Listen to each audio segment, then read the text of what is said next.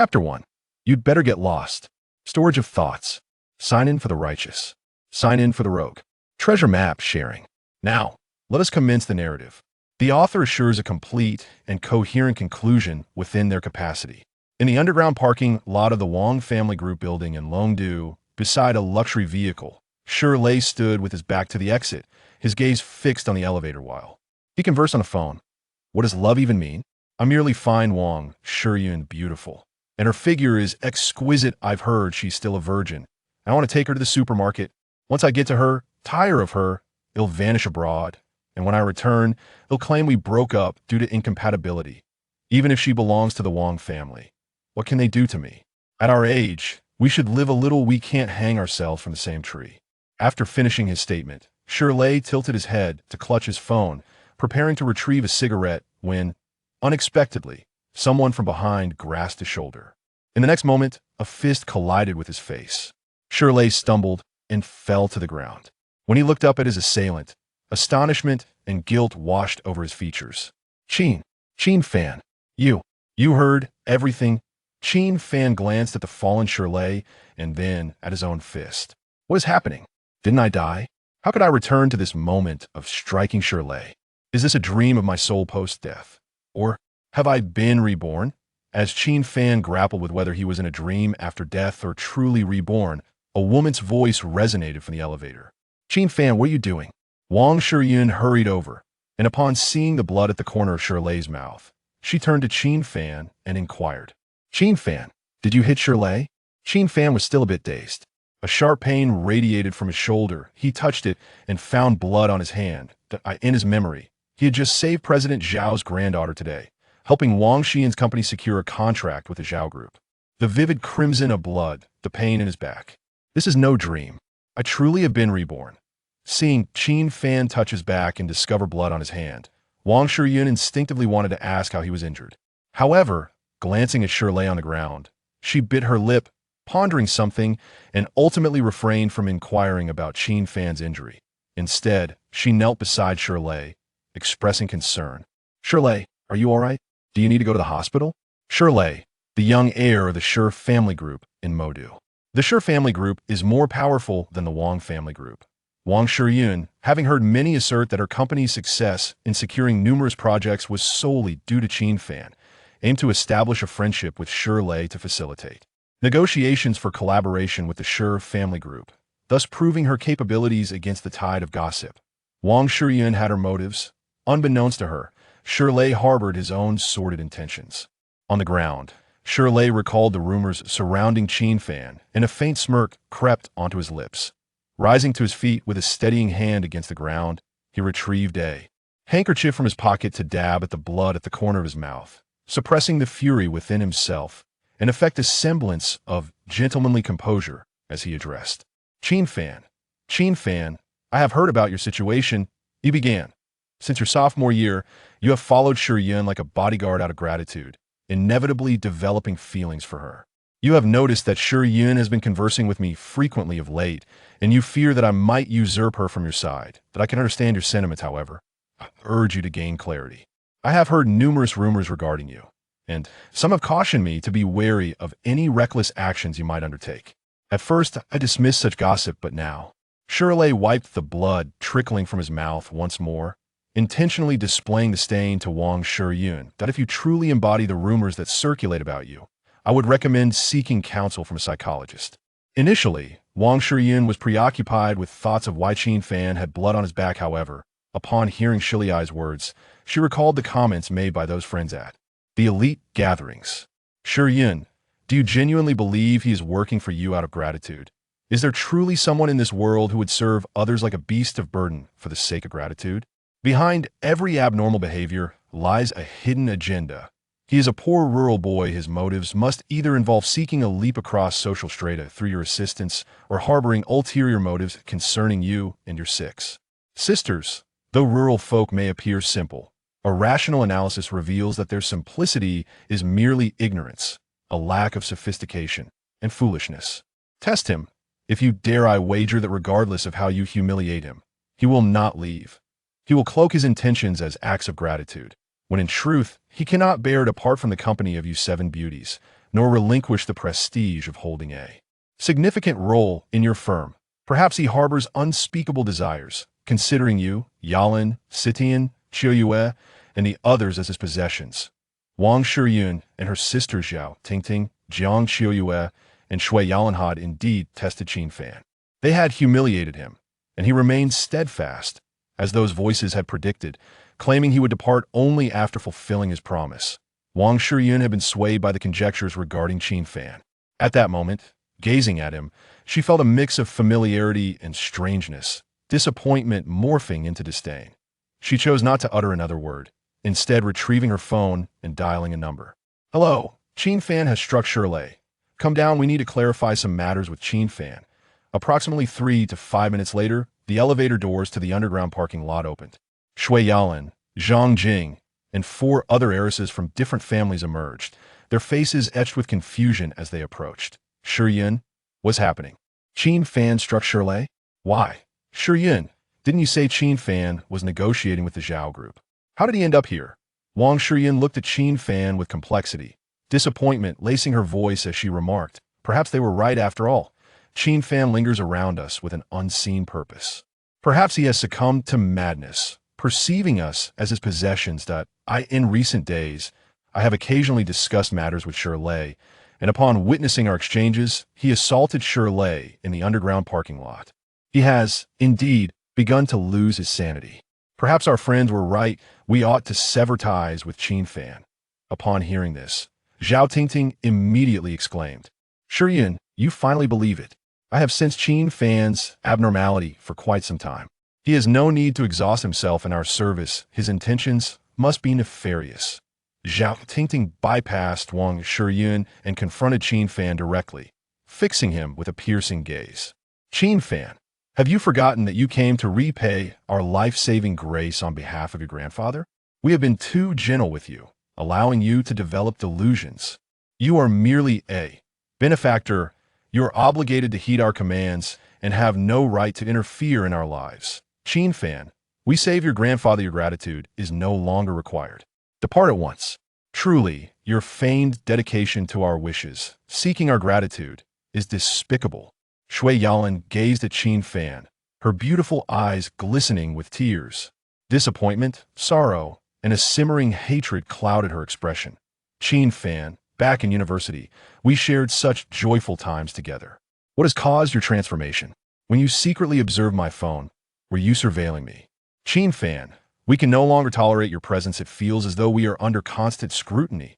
The scent of your laundry detergent has never changed, and it makes me nauseous." In truth, Shui Yalan had once found the scent of Qin Fan's detergent quite refreshing, but after attending numerous gatherings in high society, where those friends remarked on the cheapness of his detergent, she gradually began to find it unpleasant. Li Sitian spoke softly to Qin Fan. "Qin Fan, you need not fulfill the wishes we previously discussed. It's time for you to return home." Her eyes brimmed with sadness and disappointment, and her eyelids were slightly reddened. The aloof Jiang Qiuyue regarded Qin Fan with icy disdain. "Qin Fan, do you truly consider all 7 of us as your possessions? I never imagined your true thoughts could be so vile." Zhang Jing's calm voice carried an undertone of disgust born from disappointment. "In truth, when we saved your grandfather, we never sought repayment. When Yalan suggested you assist us with carrying our bags at university, we merely found it amusing and agreed. We appreciate your previous care and assistance. However, you have overstepped your bounds. It is time for you to leave." Zhou Luo fixed her beautiful eyes on Qin Fan. "Please leave with the decisiveness of a man. You need not explain the trials we, including Shiyun and Tingting, presented to you have sufficiently revealed that your true intentions are far from pure. Quite distasteful. Leave. I no longer wish to see you." A familiar scene, a familiar face, a familiar disdain and dismissal. However, at this moment, Qin Fan's expression bore no trace of anger, only astonishment. Have I truly been reborn? Is this a chance bestowed upon me by the heavens to live for myself? In my previous life, Qin Fan tirelessly traversed between the Wang group and the Zhao group for nearly 6 months, striving to secure a partnership for Wang Shiyun's company with the Zhao group. The Zhao group was reluctant to collaborate with Wang Shiyun's firm, as another company presented conditions far superior to those offered by her. Undeterred, Qin Fan persistently sought discussions with the head of the Zhao Group. Initially, President Zhao met Qin Fan amicably, gently declining his proposals. Yet, as time progressed, President Zhao began to evade Qin Fan altogether. On this day, while waiting for President Zhao in front of the Zhao Group's building, Qin Fan's attention was abruptly drawn to a little girl chasing a ball into the street. As the vehicle approached, poised to strike the child, Qin Fan dashed forward, enveloping her in his embrace and tumbling into the roadside greenery. The girl remained unscathed, but Qin Fan sustained several lacerations, his back punctured by the sharp branches and debris. When President Zhao hurriedly emerged from the building, cradling the girl and furiously reprimanding the nanny, ultimately dismissing her on the spot, Qin Fan realized that the child was President Zhao's beloved granddaughter. Over the past 6 months, President Zhao had witnessed Qin Fan's perseverance and sincerity, and it was this very compassion that had led him to avoid outright rejection. Now, having rescued his cherished granddaughter, President Zhao resolved to partner with Wang Shiyun's company, despite the more favorable terms offered by the competing firm. Qin Fan was not one to indulge in sentimentality. The wounds on his back were not grave. He intended to return to the office, where a colleague with whom he had a good rapport could assist him with disinfecting and bandaging the injuries before promptly attending to the subsequent collaboration with the Zhao Group. Time was of the essence, and other responsibilities awaited him. However, unexpectedly, Qin Fan overheard Lei conversing on the phone in the underground parking lot. The moment of his rebirth coincided precisely with the instant he threw that punch. In truth, had the moment of rebirth occurred just a heartbeat earlier, he would not have struck Lei. In his previous life, after explaining his actions, Qin Fan found himself met with disbelief from Wang Shiyun and others, who dismissed his words as mere excuses and subjected him to further humiliation. In this new life, Qin Fan resolved to forego any explanations. You wish me gone? Then I shall depart as you desire. Chapter 2. Let me leave? As you wish. This is an era characterized by rapid development, yet many individuals and matters gradually forsake their principles. Qin Fan cannot govern others. Having grown up in the countryside with his grandfather, his education in thought, principles, and character stemmed from the era of selflessness epitomized by his grandfather, who lived in the age of Lei Feng. Under his grandfather's guidance, he established his own code of conduct, with the most fundamental principle being to see tasks through to completion. Before departing, Qin Fan intended to inform Wang Shiyun about the collaboration discussion with the Zhao Group, so that she could manage the subsequent matters. Mr. Wang, Mr. Zhao has agreed to the collaboration. Please remember to discuss the details and finalize the contract tomorrow, Qin Fan stated. However, as he prepared to leave, he was taken aback when Wang Shiyun smiled and said, Qin Fan, do you think that by merely bringing up the collaboration with the Zhao Group at this moment, you can sweep under the rug your underhanded actions against Lei today, along with everything we have just discussed? Do you believe that the success of this collaboration is solely your accomplishment? Do you think that without you, this partnership with the Zhao Group would have faltered? Qin Fan, you are not a fool. You must understand that Mr. Zhao's agreement to collaborate is contingent upon my company being a subsidiary of the Wang Group. It is because I am a member of the Wang family. I could send anyone in my stead, and they would achieve the same result. Standing beside Wang Shiyun, Zhao Tingting clung to her arm and disdainfully remarked to Qin Fan, Shiyun, he is not oblivious. He is merely pretending to be. Those acquaintances of his claim he is correct, that he leveraged our family's connections to secure some collaborations. Yet he behaves like a rural dog, wagging his tail in self-congratulation for the slightest achievement. Shui Yalan gazed at Qin Fan in a daze, her heart transforming from sadness and disappointment into loathing and inexplicable hatred after hearing Wang Shiyun and Zhao Tingting's words. Qin Fan, if you still possess any dignity, vanish from our sight at once. Li Sitian opened her mouth to speak, but ultimately chose silence. She had heard too many rumors about Qin Fan. Gradually, she felt that the Qin Fan she once knew was merely a facade, while the true Qin Fan was the one portrayed by the collective whispers of others. After all, why did they test Qin Fan if he didn't have ulterior motives, as those friends suggested? Qin Fan regarded Wang Shiyun with a self-deprecating smile. He could not control others. He merely sought to repay kindness and fulfill his obligations, guided by his grandfather's teachings. Why did they suspect him of having ulterior motives? Explanation? From Wang Shiyun, Shui Yalan, Zhao Tingting, to Jiang Qiuiwa. Their participation in the elite circles and the influence of those who looked down upon rural people had led to Qin Fan's repeated attempts at explanation. Initially, Wang Shiyun, Shui Yalan, Li Sitian, and Jiang Qiuyue believed his explanations, but gradually their faith eroded, and at this juncture, no matter how Qin Fan explained, they would no longer believe him. Thus, the necessity for explanation had dissipated. Qin Fan ceased to speak, turning to prepare to leave in his car. Wait, Qin Fan. That car does not belong to you. Qin Fan paused, followed by a bitter smile. Indeed, this vehicle was purchased for him by Shui Yalan to facilitate his commute to work. I apologize, I had forgotten. This car is yours, General Manager Shui. Oh, and this mobile phone, which was also given to me by you, General Manager Zhang, should be returned as well. Qin Fan extended the phone towards Zhang Jing. Upon graduating from university, Qin Fan had provided strategic advice to Zhang Jing's company, outlining its developmental trajectory. Observing that his phone was quite outdated and sluggish, Zhang Jing had gifted him a new device. As Zhang Jing gazed at the phone Qin Fan offered, she recalled the whispers that suggested Qin Fan treated them as forbidden fruits, and a wave of disgust surged within her. With a swift motion, she slapped the phone from his hand onto the ground. Your used belongings are too filthy, dispose of them. Qin Fan stared at the phone lying on the ground, barely damaged, for a few seconds, then silently turned and walked towards the parking lot exit. It was not until Qin Fan had turned to leave that Wang Shiyun, Shui Yalan, and the others noticed the tear in his shirt, revealing a wound on his back.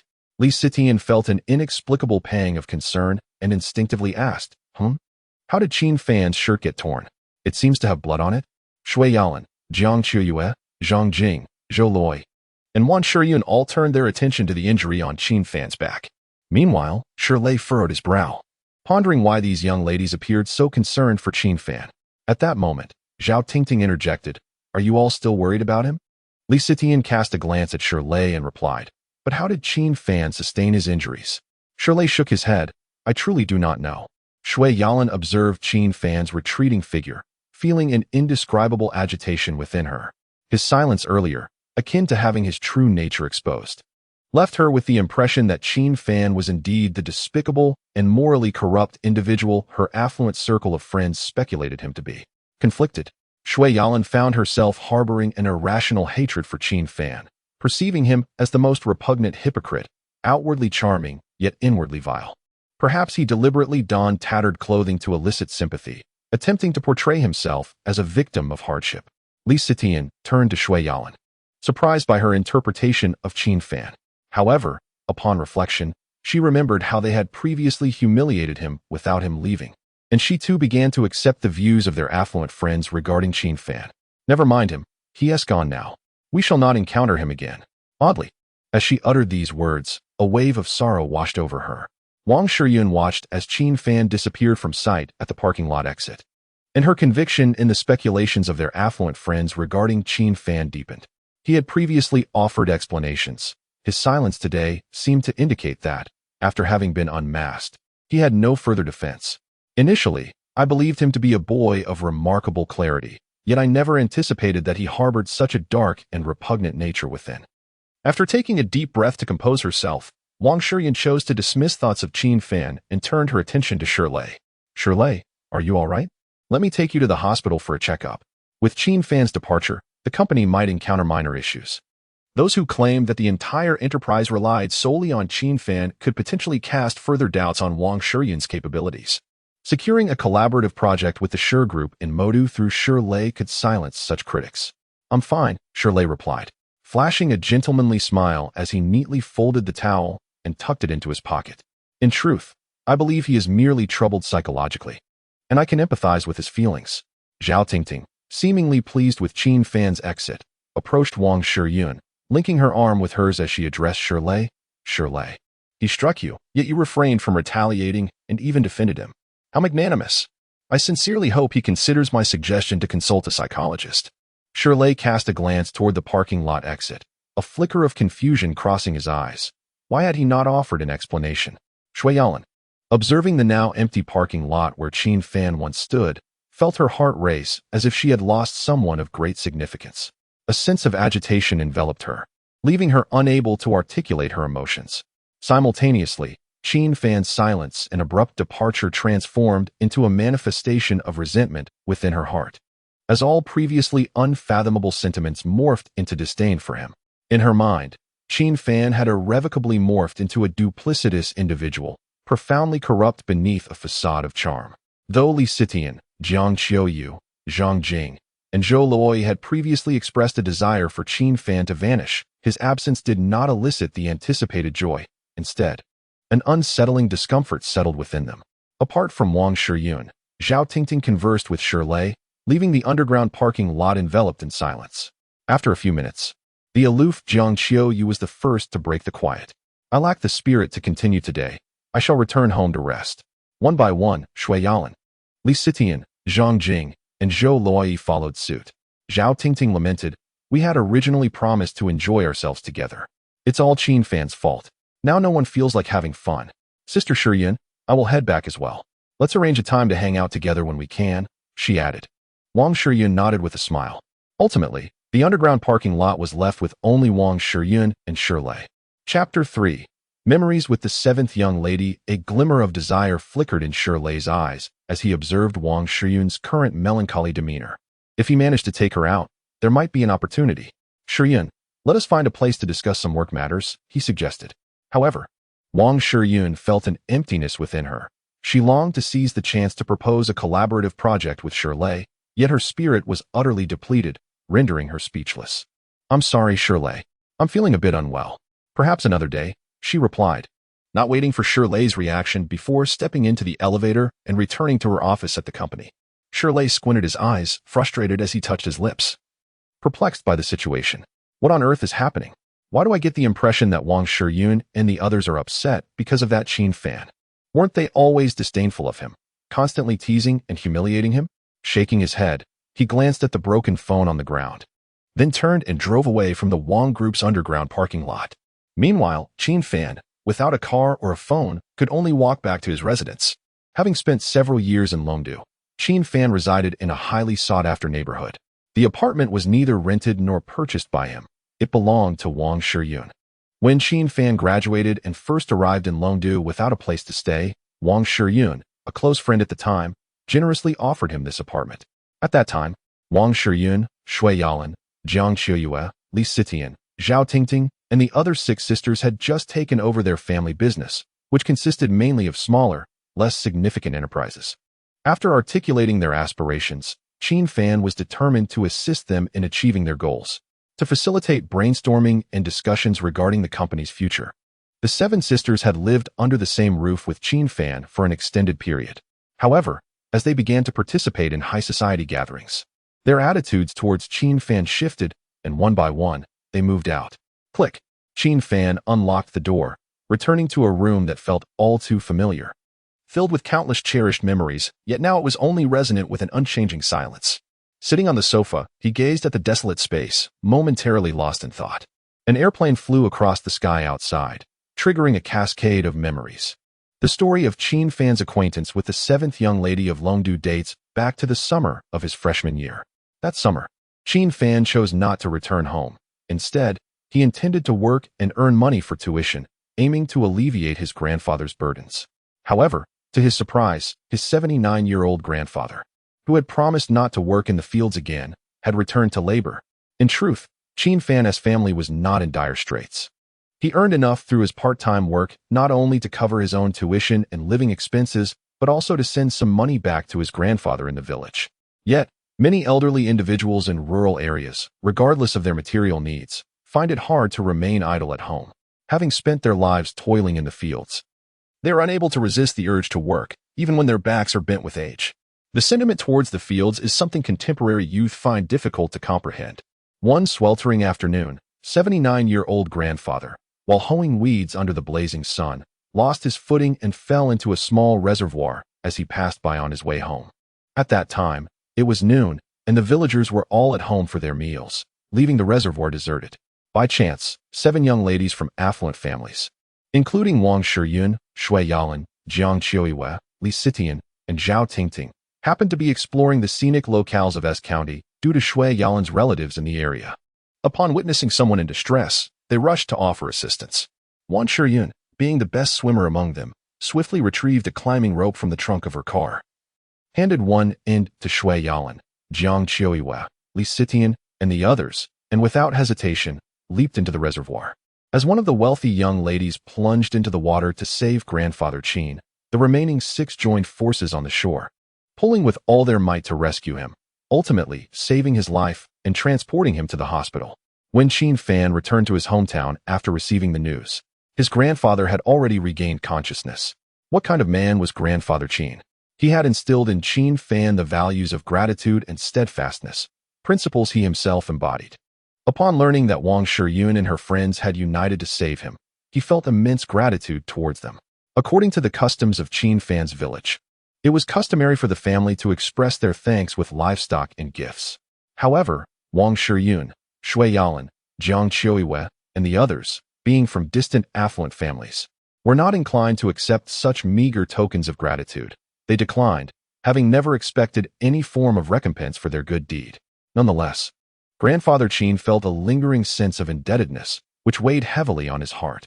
Thus, he tentatively inquired whether Wang Shiyun and the others had any land. As he was now advanced in age and could only tend to a small plot, he wished to dedicate the remainder of his life to tending their fields as a means of repaying the life-saving favor. Yet, the 7 young ladies, being from wealthy backgrounds, had no land to cultivate. While Wang Shiyun was politely declining grandfather Qin's offers of gratitude, Shui Yalan noticed a striking resemblance between Qin Fan and a top student from their school who had once been on stage to receive an award. Haven't we met somewhere before? After some inquiry, it was revealed that Wang Shiyun, Shui Yalan, Li Sitian, Jiang Qiuiwe, and the others were indeed classmates of Qin Fan. Playful and clever, Shui Yalan suddenly conceived an idea as she saw grandfather Qin's insistence on repaying the favor. She suggested that if he truly wished to express his gratitude, he could have Qin Fan assist them at school by serving meals, carrying bags, and acting as a runner. Grandfather Qin, however, refused. He was willing to work tirelessly himself to repay the life debt, but he would not allow his cherished grandson to become a servant to others. He remained resolute in his offer to help Wang Shiyun, Shui Yalan, and their families tend to their fields. Even if Wang Shiyun and Shui Yalan truly had fields to tend to, how could Qin Fan possibly allow his elderly grandfather to toil like a beast of burden?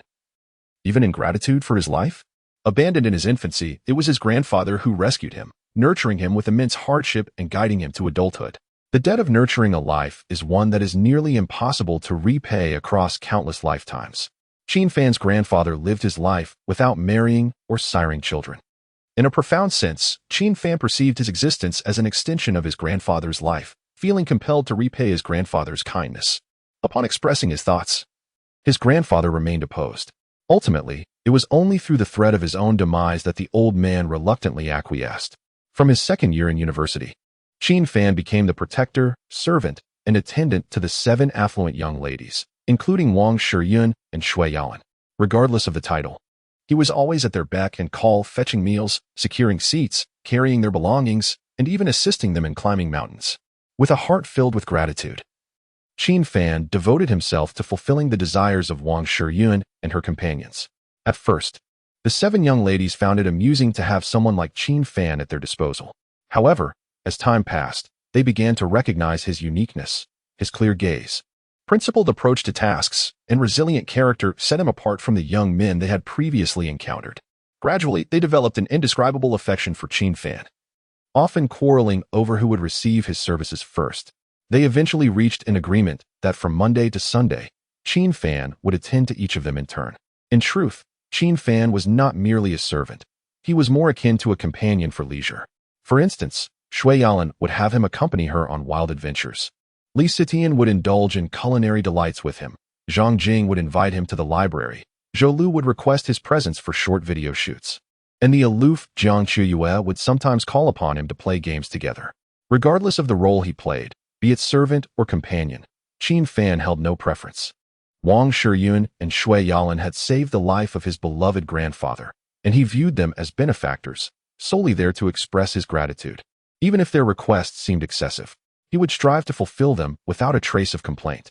Wang Shiyun, Shui Yalan, Jiang Qiuiwe, Li Sitian, and the other affluent young ladies each possessed their own beauty, becoming the illustrious figures of the school, the 7 campus flowers. with Qin Fan ever present by their side. Rumors inevitably began to swirl, accusations that he was an unprincipled sycophant or that he sought to become a son-in-law after learning of their wealthy backgrounds. Yet, Qin Fan never paid heed to such gossip. His sole intention was to repay his grandfather's kindness, with no ulterior motives. The year he graduated from university, Qin Fan's grandfather ultimately passed away peacefully in his sleep, succumbing to the frailties of age. Qin Fan was shattered, crying uncontrollably on numerous occasions. Without his grandfather, there would be no Qin Fan. Just as he had graduated, he found himself bereft of the opportunity to honor his grandfather properly before he departed. Wang Shiyun, Shui Yalan, and the others attended his grandfather's funeral. Following the ceremony, the 7 young ladies convened to discuss matters with Qin Fan. Before the portrait of Qin Fan's grandfather, the young women expressed that they did not require Qin Fan to dedicate his life to serving them in gratitude for the life-saving favor owed to their grandfather. They merely wished for him to fulfill a single desire for each of them before pursuing his own life. Qin Fan nodded in agreement. The notion of serving Wang Shiyun and the others for a lifetime was entirely out of the question. Assisting Wang Shiyun, Shui Yalan, and the others in realizing a heartfelt wish seemed a commendable approach. Their grandfather had passed away peacefully in his sleep, unaware of whether Qin Fan had repaid the debt of gratitude by fulfilling a single wish for Wang Shiyun and her companions. Qin Fan could offer a report to his grandfather at the grave, honoring his spirit and granting him eternal rest. The conversation between Qin Fan and the 7 young ladies before their grandfather's portrait became a solemn promise to the departed, a spiritual tether, and an unwavering belief that he must uphold. Subsequently, Wang Shiyun, Shui Yalan, Jiang Qiuyue, Li Sitian, and the other sisters were assigned their respective companies by their families.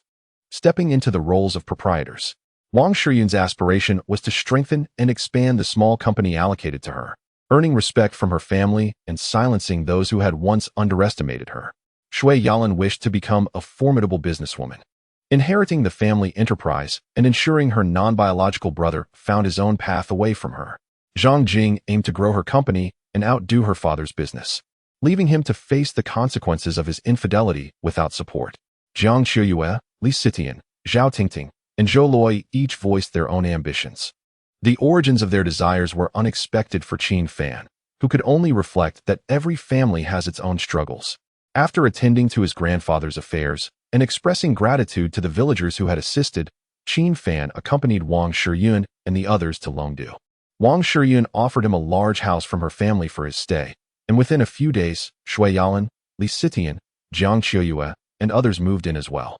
Qin Fan began by familiarizing himself with their companies, diligently researching and collaborating with them to manage business matters, analyzing market trends late into the night, expanding operations, recruiting talent, pursuing clients, and engaging in investment meetings, though he was the sole participant in the latter.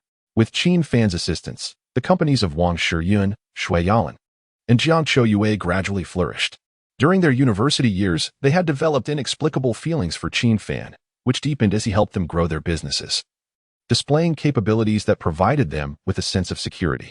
This bond extended beyond professional interactions into their personal lives. The young ladies, accustomed to their noble status, often found themselves quarreling over Qin Fan in private settings. Meanwhile, Qin Fan frequently conferred with Wang Shiyun, Shui Yalan, and others regarding company affairs. In this context, the spirited young man inevitably developed ambiguous feelings towards Wang Shiyun, Shui Yalan, and the others. Was it affection? Perhaps a sense of camaraderie? It was difficult to articulate. Yet working alongside them, despite the challenges, brought him a profound sense of happiness. Qin Fan could also sense that Wang Shiyun and the others harbored feelings for him. The more Qin Fan delved into the backgrounds of Wang Shiyun, Shui Yalan, and Jiang Qiuyue, the more he felt that the possibility was increasingly elusive.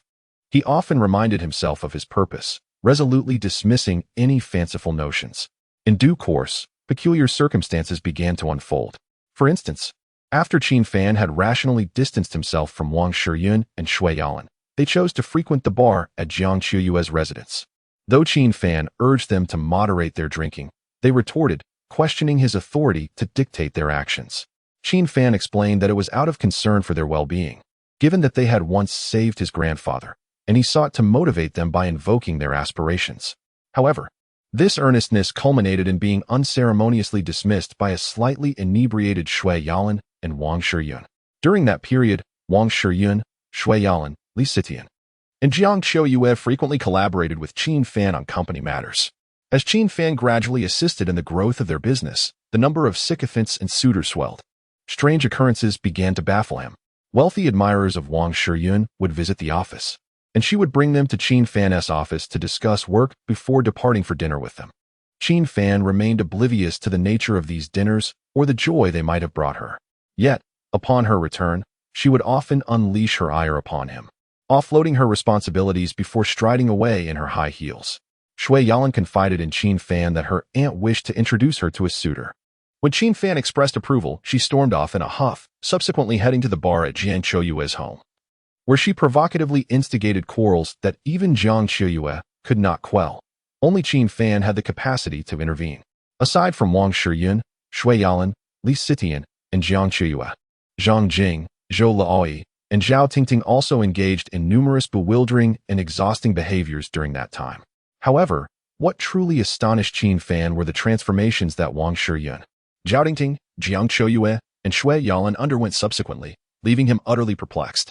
Chapter 4. How wonderful it would be if you were still here. Thankfully, he has been driven away. As the company flourished, they not only gained recognition for their stunning appearances, but also achieved increasing status.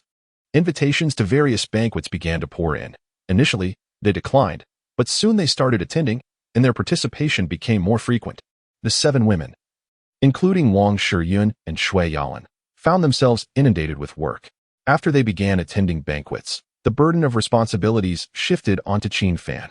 Although the workload was considerable, Wang Shiyun, Zhao Tingting, and Shui Yalan began to find Qin Fan's concern increasingly perplexing, questioning his intentions behind his care and ultimately rejecting his kindness.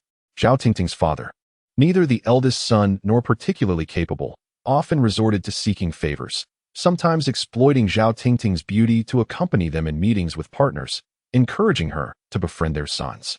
Zhao Tingting found such arrangements distasteful. After being coerced into yet another dinner gathering, she returned in a foul mood. When Qin Fan attempted to console her, she unexpectedly accused him of working so diligently for her in an attempt to make her dependent on him, as if he hoped she would seek his help in the future. Stunned, Qin Fan was baffled by her line of thought. On another occasion, Shui Yalan's circumstances were uniquely troubling. After Qin Fan aided in her company's growth, her uncle's family perceived a threat, frequently causing her trouble. When Qin Fan spotted someone tampering with Shui Yalan's phone, the individual hastily departed upon noticing Qin Fan. As he examined the phone for any monitoring software, Shui Yalan looked at him with disappointment, questioning whether he was invading her privacy. Despite his explanations, Zhao Tingting whispered something to Shui Yalan, which led her to regard Qin Fan with suspicion and mistrust. Then there was Zhou Laoi, who, during their university days, loved to drag Qin Fan into filming videos for the internet in pursuit of her dream to become a star. Yet, in the murky waters of the entertainment industry, who could remain untainted? Qin Fan established a film company for Zhou Laoi, signing various internet celebrities and lesser-known stars. However, Zhou Laoi aspired to stardom herself, and when Qin Fan, out of goodwill, cautioned her to reconsider and spoke of the chaos within the industry, she questioned his motives, accusing him of wanting to keep her beauty hidden from the world. Qin Fan was left speechless, unable to fathom her reasoning. Wang Shiyun, Jiang Qiuyue, Zhang Jing, and Li Sitian all began to doubt Qin Fan's concern and rejected his kindness as well. Heartache welled within him, feeling misunderstood, yet his explanations fell on deaf ears. Who would not feel pained by such misconceptions? But what could he do with his sorrow? He was merely a benefactor repaying his grandfather's life-saving grace. After assisting Wang Shiyun, Shui Yalan, Zhang Jing, and others in fulfilling their wishes, he could return home, severing all ties with them. Qin Fan devoted himself wholeheartedly to the task of helping Wang Shiyun, Shui Yalan, and others realize their aspirations. Under Qin Fan's guidance, the company inherited from their family conglomerate flourished remarkably. They began to frequently attend high society banquets and balls, and those who had previously pursued them only to be rejected, along with some meddlesome acquaintances and elitist friends who looked down on rural folk, began to slander Qin Fan, tarnishing his reputation and suggesting ways to test him. They became influenced by these insidious whispers, not only rejecting Qin Fan's care, but also deliberately speaking harshly to him, even inviting those elitist friends to mock and humiliate him, causing him great embarrassment. Qin Fan found it perplexing why Wang Shiyun and Shui Yalan had suddenly changed. He, too, had his temper, feeling a strong desire to walk away from it all. Yet, the promise he made before his grandfather's portrait to assist Wang Shiyun and Shui Yalan was tantamount to a vow to his dearly departed grandfather. Failing to fulfill that promise would render him incapable of returning to his grandfather's grave. Thus, Qin Fan closed himself off, immersing wholly in his work. With but one goal, to help Wang Shiyun and Shui Yalan achieve their wishes and then return home. However, when he explained his intent to leave upon fulfilling their wishes, Zhao Tingting contemptuously remarked to Wang Shiyun and Shui Yalan, "Look, those friends of ours were right. They said he stays close to us with ulterior motives, that he is reluctant to leave and will cling to us under the guise of gratitude." From that moment on, Qin Fan's kindness and care began to be perceived as insincere in their eyes. Those high society friends suggested, "Perhaps Qin Fan and his grandfather orchestrated this whole charade to get closer to you." The young man who had previously pursued Wang Shiyun, only to be spurned, remarked, "Qin Fan works so hard for your company. It could be a ploy to evoke your sympathy and win your affections." Others chimed in, "Qin Fan knows your habits so well. He wishes to make you dependent on him." They neither nodded nor shook their heads, as if genuinely contemplating the words of these individuals.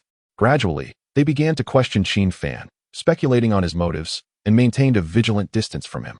These doubts and suspicions arose from the insidious gossip whispered in their ears. Yet they remained oblivious to the strange emotions that had taken hold of them as they indulged in the extravagant lifestyle of the elite. They began to ridicule and tease Qin Fan. His good intentions were repeatedly wounded. Still, he continually reminded himself to ignore anything beyond the work of helping them fulfill their wishes. However, his innate kindness made it impossible for him to turn a blind eye to the deceit or troubles facing the girls who had rescued his grandfather. As Qin Fan extended his assistance and concern, Wang Shiyun, Shui Yalan, and others grew increasingly disdainful. They perceived every action of his as driven by ulterior motives. Even when evidence validated Qin Fan's position, Wang Shiyun and her companions remained convinced of his insincerity. The incident involving Shirley marked a pivotal moment. In his previous life, after confronting Shirley, Qin Fan faced relentless skepticism, humiliation, and rejection from Wang Shiyun, Shui Yalan, and Zhao Tingting. His explanations were dismissed as mere sophistry, though he yearned to turn away and declare to Wang Shiyun, Shui Yalan, and Zhao Tingting that he wished to sever all ties. He was oblivious to the implications of such a departure, especially when contemplating how to address his grandfather's grave thereafter. He had pledged, in the presence of his grandfather's portrait, alongside Wang Shiyun and the others, to fulfill a promise made upon his grandfather's passing, to bring solace to his grandfather's spirit.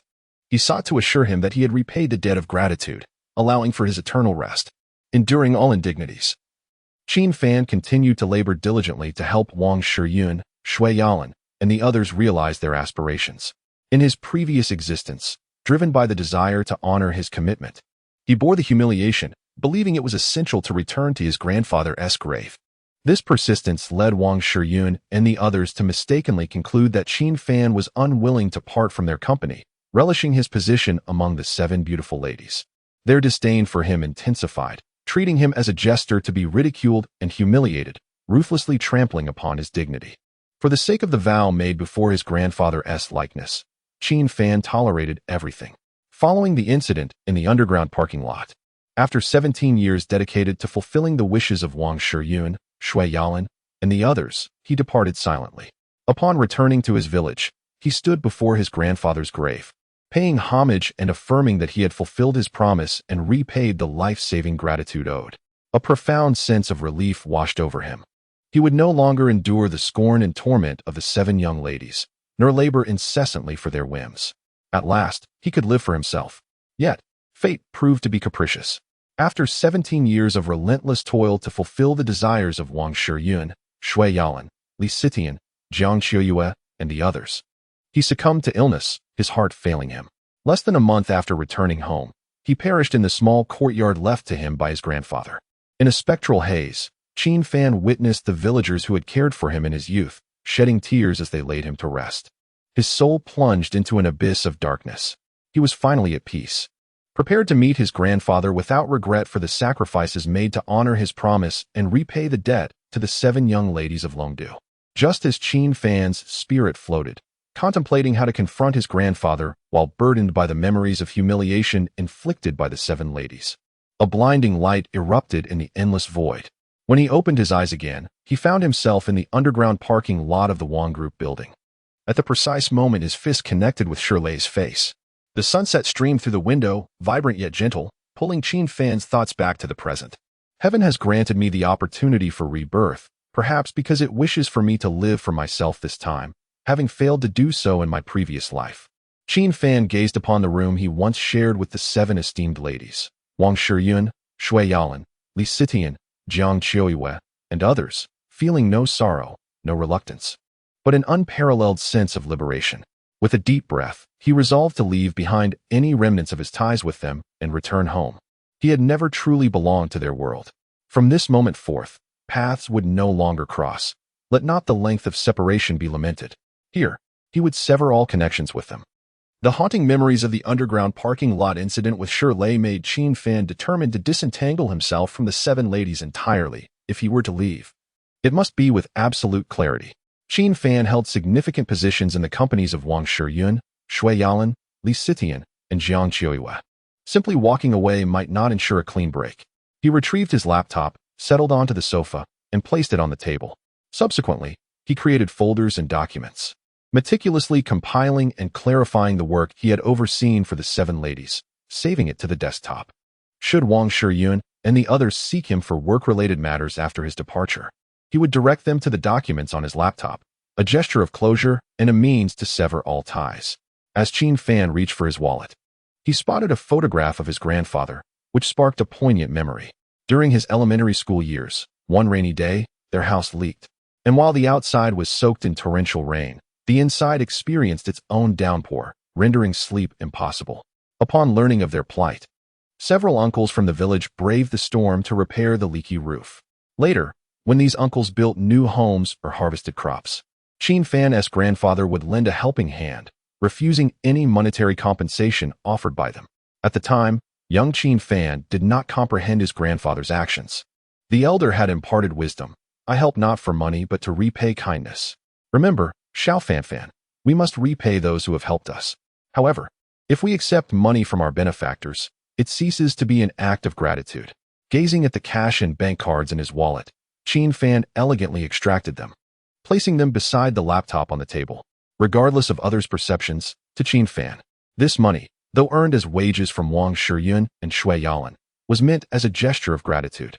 According to his grandfather's teachings, he could not take the wealth of his benefactors. It was akin to helping someone build their new home without accepting payment, only to demand payment when it was your turn to build. Would such an action truly reflect gratitude? In modern times, few could grasp this sentiment. Most would deem Qin Fan foolish. Yet, he remained unfazed, steadfast in the values instilled by his grandfather, unyielding to the derision of others. Moreover, by leaving the money behind, he signified his resolute determination never to return to Wang Shiyun and the others. Qin Fan meticulously gathered a few articles of clothing, ultimately placing the key on the table. Without casting a glance back, he exited the door, locking it with a decisive click, thereby severing all ties associated with the seventh young lady of Longdu. As he strolled along the bustling street, his pockets contained nothing but his identification card. His phone had been shattered. Was this tragic? Not in the slightest. For Qin Fan felt an immense sense of liberation within. To speak candidly, in his previous life, he was acutely aware of the burdensome existence he led, suffocated by the weight of gratitude. In this new life, he finally had the opportunity to live for himself. His spirits were buoyant and joyful. Yet lacking finances rendered progress in Longdu nearly impossible. Fortunately, he had a university roommate and dear friend working in Longdu, who was doing quite well. After borrowing some money from his friend, Qin Fan procured a new mobile phone card, purchased a phone, and bought a train ticket, embarking on his journey home. During his childhood, Qin Fan shared a deep bond with his grandfather. The villagers, including uncles and aunts, had been generous in their care for the pair. In his previous life, after fulfilling the promise made before his grandfather's portrait and helping the seventh young lady of Longdu achieve her wish, he met an untimely demise shortly thereafter, having accomplished nothing. In truth, Qin Fan harbored many aspirations. With the swift advancement of society, his childhood village had been left with only the elderly and children. In a few short years, the village might very well vanish. He had witnessed the hardships faced by those who had once cared for him as they ventured out for work, as well as the tears shed by their children during farewells. With a profound sense of nostalgia for his homeland, compounded by the kindness shown to him by these villagers, Qin Fan was eager to contribute to his hometown. Having achieved nothing in his previous life, in this rebirth, he was determined to make a difference. As a reincarnated individual, Qin Fan possessed knowledge of certain advantages. He envisioned ways to uplift his hometown, striving to prosper alongside his fellow villagers. However, at present, the funds in his account were borrowed from his university friend. He needed to earn some money first to secure initial capital for his endeavors. As the moon hung high in the sky, evoking a deep longing for home, Qin Fan boarded the train that night, embarking on his journey back. The first task he set for himself upon his rebirth was to visit his grandfather's grave and share his innermost thoughts. Meanwhile, as Qin Fan embarked on his path home, the 7 young ladies, Wang Shiyun, Shui Yalan, Li Sitian, Jiang Qiuyue, and others, returned to their respective homes, each grappling with an inexplicable restlessness. Some flung themselves onto their beds, clutching pillows and angrily kicking stuffed animals off the bed. Others, concerned that Qin Fan's departure from the company might lead to disorder, began to diligently review recent business affairs. In a fit of frustration, some resorted to drinking alone. Wang Shiyun drank until she could no longer discern reality from dreams, slipping into a deep slumber. She remained unaware of the passage of time until awakened by the ringing of her phone. "Hello, what is it?" She answered groggily. "Ms. Wang, it's almost time to sign the contract with Zhao Group." Still not fully awake and suffering from a hangover, she mumbled, "Let Manager Qin handle it. Hasn't he always been responsible for that?" "Mr. Wang, we are unable to reach Manager Qin." Wang Shiyun was momentarily taken aback, then abruptly opened her eyes and sat up. The blinding sunlight streamed through the gaps in the curtains, casting a warm glow upon her face. She absent-mindedly brushed aside a few strands of hair that had fallen across her delicate features, when suddenly it struck her that yesterday Qin Fan had attacked Shirley in the underground parking lot. She, along with Zhao Tingting, Shui Yalan, and Jiang Qiuyue, had mercilessly exposed Qin Fan's true nature and driven him away. "Mr. Wang? All right, I understand. I shall head to the company immediately." After hanging up, Wang Shiyun hurriedly put on her clothes, having forgotten the last time she personally engaged in contract negotiations. Over the past 2 years, she had largely delegated the company's affairs to Qin Fan, behaving like a mere figurehead. Yet, recalling a remark made by a friend in her circle, "He works tirelessly for you, hoping to make you reliant on him, to the point where you cannot do without him," such a sinister intention. Wang Shiyun felt no gratitude for Qin Fan's efforts. Rather, her disdain for him deepened. Those friends were right. An unsettling thought emerged within her. How much better it would have been had he remained. Qin Fan sought to make us dependent on him, to ensure we could not thrive without him. This notion was undoubtedly what he wished to cultivate. Thankfully, she had not fallen too deeply into his trap and had sent him away in time. After hastily freshening up, Wang Shiyun rushed to the company.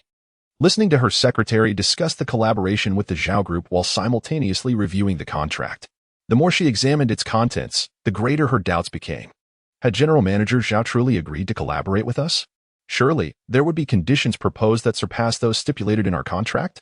The secretary nodded, a glimmer of admiration in her eyes, stating, "This is all thanks to Manager Qin." Over the past 6 months, Manager Qin has Wang Shiyun furrowed her brow at the secretary, who promptly fell silent. Wang Shiyun wished for no further mention of Qin Fan around her. Could her company not function without him? General Manager Zhao's agreement to collaborate had nothing to do with Qin Fan. Zhao was interested in the formidable Wang family and our Wang Group. In her arrogance and bias, Wang Shiyun overlooked the fact that although the Zhao Group was not as large as the Wang Group, it was by no means inferior. The secretary recoiled slightly. In truth, she harbored many doubts. She could not comprehend why so many unfavorable rumors about Qin Fan had suddenly surfaced. Wasn't Qin Fan the most diligent, dedicated, and benevolent superior in the company? After half an hour's drive, they arrived at the Zhao Group. To Wang Shiyun's surprise, General Manager Zhao, who was older than her father, was waiting for her outside the door, cradling a little girl in his arms. What astonished her even more was that after greeting her, General Manager Zhao glanced around and asked, "Mr. Wang, is Manager Qin not coming?" Chapter 5. Anger and Embarrassment. Qin Fan is a deceiver. Why, upon our first meeting, does he inquire about Qin Fan? Is my company incapable of functioning without him?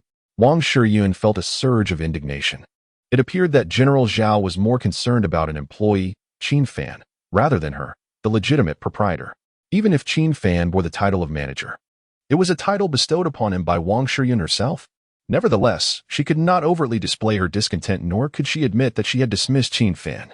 Manager Qin is preoccupied with other matters. General Zhao, do you require Manager Qin for something?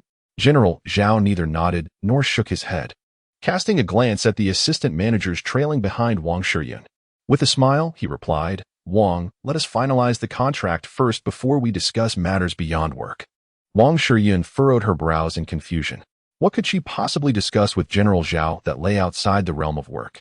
With a sense of uncertainty, she entered the Zhao Group headquarters, where both parties confirmed their collaborative project, affixed their signatures, and sealed the contract.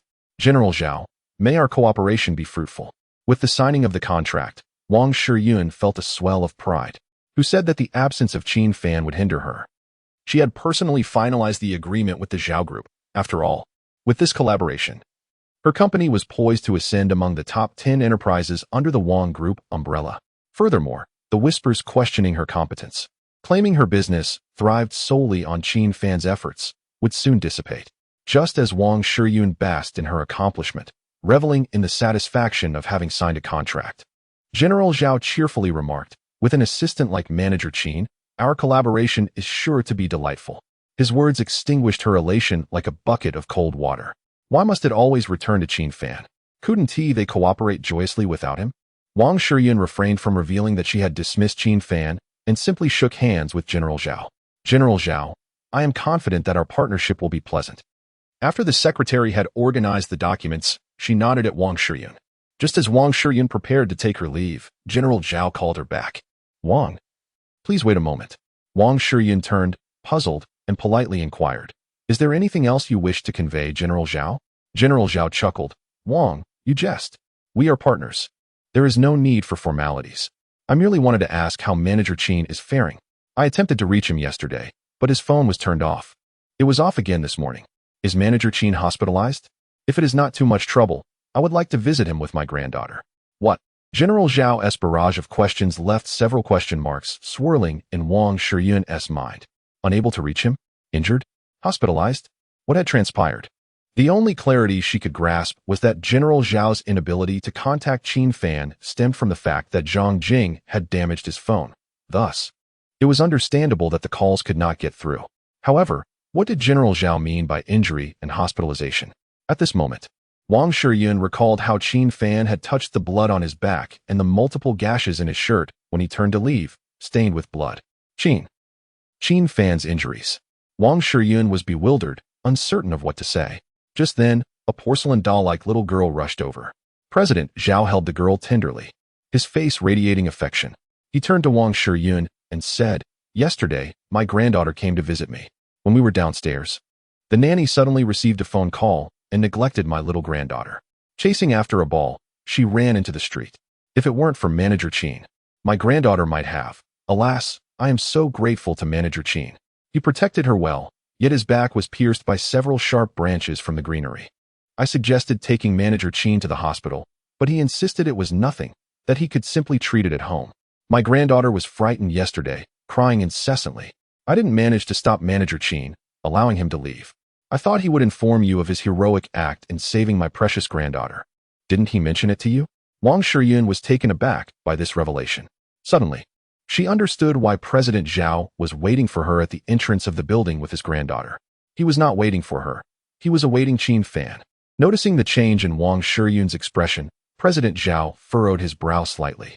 Is Manager Qin seriously injured? Wang Shiyun felt a surge of anxiety, fearing that President Zhao would learn about her having dismissed Qin Fan, potentially jeopardizing their collaboration. No, Manager Qin. He needs rest, a proper rest. I saw he was injured, I just didn't realize he saved your granddaughter. As she spoke, two voices clashed in Wang Shiyun's mind. One insisted, he will go to the hospital, right? The other argued, if he is injured and does not seek medical attention, why the urgency to return to the company? Indeed, those friends were right. Qin Fan wanted me to see his wounds, to understand that he nearly sacrificed his life for our contract. He did not explain his abrupt departure last night, but he deliberately mentioned our collaboration with the Zhao Group. waiting for President Zhao to bring up his act of saving the latter's granddaughter, intending to evoke my guilt and prompt me to seek him out. Qin Fan, are you somewhere in Longdu waiting for me to find you? Alas, I have seen through your intentions. You could wait till the end of time, and I would not come to find you. The second voice in Wang Shiyun's mind prevailed, fueling her disdain and contempt for Qin Fan. President Zhao, unaware of Wang Shiyun's thoughts, continued to hold his granddaughter affectionately, nodding in appreciation as he reminisced about Qin Fan's perseverance over the past 6 months. Half a year ago, when Manager Qin approached me for collaboration, I turned him down. I am a person of my word. The terms offered by others were far superior to those proposed by your company, and I thought that by rejecting Manager Qin, he would not return. What surprised me was that Manager Qin is an exceptionally persistent individual. Over the past 6 months, he has visited numerous times, attempting to persuade me with the promising prospects of your esteemed company and his own character as a guarantee. I initially held Manager Qin in contempt, dismissing the potential of your company as mere empty promises and questioning the value of his character. Eventually, I refused to meet him and began to avoid him. Nevertheless, he remained undeterred, waiting for me in front of the company building. Despite my cold treatment towards him, turning him away, I was taken aback when, in a moment of peril when a speeding vehicle was about to strike my precious granddaughter, Manager Qin rushed forward without hesitation, risking his own life to save her. How many individuals in this city would demonstrate such bravery as Manager Qin? It seems that people in this city, even witnessing an elderly person fall, often lack the courage to extend a helping hand. The more President Zhao valued Qin Fan, the more anxious and indignant Wang Shiyun became. It turned out that the Zhao group's cooperation with him was not merely out of respect for the Wang family. At that moment, President Zhao inquired, "Is Manager Qin currently in the hospital? If possible, could you let me know which hospital he is in? I wish to visit my granddaughter's savior." The expression President Zhao wore when mentioning Qin Fan resembled that of someone speaking of a rare and exemplary young talent of integrity and kindness. This stood in stark contrast to Wang Shiyun's recent perception of Qin Fan. Wang Shiyun believed the words of her friends, who suggested that Qin Fan feigned hardship to elicit gratitude from her and her associates, that he toiled for their company of 7 to make them reliant on him, and that he often intruded upon their privacy, treating them as possessions, forbidding any other men from approaching them. Some even absurdly claimed that his ultimate goal was to seize control of their company, akin to Wei Xiaobao's ambitions of gathering them all under his wing. A notion Wang Shiyun found plausible. She and Shui Yalan had tested him, and no matter how much they humiliated or teased Qin Fan, he truly seemed to embody the character her friends described, clinging to them under the pretense of returning a favor. His duplicitous facade, feigning innocence, and repugnant intentions revealed a lack of dignity akin to a mangy dog. How could President Zhao express admiration for such a person? Haha, I understand now. President Zhao has also been deceived by Qin Fan.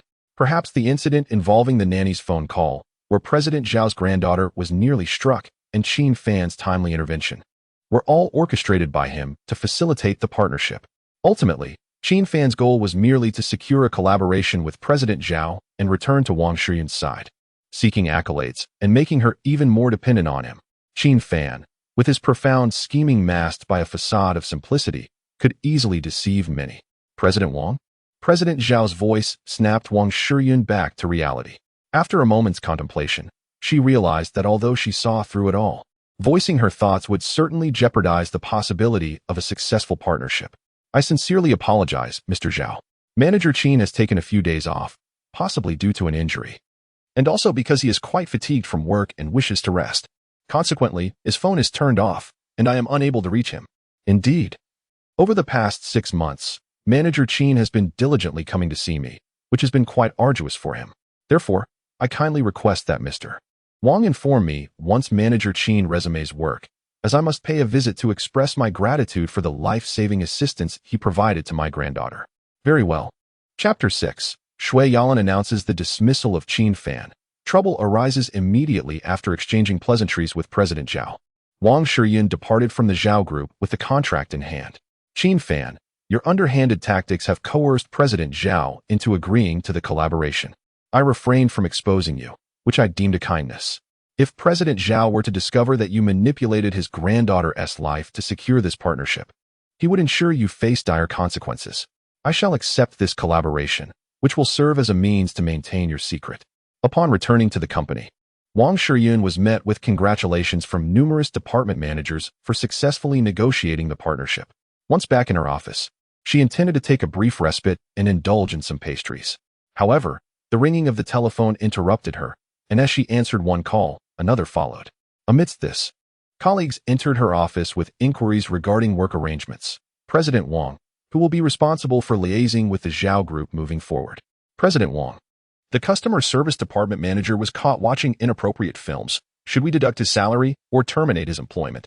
President Wang, do you approve of this promotional poster? President Wang. Would you like to meet the new head of the technical department that Manager Qin recruited yesterday? A myriad of issues overwhelmed Wang Shiyun. Starved yet compelled to address company matters, she found herself engrossed in work from 11 in the morning until 3 in the afternoon, neglecting her lunch. Unbeknownst to her, her stomach ailment resurfaced. This condition had arisen when Qin Fan initially managed the company for her, during which she devoted herself wholeheartedly to their shared endeavors, often sacrificing meals due to late nights spent working alongside him and aiding his other friends. After nearly 2 years of minimal engagement with company affairs, Wang Shiyun was now inundated with unexpected responsibilities, leaving her flustered and unwell. Habitually, she reached for her phone and dialed Qin Fan's number. In the past, whenever her stomach ailment flared up, a simple call to Qin Fan would result in immediate delivery of medication. However, it was only when her call was met with a message indicating that the recipient's phone was turned off that she recalled Qin Fan's phone had been damaged the previous day and that his true nature had been exposed, leaving him unable to defend himself and retreating in shame. Though Wang Shiyun instinctively sought Qin Fan in her moment of discomfort, she felt no nostalgia for him. Instead, she recalled the words of her friends, deepening her disdain for Qin Fan, a scheming individual who had unwittingly fostered her dependence on him in her daily life. Setting her phone down, she summoned her secretary. "I'm feeling a bit unwell. Please procure some stomach medication for me." The secretary inquired, "President Wang, what seems to be the issue with your stomach? Which medication do you require?" Wang Shiyun momentarily hesitated, realizing she was uncertain about the specific medication she needed. Previously, she would simply call Qin Fan, who would promptly deliver the remedy to her. "Please purchase a variety of stomach medications. I can't recall the name, but I remember what it looks like." Once the secretary departed, Wang Shiyun clenched her fists and struck the desk with frustration. "How could I not even know what medication I require? Qin Fan, as they say, harbors malevolent intentions, meticulously weaving a web of dependency around me in every detail. His aim is to render me utterly reliant on him in both life and work. Such a despicable and revolting individual.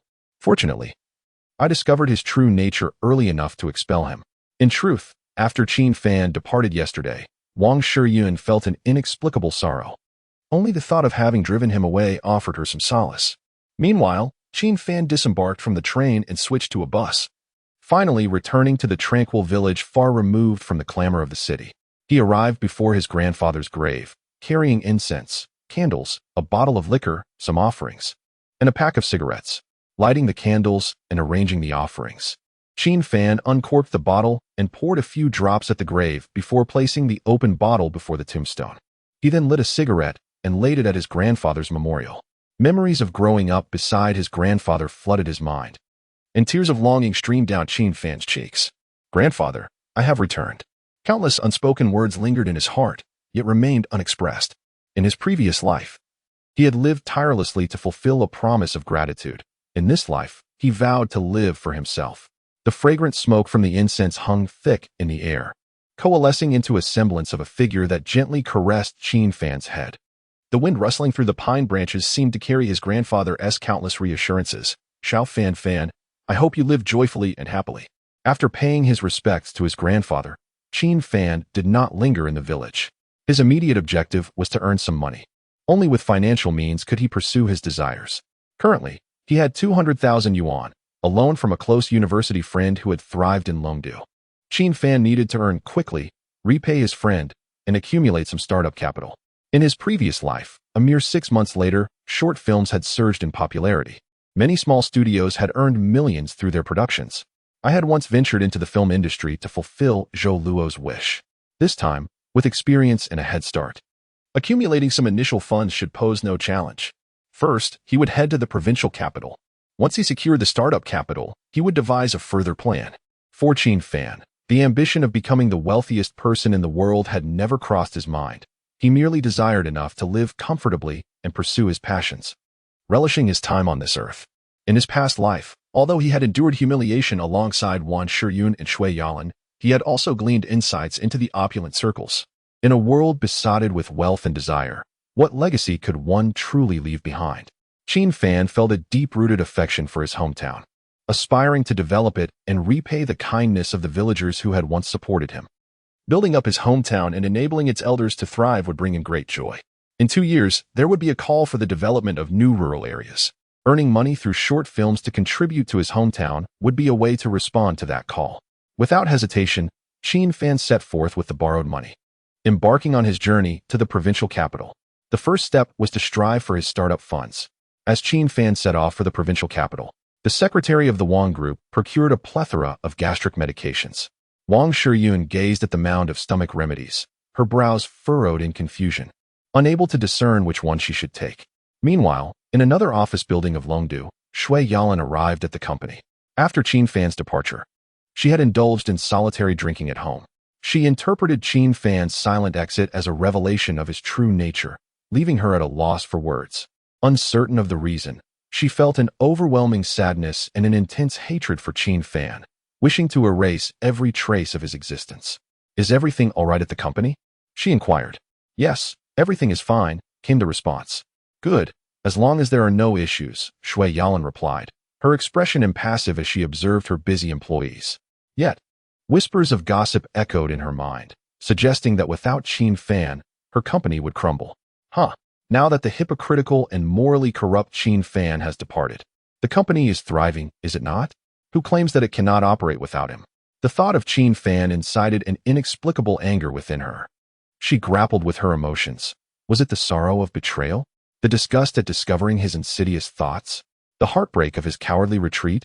Or perhaps the resentment stemming from her closer camaraderie with him among the Seven Sisters, now tainted by the realization of his treachery?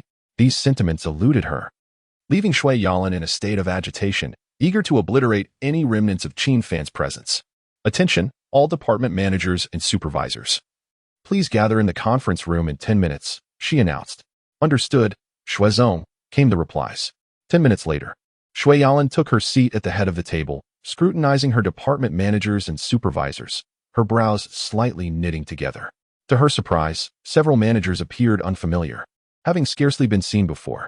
Like Wang Shiyun, Shui Yalan had gradually delegated more responsibilities to Qin Fan as she began accepting invitations to high society gatherings, leaving him to handle the increasing workload. The affluent circle had remarked, "Doesn't Qin Fan wish to portray himself as the diligent worker? Then let him have the work he desires." Thus, over the past 2 years, Shui Yalan had acquiesced to this arrangement. "Actually, there is nothing of particular concern. I merely wish to announce that Manager Qin has been dismissed due to his reprehensible actions witnessed by me, which reflect poorly on his character." Human resources. What responsibilities did Qin Fan oversee? "Please recruit a new manager to take over his duties," she declared, yet her words were met with stunned silence. All the department managers and supervisors stared at her in disbelief. Shui Yalan furrowed her brow in displeasure, puzzled by their reactions. "Did you not hear what I said?" The HR manager promptly nodded. "Yes, Shuizong. I will send out the recruitment notice shortly." The expressions of the other department managers and supervisors were decidedly uneasy as they nodded in acknowledgement. Shui Yalan found their responses somewhat peculiar but chose not to dwell on it, declaring the meeting adjourned. The announcement of Qin Fan's dismissal reverberated through the company, and yet Shui Yalan felt an unsettling emptiness within her, far from the anticipated sense of relief. In the past, whenever she had conflicts with her uncle's family, she would call upon Qin Fan for companionship during her moments of anger. Now, with his departure, she found herself seeking solace in dining with other friends to fill the void left behind. However, to her surprise, when she reached out to her close friends, Wang Shiyun, Zhang Jing, and Jiang Qiuyue, they all claimed to be busy. Frustrated, Shui Yalan muttered her discontent, pondering what could possibly occupy their time, and resolved to indulge in a delightful meal with her secretary. Suddenly craving barbecue, Shui Yalan entered a nearby restaurant. With private rooms unavailable, she settled for a booth in the main dining area. Once her meal arrived, she began to savor the flavors. Midway through her feast, she was startled by familiar voices from the adjacent table. "What's going on?" Why did Manager Qin get fired? One voice queried. Did President Shui really say that Manager Qin attacked someone? How could he possibly do that without reason? Manager Qin has always been diligent, and the current projects we are working on were all brought in by him. His work ethic and demeanor are truly commendable. I simply cannot comprehend why President Shui would dismiss him. Another voice chimed in, recalling a time when Qin Fan had defended him after he had made a mistake on a project. When the company was just starting out, Qin Gu brought me on board. I thought I would surely be fired after I botched a project, especially with a newborn at home and a mortgage to pay. To my astonishment, Qin Gu pleaded my case to President Shui, asserting that I had the potential to generate profits that far exceeded the losses incurred. I owe my dedication to the company to Qin Gu, and now that he is gone, I no longer wish to continue. With frustration, he continued. To be honest, after today's meeting, I've already begun submitting my resume online. The company's success thus far has been largely due to Qin Gu. What does President Shui truly understand? Without Qin Gu, the company will inevitably descend into chaos. If you all leave, then I shall too. Shui Yalan's blood pressure soared as she overheard these familiar voices, those of seasoned employees who had worked tirelessly during the company's inception. Her resentment towards Qin Fan flared into a raging inferno. Qin Fan. Once again it was Qin Fan. Unable to contain herself any longer, Shui Yalan stormed over to the neighboring table, pointing at the seasoned managers and berating them. You ungrateful ingrates. Get out of my sight. I never want to see you again. Leave. The following morning, Shui Yalan entered the office still seething with agitation, only to be informed by her secretary that all those department managers had indeed resigned. All of it, entirely because of Qin Fan. He had managed to cultivate a faction within the company. How dare he now linger in the shadows of Longdu, watching her stumble, waiting for her to seek him out and plead for his return? Shui Yalan had already concluded that Qin Fan was a hypocrite, his heart tainted with darkness and deceit, and her disdain for him deepened into hatred. However, she was about to confront some pressing issues. The managers of the core departments had resigned, leaving the employees in disarray, uncertain of whom to approach with their problems. When they turned to Shui Yalan for guidance, she was struck by the realization that she was utterly unfamiliar with the current operations of the company, feeling utterly at a loss for how to respond. Throughout that morning, a relentless buzzing akin to that of bees filled her ears, and she trudged through the hours in a daze. The mountain of unresolved paperwork on her desk loomed ominously, amplifying her anxiety. This situation reminded her of the time when she first took over the company, when there were few employees and an overwhelming number of tasks. Back then, she simply called out Qin Fan's name, offloading all responsibilities onto him, and her troubles vanished. Yet, she quickly banished that thought from her mind. Go away, Qin Fan. Without you, I can handle everything. Yet, as the afternoon wore on, the weight of the chaos bore down on her, delivering a stark reminder of her limitations. Chapter 7 pertains to the departure of Qin Fan, does it not?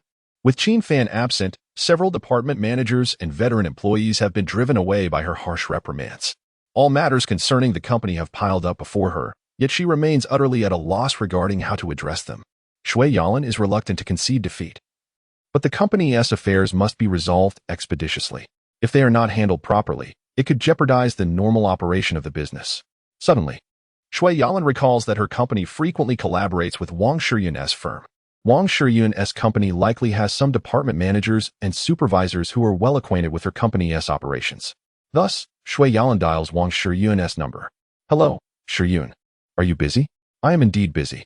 The day after Qin Fan's departure, Wang Shiyun was abruptly awakened by the phone and hurried to the company to commence handling affairs.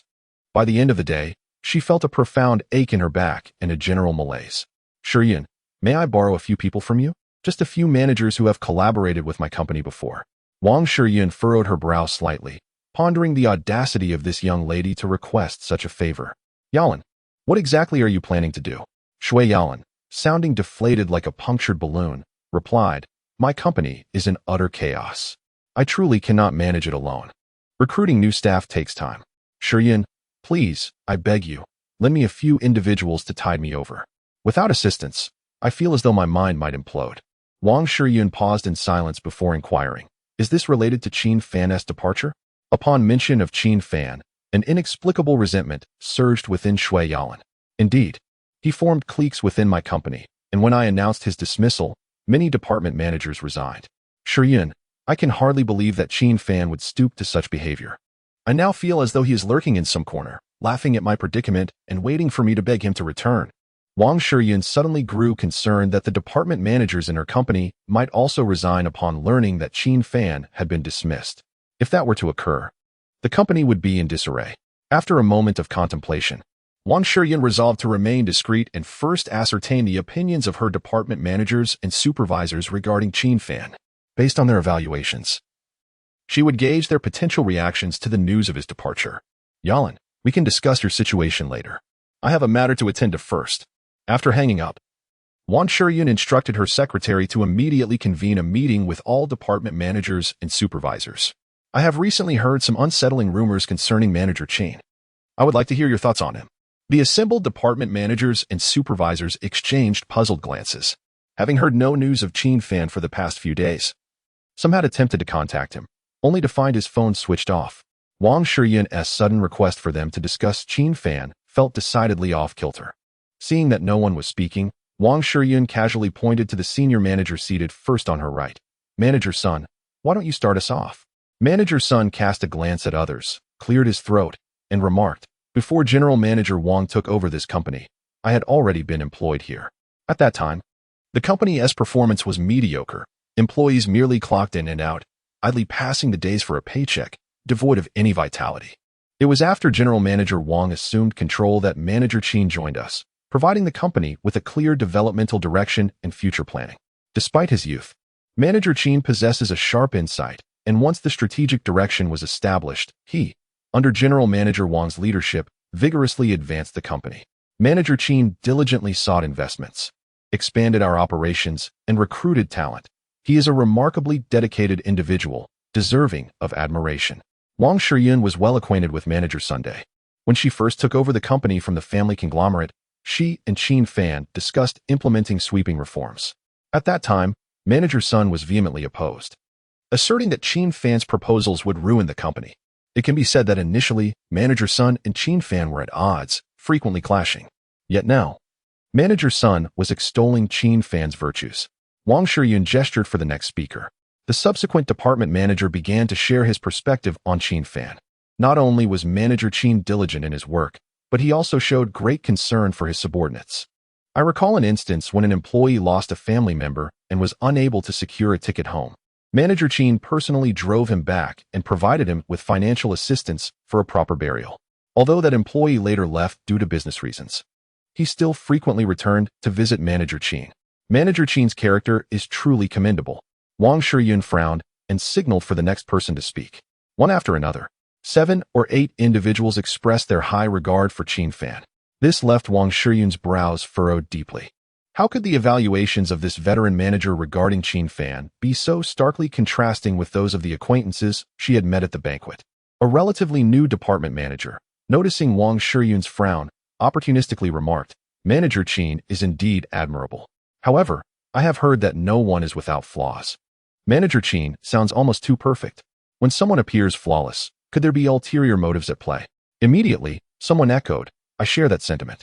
I am unafraid of being accused of speaking ill of Manager Qin behind his back, but I must be honest with General Manager Wang. Manager Qin oversees nearly all company affairs. We often consult him rather than General Manager Wang. One must question, whose company is this, after all? I have witnessed Manager Qin leave shortly after General Manager Wang departs. I cannot discern if he is shadowing General Manager Wang or merely feigning busyness in his presence, only to vanish once he is gone. The comments from the newer managers about Qin Fan were the very whispers Wang Shiyun had recently been hearing. Yet, could it be that the sentiments expressed by the veterans were fabricated? Perhaps Qin Fan held leverage over them, or maybe they had received benefits from him, making them reluctant to speak ill. Wang Shiyun felt a twinge of disarray and waved her hand dismissively. Let us disperse. A group of department managers and supervisors attended the meeting in a state of confusion and departed with an equal lack of clarity. They were perplexed by Wang Shiyun's intentions. As Manager Sun exited the room, he turned back and inquired, General Manager Wang, Manager Qin has been absent for 2 days. I called him, but his phone is off. Is something amiss with Manager Qin?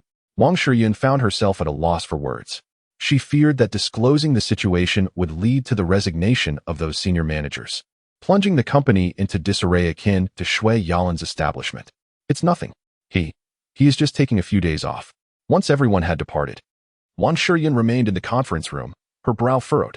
Qin Fan, are you, like in Shui Yalan's company, forming cliques with those who speak on your behalf? The truth cannot remain concealed indefinitely. The news of Qin Fan's dismissal would inevitably surface.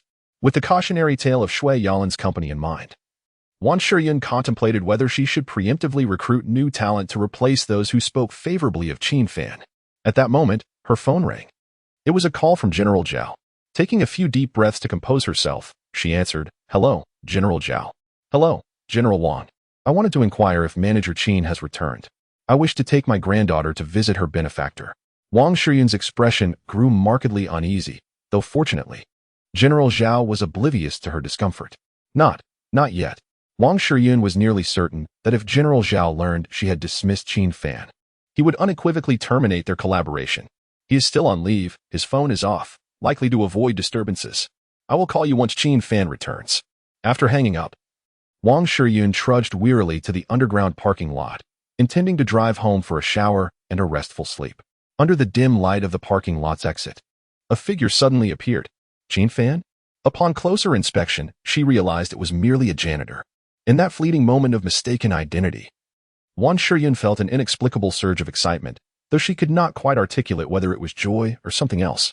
The phone that had been broken by Zhang Jing was now absent, and the lonely vehicle that Shui Yalan had purchased for Qin Fan remained unoccupied.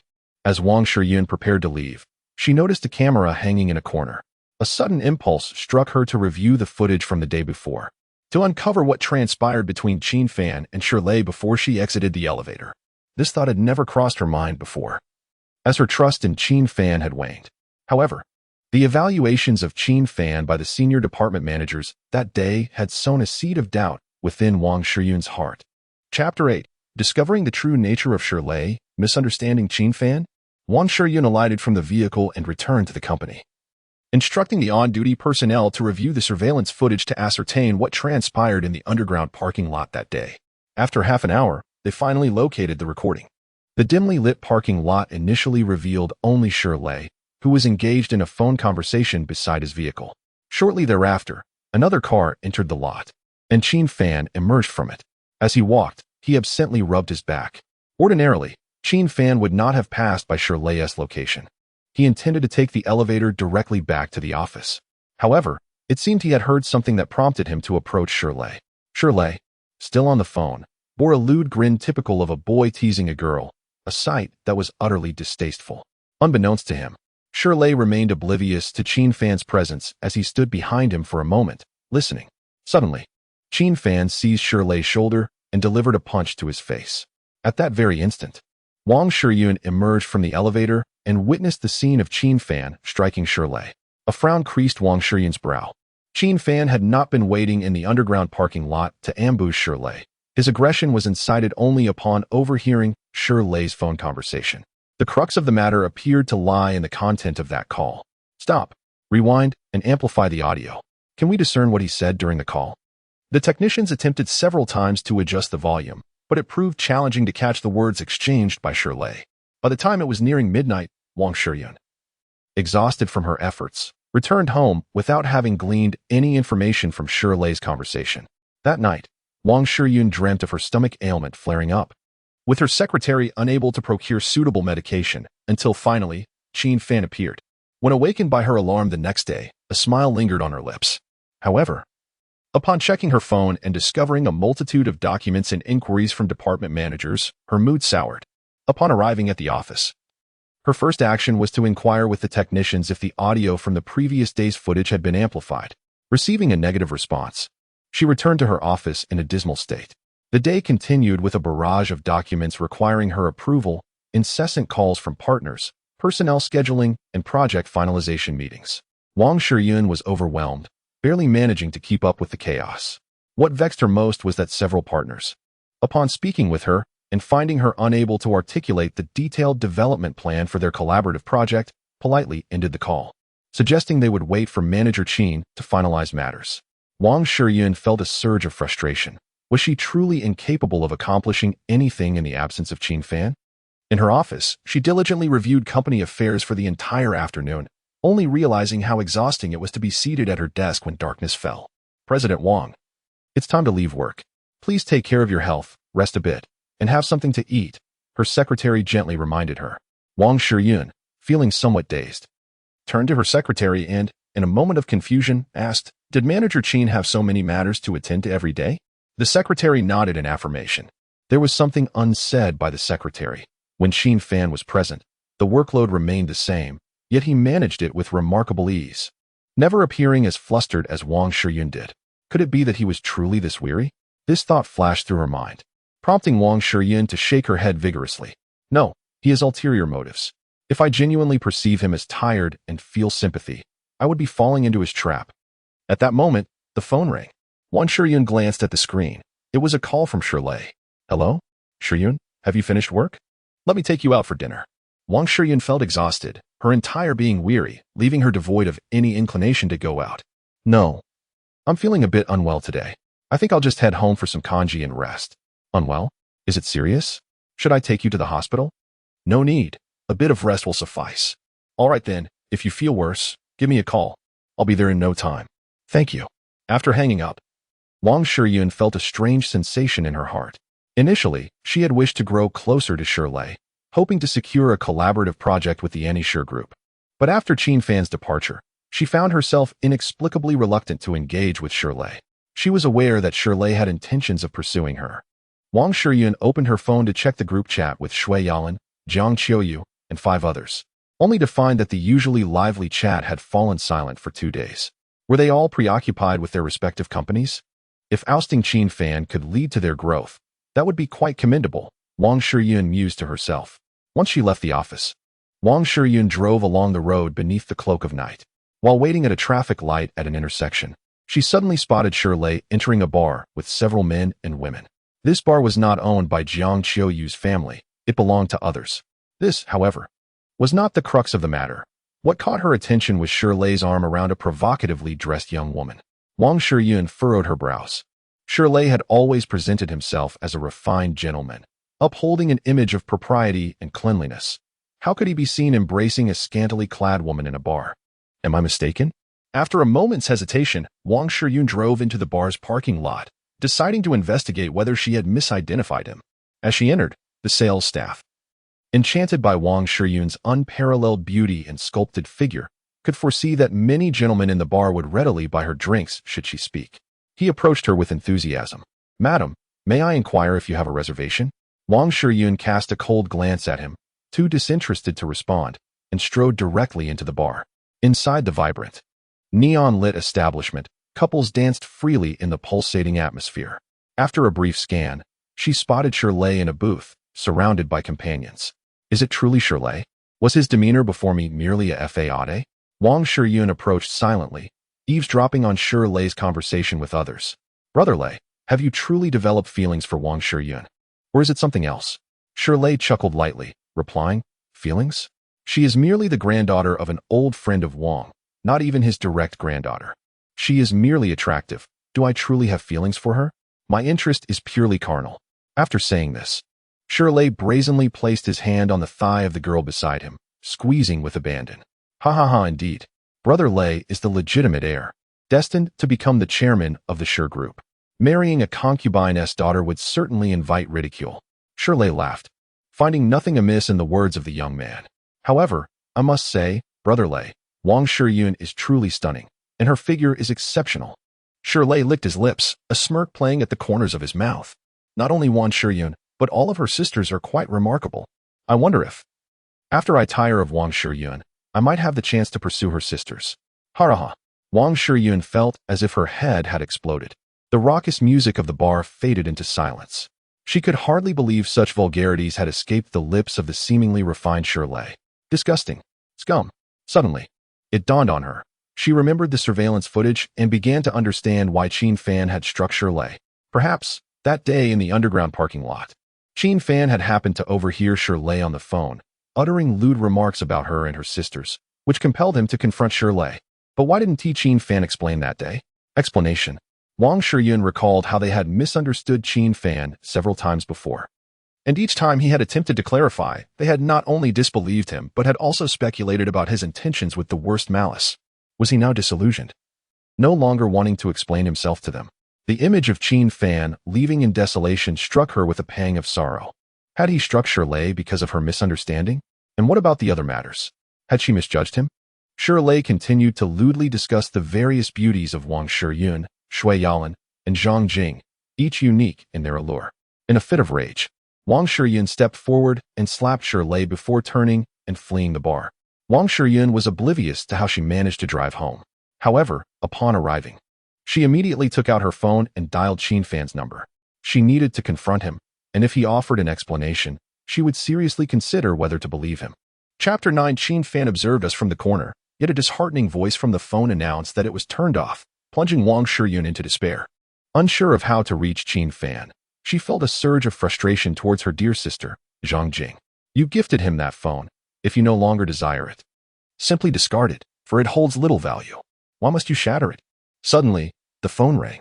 Wang Shiyun initially believed it to be Qin Fan calling and hastily answered. To her disappointment, it was Zhang Jing on the line. As she prepared to express her grievances, she was met with Zhang Jing's sobbing voice. Shiyun, I just scolded my father. He didn't even call for my mother's birthday. Instead of returning home, he completely ignored us. In a fit of anger, I couldn't help but berate him. Wang Shiyun, who had intended to vent her frustrations, felt her heart soften upon hearing Zhang Jing's choked voice. Jing, your father, she faltered, unsure how to console her friend. Zhang Jing's father had taken a mistress, treating his legal wife as if she were the interloper, while the mistress was considered his true partner. Rarely did he return home, residing almost entirely with his mistress. Today marked Zhang Jing's mother's birthday, yet not a single call came from her father. In her fury, Zhang Jing had called her father, unleashing her wrath upon him. During such moments, the lack of paternal affection made Zhang Jing yearn for a comforting presence. Previously, whenever she quarreled with her father, she would confide in Qin Fan, who, disdainful of Zhang Jing's father, would exaggerate his insults to amuse her. However, today, when Zhang Jing sought Qin Fan's company after chastising her father, she found that his phone was off. With no one to confide in, Zhang Jing resorted to calling the eldest sister of their small circle. Wang Shiyun, unsure of how to comfort her, feared that Zhang Jing would remain alone at home, trapped in her gloomy mood. Consequently, she invited Zhang Jing out. Since she had already arranged to meet her, she thought it would be delightful to gather the other sisters, who hadn't met in 2 days, for a meal and some conversation. Wang Shiyun, Shui Yalan, Zhang Jing, Jiang Qiuiyue, Li Sitian, Zhao Tingting, and Zhou Luo Yi, each a beauty of campus queen caliber, sat together, their faces devoid of smiles. Shiyun, when will you lend me a few of your friends? My company is in utter disarray, Shui Yalan exclaimed, desperation evident in her eyes as she turned to Wang Shiyun. Wang Shiyun, in a melancholic state, thought of Shirley and felt compelled to share her own troubles with the sisters. It seemed that everyone had been preoccupied lately. Actually, I too have been quite busy. However, there is something I feel I must share with you all. Today, I encountered Shirley. He was with a girl, entering a bar. I followed them in and overheard. Wang Shiyun recounted the events she witnessed at the bar, leaving Shui Yalan, Jiang Qiuiyue, Li Sitian, and the others astonished. They could hardly believe such words were uttered by the typically modest Shirley. Wang Shiyun, with a somber tone, continued, I suspect that on that day in the underground parking lot, Qin Fan may have struck Shirley after overhearing him on a call, discussing something unfavorable. Li Sitian inquired, are you suggesting that we may have misunderstood Qin Fan? Wang Shiyun nodded, affirming, it seems to be the case. Shui Yalan, still irked by matters at the company, remarked that we might have misjudged him regarding the incident with Shirley in the parking lot. However, how do we account for other matters? The department manager and supervisor at my company have both been bribed by him, leaving me with an insurmountable mess. Zhao Tingting interjected. His assault on Shirley might also stem from viewing us as his possessions, forbidding Shirley from harboring any thoughts. Shirley is not a virtuous individual, and neither is Qin Fan. Jiang Qiuiyue furrowed her brows, acknowledging, you are correct. There are numerous things about Qin Fan that remain inexplicable. One night at my bar, I witnessed him assisting a girl out. Who knows what he was up to afterward? He is capable of despicable acts, even more so than Shirley. Li Sitian added thoughtfully, during the past 2 days of Qin Fan's absence, I've noticed he has been managing many affairs single-handedly. Perhaps, as some friends suggest, he desires for us to become reliant on him, unable to function without him. Such Machiavellian designs are rather unsettling. Wang Shiyun's mind was in turmoil. On one hand, She felt they might have misjudged Qin Fan. On the other, she acknowledged the validity of her friend's arguments. At that moment, Shui Yalan, firmly believing Qin Fan to be a rogue, grasped Li Xitian's hand and addressed the others, Shiyun, Sidian, Jiuyu. My greatest concern is that Qin Fan might be lurking in some corner, watching us. He relishes in our disarray, desires to see us humiliated. He wishes for us to seek him out, to plead for his return. We must unite to tackle all challenges and setbacks, transforming the hidden Qin Fan into a mere jester. As Shui Yalan's words resonated with the others, the 7 young ladies resolved to improve the company and reduce Qin Fan to a figure of ridicule. Meanwhile, Qin Fan had already arrived in the provincial capital, having rented an office floor, preparing for the production of a short drama. Certain formalities for the studio needed to be addressed. Until these were completed, he could not recruit anyone. He decided to focus on finalizing the script first. Drawing from his experiences in 2 lifetimes, Qin Fan felt a profound sense of purpose. He did not need to purchase scripts, as he could craft them himself. What themes are most popular in short dramas? Matters of romantic relationships, betrayal by wives, and subsequent revenge by husbands. The fiancé brings gifts, only for the groom to switch and marry the bridesmaid on the spot. The disdain of in-laws is unveiled, their true identities exposed, leading to a swift transformation in their demeanor, resulting in a humiliating comeuppance. Many short drama plots may be cliché, yet they appeal to a broad audience. People delight in such narratives. A script that unfolds with twists and turns, delivering satisfaction, is essential. Finally, there is the matter of the actors. Male actors need not be excessively handsome, but must possess a distinct character. For instance, a mouth that can contort to great heights is indeed a unique feature. Female actresses are particularly discerning, while exceptional acting skills are paramount. Possessing a pleasing appearance can suffice in the absence of talent. A few days later, upon receiving her credentials, Qin Fan began to send out resumes in search of employment. As Qin Fan immersed herself in her work, severing all ties with Wang Shiyun and others, she completely forgot about them. Meanwhile, in Longdu, the thoughts of Wang Shiyun and her companions increasingly drifted to Qin Fan. Chapter 10. The thoughts of Shui Yalan. Shui Yalan's company executives nearly all resigned, prompting Wang Shiyun to worry that Shui Yalan might truly collapse. She enlisted several managers who had previously collaborated with Shui Yalan's company to lend assistance. While the situation on Shui Yalan's end may have stabilized, chaos ensued within Wang Shiyun's company. An increasing number of decisions, documents, meetings, and negotiations with partners crowded her schedule. Wang Shiyun sought to demonstrate that she could thrive without Qin Fan. She gritted her teeth, accepting the relentless busyness, enduring the overwhelming workload, and tolerating everything that came her way. Yet, the one thing she could not bear was the incessant inquiries from her own managers, supervisors, employees, and partners about when Qin Fan would return. Initially, upon discovering Shirley's true nature, Wang Shiyun felt remorse for misjudging Qin Fan. However, the constant questioning about Qin Fan made it seem as if the company could not function without him. Wang Shiyun could not accept this notion. Qin Fan. Qin Fan. His name echoed everywhere. Could her company truly not operate in his absence?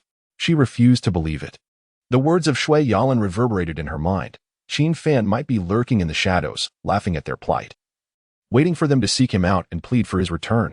With a resolute fist, Wang Shiyun pounded the table, vowing to uphold the company on her own, ensuring its smooth operation and ascendance. She would transform the hidden Qin Fan into a mere jester, silencing those who believed the company could not thrive without him. Meanwhile, although Shui Yalan had borrowed several capable managers from Wang Shiyun, they were not her own employees and needed time to familiarize themselves with her company's operations. Shui Yalan's impatience grew. The company could not function normally, and every moment lost equated to financial losses. Several nearly finalized partnerships fell through due to the resignation of those senior managers, leading to missed opportunities. Shui Yalan attributed all her frustrations to Qin Fan, harboring an intense resentment towards him. As she juggled company affairs, she also sought to recruit new managers. After all, the borrowed personnel would need to be returned. She needed to cultivate her own team. Overwhelmed with her responsibilities, Shui Yalan had just finished interviewing a prospective manager when she unexpectedly encountered her half-brother. "Sister, I heard your company is facing some difficulties. If you need assistance, please don't hesitate to ask. Although I haven't graduated from university yet, I am involved in the family business and possess a bit of influence to mobilize some people to assist you." The situation within the Shui family was quite intricate. Her grandfather had 6 daughters before finally having a son. However, her father was abducted during his childhood. While her grandparents were heartbroken, they felt the necessity of having a male heir to inherit the family business, so they adopted a baby boy who became Shui Yalin's nominal uncle. When her father was eventually found, her second uncle was not sent away, having been raised within the household. Nevertheless, because her father was the biological heir, he naturally became the successor to the family enterprise. Who would have thought that such good fortune would be fleeting? After the birth of Shui Yalin, her father suffered a tragic accident that rendered him incapable of further procreation. From that moment on, he fell into a state of despondency, and his standing within the corporation began to plummet. Meanwhile, Shui Yalin's adopted uncle, thanks to having a son, was reinstated as the vice president of the company by their grandparents. Not only was her uncle receiving such recognition, but even Shui Yalin's non-biological brother was being groomed as a potential heir to the family legacy. Shui Yalin found herself perplexed. Why would her grandparents prefer to entrust the family enterprise to an outsider rather than her?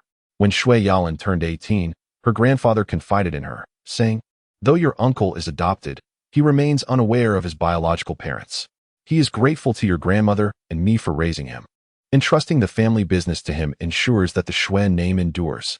However, should the business be passed to you, even if you were to marry a man who would take on the family name, can you guarantee that your descendants would not revert to their paternal surname after your passing?" Shui Yalin could not comprehend, nor accept, this rationale. She believed she could bear a child, send her husband away, and ensure that her offspring carried the Shui name, inheriting the Shui group. Yet, she was powerless to alter her grandparents' convictions. From that point forward, Shui Yalin resolved to become a formidable businesswoman. She aspired to expand her company into a major enterprise, seeking to demonstrate her capabilities to her grandparents, thereby convincing them to pass on the family legacy and relegating her non-biological brother to the sidelines. She was forthright in expressing her thoughts to him, leading to a fade of sibling camaraderie, while in truth, they were adversaries. Now, her non-biological brother's presence in the company was undoubtedly due to hearing rumors, arriving to witness her misfortunes. Shui Yalin was not one to mince words. "Spare me your feigned sympathy. Just wait, I will inherit the family business and oust your family from the Shui clan," she commanded. "Leave my company immediately." Her non-biological brother remained unperturbed, smirking as he addressed those around him. "See, I told you she would be anxious and scold me. My good intentions will be mistaken for malice. You believe me now, don't you? Well, let us take our leave. If we linger any longer, my sister might just call the authorities." A surge of frustration welled within Shui Yalin, entirely manipulated by her non-biological brother. He departed triumphantly, leaving her seething with anger, having skipped lunch to attend to various company matters. By the time the workday concluded, fatigue and rage rendered her unable to eat. She began to feel faint, barely able to stand. "Miss Shui, what is the matter?" her colleague inquired. Shui Yalin shook her head. "I'm fine. I simply didn't eat at noon and am feeling exhausted. Just have something to eat and take a break," the secretary sighed internally. "Mr. Shui, why did you have to dismiss Manager Qin? If he were still here, we wouldn't be facing these troubles." Shui Yalin had asked the secretary to procure some food for her. However, when the food arrived, her foul mood rendered her unable to eat. This inevitably reminded her of the time she took over the company when her non-blood-related brother had maliciously taunted her. She was just as furious then, unable to eat. Feeling weak to the point of sweating profusely, barely able to stand. It was Qin Fan who, upon learning of her plight, understood her distress and, using remarkably coarse language, chastised her brother, eventually cheering her up and feeding her, which helped her regain her composure. Reflecting on this, Shui Yalin shook her head vigorously. "Why am I thinking of him again? The shadow he cast in my heart is too deep. This must be what he desires to see. Perhaps that wretched brother of mine will come, and it will be through him that the message is conveyed." The specter of Qin Fan also lingered in the minds of Wang Shiyun, Shui Yalin, Zhang Jing, Jiang Qiuyue, and others. However, while Wang Shiyun was displeased due to her subordinates incessantly inquiring about Qin Fan's return, Shui Yalin harbored resentment for the company veterans resigning alongside him. And Zhang Jing felt a pang of longing for him. In recent days, Zhang Jing had had her largest collaboration snatched away from her, taken by the brother of her father's mistress, who was employed at her father's company. Zhang Jing was furious, powerless, and deeply disheartened. She had cried in her office several times, feeling lost as someone who had grown up without paternal affection. Previously, Her company's business had also been deliberately taken from her by relatives of her father's mistress. Yet, during those moments of anger and insecurity, Qin Fan had always stood by her side, providing companionship, encouragement, and comfort, lifting her spirits with his various antics. Now, as she held her phone, she dialed Qin Fan's number, only to be met with silence. Zhang Jing was reluctant to reach out to Wang Shiyun, knowing she too was busy. Ultimately, the comfort offered by a woman could never compare to the strength a man provided, especially for someone like Zhang Jing, who had long lacked paternal love. Driving along, she observed couples joyfully engaging with their children by the roadside, stirring envy within her. She had never enjoyed outings with her parents during her childhood. In a daze, Zhang Jing found herself driving not to the office, but to an upscale neighborhood, the very place Wang Shiyun had arranged for Qin Fan to reside. It was also the residence where Wang Shiyun, Shui Yalan, Zhang Jing, and others had lived together with Qin Fan shortly after graduating from university, seeking his guidance as they took over their family businesses. However, it had been nearly 2 years since Zhang Jing last visited this place. How did I end up here? Does Qin Fan still live here? Zhang Jing was uncertain of her feelings or state of mind. In a state of confusion, Zhang Jing parked her car, took the elevator, and ascended to the floor where she stood before a door that once felt so familiar. She retrieved her keys, and with a click, she unlocked the door. A musty, dusty scent greeted her, signifying that Qin Fan had not returned. As she entered the room, she noticed the slippers she and Wang Shiyun had once worn, neatly placed on the shoe rack. After changing into the slippers, Zhang Jing ventured further inside. Her gaze fell upon a laptop, keys, a bank card, and some cash lying on the table. Were these left by Qin Fan? What purpose did the bank card and cash serve? Zhang Jing observed that the laptop was still plugged in, not powered off, but merely locked due to inactivity. Just as her curiosity piqued, and she prepared to explore the contents of the computer, a sound echoed from the door. The click of the door opening resonated in Zhang Jing's heart, causing her pulse to quicken. Had Qin Fan returned?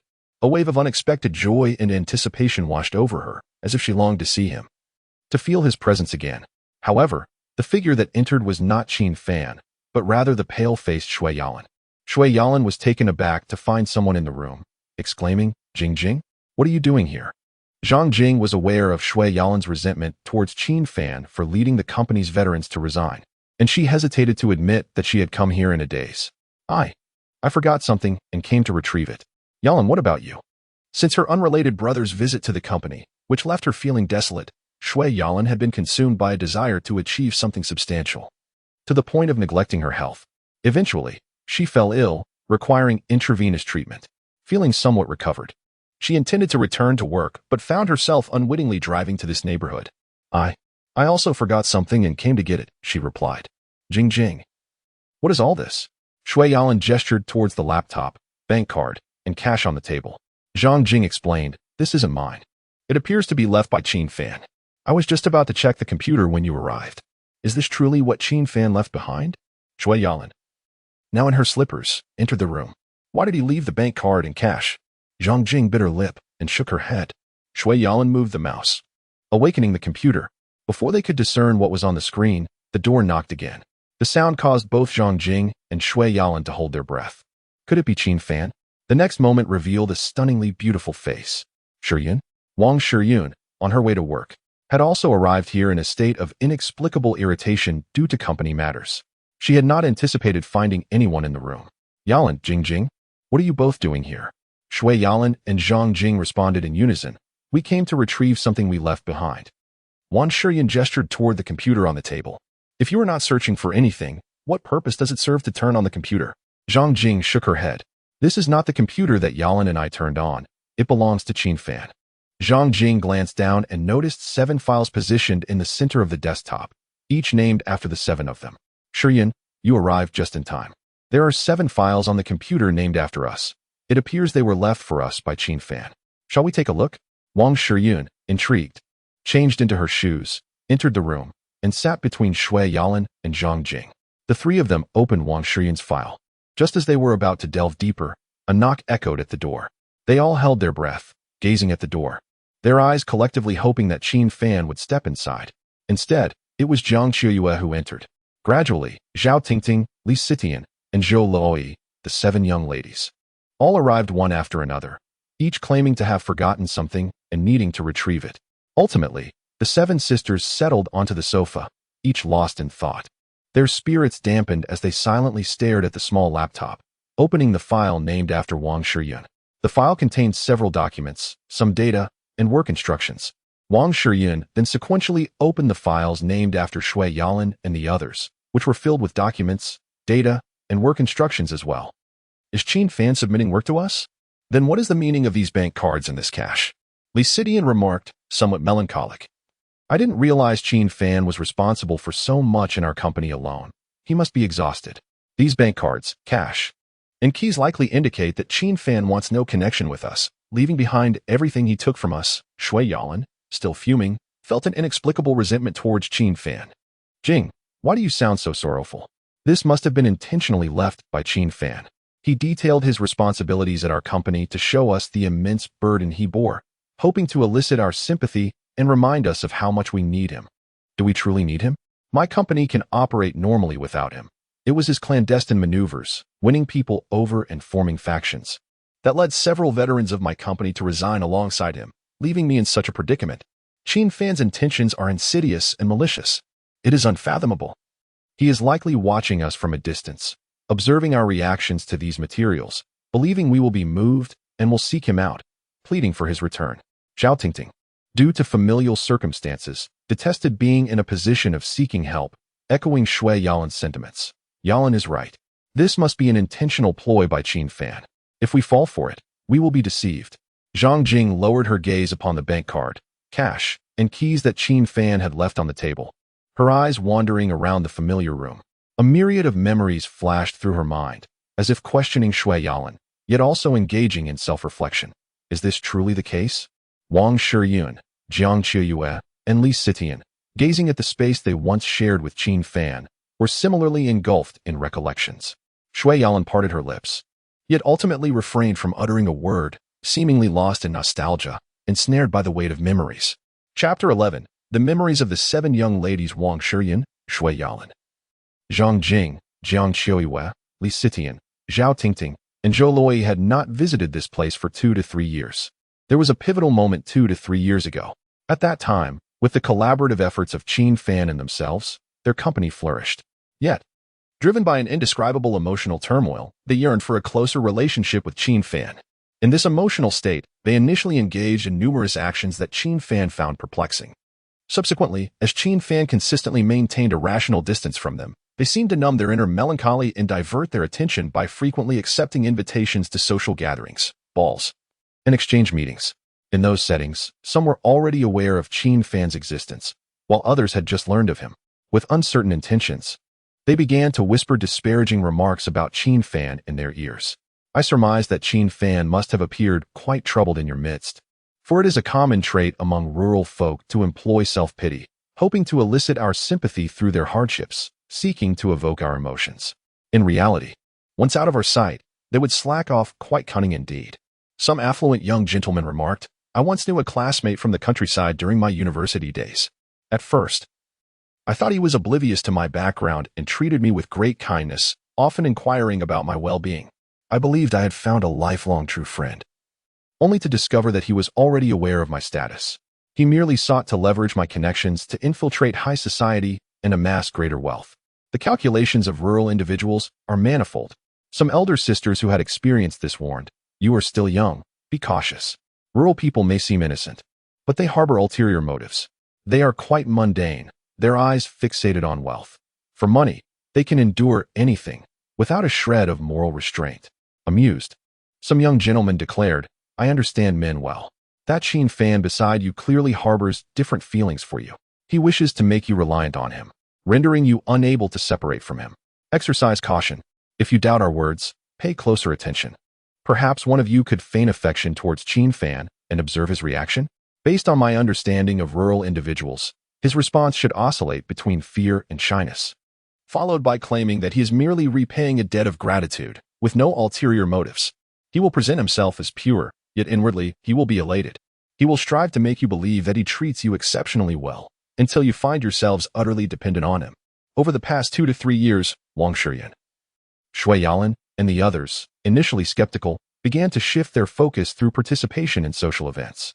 Gradually, they became influenced, growing wary of Qin Fan, questioning his motives, and heeding the words of those around them to test him, adopting the worst possible assumptions about him.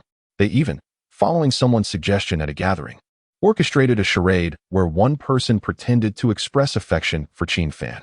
As a result, Qin Fan's reaction mirrored almost exactly what that person had described. They recorded the entire process and shared it within their 7 small groups, as well as with friends they had met at elite gatherings. They believed that their affluent acquaintances had an uncanny ability to discern character. They found Qin Fan to be quite terrifying. Several times, they attempted to drive her away. But Qin Fan stubbornly refused to leave, claiming she would only depart after fulfilling her promise of gratitude. Those affluent friends remarked that Qin Fan's expression of gratitude was merely an excuse. In this day and age, who would exert themselves so fervently out of obligation? Beneath the pretense of gratitude, they were convinced lay Qin Fan's ulterior motives. They took these assertions to heart, nurturing an ever-deepening disdain for her. Now, Qin Fan had departed. They found themselves returning, somewhat bewildered, to the place where they once shared a roof with her. A flood of memories washed over them. When they had just graduated from university, they had taken over an unremarkable family business, filled with youthful vigor and confidence. They aspired to develop their modest enterprise and realize their individual dreams. Yet, when they discovered that dreams were splendid but the journey laborious and fraught with challenges, it was Qin Fan, who had repaid her grandfather's life-saving grace, who tirelessly analyzed their business prospects, charted their direction, recruited talented individuals, and secured investments, guiding them step by step towards the growth of their company. Wang Shiyun gazed into the kitchen, lost in thought. As the earliest riser among the 7 sisters, she recalled how, during their time living together, she would awaken each morning to find Qin Fan bustling in the kitchen, preparing breakfast for all 7 of them. In those days, she harbored no contempt or aversion towards Qin Fan, playfully teasing, "Qin Fan, you are truly a competent male nanny." Qin Fan would merely respond with a shy smile, inviting them to eat. Did a boy with such a bashful smile truly harbor the scheming and hidden agendas that were spoken of by the attendees at the banquet? Zhang Jing stared at her former bedroom, entranced by memories. On countless stormy nights, when she curled up in bed with her ears covered, Qin Fan would message her, asking gently, "You're startled awake again, aren't you? Why not come out? I'll make you a snack." Could such a warm-hearted boy genuinely conceal nefarious designs? Shui Yalan gazed at the sunlight filtering onto the balcony, lost in reverie.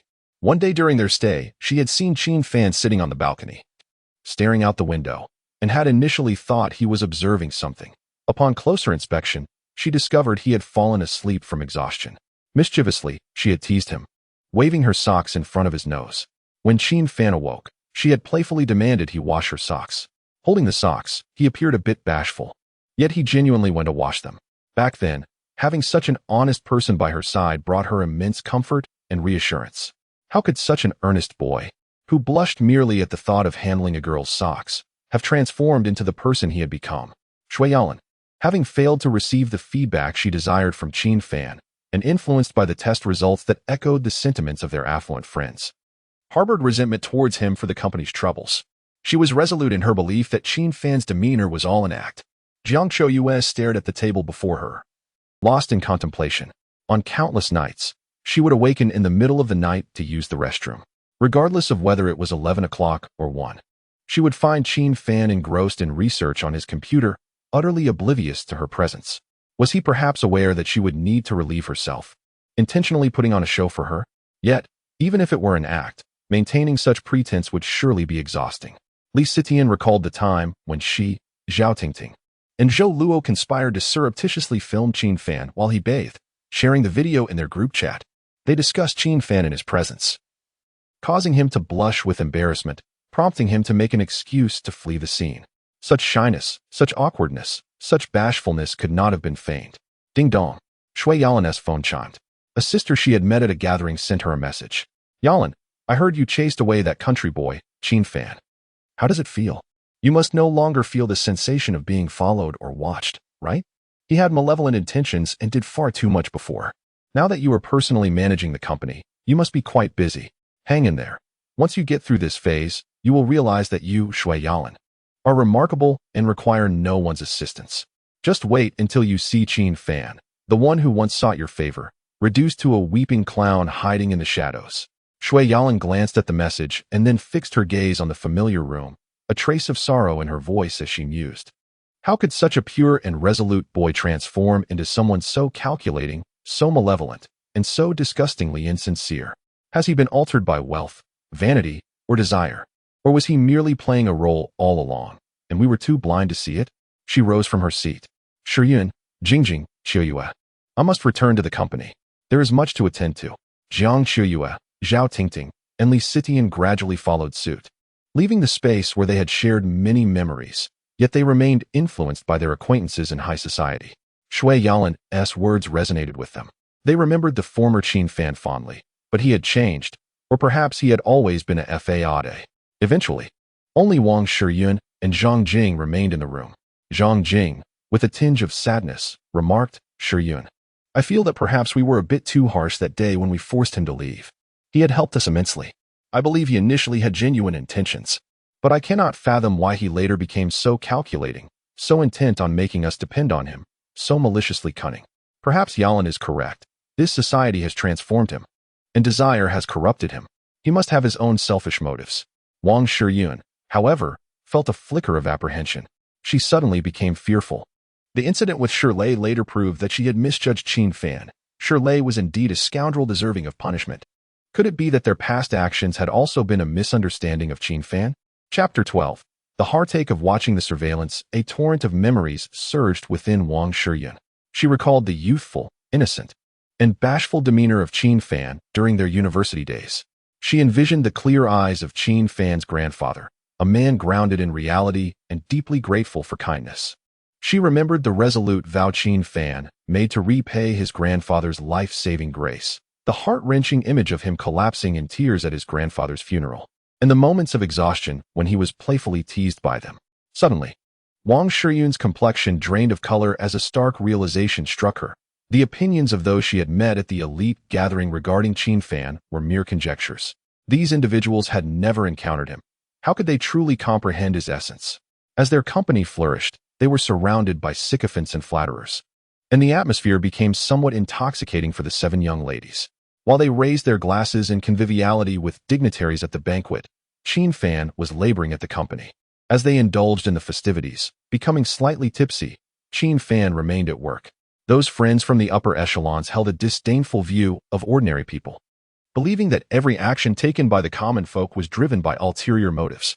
A pang of anguish gripped Wang Shiyun's heart, prompting her to clutch her chest. Zhang Jing, sensing her distress, hurriedly inquired, Sister Shiyun, what is the matter? Wang Shiyun, trembling with fear, responded, Jing, could it be that it is not Qin Fan who has changed, but rather us? Our company has thrived, leading to an increase in invitations to grand gatherings. It was through mingling with those individuals and heeding their words that we entrusted more responsibilities to Qin Fan. He never demanded anything from us. Our disdain for him seems to have arisen after attending those banquets and absorbing their negative perceptions, leading us to interpret Qin Fan's actions with the worst malice. They had tested Qin Fan based on the opinions of others. In their initial encounters, he had been shy and straightforward. Shouldn't he have been surprised, perhaps even shy, if we expressed our affections? Isn't that the expected reaction of a simple-hearted boy? Zhang Jing paused, her eyes gradually reddening. Sister Shiyun, are you suggesting that we have misjudged Qin Fan? Wang Shiyun lifted her gaze to the surveillance camera nestled in the corner of the living room. Over the past 2 or 3 years, aside from harboring disdain for Qin Fan due to others' words and interpreting him through the lens of negativity, we have never truly cared about him.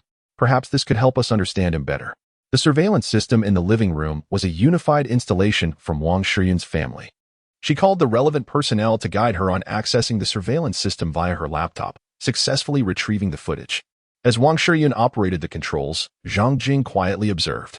The video rewound to the day Qin Fan had departed. They watched as he returned, forlorn, taking a moment of silence before retrieving his laptop to begin typing. Qin Fan knocked for a considerable time, and upon completing his task, he surveyed the room before extracting his wallet. He placed both his bank card and all his cash on the table. Finally, Qin Fan set his keys down as well, closed the door behind him, and departed. Throughout the process, Qin Fan remained remarkably composed, his eyes devoid of any cunning or deceit. Unlike Shui Yalan, who seemed to be deliberately anticipating their arrival. Wang Shiyun felt a pang of anxiety in her heart. She feared that they had truly misjudged Qin Fan. They continued to scrutinize the surveillance footage.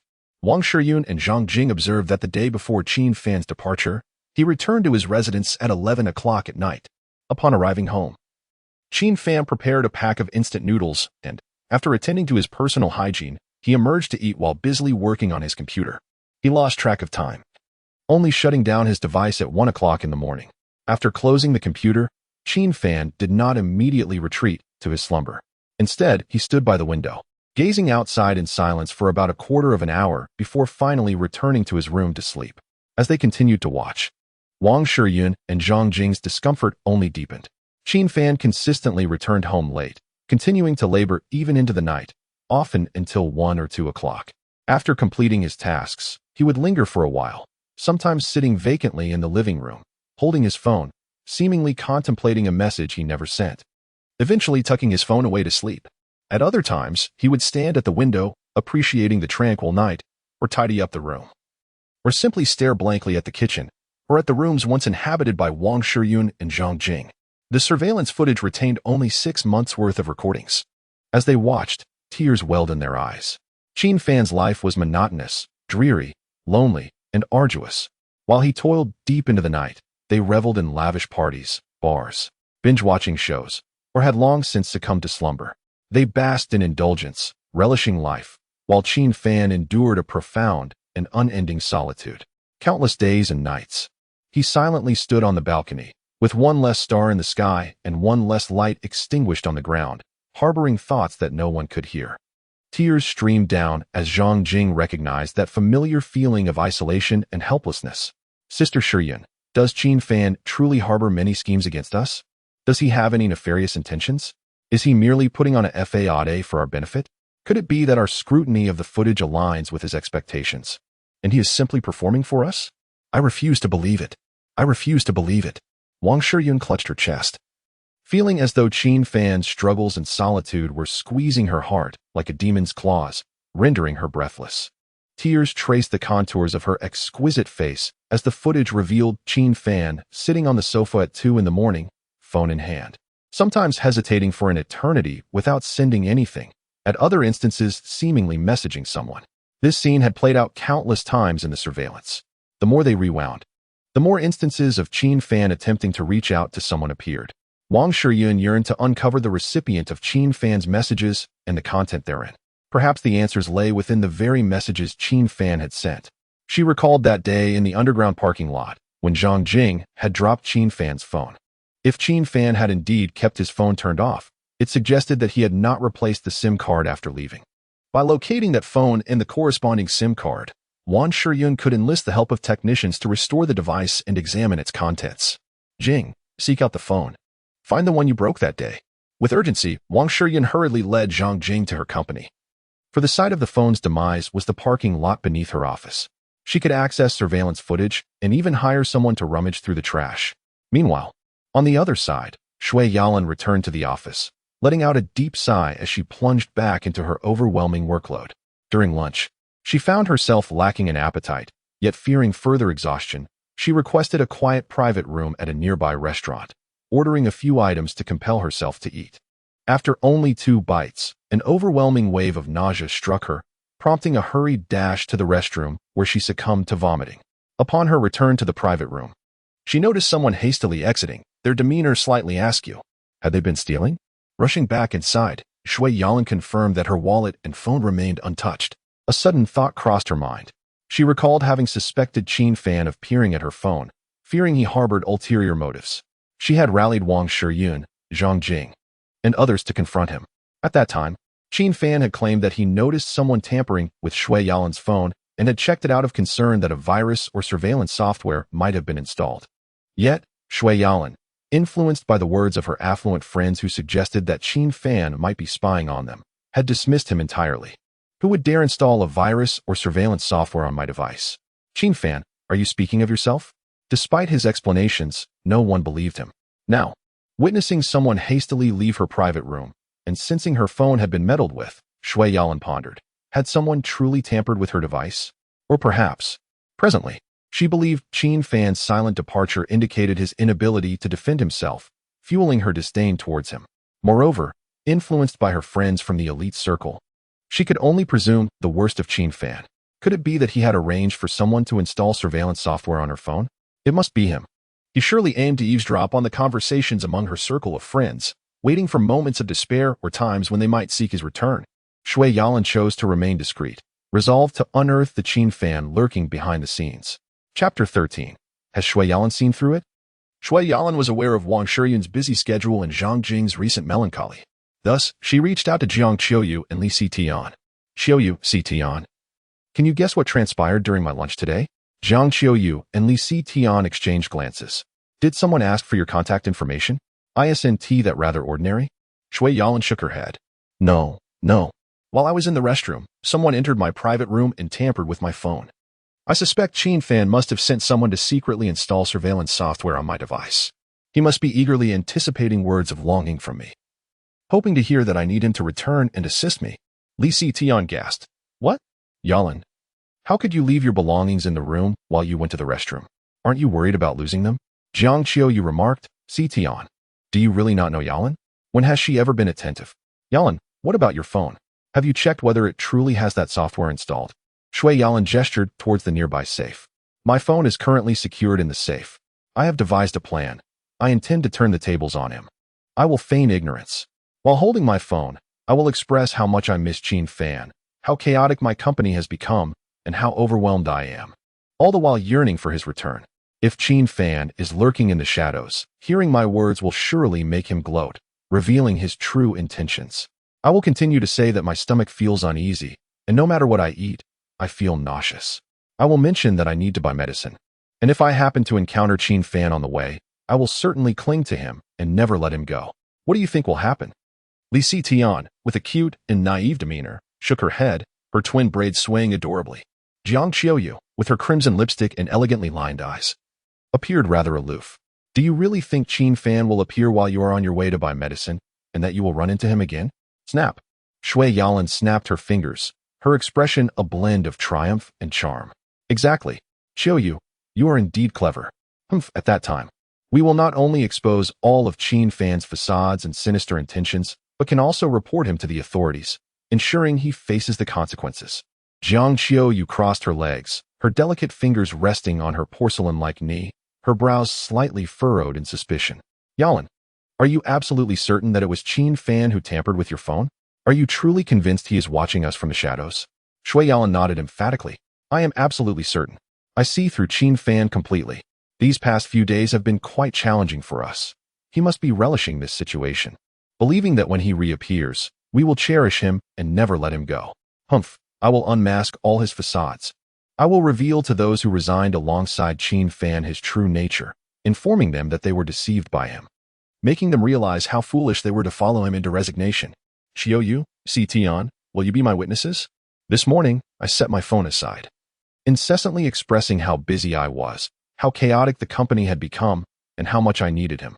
In the afternoon, I headed to the pharmacy, convinced that Qin Fan would undoubtedly appear. Li Xitian, with a hint of innocence, nodded in agreement. Jiang Qiuyu hesitated momentarily before also giving a nod. Shui Yalan retrieved her phone from the safe and began to deliberately convey to her device how occupied she was, how overwhelmed she felt, and how she missed the days when Qin Fan was around.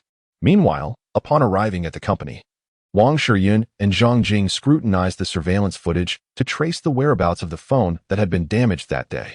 Initially, Wang Shiyun had prepared herself for the worst, that the phone had been discarded by the janitor and that she would need to sift through the refuse to retrieve it. However, after reviewing the footage, she discovered that the janitor had picked up the fallen phone and had not thrown it away, but instead pocketed it. Wang Shiyun promptly sent someone to locate the janitor. It turned out that Zhang Jing had merely dropped the phone. It wasn't shattered beyond recognition.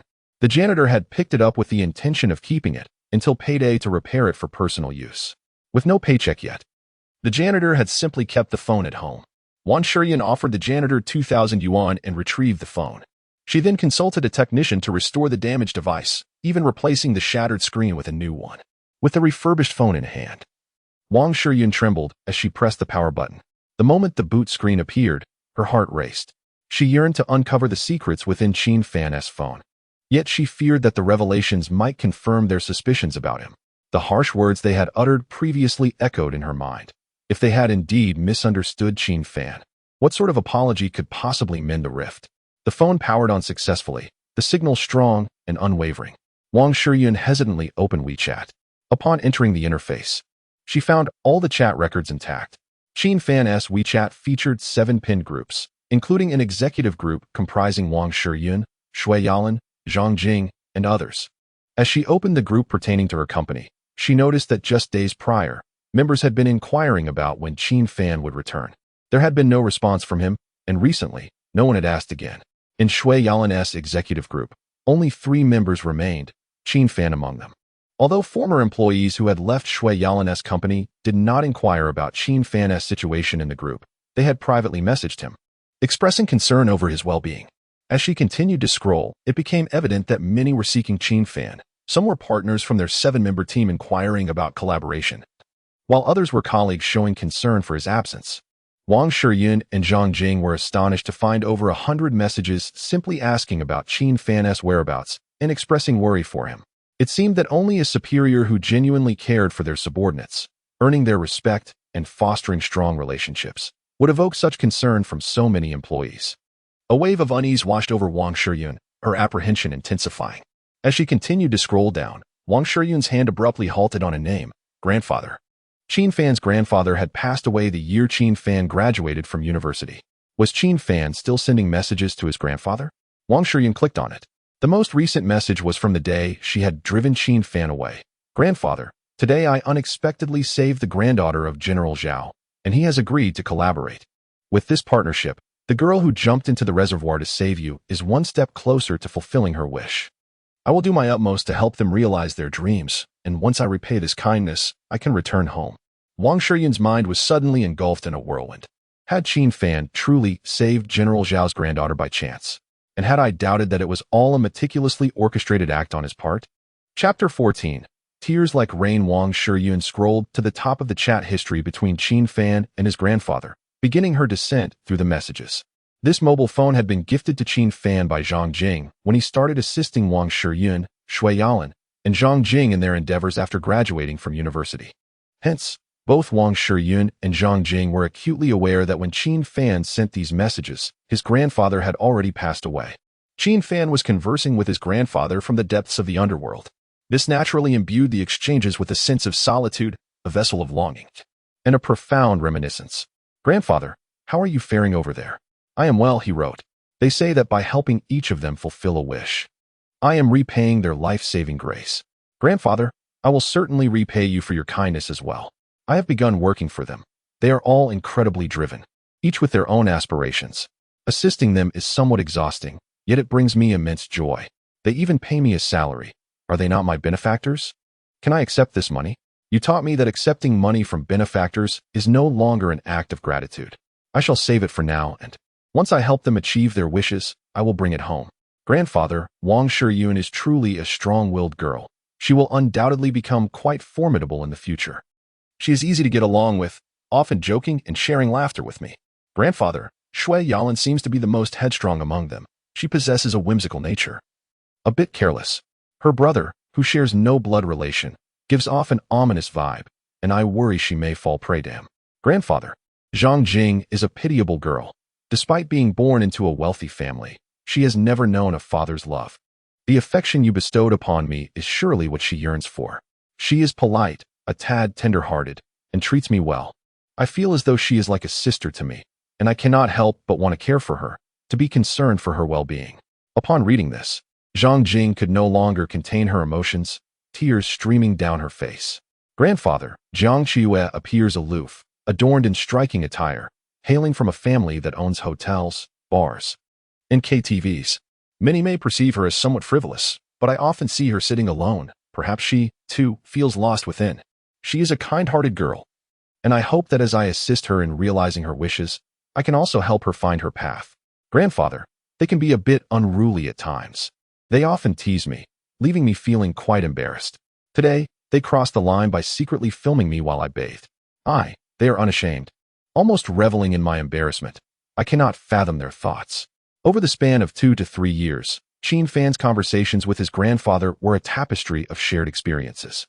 At times, it seemed he was reassuring his grandfather of his well-being, wishing to alleviate his concerns. Other times, he seemed to express the intricate emotions he harbored for Wang Shiyun and the others, laden with an ineffable sentiment. Wang Shiyun and Zhang Jing, observing this exchange, wore expressions both tearful and joyful. Those 2 to 3 years spent living under the same roof with Qin Fan, striving and struggling together, constituted the most fulfilling and joyful days of their lives. Approximately 3 years ago, the messages that Qin Fan sent to his grandfather began to change. "Grandfather, I have finally helped them develop the company, and I am getting closer to fulfilling their wishes. They have become increasingly busy, and their social engagements have multiplied. They must be quite exhausted. Grandfather, they trust me greatly and have entrusted many matters of the company to me. Although it is somewhat tiring, I feel an inexplicable joy in their trust. Rest assured, I am here to repay their kindness. I am fully aware that my relationship with them is impossible." Today, Wang Shiyun moved out. Her family rewarded her with a villa after I assisted in the company's development. Isn't that impressive, grandfather? Wang Shiyun is getting closer to her dreams. Today, Shui Yalan also moved out. Grandfather, Zhang Jing, Jiang Qiuiwe, they all have moved away. The way they look at me seems to have changed. I am uncertain about what has transpired. Today, Wang Shiyun expressed discomfort in her stomach when I offered her medicine. She furrowed her brow and thanked me, leaving me bewildered at her gaze. Today, Wang Shiyun attended a banquet looking exceptionally beautiful, yet when I complimented her, she shot me a disdainful look and asked me to keep my distance. Grandfather, I suddenly realized that at times, I seem to forget we inhabit different worlds. I am merely here to repay a debt of gratitude. Grandfather, it was Zhang Jing's birthday, and her father did not even wish her a happy birthday. I pondered what sort of father he was, wanting to comfort Zhang Jing and cheer her up, but this time, she asked me to return to my room. Grandfather, Shui Yalan scolded me, and the looks they cast my way are filled with disgust. I am at a loss for what has gone awry. It seems they have begun to harbor disdain for me, and I am perplexed as to where I went wrong. Grandfather, Shui Yalan is indeed careless. She left her phone on the table to join the commotion. I noticed someone tampering with her phone, someone I had seen near her non-blood-related brother. I grew concerned that he might harbor ill intentions, so I checked Shui Yalan's phone. However, upon discovering it, she accused me of invading her privacy. I attempted to explain, yet none of them believed me. Grandfather, today Wang Shiyun confided that she has developed feelings for me, which startled me, although I felt a surge of happiness. I know that we are not destined to be together, yet I feel compelled to treat her with even greater kindness. I wish to be the first to help her realize her dreams. Grandfather, it turns out, they were merely toying with my emotions. Grandfather, I feel as though they have transformed into strangers. After a lengthy silence, Qin Fan ceased to send messages to his grandfather. Yet, Wang Shiyun and Zhang Jing could not stem their tears. They had not forgotten that tumultuous period, a time filled with frequent banquets and revelry, when their disdain for Qin Fan grew as they heeded the words of others, directing harsh words towards him. Grandfather, they are driving me away, yet I have yet to help them fulfill their wishes, nor have I repaid their life-saving kindness. Grandfather, I shall no longer meddle in their private affairs. After fulfilling their wishes and repaying my debt of gratitude, I will return home. Grandfather, I could not restrain myself. I found it unbearable to witness their plight without intervening. Yet they do not believe my words. Grandfather, I have pondered for a long time, yet I cannot fathom why they have suddenly changed in this manner. Grandfather, this city is vast and beautiful. I am fortunate to have excellent colleagues, all of whom are quite remarkable. A colleague whom I had previously assisted came to visit me. I longed to sit down with him, share a drink, and converse, yet I am overwhelmed with work and have no time. The frequency of Qin Fan's messages to his grandfather has dwindled significantly, and he has not mentioned Wang Shiyun, Shui Yalan, or Zhang Jing again. He speaks only of repaying his debts and returning home. Last March, Grandfather, the moon is so round. I miss home, but I shall be returning soon. Last April, Grandfather, I am close to fulfilling their wishes. Once I have repaid my gratitude, I will return home. Last August, Grandfather, it won't be long now. I will soon finish repaying my debt and return home. This year, January 16th, Grandfather, today, the moon is truly full. February 20th, Grandfather, Shui Yalan's company has made significant progress. I will soon be home. March 17th, it won't be long. Grandfather, I will be home soon. April 1st, Grandfather, I miss home. May 8th, Grandfather, I will be home shortly. May 17th, once the collaboration with the Zhao Group is finalized, Wang Shiyun's wish will be nearly fulfilled, and I will return home soon. These words evoke memories in Wang Shiyun and Zhang Jing of the scene captured by the surveillance cameras, where Qin Fan stood alone on the balcony at night. Such solitude, such desolation, such heartache. Tears streamed down Wang Shiyun and Zhang Jing's faces. In that moment, they realized that Qin Fan harbored none of the ulterior motives they had been led to believe.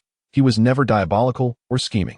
Qin Fan has always been that innocent boy, his sole aim to help them fulfill their wishes, repay his grandfather's life-saving grace, and return home swiftly. His reluctance to leave was devoid of any hidden agendas. His concern for them stemmed purely from gratitude, and through the passage of time, his innate kindness blossomed into genuine care for them. It turned out that Qin Fan had never changed. It was we who had transformed, lost in a world of indulgence, swept away by flattery and praise. We had allowed the words of others to taint our perceptions of Qin Fan with the worst of malice. Wang Shiyun and Zhang Jing's vision blurred with tears. The solitary figure of Qin Fan captured on the surveillance footage evoked profound sorrow. They took out their phones, but could only send their heartfelt thoughts to their departed grandfather, ultimately expressing concern that he might worry for them from beyond, saying they would soon return home. In this vast city, no, in this enormous world, Qin Fan no longer has any kin with whom to share his innermost feelings. It is heart-wrenching, it is painful. Wang Shiyun and Zhang Jing recalled their attitudes towards Qin Fan over the past 3 years. An overwhelming sense of shame and self-reproach surged within them. They had misjudged a pure, sincere individual who genuinely cared for them, understood them, and wished them well. Tears streamed down Zhang Jing's face, rendering her unable to articulate her sorrow. Wang Shiyun, her eyes brimming with tears, held her phone in a trembling hand. Jing, we must show these chat records to Yalan and Shiyue. We have misunderstood Qin Fan. We have wronged him. We owe him an apology. Wang Shiyun nodded, her hand still shaking as she prepared to call Shui Yalan and Zhang Shiyue one by one. However, before she could dial, Shui Yalan's call came through first. A heart-wrenching sob echoed from the phone. Chapter 15. The tragic encounter of Shui Yalan. Wang Shiyun felt a tightening in her chest upon hearing Shui Yalan's cries. She understood that Yalan was not one to weep lightly. Yalan, what troubles you? Is the workload at the company overwhelming? The phone reverberated with even louder sobs from Yalan. Wu, Shiyunjia, do you think we may have misunderstood Qin Fan? As Wang Shiyun and Zhang Jing perused the chat history, tears streamed down their faces. Meanwhile, Yalan was meticulously orchestrating her plan to draw Qin Fan out. She was convinced that he had secretly installed surveillance software on her phone. Throughout the morning, she had been lamenting about the overwhelming demands of her job and expressing her fatigue, all while professing her longing for Qin Fan. In the afternoon, she followed her script, claiming to feel unwell and stating she would stop by a particular pharmacy after passing through a certain intersection. As she walked, she declared that if she encountered Qin Fan, she would never let him slip away again. She was certain he would appear, convinced it was all part of his scheme. Yalan had even enlisted Jiang Qiuyue and Li Sitian to follow her, intending for them to bear witness. Yet, little did Yalan anticipate that as she crossed the street to buy medicine, a car would recklessly run a red light and head straight for her. It was Jiang Qiuyue and Li Sitian's frantic shouts that alerted her, allowing her to stumble to the side and narrowly escape into the greenery. The car, having blown through the light, collided with several other vehicles, resembling a chaotic traffic incident. However, the troubling aspect was that less than 3 minutes after the crash, her non-blood-related brother appeared at the scene, crying out, "Sister! Sister! Please help my sister!" As Yalan lay amidst the foliage, her mind raced with clarity. How could her non-blood-related brother have arrived so quickly? How did he know she had been struck? Where was Qin Fan? Why was it her brother, whom she considered an adversary, who had shown up instead of Qin Fan? The answer was painfully evident. She had openly declared to her brother her intentions to inherit the family business and her resolve to expel him from their home. Just days earlier, she had reiterated this sentiment during his visit. Yalan realized that her brother had covertly conspired to install listening devices on her phone, tracking her movements with the intent to bring about her demise. Though spoiled and headstrong, she was not foolish. The incident with Qin Fan looking at her phone suddenly resurfaced in her thoughts. Could it have been her treacherous brother behind that encounter as well? Had he always harbored intentions to end her life? Perhaps he had been deterred from acting when Qin Fan was present. only to seize the opportunity now that Qin Fan was gone. Having narrowly escaped death, Yalan was left trembling with fear.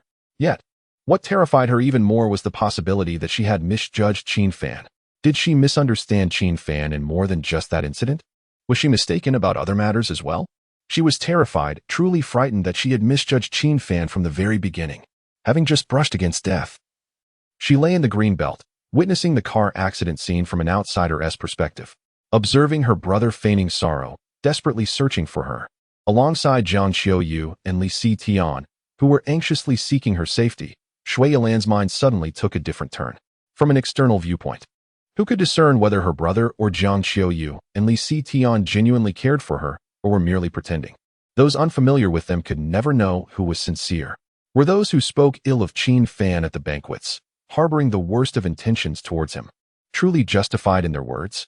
She recalled the initial hardships Qin Fan faced while assisting them, and the astonishment on his face when confronted with her harsh words. Fear gripped her heart. Shui Yalan's thoughts were in disarray. She could not yet ascertain whether she had genuinely misunderstood Qin Fan. However, the dread that she might have been wrong about him consumed her. If she truly had misjudged him from start to finish, what could she do to atone for her mistakes? Yalan, are you all right? Jiang Qiuyu and Li Tian discovered Shui Yalan collapsed in the green belt and hurried to check if she was injured.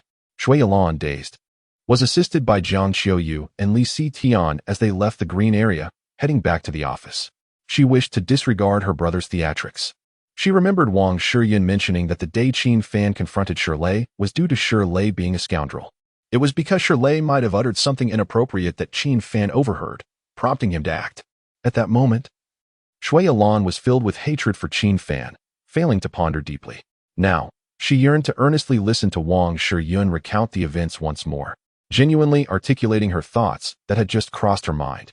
All she desired now was to ascertain whether she had indeed misunderstood Qin Fan. On the other end of the line, Wang Shiyun and Zhang Jing, upon hearing about Shui Yalan's recent ordeal and her inquiries, felt tears welling up once more. Yalan, it is we who have misunderstood Qin Fan. We have been mistaken from the very beginning. Yalan, where are you? We are coming to find you. Half an hour later, Wang Shiyun and Zhang Jing arrived at Shui Yalan's company with the mobile phone in hand. Jiang Qiuyu and Li Tian were already present.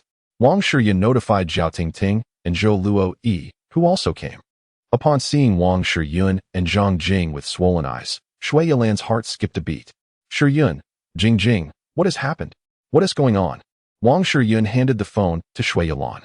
Yalan, didn't you ask me whether you had misunderstood Qin Fan? Didn't you mention that you felt you might have misjudged him when he glanced at your phone? Look, the answers are all here. Zhou Luo Yi recognized the phone Wang Shiyun produced. Sister Shiyun, isn't this Qin Fan's phone? Wang Shiyun nodded. This is the phone that was damaged in the underground parking lot. I managed to retrieve it. The answers sought by Yalan are contained within. There are also some that you ought to peruse. Chapter 16. This boss. 1 in a million. Wang Shiyun did not allow Shui Yalan and the others to look at anything else. She directly opened the chat records between Qin Fan and his grandfather. Jiang Qiuyu furrowed her brows. Grandfather? Qin Fan is chatting with his grandfather? Hasn't he passed away long ago? Wang Shiyun, with a sorrowful expression, nodded in affirmation. See, Shui Yalan, Jiang Qiuyu, and Li Tian did not inquire further. They began to read from the beginning. As they saw Qin Fan initially sharing stories of his struggles, work, and life alongside Wang Shiyun and the others, smiles emerged on their faces, lost in nostalgia. However, as they continued reading and discovered Qin Fan expressing to his grandfather that he sensed changes in Wang Shiyun and the others' attitudes towards him, their smiles faded. Tears welled in their eyes. They were not foolish and soon realized that it was not Qin Fan who had changed, but rather themselves. As they pressed on, when Shui Yalan saw Qin Fan recounting the misunderstanding regarding her phone, tears could no longer be contained. It turned out that incident was instigated by her detestable younger brother attempting to install monitoring software on her phone. It was indeed Qin Fan who had protected her. And yet Shui Yalan was a person who dared to love and hate, who expressed her emotions directly, and she began to weep openly. Continuing to read, they saw how they had naively believed others' words, prompting Wang Shiyun to feign affection for Qin Fan, while he sent joyful messages to his grandfather. They also witnessed Qin Fan's profound desolation as he realized he had merely been played for a fool. Qin Fan's messages gradually pulled them back into their memories. From the very beginning, when he wholeheartedly assisted them solely to fulfill their wishes, to the eventual realization that they had changed, mocked him, spoken harshly, doubted him, and interpreted his actions with the worst malice. Yet, Qin Fan persisted in helping them fulfill their wishes, motivated solely by gratitude.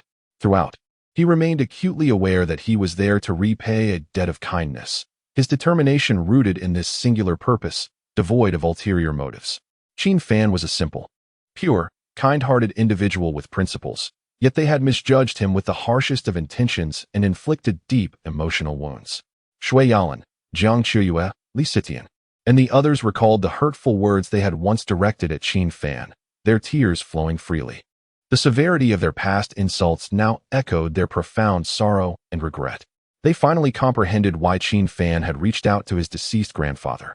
In this vast world, Qin Fan had only his grandfather as family, and his innermost thoughts could only be shared with him. Qin Fan's struggles, loneliness, and desolation stirred feelings of pity, guilt, and remorse within them. Shui Yalan, who had often harbored the worst suspicions about Qin Fan and spoken ill of him the most, was now the one who cried the hardest upon learning the truth. Shui Yalan, oh Shui Yalan, how foolish you are. How could you allow their words to affect you so deeply, treating Qin Fan with such harshness and casting unfounded suspicions upon him? Despite the fact that Qin Fan has protected you, you have harbored misunderstandings and directed cruel words at him for so long. Sister Shiyun, what should I do? How can I earn Qin Fan's forgiveness? I, sobbed Shui Yalan, wept inconsolably, resembling a child who had committed a grave error and was filled with remorse. Wang Shiyun, Zhang Jing, Jiang Qiyue, Li Sitian, Zhao Tingting, and Zhou Luoyi were all in tears as well, bewildered about how to seek Qin Fan's forgiveness. The most pressing concern was that none of them knew Qin Fan's whereabouts at that moment. Home. Qin Fan must have returned home. Let us go find him. In the capital of X province, Qin Fan's heart, wounded beyond repair, had already cast aside thoughts of Wang Shiyun and the others. His short film studio had been officially established, with staff now in place. 1 photographer, 1 general assistant, and 7 actors. Aside from the photographer, the remaining 8 were all fresh interns from university. Nowadays, university students are plentiful and serve as inexpensive labor. Among the 7 actors, there were 4 males and 3 females. Of the 4 male actors, 1 was tall and handsome, while the other 3 included a remarkably convincing impersonator of a crooked-mouthed god of war, 1 with a facial scar, and another with shifty eyes, resembling a natural-born sycophant. The 3 female actors were selected by Qin Fan based on their looks, each possessing a score of at least 80 in appearance, and all boasting commendable figures. To attract attention, one must have captivating titles and covers. If the cover features a stunning beauty, the clicks are bound to rise. Qin Fan had already penned the script, which revolves around a low-key rich second-generation heir who, upon entering university, masquerades as an ordinary person in search of true love. He embarks on a relationship with a girlfriend during his freshman year, which continues until their senior year. Just as he intends to reveal his true identity to her, he discovers her entering a cheap sports car. Approaching her for an explanation, he is met with scorn, accused of being poor and told that she has only been with him for his looks, and now that they are graduating and becoming adults, she must consider economic status. The heir, with a bittersweet smile, inquires about her new partner's wealth. She boasts that her current boyfriend is the general manager of XX Group, earning a monthly salary in the hundreds of thousands, implying that the heir is unworthy. The heir chuckles, realizing that XX Group is, in fact, his own company. What he thought was true love turns out to be nothing more than a superficial relationship with a materialistic gold digger. Since she values money so highly, he decides to show her what true wealth looks like. The heir embarks on a quest for revenge. The plot of this short film is rather kitsch, with many novels featuring similar storylines. However, one cannot deny that the audience revels in watching the downfall of such materialistic women. Have you memorized the lines? Yes, boss. Good. Photographer in position, first scene, let us roll. As expected, the first take was abysmal. The university students, not having studied acting, exhibited stiff expressions and movements as rigid as robots. Cut. You are overly concerned with the camera, forgetting that you are currently engaged in a performance. Consider it your genuine experience. Xiaohui, have you ever faced rejection in your pursuit of romance? Now, envision yourself as the understated heir who is scorned. Jialu, as a wealthy scion, You need not adopt Xiao Hui's exaggerated grimace. Instead, cultivate an air of profundity and subtlety, gracing your lips with a hint of a playful smile.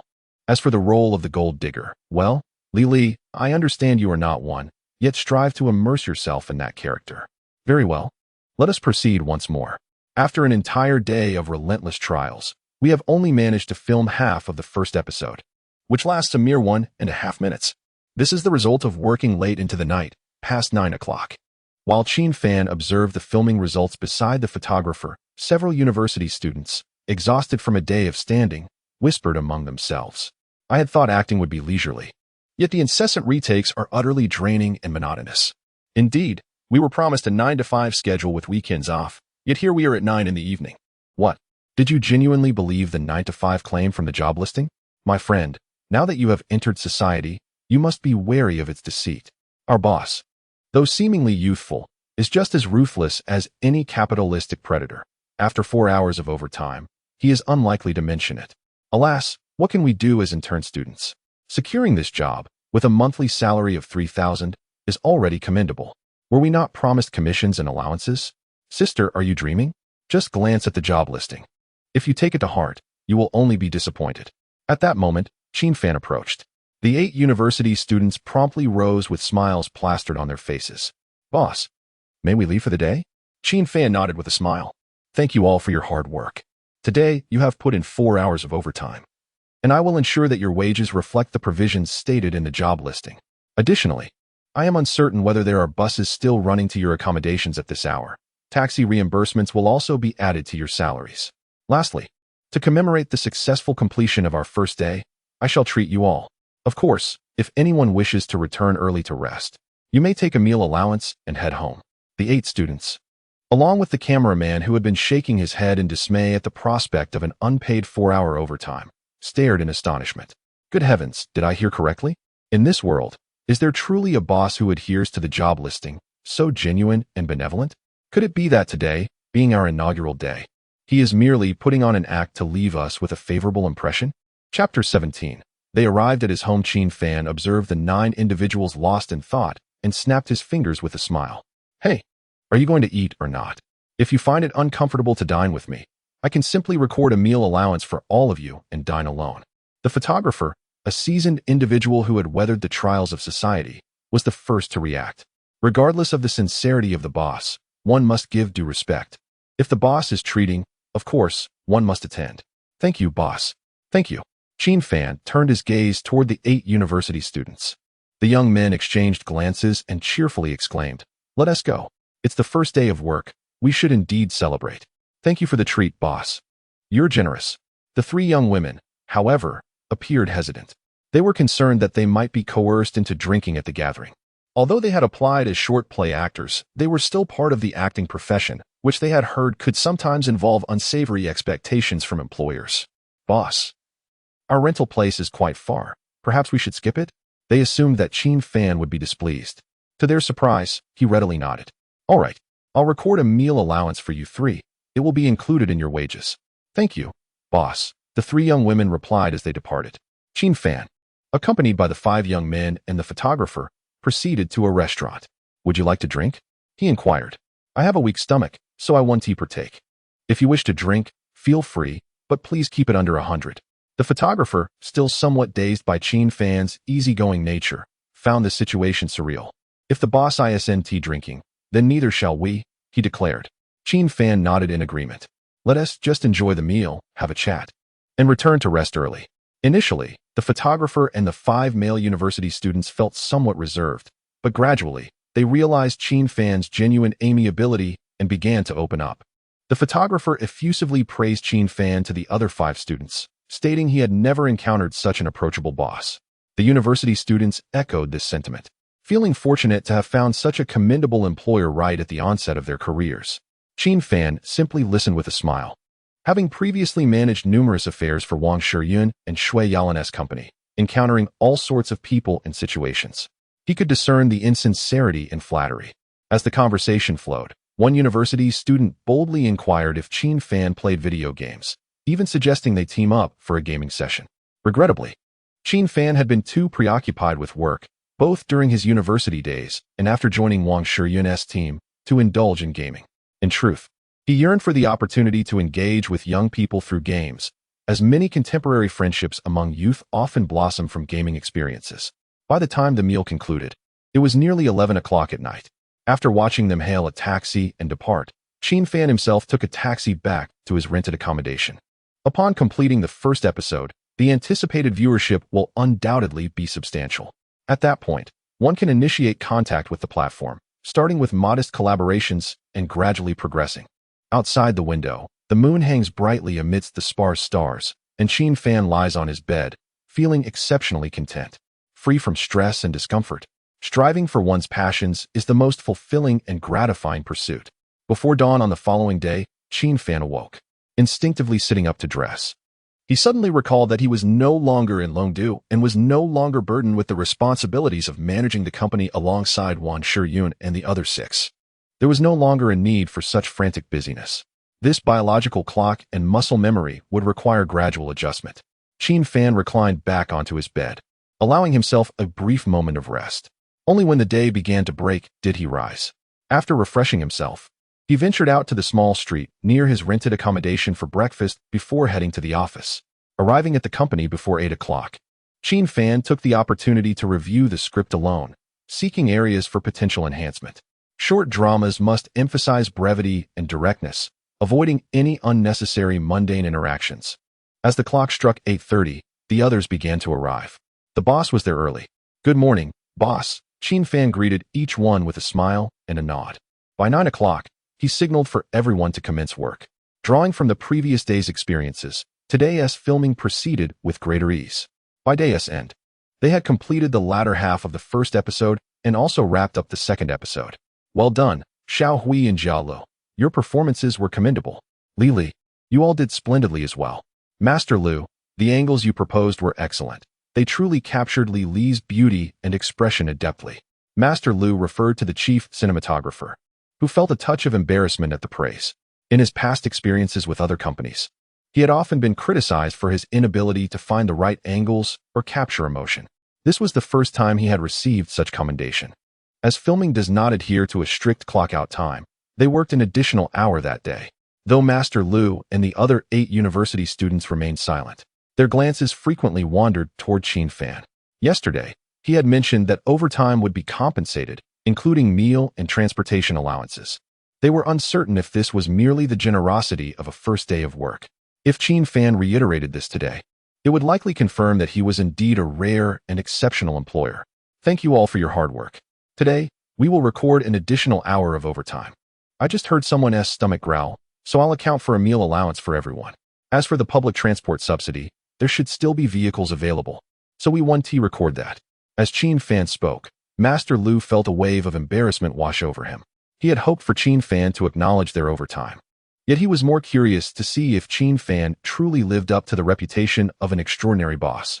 In truth, accounting for an hour of overtime was more of a formality than an indication of continuous exertion, and he felt it unnecessary to classify it as overtime. Yet, Qin Fan not only recorded their extra hour, but also included a meal allowance due to someone's growling stomach. "Ladies and gentlemen, it is only 6 in the evening now. Dining at this hour is indeed rather early, wouldn't you agree?" Master Lu scratched his head and chuckled, saying, "Boss, let's just forget about it. It's only been an hour. No need to record overtime. As for the meal allowance, let's let that slide too. It's only 6 o'clock. And there's still plenty of time for dinner." Although Master Lu did not genuinely wish to forgo the money, his words were laced with a desire to curry favor with his employer, a sentiment born from the harsh realities of life. The other college students chimed in, "Yes, boss. Let's just let it go. It's only an hour. Truly no need to count it as overtime. We can head out for dinner now without delay." Just then, someone's stomach rumbled, likely a prelude to an embarrassing moment. However, Qin Fan smiled and waved his hand, saying, "If I were to impose fines based solely on the penalties for tardiness and early departures outlined in the job posting, without adhering to the stated compensations for overtime and the rewards for diligent work, wouldn't that make me two-faced? Let us follow the terms as they were originally presented." Master Lu stared blankly at Qin Fan, his heart tumultuous. The impact of Qin Fan's words felt akin to a meteor crashing into the ocean of his emotions. Throughout his career, he had encountered countless employers who rigidly enforced punitive measures, always finding excuses to deny benefits and bonuses. This was the first time he had met a boss as principled as Qin Fan.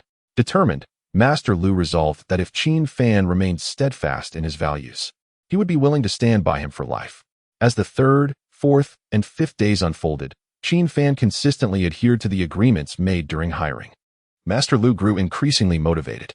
The other 8 intern students, in conversations with their peers, began to appreciate their fortuitous encounter with such an exceptional employer. The boss treats me as a person, respects me. How could I possibly let him down by being lazy? Furthermore, with Qin Fan's small company of only 10 employees, every day was filled with fervor and fulfillment. Meanwhile, on another front, Wang Shiyun, Shui Yalan, Zhang Jing, Jiang Qiuya, and Li Sitian, a total of 7 young ladies, departed from Longdu in 2 luxury cars, journeying southwards to Qin Fan's hometown. His ancestral village, nestled against the mountains, boasts a history dating back to the reign of the Hongwu Emperor. Within the village, there exists a wide stone bridge, upon which stands a temple. It is common to see elderly villagers basking in the sun in front of the temple, engaged in lively conversation while weaving baskets and crafting shoes. On this day, the elderly couples, as usual, sat on the bridge, chatting and engaging in their handiwork when suddenly, 2 vehicles entered the village. Moments later, 7 ethereal figures, exuding an air of affluence that seemed out of place in this quaint mountain village, disembarked from the cars. The elderly villagers stood in curiosity. Who are these young ladies? Are they celebrities? That leading young lady looks like Doraba Dilmarat. Nonsense, that is not Doraba. Her name is Gulinaza. Oh my. Are these big stars visiting our village? Could it be that they are here to film a movie? Chapter 18. The 7 young ladies in search of someone. Why do they seem somewhat familiar? They are all stars from the television, so of course they appear recognizable. No. It seems I have encountered them somewhere before. As Wang Shiyun, Shui Yalan, and the others alighted from the vehicle, they noticed someone on the bridge and approached the temple at its forefront. Good sir, I wish to inquire about a person. Who are you looking for? I have never ventured far from this place. If you seek someone from the village, I might assist you, but if you are inquiring about someone from elsewhere. The elderly man shook his head. Wang Shiyun gazed at the wrinkled face of the old man, whose eyes sparkled with brightness, and could not help but think of Grandpa Qin Fan. The villager's gaze is distinctly different from that of the people in Longdu. It is pure and clear. I would like to ask, is Qin Fan in the village? Previously, when Qin Fan returned to pay respects at his grandfather's grave, the villagers were well aware of it. The old man did not conceal the information. Oh, you are looking for Xiao Fan. He returned to the village once to pay respects to his grandfather, but then he left again. What business do you have with him? Wang Shiyun hesitated, unsure of how to explain. Well, sir, do you have a way to contact Qin Fan? We have something of great importance to discuss with him. At that moment, the elderly man, who had just remarked on how Wang Shiyun and her companions seemed familiar, suddenly recalled. You are the 7 young ladies who visited when Xiao Fan's grandfather passed away, aren't you? You are the girl who jumped into the reservoir to save Xiao Fan's grandfather? Wang Shiyun smiled faintly and nodded. To her surprise, upon recognizing Wang Shiyun and Shui Yalan's identities, the village elders became exceedingly warm and welcoming. Ah, so you are the saviors of Xiao Fan's grandfather. Please, come. Sit down and talk. You must be weary from your journey from Longdu. Allow me to fetch you some water. Have you eaten? The lady here will prepare noodles for you. Xiao Fan's grandfather often spoke of you all, saying that were it not for your timely intervention, he would have drowned. I heard from Xiao Fan that after graduation, he joined your company, and you took great care of him. We are truly grateful to you. That child, Xiao Fan, has had a tough life. He was abandoned by his biological parents shortly after birth, but his grandfather rescued him and brought him home, giving him a second chance at life. Surely, heaven has eyes. How could one endure suffering perpetually? Xiao Fan's encounter with you all is indeed a stroke of fortune. The words of the old man and woman filled Wang Shiyun, Shui Yalan, and the others with shame and a bittersweet sensation in their hearts. By the way, isn't Xiao Fan working at your company? Are you unable to reach him? Wang Shiyun hesitated to reveal how they had treated Qin Fan. Qin Fan, he has resigned. He contributed greatly to our company, and we wish to express our gratitude, but it seems his phone has been lost, and we cannot contact him. The simple-minded old man merely acknowledged her statement without suspicion, nodding as he said, no wonder when Xiao Fan visited me not long ago. He mentioned wanting to return home to do something for the village. It turns out he has resigned. I have his mobile number. I shall call him and inquire. The elderly gentleman dialed the phone, only to receive the disheartening response that it was powered off. The number stored in his antiquated phone was still the one belonging to Qin Fan from before. Presently, that very phone resided in Wang Shiyun's vehicle. However, due to the incessant calls flooding in for Qin Fan, Wang Shiyun had no choice but to turn it off. What a memory I have. You just mentioned that Xiao Fan lost his phone, and here I am trying to reach him. She chuckled. It matters not that I cannot get through now. I surmise that once Xiao Fan replaces his number, I shall be able to connect. Wang Shiyun, Shui Yalan. And the others were acutely aware that Qin Fan would not be replacing that SIM card. Sir, do you know where Qin Fan has gone? The old gentleman shook his head. This young lad hasn't mentioned a word, so I truly do not know. Disappointment flickered in the eyes of Wang Shiyun and Shui Yalan. Still no sign of Qin Fan. Where on earth could he be? Wang Shiyun forced a smile. Thank you, sir. If Qin Fan returns at any point, please be sure to inform me. Here is my contact information. She handed the elderly gentleman a business card. He wiped his hands on his clothes before accepting the exquisite card with both hands. A wave of inexplicable emotion washed over Wang Shiyun as she observed the old man's rough, cracked hands, marred by years of labor. Was it pity? Sorrow? She could not quite articulate it. Wang Shiyun felt compelled to contribute something to Qin Fan's village as a means of atoning for her past transgressions against him. Sir, is the village chief around? I would like to meet with him. The elderly gentleman guided Wang Shiyun to the village chief. She generously donated 100,000 yuan to the village, requesting that the chief procure milk powder and staple foods for the elderly residents. Should any elder fall ill and struggle to afford medical care, they were to call her. Shui Yalan, Zhang Jing, and the others also left their contact information, encouraging the village chief to reach out to them as well.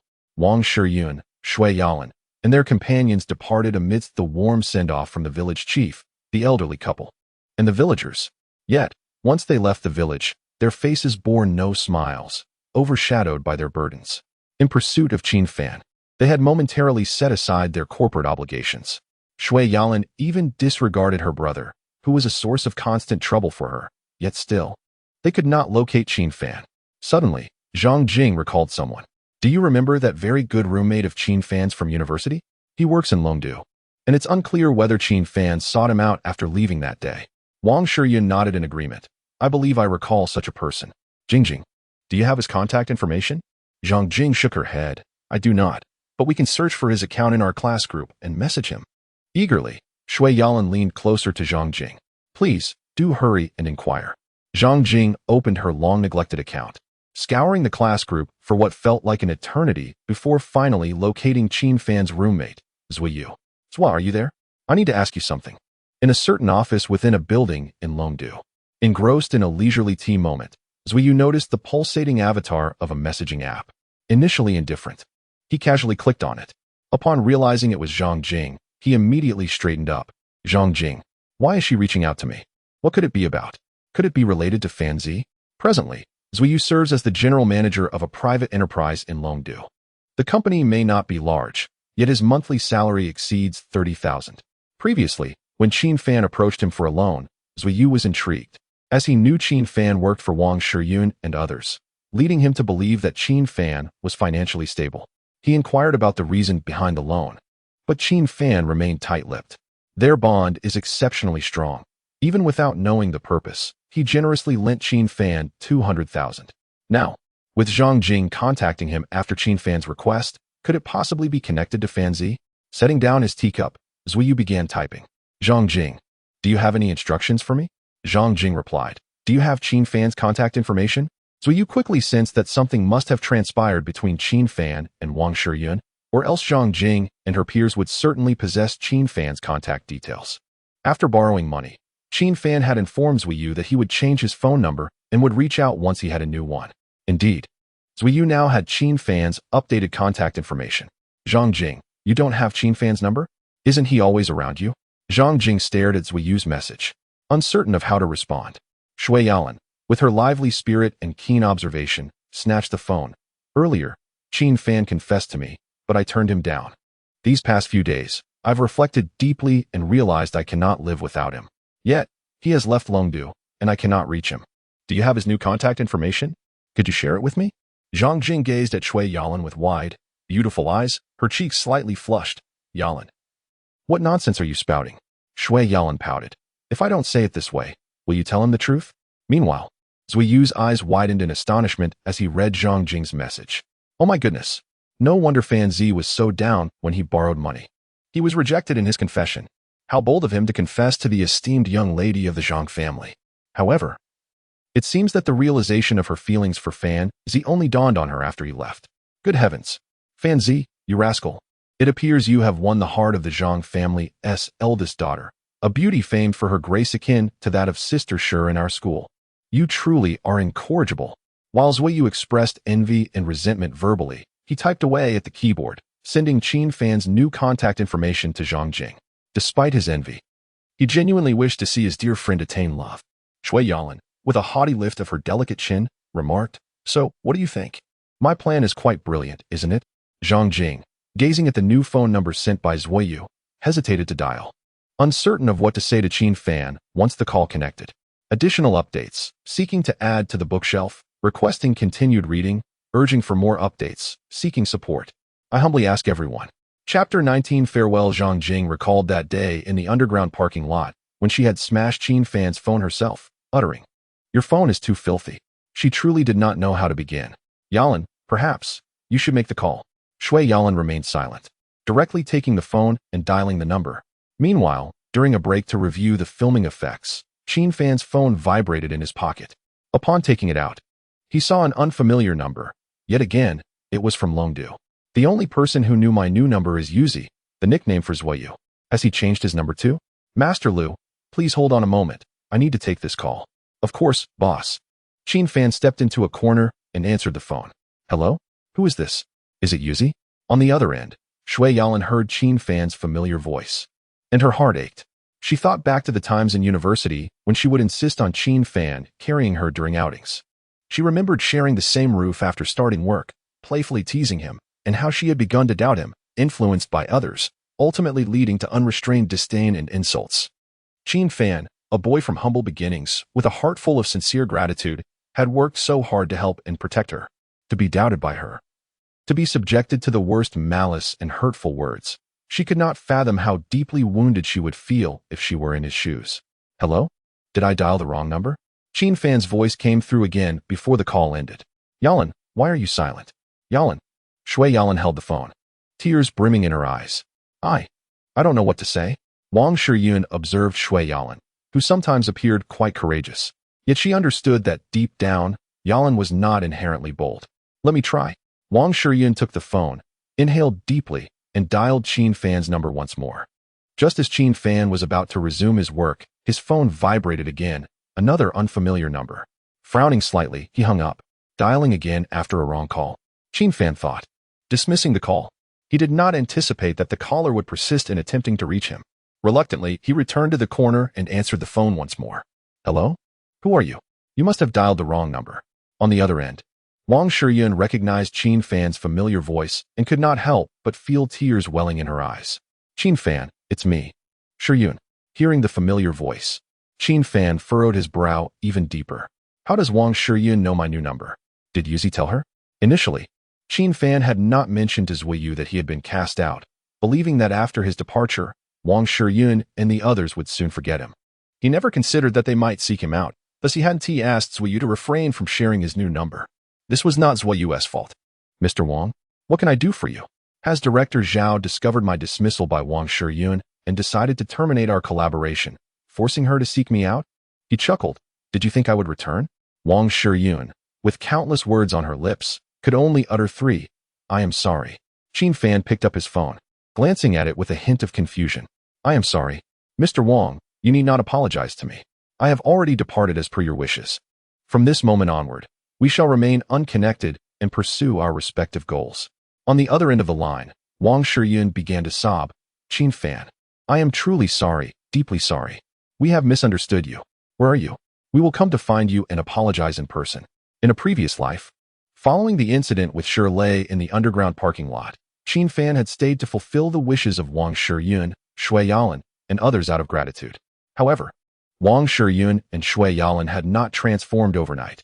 Instead, they had become increasingly estranged and outrageous. They treated Qin Fan as a mere plaything, a jester, a beast of burden, a slave to be toyed with, mocked, and humiliated.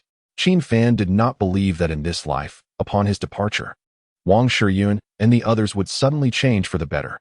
Perhaps this was yet another ruse. Perhaps Wang Shiyun and her affluent circle had wagered something, hoping to deceive Qin Fan into returning, only to continue their ridicule. Mr. Wang, I am very busy and have no time to indulge you, nor shall I ever again. Farewell, or rather, never to meet again. With that, Qin Fan ended the call abruptly. Wang Shiyun stared at the disconnected phone, her heart heavy with bitterness. He hung up. Memories flooded her mind. When Qin Fan first became their bodyguard and assistant, shyly smiling at her, his diligence as they fought for the company, tirelessly bustling about. How he would promptly deliver medicine and a warm glass of water whenever her stomach ached, showing genuine concern. And how, no matter how busy he was, he would cheerfully respond whenever she called his name. Would they never return to those days? Suddenly, a deep pain gripped Wang Shiyun, akin to losing someone of immense importance. This sensation was even more profound than when her beloved grandmother passed away. Qin Fan has hung up? Shui Yalan inquired, urgency in her voice. Did he mention where he is? Wang Shiyun shook her head, tears brimming in her beautiful eyes. He does not wish to see us again. Shui Yalan exclaimed. How can I apologize to him? He comes from such a pitiable background, so kind and pure. I have misunderstood him so deeply, harshly speaking to him. I must seek his forgiveness, or I shall never find peace in this lifetime. Wang Shiyun shook her head, uncertain of what to do. Then the phone rang. Wang Shiyun initially thought it was Qin Fan calling back, but it was her secretary. Mr. Wang, when will you return? There are numerous matters at the company awaiting your attention. If you do not come back soon, we may face serious consequences. Wang Shiyun hung up, took a deep breath, and organized her thoughts. Let us return to Longdu for now. Qin Fan has diligently contributed to the development of our company. We cannot allow his hard work to go in vain. Once we return to Longdu, we must stabilize the company while seeking out Qin Fan's whereabouts. Regardless of whether he is willing to meet us, we must personally apologize to him and seek his forgiveness. The 7 young ladies, laden with the regret of not having seen Qin Fan, embarked on their journey northward back to Longdu. Meanwhile, after hanging up the phone, Qin Fan immersed himself wholeheartedly in his work. Master Liu and the other 8 university students grew increasingly proficient, showcasing remarkable progress in their acting skills. Initially, Qin Fan contemplated hiring a few drama students when the budget allowed. However, that now seemed unnecessary. In the days that followed, Qin Fan's short drama studio became more adept, sometimes managing to film 4 or 5 episodes in a single day without the need for larger sets. As Qin Fan devoted himself passionately to his career, Wang Shiyun, Shui Yalan, Zhang Jing, and others returned to Longdu, persistently inquiring about Qin Fan's location. Wang Shiyun, Shui Yalan, Zhang Jing, Jiang Chuyue, and the other young ladies kept themselves busy each day, trying not to think of Qin Fan. Yet, memories would always resurface. When Wang Shiyun experienced stomach pains, she would think of Qin Fan. When uncertain, she would recall him. Passing by his office would evoke thoughts of him, and in the company lobby, she would remember his diligent figure. Shui Yalan, overwhelmed with work, would think of Qin Fan, and during moments of frustration with the newly hired inept managers, his memory would resurface. Every time she drove, she would recall the day she reclaimed the car she had gifted to Qin Fan in the underground parking lot. Zhang Jing would remember Qin Fan during thunderstorms, when facing tough partners, upon seeing men resembling him, and even when she picked up her phone. Constantly reminded of that day, she dropped Qin Fan's device. Jiang Chuyue, while serving drinks at her bar, would think of Qin Fan, especially when dressed in slightly revealing attire. Zhao Dingting, Li Sidian, and Zhou Luai would all find themselves involuntarily reminiscing about Qin Fan in their daily lives and work.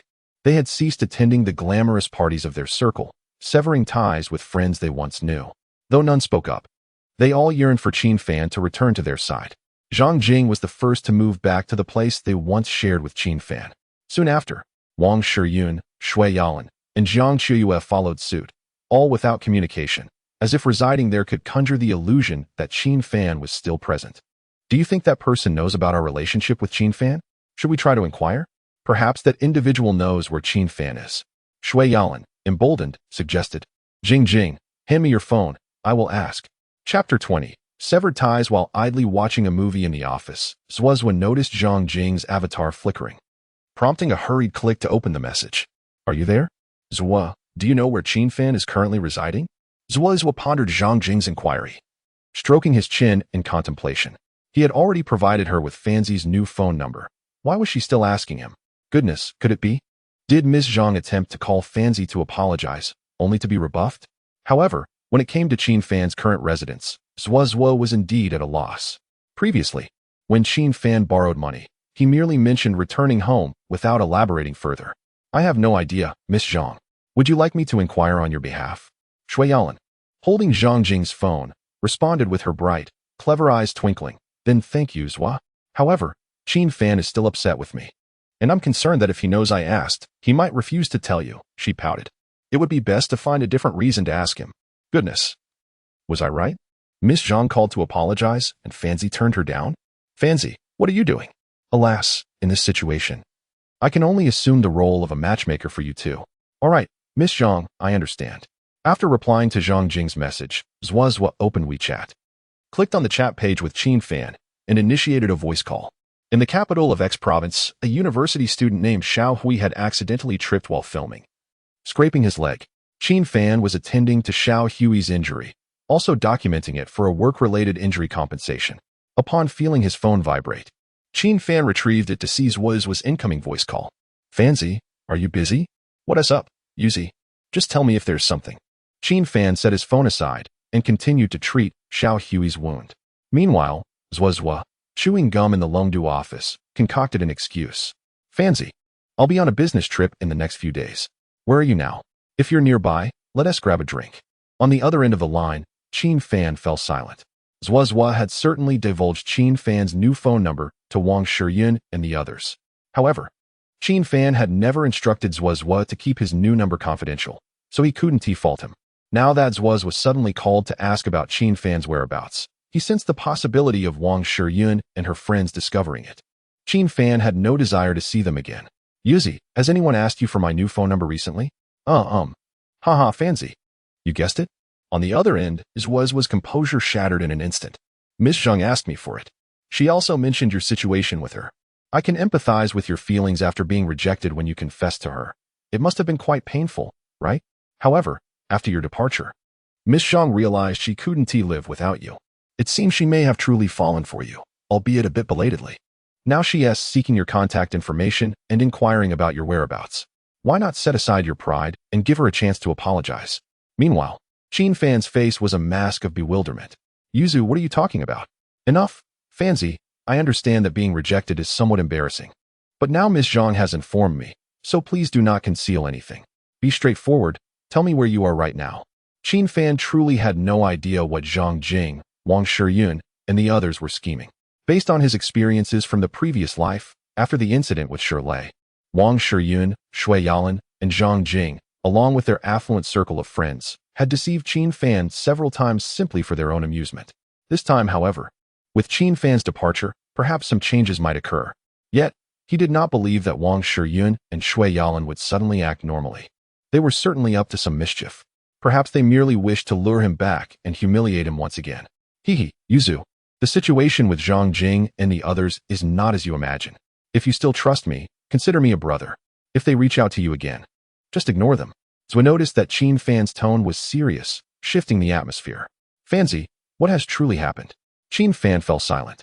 He did not wish to disclose his experiences. It was rather humiliating, was it not? Regardless, do not pay attention to whatever they say, just disregard it. If you genuinely want to meet for drinks, inform me of your location, and I shall come find you. All right, Fanzi, I believe you. After ending the voice call, Zhua gazed at Zhang Jing and his chat page for a while, ultimately deciding to trust Qin Fan and close the chat window. Ding ding. Classmate Zhua, have you inquired about where Qin Fan is? Classmate Zhua? Zhang Jing continued to ask, but Zhua did not reply. Why isn't Zhua responding? Zhang Jing timidly wondered. Could it be that Qin Fan revealed the truth to him? Shui Yalan had just prepared a message to send out when she abruptly halted her actions. If Zhua had learned the truth, as a good friend of Qin Fan, it would be surprising if he did not scold them, and indeed, ignoring them was the least they deserved. The room descended into a melancholic silence once more. With Zhua's line of communication severed, Wang Shiyun, Shui Yalan, and Zhang Jing were at a loss as to how to locate Qin Fan. They could only continue working. maintaining the company's normal operations while contemplating other means to inquire about Qin Fan's whereabouts. The oppressive atmosphere of work, coupled with the once beautiful memories of Qin Fan and the subsequent regrettable recollections following their altered attitudes towards him, filled them with remorse, longing, and self-reproach, robbing their faces of smiles. On that day, Jiang Qiuyu's father sought her out for a conversation. He hoped that Jiang Qiuyu would take over the family business, which included hotels, bars, and KTVs. However, Jiang Qiuyu's aspiration was to open the largest chain of cake shops in the country, for she adored baking and indulging in cakes.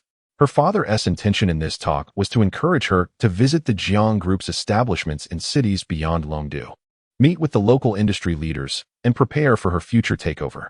Initially, Jiang Qiuyu was inclined to retort that she would not go. However, she recently found herself frequently thinking of Qin Fan at the company. A mere turn of the corner would evoke his memory, and upon returning home, he would linger in her thoughts. In moments of exhaustion, weariness, or confusion, it was always Qin Fan who occupied her mind. The incessant flood of beautiful memories from the past overwhelmed her, and she felt as though she could scarcely bear it. Thus, taking this opportunity to go out and clear her mind seemed a good idea. In the provincial capital of X, after a month of diligent effort, Qin Fan's inaugural short drama was finally complete. The editing and post-production work had all been finalized. Only the final step of launching it remained. Yet, Master Lu, Xiaohui, and Jia Lu were filled with concern. Boss, for such a series, with episodes lasting only 1.5 to 2 minutes, will anyone truly watch it? The plot is rather cliché, something we've seen in numerous novels. Will it really attract an audience? Over the past month, through their interactions with Qin Fan at work, Master Lu, Xiaohui, and Jia Lu had genuinely grown fond of their boss. Unbeknownst to them, they speculated about Qin Fan's background, imagining him to be merely a young entrepreneur. If he were to fail and the business were to collapse, their own job security was of little concern. What truly troubled them was the thought of never encountering a boss as exceptional as Qin Fan again. With unwavering confidence, Qin Fan jested. The experience of reading a novel and watching a video is distinctly different. I am not worried about our short drama lacking an audience. My concern lies in the possibility of you all becoming stars, being invited to act in films and television shows. Then I would have to recruit newcomers, ha ha ha. In a joyful and anticipatory atmosphere, Qin Fan released his first short drama. Chapter 21. The first pod of Gold. Qin Fan's short drama comprises a total of 50 episodes. He has decided to offer the first 15 episodes for free, with the subsequent 35 available for a fee. Given the substantial investment and high production costs associated with quality scripts, the charge per episode is set at approximately 12 yuan. However, Qin Fan's short drama does not demand a hefty investment, and its production costs are relatively modest. As there are currently no other short dramas on the market, he is confident that viewership will be plentiful upon its release. He set the price at an accessible 5 yuan per episode, rather than the maximum of 2 yuan or an excessively low rate. This means that if a single viewer pays for all 35 episodes, Qin Fan stands to earn 5 yuan. If 10,000 viewers pay to watch the entire series, that sums to an impressive 525,000 yuan. Qin Fan believes that, while it may take time to reach a viewership of 100,000, it is certainly achievable. The prospect of 100,000 paying viewers translates to a staggering 25 million yuan. Many pioneers in the online drama scene have reported daily earnings exceeding 100,000 yuan, with some individuals amassing fortunes solely from short dramas. The more money one has, the more opportunities arise, and Qin Fan naturally yearns for greater wealth. The title of the short drama is crucial. Qin Fan refrains from crafting obscure or convoluted titles, opting instead for the straightforward. The wealthy young man slaps the gold-digging woman. The cover features the most attractive and well-proportioned female university student, ensuring a high click-through rate. Following the release, Qin Fan begins preparations for the filming of his second short drama. There is little merit in obsessively monitoring the performance of the first. He believes it is best to leave the results to time. 3 days pass in succession. On the first day, several hundred viewers pay to watch the series. The second day sees the numbers swell to over 1,000, and by the third day, several thousand have joined. Today marks the 4th day, and due to the impressive metrics surrounding Qin Fan's short drama, the platform begins to promote it. The number of paying viewers rapidly surpasses 10,000 and continues to rise. Although Qin Fan has previously witnessed more substantial financial transactions while working for Wang Shiyun, Shui Yalan, and others, those earnings were not his own. The 50,000 yuan reflected in his back-end earnings, however, is undeniably his. In just 4 days, the first short drama has generated over 50,000 yuan. Qin Fan's spirits soar. That afternoon, he announces the success of the first short drama, implementing a salary increase of 1,000 yuan for all employees, alongside a bonus of 10,000 yuan. Commissions will be calculated based on each individual's contributions. The actress on the cover receives an additional red envelope of 10,000 yuan. Everyone is ecstatic. Thank you, boss. Our boss is magnificent. Our boss is generous. A 10,000 yuan bonus. I've only been interning for just over a month. My classmates will surely be envious. Master Lu pinches himself hard, feeling as though he is in a dream. It all seems too surreal. Having only recently started working, the prospect of receiving a 10,000 yuan bonus so soon after Qin Fan's financial success is simply extraordinary. This employer is not one of those ruthless capitalists who exploit us. Rather, he treats us as human beings, respects us, and regards us as compatriots, an exceptional boss indeed. As long as he does not dismiss me, I shall dedicate myself to him until the end. Qin Fan was equally elated and announced, after work, I will treat everyone. Let us have a small celebration. When the salaries are distributed next month, we shall celebrate in grand style. The revenue from the back end would only be available for withdrawal next month. Qin Fan estimated that the first short play would earn him at least 1 million by then. It would be entirely feasible to treat everyone to a splendid feast and some entertainment. Understood. Our boss is exceedingly generous. Boss, we want to join as well. The 3 female university students, during their interactions with Qin Fan, had already discerned that he was not the type of despicable superior who resorts to coercive tactics. They were free from the worry of being pressured to drink at the dining table. All right, everyone, let us return to our tasks. I shall also check if there are areas in the second script that can be refined. If you have any suggestions for improvements, feel free to share. Acknowledged. Certainly, boss. After work in the afternoon, Qin Fan, accompanied by 9 employees, ventured into a nearby restaurant. While awaiting their meal, the university student Lily inquired, Boss, is our company still hiring? I have a classmate who is exceptionally beautiful. Her aspiration is to become an actress. She often enjoys filming little videos in her dormitory and has a remarkable talent for performance. She wishes to come and audition.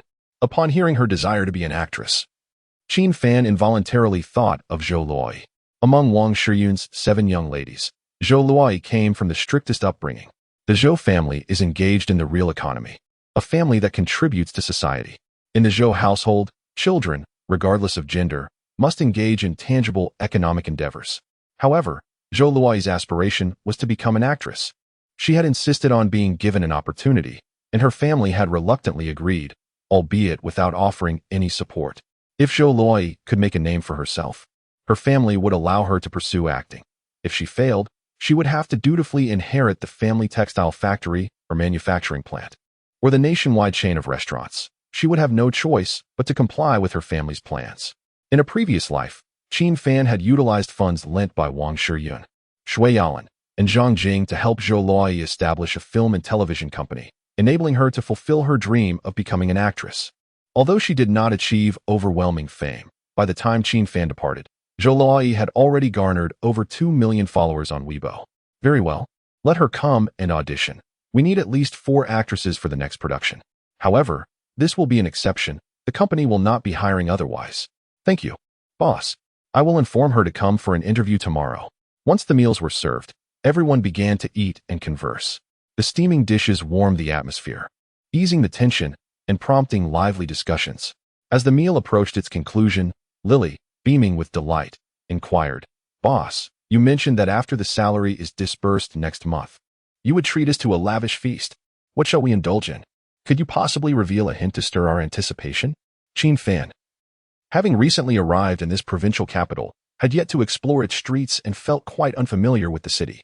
I am open to anything. What would you all like to eat? I welcome your suggestions. Lily playfully responded, Boss, are you not concerned that we might take advantage of your generosity? She stuck out her tongue mischievously. Qin Fan chuckled softly. The short play had already garnered over 500,000 in earnings within 4 days. By next month, even if the momentum waned and viewership declined, it would surely surpass 1 million. Spending a mere 20,000 to treat the staff to a grand meal seemed a small price to pay, especially given their diligent efforts. Well, As long as you refrain from ordering 1982 Lafite or similar extravagances, a standard banquet should pose no issue, he reassured. Lily tentatively proposed. What if we wish to dine at Xiaoxiang Hotel? Once again, she cheekily stuck out her little tongue. Qin Fan's expression shifted slightly at the mention of the hotel. As he worked for Jiang Qiuyue, it was imperative for him to familiarize himself with the Jiang Group's enterprises. And Xiaoxiang Hotel in the provincial capital was indeed one of its assets. Seeing the subtle change in Qin Fan's demeanor, Master Lu quickly interjected with a jovial tone. Xiaoxiang Hotel? That is a 5-star establishment. A single meal there would cost at least 3,000. Lily, with the boss being so generous, do you truly wish to take advantage of him? To which Lily replied, Oh, boss, I was merely joking. We can choose any restaurant for our meal. Qin Fan genuinely wished to steer clear of dining at Jiang Qiuyue's hotel, even for a simple meal. He had promised a grand feast next month, and he intended to fulfill that promise. Are there any other 5-star hotels in the city besides Xiaoxiang? He asked. Lily, her eyes sparkling with excitement, exclaimed, Boss, are you truly taking us to a 5-star hotel? Qin Fan nodded with a smile. Lily tilted her head thoughtfully. Besides Xiaoxiang Hotel, there is also Qingyuan Hotel. Qin Fan replied. Then next month, I shall take you all to Qingyuan Hotel. You are the best, boss. You are magnificent. The following morning at work, Lily arrived with a new female colleague. She was indeed strikingly beautiful, with fair skin and an admirable figure. If this young woman were to stay, she could easily assume the role of the leading lady. Please familiarize yourself with the script, he advised. The second short play will be postponed by 1 day. Understood, boss. As the first short play continued to circulate online and the second came into focus, Jiang Qiuyue arrived at Xiaoxiang Hotel in a luxurious private vehicle. Chapter 22. Jiang Qiumei arrives. Miss, please. Wang Guangsong, the general manager of Xiaoxiang Hotel in the provincial capital of X province, bowed deeply with a beaming smile, gesturing for her to enter. Jiang Qiumei, her face partially concealed by oversized sunglasses and clad in an elegant black gown that revealed a hint of her fair calves, nodded slightly before stepping into the hotel. Miss, would you like to inspect the hotel first? I have prepared a welcome banquet for you. Perhaps you would enjoy sampling the culinary delights of this city? Jiang Qiumei, without turning her head, replied, No need to trouble yourself. Wang Guangsong cast an awkward glance at the assistant who had accompanied Jiang Qiumei from the headquarters in Longdu. The assistant stepped forward and whispered an explanation to Wang Guangsong. Mr. Wang, the young lady has not been in good spirits lately. Her visit is mainly for relaxation. Wang Guangsong felt embarrassed. I just acquired Qingyuan Hotel for the group yesterday and had planned to share this good news at the welcome banquet, but Jiang Qiumei indeed seemed to be dousing Wang Guangsong's enthusiasm with cold water. The assistant, feeling sheepish, suggested, Mr. Wang, let us not rush. Miss Jiang won't be leaving anytime soon. We can discuss it when her mood improves. Wang Guangsong felt a pang of discomfort in his heart. However, given her status as the heiress of the group, he dared not voice any dissatisfaction. Jiang Qiumei settled into the most luxurious suite of Xiaoxiang Hotel. Standing by the window gazing at the bustling city below, her exquisite face bore no expression, and her beautiful eyes flickered with memories. This trip was originally intended to serve as a respite. Yet, Jiang Qiumei found herself unable to suppress thoughts of Qin Fan. As she gazed out at the wheat fields from the car window during her journey, she recalled a summer during her sophomore year when she had wanted to take photos in a wheat field, only to be stopped by Qin Fan, who insisted they must not trample the farmland. Ultimately, she refrained from entering the field, but for several days following, she deliberately left more food for Qin Fan, relishing in his earnest attempts to consume it, and her laughter at his struggles echoed vividly in her mind. Yet now, Qin Fan was gone. Just moments after disembarking from the car at Xiaoxiang Hotel, seeing Wang Guangsong waiting at the entrance reminded her once more of Qin Fan. When she first took over the family business and Qin Fan had stood by her side, he would always wait for her at the company entrance before meetings or partner visits. Uninfluenced by the remarks of those in her social circle, she had perceived Qin Fan as a punctual, respectful, and proactive individual. However, as she became swayed by their opinions, she began to harbor the most malicious suspicions about him. She rationalized that his punctuality and deference were merely acts of self-serving performance designed to showcase his own hardship. You wish to put on a show? Very well. I shall oblige. She intentionally made things difficult for Qin Fan, demanding he arrive an hour early each time. She pressured him to drink at the banquet. Even when he appeared to be suffering, sweating profusely as he clutched his stomach.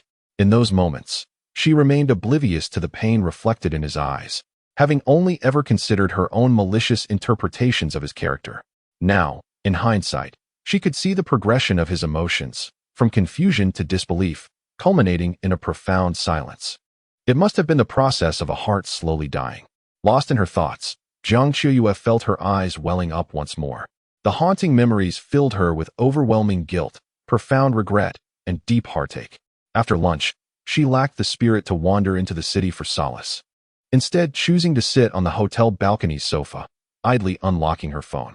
In the small group chat with Wang Shiyun and others, silence reigned, as they remained oblivious to Qin Fan's whereabouts. Jiang Qiuyue absent-mindedly scrolled through her phone until she stumbled upon a striking young woman featured in a post titled "Rich Young Man Slaps Face of Gold-Digging Woman."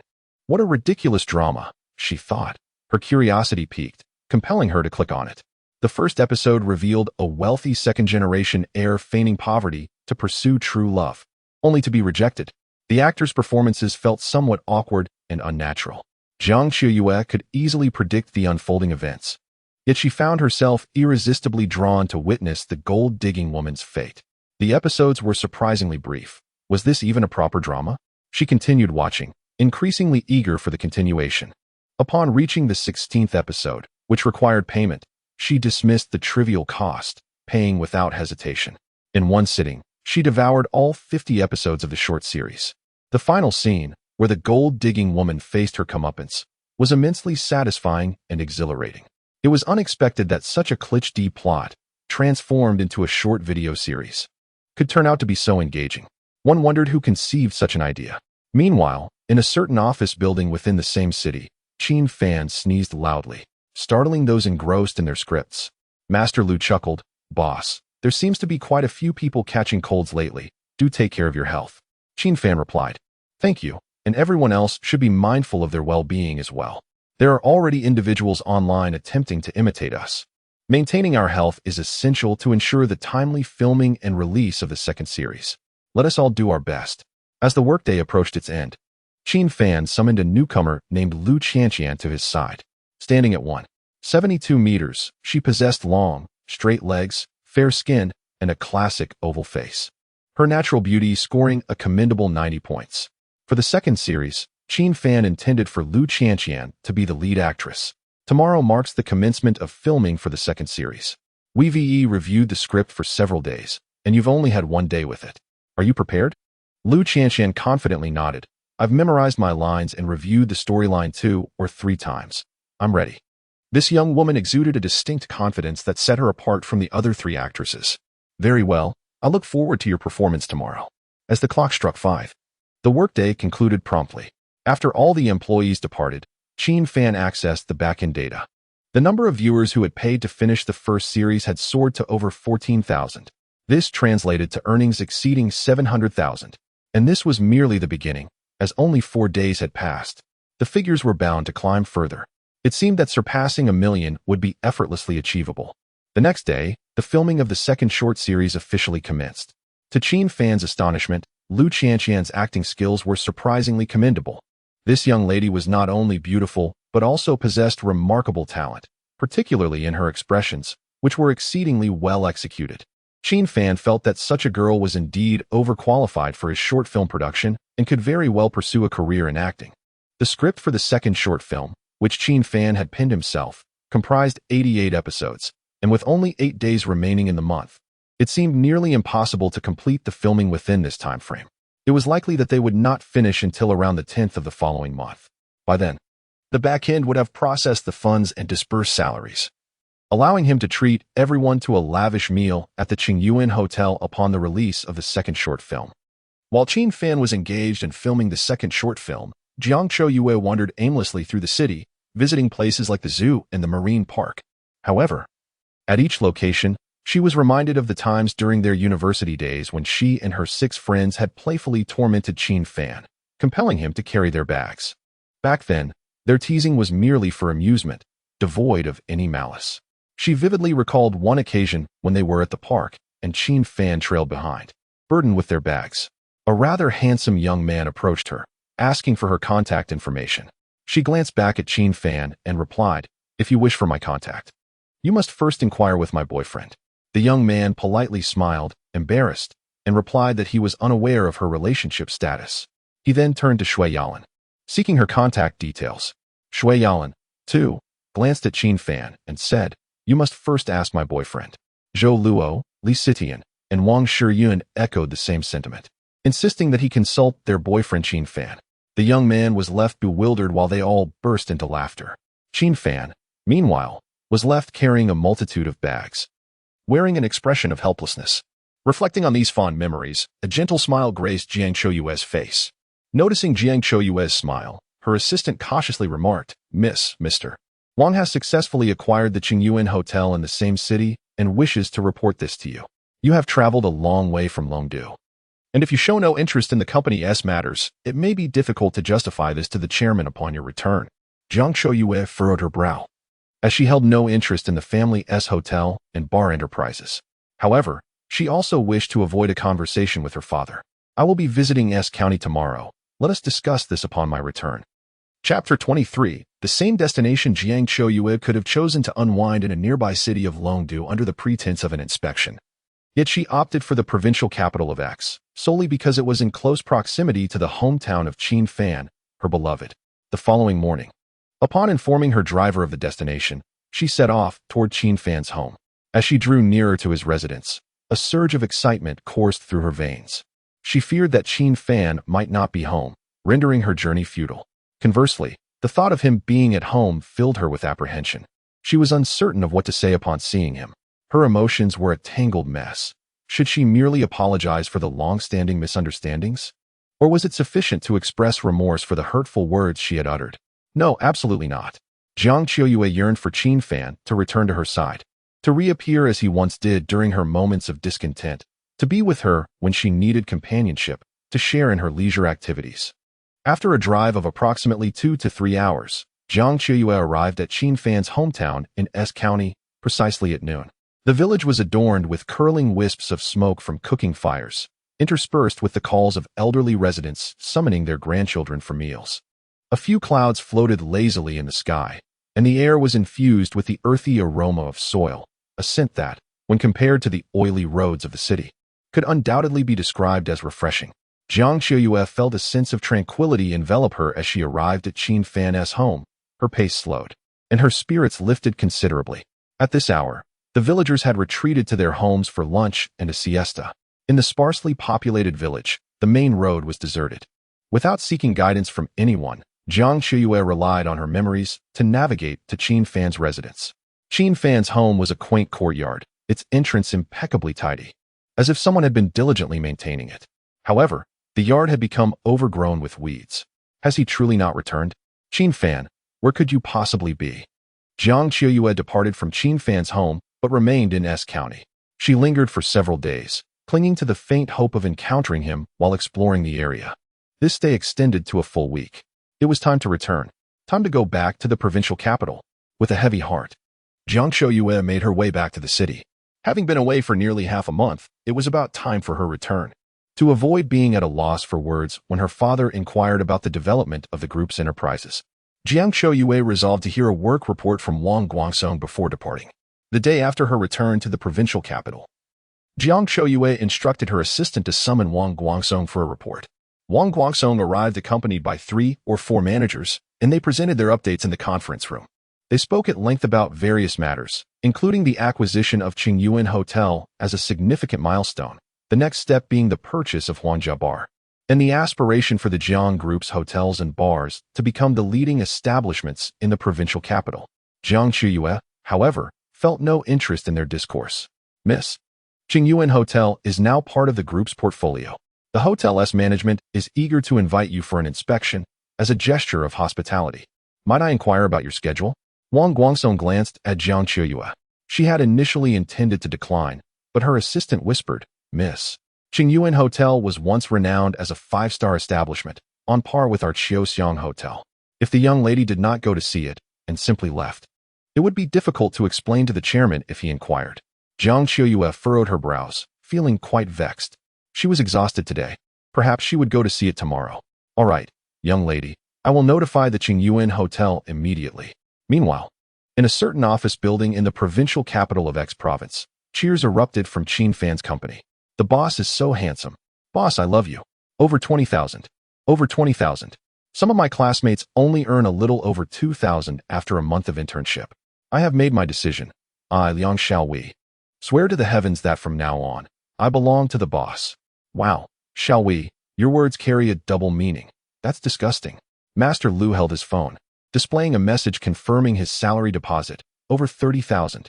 Master Lu was not a top-tier photographer. His highest salary had previously reached 12,000, while the lowest was only 3 or 4,000. Now, working for Qin Fan for just a month, he earned over 30,000. Although Qin Fan explained that this amount included salary, commissions, allowances, and bonuses, it still stirred within Master Lu a desire to weep. After a lifetime of toil, encountering a boss like Qin Fan made him feel truly human. Boss, thank you, truly thank you. Seeing everyone smile, Qin Fan felt a deep sense of joy. Last month, everyone worked diligently and tirelessly. This was their rightful reward. You need not thank me. Instead, thank yourselves. Having grown up in the countryside, Qin Fan had witnessed too many uncles and elder brothers laboring away for a year only to have their wages withheld or delayed. He vowed from an early age that if he ever had the means, he would ensure that those who worked hard received their due compensation without fail. While working with Wang Shiyun, Shui Yalan, and the others in Longdu, Qin Fan treated his employees according to this principle. It was precisely this approach that garnered him respect and concern from so many. All right, tomorrow we launch our second short drama. We will not be working.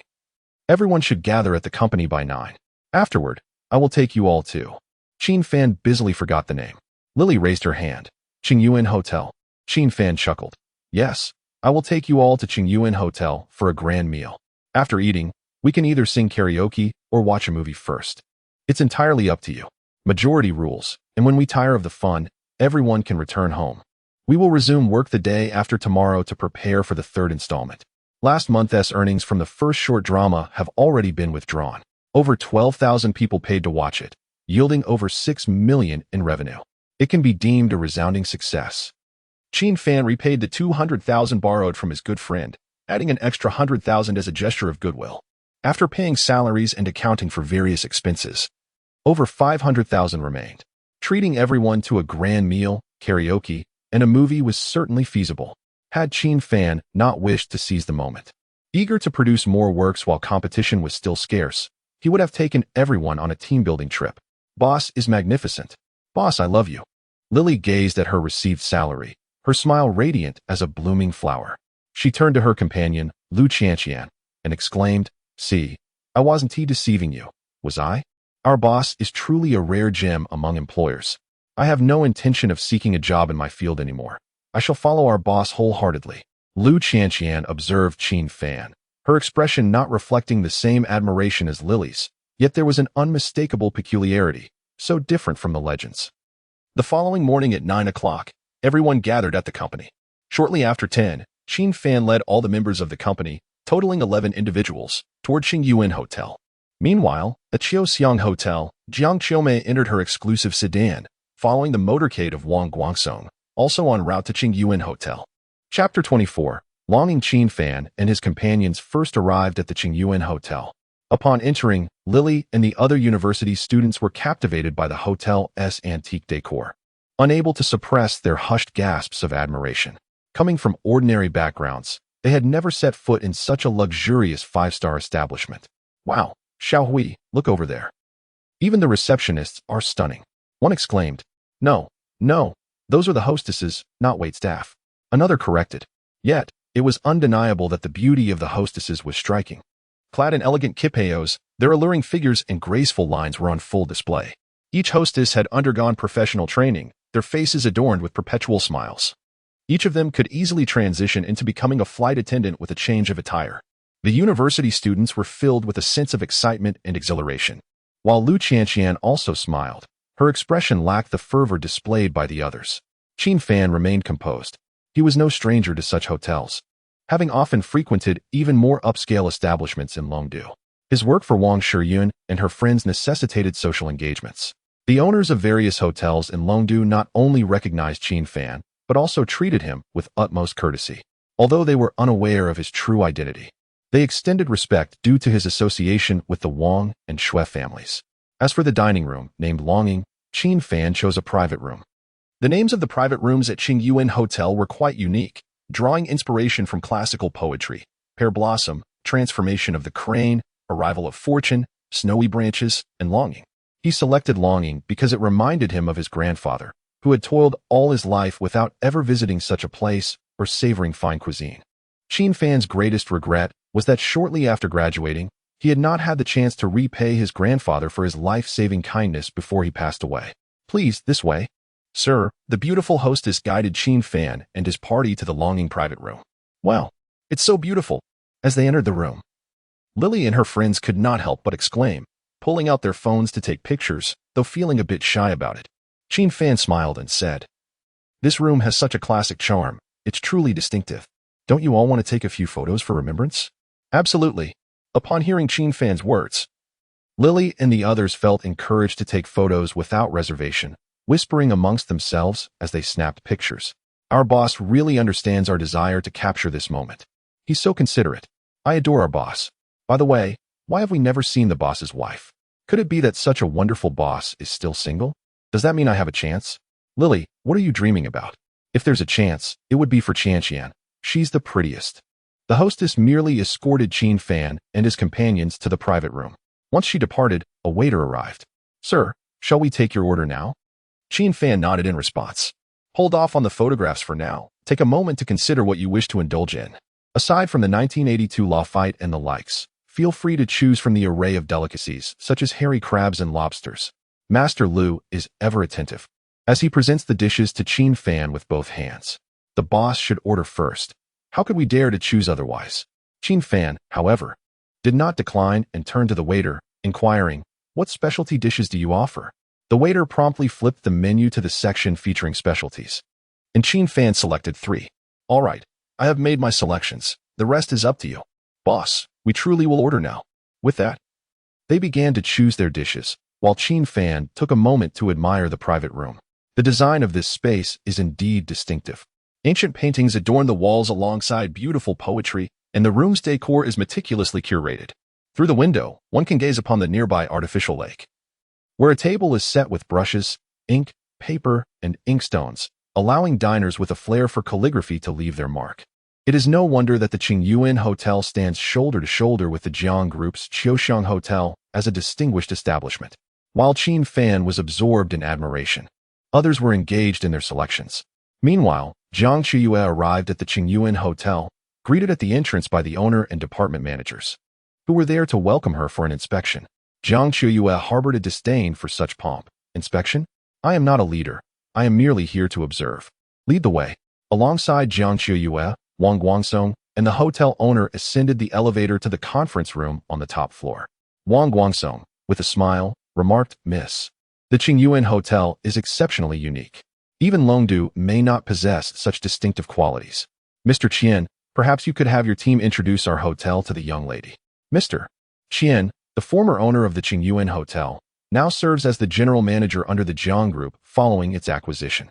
"Certainly," he replied. The female secretary activated the projector, commencing a presentation on the Qingyuan Hotel. Mr. Qian, while observing the selected images on the screen, elaborated, "Miss, our Qingyuan Hotel is unlike any other. We embrace elegance and a sense of timelessness, pursuing a style reminiscent of ancient Chinese aesthetics. Our suites are not labeled as royal or presidential. Rather, they are named after noble lords and dignitaries. The interior design is not in the Western style. We engage professionals to recreate the decor of ancient Chinese noble residences. To cater to the preferences of younger patrons, we have even designed special honeymoon suites." Throughout this presentation, Jiang Qiue's expression remained unchanged, revealing no interest whatsoever. Mr. Qian felt a twinge of embarrassment. He had anticipated that such a uniquely characterized hotel would pique her curiosity and astonishment. Why was there no reaction? Had she encountered something similar elsewhere? Yet, he was certain that no other hotel in the nation resembled his. Mr. Qian pressed on with his discourse. "In addition to the suites, the private dining rooms where we partake in meals are also exceptionally designed. For instance, the pear blossom room exudes a fragrance reminiscent of pear blossoms, creating an illusion of being beneath a pear tree.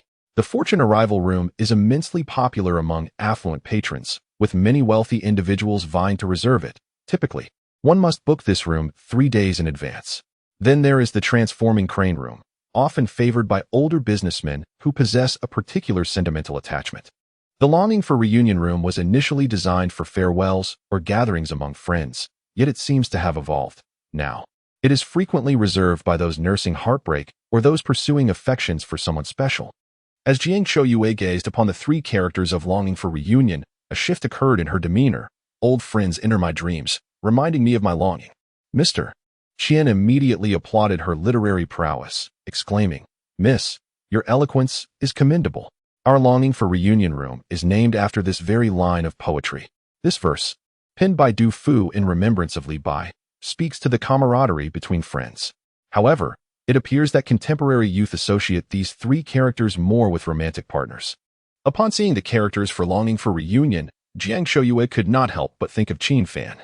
Lovers, did her thoughts of Qin Fan relate to romance? It seemed. Perhaps not at all. Chapter 25. The turmoil in the elegant chamber. Inside the elegant chamber of Zhang Xiangyi, the waitstaff had commenced serving the sumptuous and enticing dishes.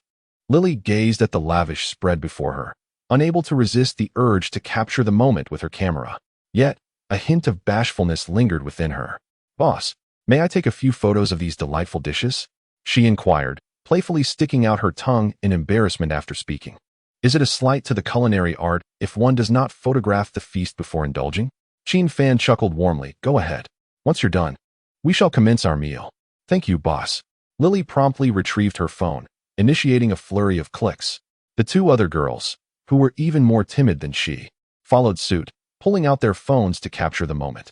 Even the boys, including Xiaowei and Jiala, joined in the photographic frenzy. Xiaowei shared his captured images in their dormitory group chat, activating the voice function and pressing the phone to his ear to listen. "Xiaowei, what on earth kind of job did you find? After just over a month, you're already dining in grandeur? Have you perhaps found yourself a wealthy benefactor? How could you not introduce your brothers to such good fortune? You're truly something else." Xiaowei quickly covered his phone, startled by the volume of his voice, chuckling sheepishly as laughter erupted among the others. Qin Fan too could not suppress his mirth. Such banter and laughter epitomized the essence of life. At that moment, a sleek sports car pulled up outside the hotel. A young man adorned with ear studs emerged from the vehicle, proceeding to the other side to open the door. Yuan, this is the place. I assure you, this hotel is unlike any other." A stunning young woman, her delicate shoulders exposed, stepped out, removing her sunglasses to reveal a captivatingly beautiful face. Her enchanting eyes held an air of aloofness, exuding a unique aura, as if untouched by the mundane world. She appeared to possess an extraordinary quality. The young man, known as Yin Juanza, hailed from a family engaged in real estate and was colloquially referred to as Young Master Yin. Yuan, I've heard you have a fondness for ancient paintings and calligraphy. I believe this place will certainly delight you. You'll understand once we enter." Yin Juanza raised an eyebrow, his eyes gleaming with a mix of pride and confidence. Yuan cast a glance at him, her expression unchanged, maintaining her icy demeanor.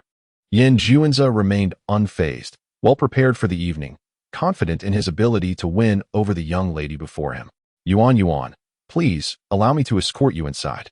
As they entered the hotel, the front desk manager, recognizing the regular patron Yin Juanza, greeted him with a beaming smile. "Young Master Yin, welcome." Manager Li, the usual. "Please, Zhang Xiangyi chamber," with the signature dishes served as before. The front desk manager's expression shifted to one of embarrassment. Young Master Yin, I must sincerely apologize. You did not make a reservation today, and I assumed you would not be coming. Another party has already booked the Zhang Xiangyi private room. Perhaps you might consider an alternative?" Yuan was the daughter of a prominent magnate from the Northeast Steel Group. Yin Juanza was aware that the O Group held greater influence than his own Yin Group. Yet he remained oblivious to the extent of that superiority. Yin Juanza first encountered O Yuan at a banquet, and with just one glance, he was utterly captivated by her beauty. O Yuan was strikingly lovely, possessing a hint of allure, yet her unique demeanor exuded an air of elegance, reminiscent of a refined lady untouched by the mundane world. He admired her visage and was drawn to her distinctive charm, all the while yearning to become the favored son-in-law of a prominent figure within the Northeast Steel Group. In his quest to win her affections, He learned that Yuan had a penchant for painting and collecting ancient artworks. He believed that she would be enchanted by the aesthetic of the Qingyuan Hotel.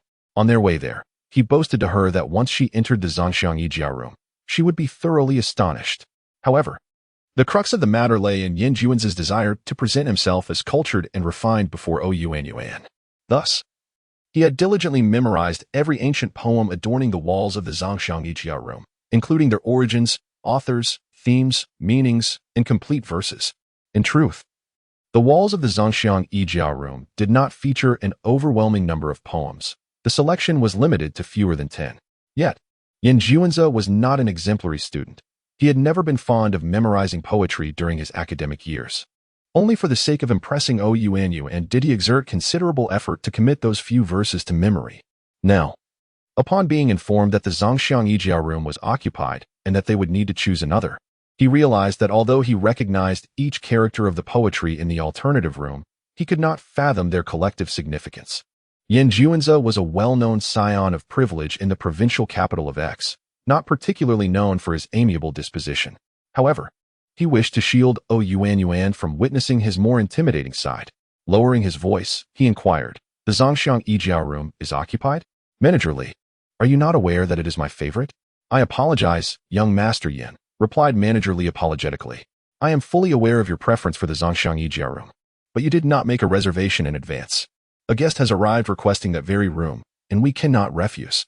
Fearing that Yuan might become impatient, he turned to find her admiring the poetry and ancient paintings in the lobby. To alleviate her potential annoyance, Yin Juanzi said, "Yuan, please hold on for a moment. It will be ready shortly." Yuan glanced at him with an expressionless face and nodded, her curiosity piqued only by what he intended to show her. Indifferent to the rest, Yin Juanzi then turned back to Manager Li, lowering his voice further to inquire, "Who is occupying the Zhangxiang Yijia room? What is their background?" Manager Li pondered briefly before responding, "It seems to be employees from a small company celebrating." Yin Juanzi produced his wallet, extracting a substantial stack of cash, amounting to over 10,000. "Manager Li, take this money and ensure those people leave. The Zhangxiang Yijia room is mine for today." Manager Li hesitated, clutching the money. "Young Master Yin, this does not align with the hotel's policies." Yin Juanzi frowned, slapping the table as he retorted, "Not in accordance with your regulations? Once viable, why is it no longer so? Is it a matter of insufficient funds?" He produced a handful of cash, tossing it onto the reception desk. "Is this enough? Is it enough?" Manager Li collected the money and pushed it towards Yin Juanzi, apologetically stating, "Young Master Yin, the situation has changed. It truly cannot be done now. Perhaps you might consider the Xingshu private room? The view there is splendid, offering a direct sight of Tianshui Lake, and recently, some new ancient poetry and paintings have been added." Manager Li felt constrained by certain unspoken truths. Previously, the Qingyuan Hotel was merely the Qingyuan Hotel, but now it has become a property under the Jiang Group. Most crucially, she had just escorted Miss Jiang Qiuyue upstairs with their general manager Qian. With the group's esteemed daughter present, she dared not disrupt the established order. Yin Juanzi believed that Manager Li was deliberately putting him in a difficult position. What was once permissible was now not, and to suggest moving to the Xingshu room, which was adorned with new poetry and paintings. Upon arriving at the Xingshu room, Yuan inquired about the origins and eras of the ancient poetry and paintings. He had memorized none, leaving him speechless and unable to maintain the facade of a cultured individual. Noticing Yuan glance in his direction, he refrained from raising his voice, as that would portray him as a vulgar nouveau riche, deeply embarrassing. A cultured individual ought to resolve matters with intellect and sagacity. "Manager Li, I offer you this money not to disrupt the rules. I understand that asking them to vacate a reserved room is impolite. I present this money in hopes that you might kindly speak with them, explaining that I have an important matter and respectfully requesting if they might consider switching to another room. The Xingshu room can be theirs, and this money shall serve as compensation." Fostering camaraderie. Manager Li contemplated this proposal, feeling it somewhat inappropriate, yet fearing to offend Yin Juanzi, she resolved to at least inquire with Qin Fan and his party. "Please wait a moment, young Master Yin, while I make an inquiry." Yin Juanzi nodded, suppressing his voice. He said, "Make haste, and return quickly. Much appreciated." After Manager Li departed, Yin Juanzi approached the hall, cheerfully informing Yuan that Manager Li was arranging the private room and that they would only need to wait a short while. Yuan merely nodded, remaining reticent. In less than 5 minutes, Manager Li returned. Upon encountering Qin Fan, she conveyed Yin Juanza's request to change rooms. However, Qin Fan's party had already commenced their meal. Suddenly switching rooms would be quite the dampener. They collectively and tactfully expressed their unwillingness to relocate, even with monetary compensation. Young Master Yan, I sincerely apologize. The guests in the Liangxianja room have declined to change. Yin Juanza gritted his teeth, forcing a smile as he asked, Did you mention my name? Manager Li shook her head. Yin Juanza chuckled softly, impatience bubbling within him. Never mind, Manager Li. I shall take matters into my own hands. He picked up the cash that Manager Li had placed on the reception desk upon her return and headed towards the Liangxianja room. Manager Li, concerned that Yin Juanza might provoke a confrontation, hurried after him. Young master, perhaps we should let it go today. I can arrange another private room, and you can charge the expenses to me. Yin Juanza pushed open the door to the private room of Chang Xiangyi, with Manager Li hurriedly trailing behind him. Young Master Yin, please do me a favor, he pleaded. Yin Juanza, growing increasingly impatient, remarked, Have we not been here long enough without resolving the room issue? If Ouyuan Yuan becomes displeased and leaves, will you still be seeking my favor? Have you ever considered mine? Rest assured, I am a person of refinement and dignity. I do not engage in quarrels. I prefer to communicate amicably and negotiate. Ignoring Manager Li's protests, Yin Juanza approached the entrance of the Chang Xiangyi room and swung the door open with determination. His gaze swept across the room. His eyes sparkled when they fell upon Lu Qianqian, yet the rest of the occupants elicited nothing but disdain, clad in attire that scarcely exceeded 4 digits. How dare they vie for my place at Chang Xiangyi? Who among you is in charge here? Yin Juanza inquired, brandishing a stack of cash, which he slapped against the doorframe, casting a condescending glance at everyone present. Manager Li, catching up, was drenched in cold sweat. Is this what you, young Master Yin, refer to as having refinement and engaging in friendly discourse? Chapter 26 Farewell to Miss Jiang Qiu inside the room. Several university students gazed in bewilderment at Yin Juanza, who was clad in designer attire and brandishing a stack of cash. The aura he exuded was formidable, unmistakably that of a wealthy scion. Xiao Hui Jialu and Li Li, the group of students, felt intimidated and dared not confront such an affluent individual. They instinctively turned their eyes toward their employer. As the proprietor, Qin Fan knew it was his duty to intervene. Rising from his seat, he furrowed his brow and addressed Yin Juanza. What brings you here? Yin Juanza scrutinized Qin Fan, noting that he was merely a few years older. Aside from a hint of charm, his attire bore no mark of distinction or value. I would like to request a different private room. Agree to this, and the money is yours, Yin Juanza proposed. Qin Fan's frown deepened. Encountering such an insufferable rich brat was indeed frustrating. While he was not intimidated by Yin Juanza's wealth, he preferred to avoid entangling himself with someone so difficult to communicate with. He contemplated summoning hotel staff to manage the situation. Just as Qin Fan was about to speak, Manager Li appeared at the doorway, positioning himself between Yin Juanza and Qin Fan's group. He clasped his hands together apologetically. My sincerest apologies, everyone, for the misunderstanding.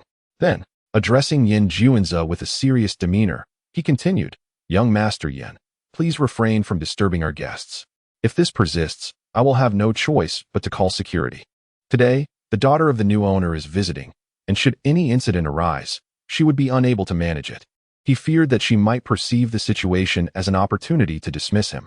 Hearing Manager Li's words ignited Yin Juanza's fury. Are you suggesting that you would turn against me for a room full of Na'vi individuals who take 100 photos during a single meal? Go ahead, call security. If you do, not only will I and my friends refrain from patronizing your establishment, but neither will my father, my aunt, my uncle, or my other relatives. Do you comprehend the implications of your actions? Manager Li was acutely aware of Yin Juanza's family's influence and feared that offending him could jeopardize future business. He spoke softly, almost pleading, Young Master Yin, please trust me. Any day other than today would be acceptable. I will explain the reasoning shortly. I implore you to understand my position. Seeing that Manager Li remained steadfast, Yin Juanza raised his hand. Very well, Manager Li. I respect your adherence to the hotel's policies. However, I wish to engage in a friendly conversation with my fellow companions. Would you kindly step aside? Manager Li found himself in a precarious position. Qin Fan, unwilling to be disturbed any further, interjected, Manager Li, we prefer not to be interrupted. Thank you. With no other recourse, Manager Lee reluctantly produced his pager, preparing to summon security. The gravity of the situation left Yan Juanza feeling quite embarrassed, his eyes tinged with bloodshot hues. In preparation for today's dinner with Yuan, he had expended considerable mental effort memorizing the classical poetry that adorned the private room. What could he possibly do now? Should he step outside and tell Yuan that they would not be dining after all and seek another venue? Or would he risk entering another elegant chamber, only to be met with her inquiries in silence? It was a matter of mustering his resolve and pressing on. Manager Lee, if you dare summon security, I solemnly vow to make your life in the city a living hell. As Manager Lee simultaneously apologized to Qin Fan and the others while calling for security via his pager to restrain Yan Juanza, on the other side, Jiang Choyue, having listened to Mr. Qin's introduction, decided to casually explore a few more suites and private rooms, capturing some photographs to report back to her father in Longdu. This outing, intended for relaxation, seemed to bear little fruit. In the southern lands, I have yet to encounter a parting soul. How could her mood improve without a meeting with Qin Fan? Under Mr. Qian's guidance, Jiang Choyue absent-mindedly towards several upscale suites. It must be said that despite her lack of enthusiasm, the sight of those elegantly vintage suites still managed to captivate her. Had she possessed any interest in hotel management, she would have supported such a concept and even suggested promoting it to her father upon her return. However, her indifference prevailed. Miss, are you satisfied with the design and decor of these suites? Jiang Choyue merely nodded. Mr. Qian had hoped for her to express some opinions or offer compliments. Yet all he received was a simple nod. With an awkward smile, Mr. Qian suggested, then, allow me to show you our private rooms. Jiang Choyue nodded once more. Moments later, Mr. Qian led Jiang Choyue to the dining area, intending to introduce her to the various uniquely themed private rooms. However, upon exiting the elevator, they spotted Yan Juanza in a heated exchange with Manager Lee from a distance. Manager Lee, upon seeing Jiang Choyue and her companions, felt a chill run down his spine. The new boss's daughter? Just what I feared. If the new boss's daughter were to unleash her wrath as a newly appointed official, it would spell disaster. He would be caught in a crossfire of offense on both sides. Just as Manager Lee prepared to plead with Yan Juanza to leave, hoping to devise an explanation, Yan Juanza's eyes suddenly lit up at the sight of Jiang Choyue. However, it was not merely her breathtaking beauty that had captured his attention. He recognized her. A few months prior, he had accompanied his father to a banquet in Longdu, where he had met Jiang Choyue. He distinctly remembered teasing someone in her presence alongside other affluent individuals, addressing her as Sister Choyue, while they all shared a laugh, oblivious to the identity of their target. Sister Choyue, when did you arrive in the provincial capital? Manager Lee, witnessing Yan Juanza's recognition of the group as heiress, felt a wave of relief wash over him. If they were acquainted, perhaps all would be well after all. Furthermore, if they were indeed familiar with one another, will the young lady make an exception and allow the guests in the elegant room to vacate it for Changxiangyi? Never mind, why dwell on such thoughts? Currently, the fact that Yin Xiao has acquainted himself with the young lady is the most favorable circumstance for me. Neither Yan Juanza nor Manager Lee has noticed that upon hearing the name Sister Qiuyu, Qin Fan in the elegant room furrowed his brows. As Jiang Qiuyu stepped out of the elevator, she initially failed to recognize Yan Juanza. However, when he called out Sister Qiuyu, she recalled having seen him at some banquet. Yet, at that time, Yan Juanza was among those disparaging Qin Fan. Being from out of town, he aimed to blend in with the affluent young men and ladies of Longdu and spoke extensively, making derogatory remarks about Qin Fan's rural background, suggesting that Qin Fan was merely a frog yearning for a swan's embrace. He recounted seeing many rural individuals like Qin Fan sleeping by the roadside on summer nights, appearing pitiful, while in reality, they would sneak into neighborhoods to steal batteries. At that time, Jiang Qiuyu was merely exchanging pleasantries with others and had paid little attention to Yan Juanza. Were it not for Yan Juanza's excessive chatter about Qin Fan, she would hardly have remembered him. Now, Jiang Qiuyu has come to realize their misunderstanding of Qin Fan and is engulfed in regret and self-reproach almost daily. The memories of Yan Juanza belittling Qin Fan evoke an overwhelming sense of disgust within her. Who do you think you are, Sister Qiuyu? Do I know you?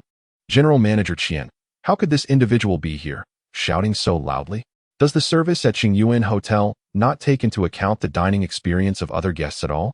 General Manager Qian's forehead glistened with sweat.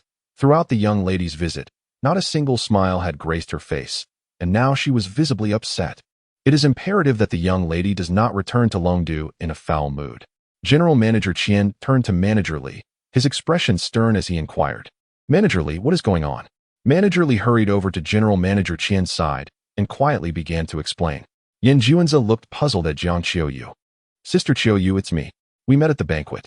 I even said that when you come to the provincial city, you should call me, and I would host you.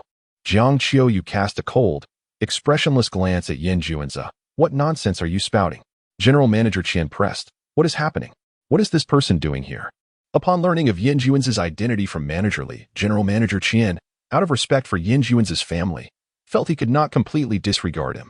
Miss Yan Xiao is a frequent guest at our hotel, specifically in the Changxiangi Elegant Room. Today, he forgot to make an advance reservation, and another guest has chosen that room. Yan Xiao wishes to request those guests to switch to another elegant room, but it seems they are unwilling. I will apologize to Yan Xiao shortly and ensure he is accommodated in a room that will surely satisfy him. General Manager Qian's words subtly favored Yan Juanza.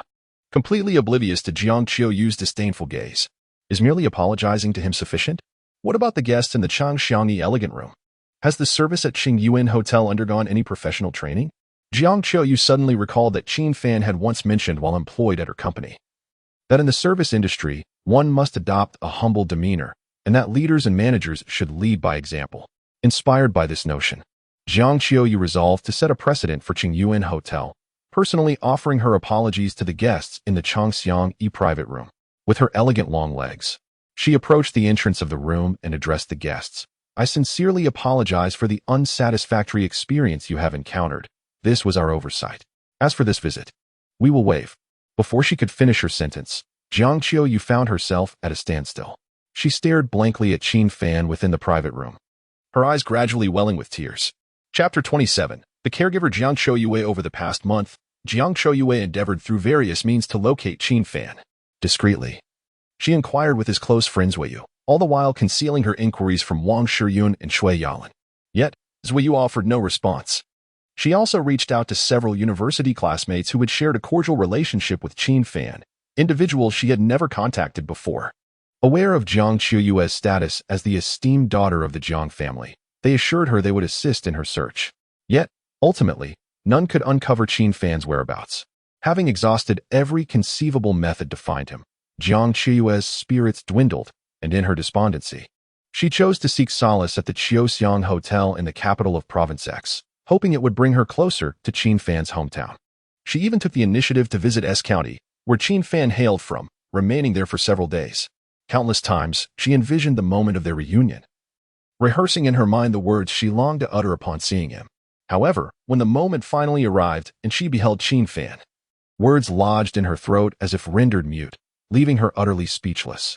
Uncertain of her own emotions, tears began to cascade uncontrollably from her eyes. Qin Fan, observing the stunningly beautiful Jiang Qiuyu, was taken aback as she suddenly wept, his brow furrowing in confusion. What trickery was this from the young lady? Her tears flowed freely, and it seemed a shame she was not on stage. In the Changxiang room, Lu Shifu, Xiao Hui, Li Li, and others were left in a state of bewilderment. They exchanged glances between Qin Fan and the tearful Jiang Qiuyu, utterly perplexed. How could such an ethereal beauty, resembling an ice-cold goddess, be seen crying over their boss? What on earth was happening? Wang Guangsong, Qianzong, Lu Jingli, and even Yan Jun, who had accompanied Jiang Qiuyu to the entrance of the Changxiang room, shared the same look of confusion. They followed Jiang Qiuyu's gaze, recognizing that she was indeed looking at Qin Fan. However, he appeared unremarkable, dressed in attire that did not exceed 4 digits, and though he occupied the main seat, aside from his somewhat handsome appearance and exceptionally clear eyes, there was nothing particularly noteworthy about him. Were they to encounter someone like Qin Fan in their usual clientele, they would undoubtedly categorize him as a rustic individual who had saved for ages just to indulge in a lavish meal. Why was the young lady looking at him? To make matters more astonishing, she was in tears. There was no word of her being in love. Only Jiang Qiuyu's female assistant, upon catching sight of Qin Fan, was taken aback. How was it possible for Manager Qin, who had vanished for over 2 months, to be here? Yet, she could not fathom why Jiang Qiuyu would react in such a manner, let alone shed tears. It was rumored that Shui's eldest daughter had dismissed Manager Qin, although Jiang Qiuyu had not publicly stated this. However, Whispers suggested that he had been expelled by her. How could this unexpected encounter lead to tears? Suddenly, the female assistant pondered an extraordinary possibility, discreetly glancing at Jiang Qiuyue before turning her gaze back to Qin Fan. When Jiang Qiuyue's father had sent her to explore the group's ventures in distant lands, she could have easily chosen to traverse a few cities surrounding Longdu. However, Jiang Qiuyue chose the distant capital of Province X. Upon her arrival, she visited County S and a quaint mountain village. Although her female assistant accompanied her throughout, she remained utterly oblivious to the unfolding events. In hindsight, connecting the dots, she suddenly comprehended that the young lady was searching for Qin Fan. Yet, even with this realization, the assistant found herself even more perplexed. Rumors suggested that the young lady had been instrumental in dismissing manager Qin, and now she sought him out. Shedding tears upon their reunion, what could possibly be the explanation for this? President Qian glanced at Wang Guangsong, who, equally bewildered, shook his head in confusion. Jiang Qiuyue was unable to contain her tears, her mouth agape with 1,000 unspoken words, yet nothing emerged. She gazed at Qin Fan, who remained calm with a furrowed brow, her heart aching to the point of suffocation. Was it not the wounds I inflicted that caused him to regard me with such distant, unfamiliar eyes? If I were to apologize, would he accept it? As the eldest daughter of the Jiang family, she had never before experienced such profound heartache or trepidation. Yet now, she was not only heartbroken but also fearful. Feeling somewhat lost and at a loss for words, she sensed the urgency to convey to Qin Fan that she stood by his side, that she cared for him, and that she would defend him. Resolute in her thoughts, Jiang Qiuyue wiped her tears, turning to cast a steely gaze at Yin Juanzi. You expect him to yield you the private room? Do you truly believe you deserve it? After addressing Yin Juanzi, she turned her attention back to President Qian. From this day forth, the Changxiang private room at Qingyuan Hotel shall be designated as Qin Fan's personal sanctuary, no longer available for public booking. Who is Qin Fan? The individual the young lady has her eyes on. President Qian was utterly bewildered, catching a glimpse of Yin Juanzi's face, which had turned crimson, and mistakenly assumed Jiang Qiuyue was unaware of Yin Juanzi's status. He intended to discreetly inform her, but before he could utter a word, Jiang Qiuyue continued. And as for this individual, I am indifferent to his family's affairs or background. Henceforth, all enterprises under the Jiang Group shall deny him entry. Jiang Qiuyue understood that such a public affront to Yin Juanzi might cause some complications for the Qingyuan Hotel and Xiaoxiang Hotel in the provincial capital. Yet, she could not suppress her desire to vindicate Qin Fan. Of course, there was also an element of uncertainty regarding what to say to Qin Fan, and this approach served as a means of reaching out to him. All present, including Jiang Qiuyue's assistant, were rendered speechless. What prompted the young lady to exhibit such a fierce temperament? Was it solely for manager Qin? Did she not previously express disdain towards him when he was still with the company, often speaking harshly? What had changed? Why did it seem as though she was defending her man? Miss Yin Shaohe, President Qian began, but Jiang Qiuyue interrupted with a raised hand. What? Are my words of no consequence? Very well, I shall return and have my father send a formal notice to President Qian. President Qian hastily apologized. No. Miss, that is not what I meant. He glanced at Yin Juanzi, his expression marked by acute embarrassment. Yin Juanzi's face flushed crimson with anger. Had it been anyone other than Jiang Qiuyue standing before him, he would have readily slapped their face and hurled a contemptuous remark. Who do you think you are? But now, he found himself in the presence of the eldest daughter of the Jiang family.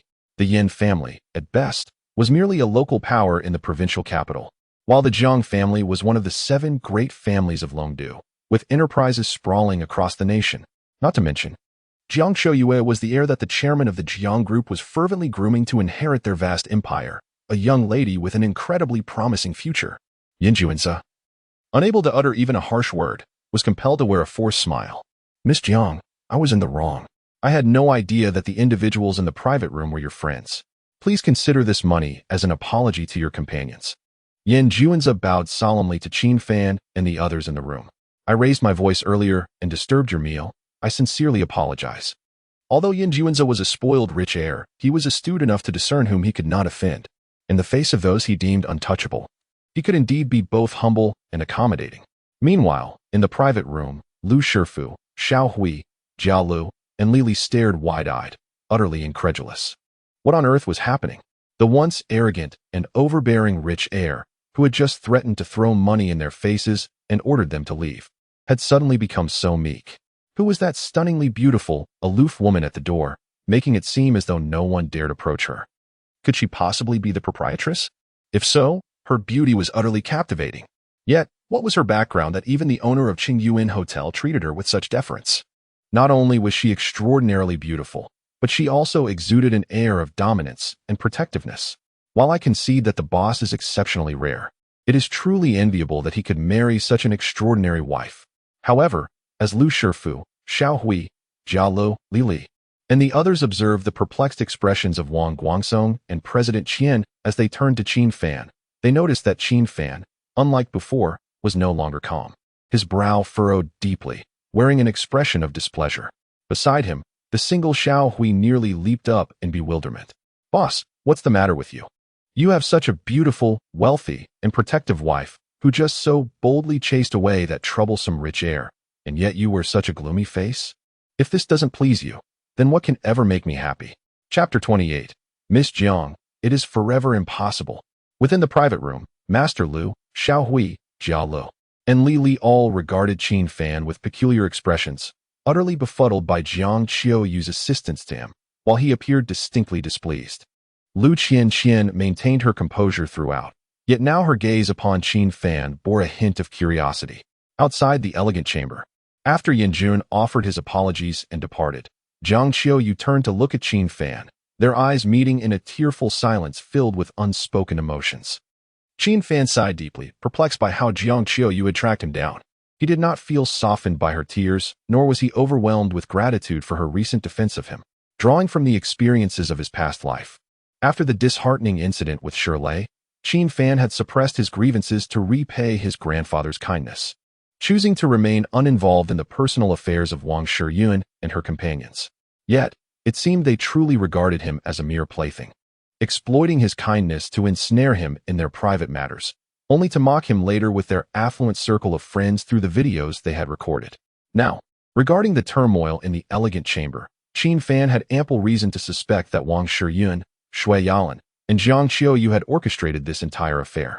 If he were to fall for Jiang Qiuyu's deception and accompany her back to Longdu, he would inevitably face the derision of Wang Shiyun, Shui Yalan, and their privileged friends, all pointing and sneering at him. Qin Fan resolved not to indulge Wang Shiyun and Jiang Qiuyu any longer, nor did he wish to entangle himself with them in any manner. "You all eat first. I have some matters to attend to." "Understood, boss. Please, take your time," they replied. Qin Fan rose and exited the elegant chamber, entering the adjacent unoccupied room with Jiang Qiuyu. Master Lu, Xiao Hui, Jia Lu, and Li Li, now devoid of any appetite, immediately began to whisper amongst themselves. "Hey, what do you think transpired between the boss and the boss lady? Is it possible that the boss is a son-in-law and the boss lady's family wounded his pride, prompting him to leave and establish himself in the capital, only for her to pursue him? Goodness, this plot could be pitched to the boss for a short drama. But I am genuinely curious about the boss lady's true identity. Isn't the entrance guarded by Mr. Qian, the owner of Qingyuan Hotel? Not only Mr. Qian, but even Mr. Wang from Qiuxiang Hotel is present. The boss lady must certainly be a top-tier heiress." Finally, it was Lu Qian, who had remained mostly silent, who spoke up. "Qiuxiang Group is a subsidiary of the Jiang Group in Longdu. Could she possibly be the eldest daughter of the Jiang family?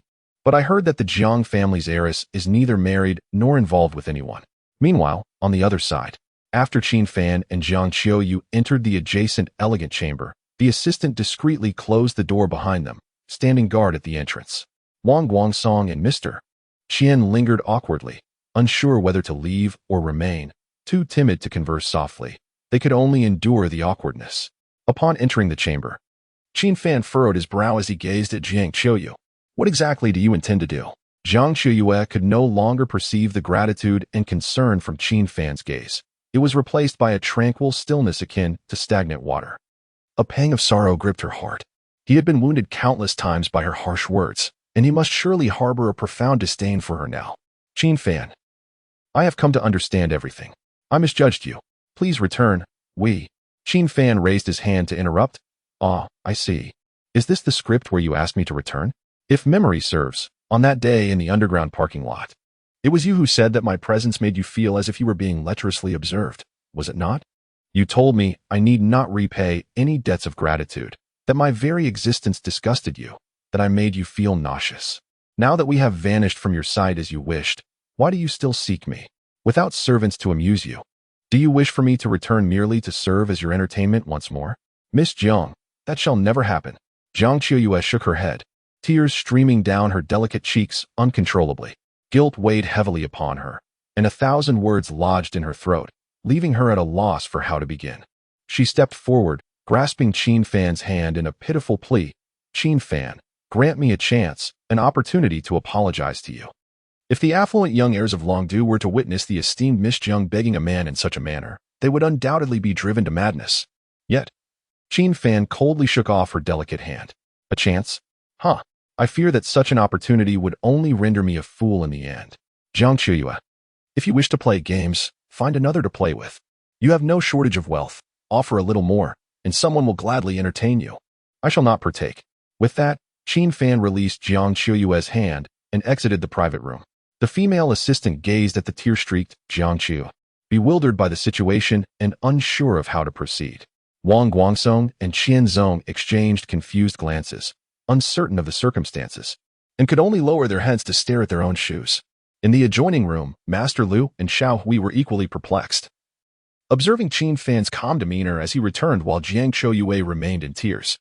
The once lively banquet lost its exuberance due to the tension introduced by Yin Yin and Jiang Qiuyue's presence. As they hastily departed the hotel, Jiang Qiuyue trailed to the entrance, her eyes brimming with tears as she watched Qin Fan. He did not glance back, instead joining Master Lu and the others in the vehicle. An awkward and oppressive silence ensued, with everyone hesitant to speak. Master Lu, drawing from his own experiences, felt compelled to offer a word of advice to Qin Fan. Boss, in a marriage, arguments are common. They may begin at the head of the bed and end at the foot, as long as it is not about something trivial. Mutual understanding and empathy can pave the way to reconciliation. Upon hearing this, Qin Fan turned to Master Lu with a smile. Marriage? Who told you that she and I are married? We have no relationship whatsoever. No relationship? Master Lu glanced at Xiao Hui beside him. Xiao Hui and Jia Lu were equally bewildered. No relationship? She is undoubtedly the epitome of a high society heiress, exuding an icy beauty akin to that of a superstar. Why? Then, would I wish to assist you? What is the reason for my tears upon your mere presence? Boss, do not tell me that it is the illustrious heiress who seeks your affection, only to be rejected by you. Oh, dear boss, my heart cannot bear such distress. In Longdu, the situation at Shui Yalan's company has been deteriorating rapidly. Initially, it was just a few senior executives and department managers who resigned. Now, even ordinary employees have begun to leave. Shui Yalan is deeply troubled. She has come to realize that she misjudged Qin Fan, as well as the senior employees she hastily dismissed. However, in this moment, her pride as an heiress prevents her from lowering herself to offer apologies to those former employees. Upon returning home after work, the first thing Shui Yalan does is inquire among her sisters for any news of Qin Fan. Upon learning that there is still no word from him, she collapses onto the sofa, pulling out several packets of instant noodles, which she begins to knead vigorously in frustration. At some point, she becomes as still as a statue, seemingly devoid of spirit. Around 7 in the evening, Wang Shiyun returns home, weary from her day. Seeing her, Shui Yalan clings to her, voice tinged with distress. Sister Shiyun, there is still no news of Qin Fan. Moreover, 3 or 4 more senior employees have resigned from my company today. I feel as if I can no longer endure this. Wang Shiyun, having just changed one of her shoes, looks up upon hearing Shui Yalan's lament. Your veteran employees are also resigning? Have you investigated the reasons behind it? Shui Yalan shakes her head. How would I know? They simply no longer wish to work.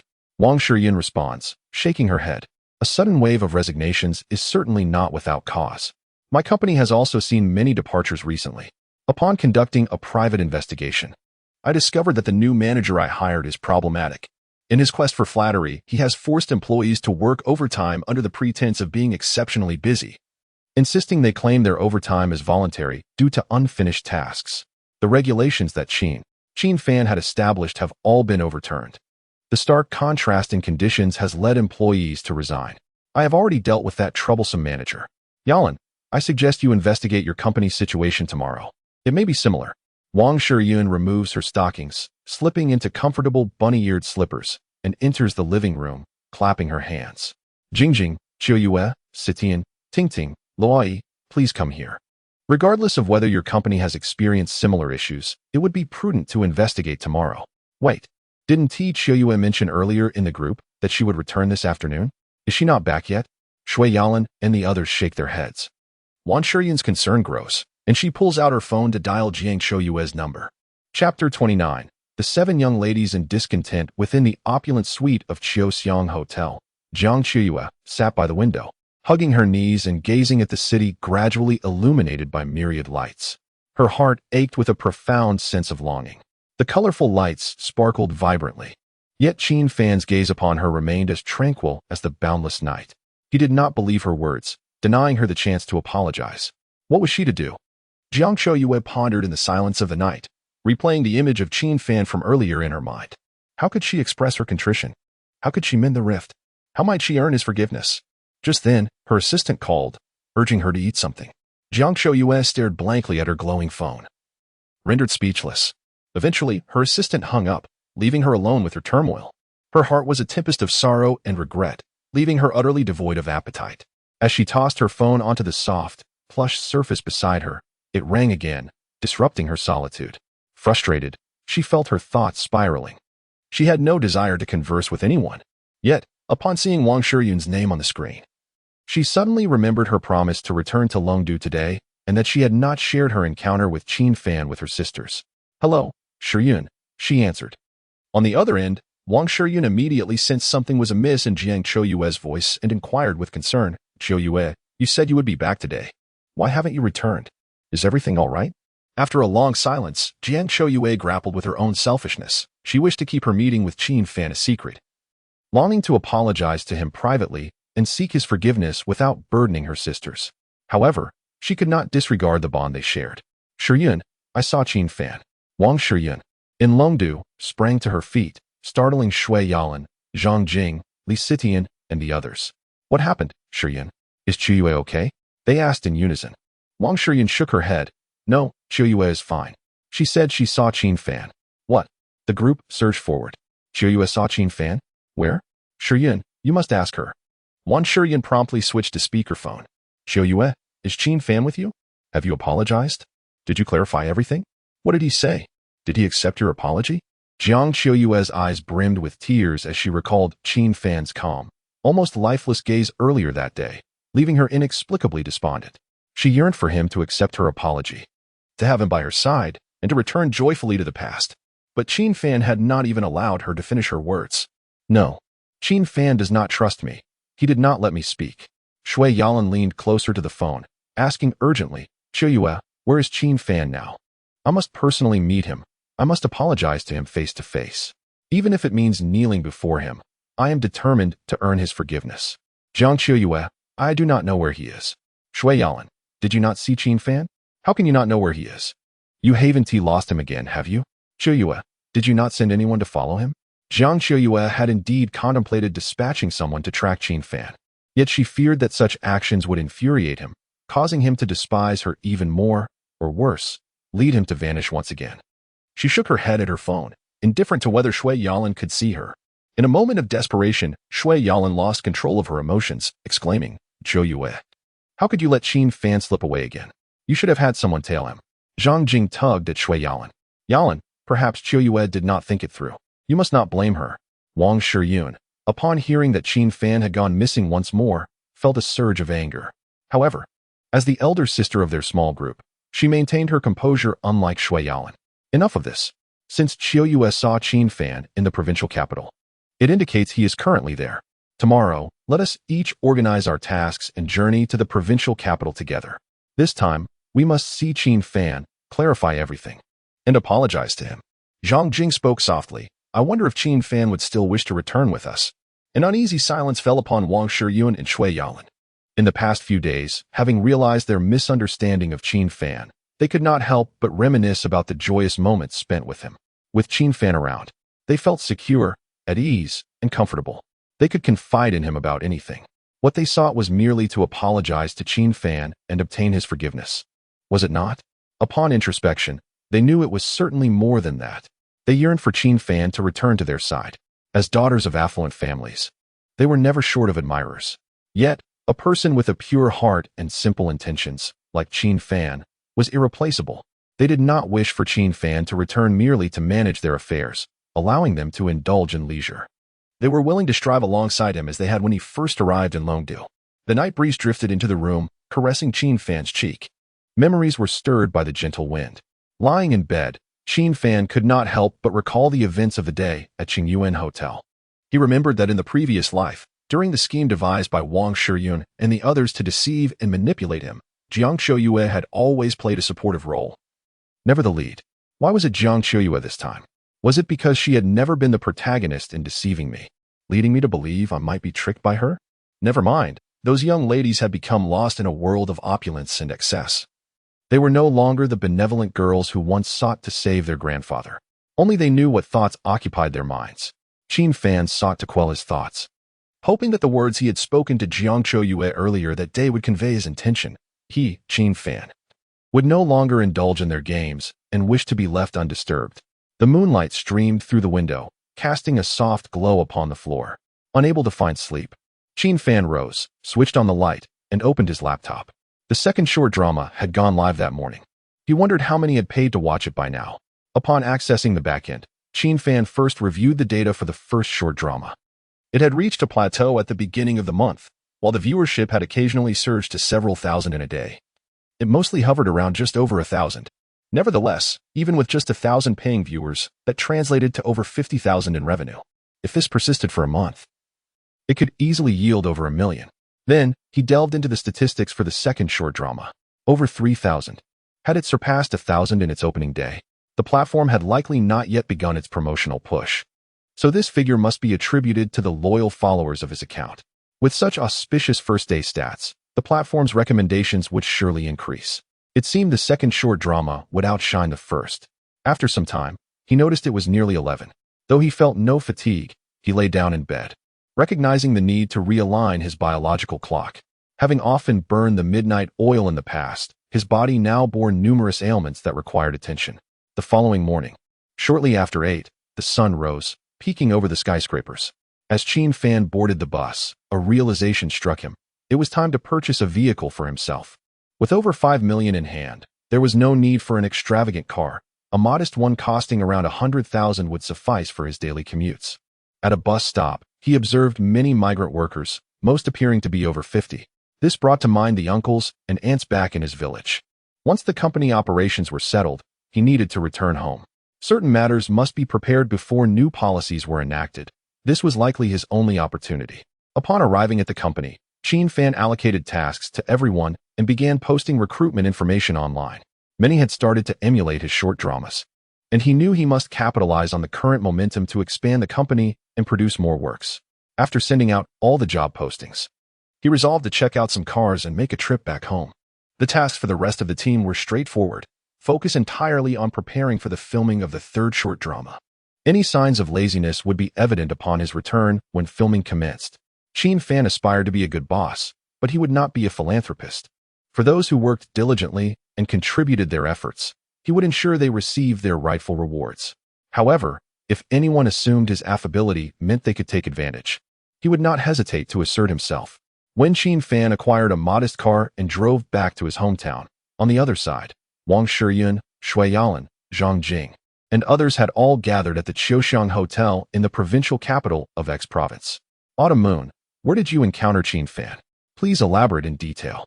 If it remains unclear, we can ascertain Qin Fan's current residence. Chapter 30. Shui Yalan's heartache. Jiang Shouyue recounted the events that transpired at the Qingyuan Hotel, along with her conversation with Qin Fan, to Wang Shiyun and the others. You said I no longer needed to repay any favors. You said my presence disgusted you. You said I made you feel nauseous. Now that I have vanished from your sight as you requested, why do you still seek me? Upon hearing Qin Fan reiterate their words from that day in the underground parking lot, Wang Shiyun and Shui Yalan were overcome with regret and anguish. Shui Yalan, who had previously been swayed by those around her to misunderstand Qin Fan, now felt an equal measure of remorse for her prior disdain. She reminisced about the days in university when Qin Fan was hers. She had paraded him around, reveling in his presence. She delighted in taking Qin Fan to upscale venues, relishing the sight of his youthful embarrassment. She enjoyed coaxing him into carrying her to the park to climb artificial hills, and she took pleasure in leaving half-eaten snacks for him. When others sought her contact information, she would coyly declare, "Ask my boyfriend first," enjoying the flush of Qin Fan's cheeks. In those days, Qin Fan had never uttered much, yet she could sense, albeit subtly, that he harbored feelings for her. She was a stunning beauty, brimming with confidence. Who could possibly resist her charm? Yet now, tears glistened in Shui Yalin's beautiful eyes. He must despise me now, she thought. I must see him. I must tell Qin Fan that I misjudged him, that it was all my fault. I need to apologize and bring him back to my side. Shui Yalin spoke her thoughts unabashedly, unconcerned about how others might interpret her words. Zhang Jing, Jiang Qiuyue, and Wang Shiyun exchanged glances, their eyes betraying a hint of something unusual. Wang Shiyun proclaimed, "Our immediate priority is to locate Qin Fan. Since Qiuyue did not clarify matters with him, we should all go find him and set things right." As Wang Shiyun, Shui Yalin, Zhang Jing, and Jiang Qiuyue, the 7 young ladies of Longdu, searched for Qin Fan in the provincial capital, he was returning to his village in his car. An elderly man, carrying a large bucket of manure to fertilize the fields, glanced at the vehicle, uncertain of whose child had returned from afar. In a small mountain village like Qin Fan's hometown, everyone knew one another. Whether on foot or by car, encounters would often lead to friendly greetings and brief conversations. Qin Fan parked beside the elderly man. "Third uncle, Xiao Fan, you're back." The elderly man set down his bucket and approached Qin Fan's window. "Where have you been these past few days? We tried calling you, but you were unreachable. Those girls also came looking for you. Is everything all right?" Those girls? Wang Shiyun and Jiang Qiuyue came to the village. Qin Fan parked the car and stepped out. "Third uncle, I changed my phone number and haven't had the chance to inform you. I'm perfectly fine. Did you say someone was looking for me?" Uncle San nodded, gesturing toward the northern direction of Longdu, and said, "It's those young ladies who came to rescue your grandfather. They arrived not long ago. They mentioned something about you resigning, but I can't recall the details. In any case, they came to find you. Oh, and they donated money to the village, distributing rice and flour to families with elderly members. Those young ladies are not only beautiful, but possess kind hearts as well." Qin Fan did not exhibit any outward signs of distress in front of Uncle San, yet internally, he was already furrowing his brow. What were Wang Shiyun, Jiang Qiuyue, and the others up to? At this moment, Qin Fan was resolutely skeptical that these young ladies had suddenly experienced a change of heart, genuinely seeking his apology and wanting him to return. Were they not willing to let me go? Did they intend to ensnare me once more and lead me back into their world? Had Wang Shiyun, Shui Yalin, and Jiang Qiuyue become so psychologically warped in their indulgence that they had lost all reason? "Xiao Fan, why don't you give them a call? It seems they're quite eager to find you," suggested Uncle San. Qin Fan was reluctant to discuss his matters with Wang Shiyun and the others with the villagers. "Uncle San, I will handle this properly." "Well then, that's settled. I must go tend to the fields now. Take care, Uncle San." After walking a few steps, Uncle San suddenly turned back and called out, "Xiao Fan, when are you leaving? Come over for lunch at noon. I'll have Aunt San prepare some hand-pulled noodles for you." Qin Fan indeed missed Aunt San's hand-pulled noodles. Sometimes, it is better to graciously accept the kindness of others than to politely decline. "All right, Uncle San, I'll tidy up at home and be there on time before lunch." As Qin Fan parked his car and walked home, he encountered several uncles and elders along the way. The less than 500 meters to his home turned into a half-hour journey. Upon pushing open the courtyard gate, Qin Fan felt his eyes well up with tears. The elderly man, always adorned with a gentle smile and a cigarette in hand, was no longer there. "Grandfather, I'm back." The courtyard left to Qin Fan by his grandfather was a quaint farmhouse from the last century. Stepping inside revealed a yard constructed from stones of various sizes, featuring a jujube tree, beneath which stood a stone table supported by stones, surrounded by 4 stone stools. A gust of wind rustled the jujube leaves, seemingly welcoming Qin Fan home. Qin Fan placed his cup and car keys on the stone table, rolled up his sleeves, knelt on the ground, and began to pull the weeds in the yard. In such a stone-built courtyard, when uninhabited, the weeds would inevitably creep through the crevices to bask in the sun. After clearing the weeds, Qin Fan fetched some water from the well to wash his hands and face. As he pushed open the door to the main house, his grandfather's photograph was prominently displayed on the table. A flood of memories washed over him, stirring a profound sense of sorrow. "Grandfather, I'm back. I remember you often lamented why such a beautiful village had seen a dwindling population. You frequently worried whether this village, existing since the time of Emperor Hongwu, was destined to vanish. Grandfather, rest assured, I will do my utmost to care for our village. A sparrow suddenly fluttered into the room and perched itself upon the table, unafraid of the presence of others, nodding its head at Qin Fan. Tears welled up in Qin Fan's eyes, cascading down his cheeks uncontrollably. He reminisced about the times when his grandfather was alive, often feeding the sparrows. His grandfather would say that although sparrows peck at grains, it is merely their way of survival. They too must live. The sparrows in the village were not like those that scavenged in urban refuse piles. The city sparrows, accustomed to human presence, exhibited little fear. However, the village sparrows would take flight at the slightest sight of a person. Only in the presence of Qin Fan's grandfather would they remain, sometimes even alighting upon his shoulder. Grandfather, have you come to visit me? The sparrow chirped twice before fluttering away. At that moment, a voice called from outside the yard, Xiao Fan, your third uncle said you were coming for dinner. It's nearly 11 o'clock. Why haven't you arrived yet? I've already prepared the noodles for you. You mustn't go to your second aunt's or your eldest aunt's house, concerned that Qin Fan might be lured elsewhere. His third aunt had come to fetch him. Qin Fan smiled as he stepped out of the room, supporting his ailing third aunt as they made their way to her home. Xiao Fan, sit down and have a drink of water. I'll fetch the noodles right away. As Qin Fan gazed at the familiar courtyard of his third aunt's house, memories of his childhood spent playing there flooded back. Third aunt, where is Brother Gongzi working now? Brother Gongzi, whose full name was Qin Jiangang, was 7 years older than Qin Fan. During their childhood, when other village children would taunt Qin Fan as a bastard, Brother Gongzi would always defend him, even resorting to fights with those bullies. Oh, that ungrateful boy has gone to work in the coal mine. In the coal mine? Qin Fan set the bowl of water he had brought to his lips back on the table. Some might believe that working in a coal mine is lucrative. Yet in the world of rural folk, it signifies a last resort. To descend into a coal mine is akin to selling one's life. Third aunt, how did Brother Gongzi end up in the coal mine? His third aunt's eyes reddened, and with a tone tinged with disappointment, she lamented. That wayward boy has been working elsewhere and got involved in online gambling, racking up debts of over 600,000. Your third uncle can no longer descend into the mine, so it is left to him. Hearing this, Qin Fan felt a pang of distress. He resented Brother Gongzi for his irresponsibility, despised the scourge of gambling, and pitted his third uncle and aunt, who, at their age, still had to fret over him. In the past, Qin Fan had worked for Wang Shiyun and her friends. The money earned was not his to help the village. Now that he possessed the means, he could not stand idly by. Direct financial assistance would likely be refused by his third uncle and aunt due to their pride. He resolved to find a different way to assist Brother Gongzi. After dinner, Qin Fan made his way to the village chief's house. The primary purpose of his return was to prepare for the upcoming development of the village. Some matters could only be addressed by the village chief. Xiao Fan has returned, exclaimed the chief. I've been trying to reach you on the phone, but it's been switched off. I was so worried. It's such a relief to see you. After exchanging pleasantries, Qin Fan delved into the matters at hand. Villager chief, I wish to inquire about a matter. If I intend to construct a dam outside our village to create a substantial reservoir, must I seek approval from the authorities? Indeed. The chief regarded Qin Fan with a puzzled expression. Xiao Fan, why do you ask about this? In a previous life, as Province X began to foster its tourism industry, supporting distinctive ancient rural areas, certain villages in County S, blessed with mountains and rivers, transformed into unique tourist destinations and popular social media spots. The villagers of those areas gradually prospered under the influence of tourism.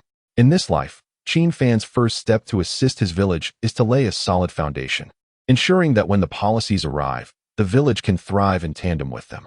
Qin Fan's village boasts several ancient relics from centuries past, and some remarkably scenic peculiar trees and rocks. However, its sole deficiency lies in the absence of water. It is not that Qin Fan's village is devoid of water. Indeed, a seasonal river flows just beyond its borders. Yet, the villagers lack foresight and do not grasp the significance of water in the realm of tourism. They have merely constructed a small communal reservoir beside the seasonal river. It was into that small reservoir that Qin Fan's grandfather once fell. For countless years, the seasonal river has ebbed and flowed through its wet and dry seasons. Now, Qin Fan aims to harness the seasonal river to retain water within the village, transforming it into a place adorned with mountains, flowing waters, vitality, and charm. Chief, during my childhood, the village took care of my grandfather and me. Now that I have matured, I wish to repay the village. I aspire to build a dam to retain the water. The chief stood, a cigarette pinched between his fingers, unlit as he pondered for a moment. Xiaofan, this is no trivial matter. I must first report to the higher authorities. Only upon receiving approval can we commence construction. Furthermore, the scale of this project is considerable. Qin Fan was well aware that the chief was concerned about funding. Do not worry about the financial aspect, Chief. It will not pose a significant issue. Leaning against the window, the chief contemplated once more. Xiaofan, you have attended university, you possess vision. Your desire to build a dam will undoubtedly benefit our village. Even if your funds fall short, I can announce it over the loudspeaker. For the sake of the village, the young and old alike will surely lend their support. The only uncertainty lies in whether the authorities will grant approval. I shall submit an application and assess the situation. Qin Fan nodded. I appreciate your assistance, Chief. By the way, do you have Brother Gang's phone number? Yes, why do you ask? I have a matter to discuss with Brother Gang. The chief was aware of Qin Jian Gang's situation but was uncertain if Qin Fan was informed. Xiaofan, if Gang seeks to borrow money from you, please do not lend him any. Qin Fan acknowledged with a nod. I understand, Chief. After acquiring Qin Jian Gang as contact information, he departed. The chief needed to apply to the authorities and await their response, but Qin Fan could not linger in the village indefinitely. He had work to attend to. That afternoon, Qin Fan drove back to the provincial capital. Boss, you have returned. This afternoon, 2 candidates came for an interview. One of them was quite impressive, and I have retained their contact information. Boss, please conduct another interview. If you find them satisfactory, we can bring them on board. Lu Chanshan, who was temporarily assigned as an assistant, reported to Qin Fan. Qin Fan nodded and inquired, what positions are being interviewed for? The recruitment posted online by Qin Fan was not solely for actors. Master Lu, a photographer, was insufficient. Qin Fan needed to hire at least 2 more photographers and 5 actors. Additionally, 3 scriptwriters for short dramas and 1 assistant were required. Initially, Qin Fan had limited funds, and writing the scripts himself avoided copyright issues. However, it was impractical for Qin Fan to handle everything alone. There was a necessity for dedicated scriptwriters and individuals to assist him with minor tasks. The candidates interviewed today were for the photography positions. I had Master Lu conduct the interviews. He mentioned that one candidate's skills were inferior to his, while the others were commendable. Qin Fan nodded. Then call him and ask him to come for an interview tomorrow. All right. Meanwhile, Wang Shiyun and her companions sought to find Qin Fan in the provincial capital, feeling as though they were searching for a needle in a haystack, uncertain of where to begin. Zhang Jing remarked, do you think that after meeting Qiu Yu, Qin Fan might prefer to avoid us and retreat to his hometown? Shui Yalan immediately sat up. That's possible. Let's go to Qin Fan's hometown.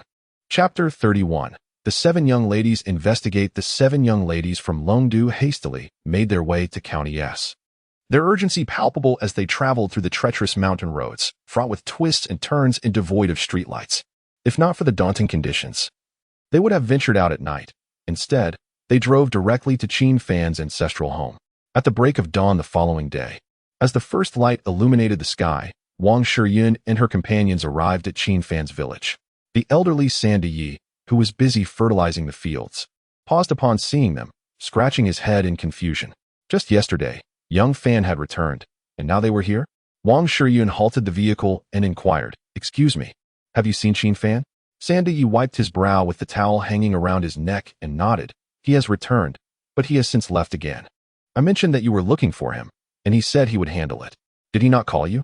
Wang Shiyun, Shui Yalan, and the others exchanged glances, their expressions tinged with disappointment. How could Qin Fan have called them? When he mentioned he would handle it, it likely meant he intended to cease all contact.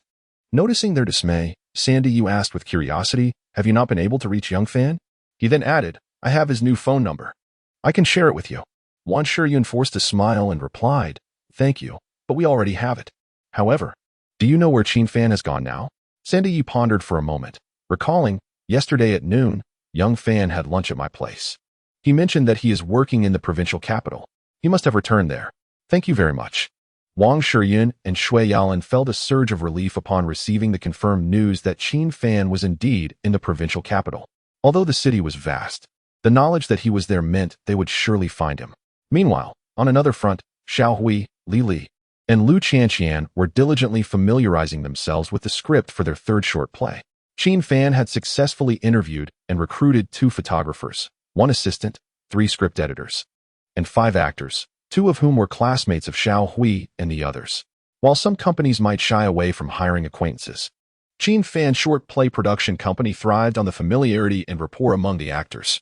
Once the staff were all on board, Qin Fan found his own responsibilities considerably eased. After the workday ended and the employees departed, he took out his phone and dialed Qin Jiangang's number.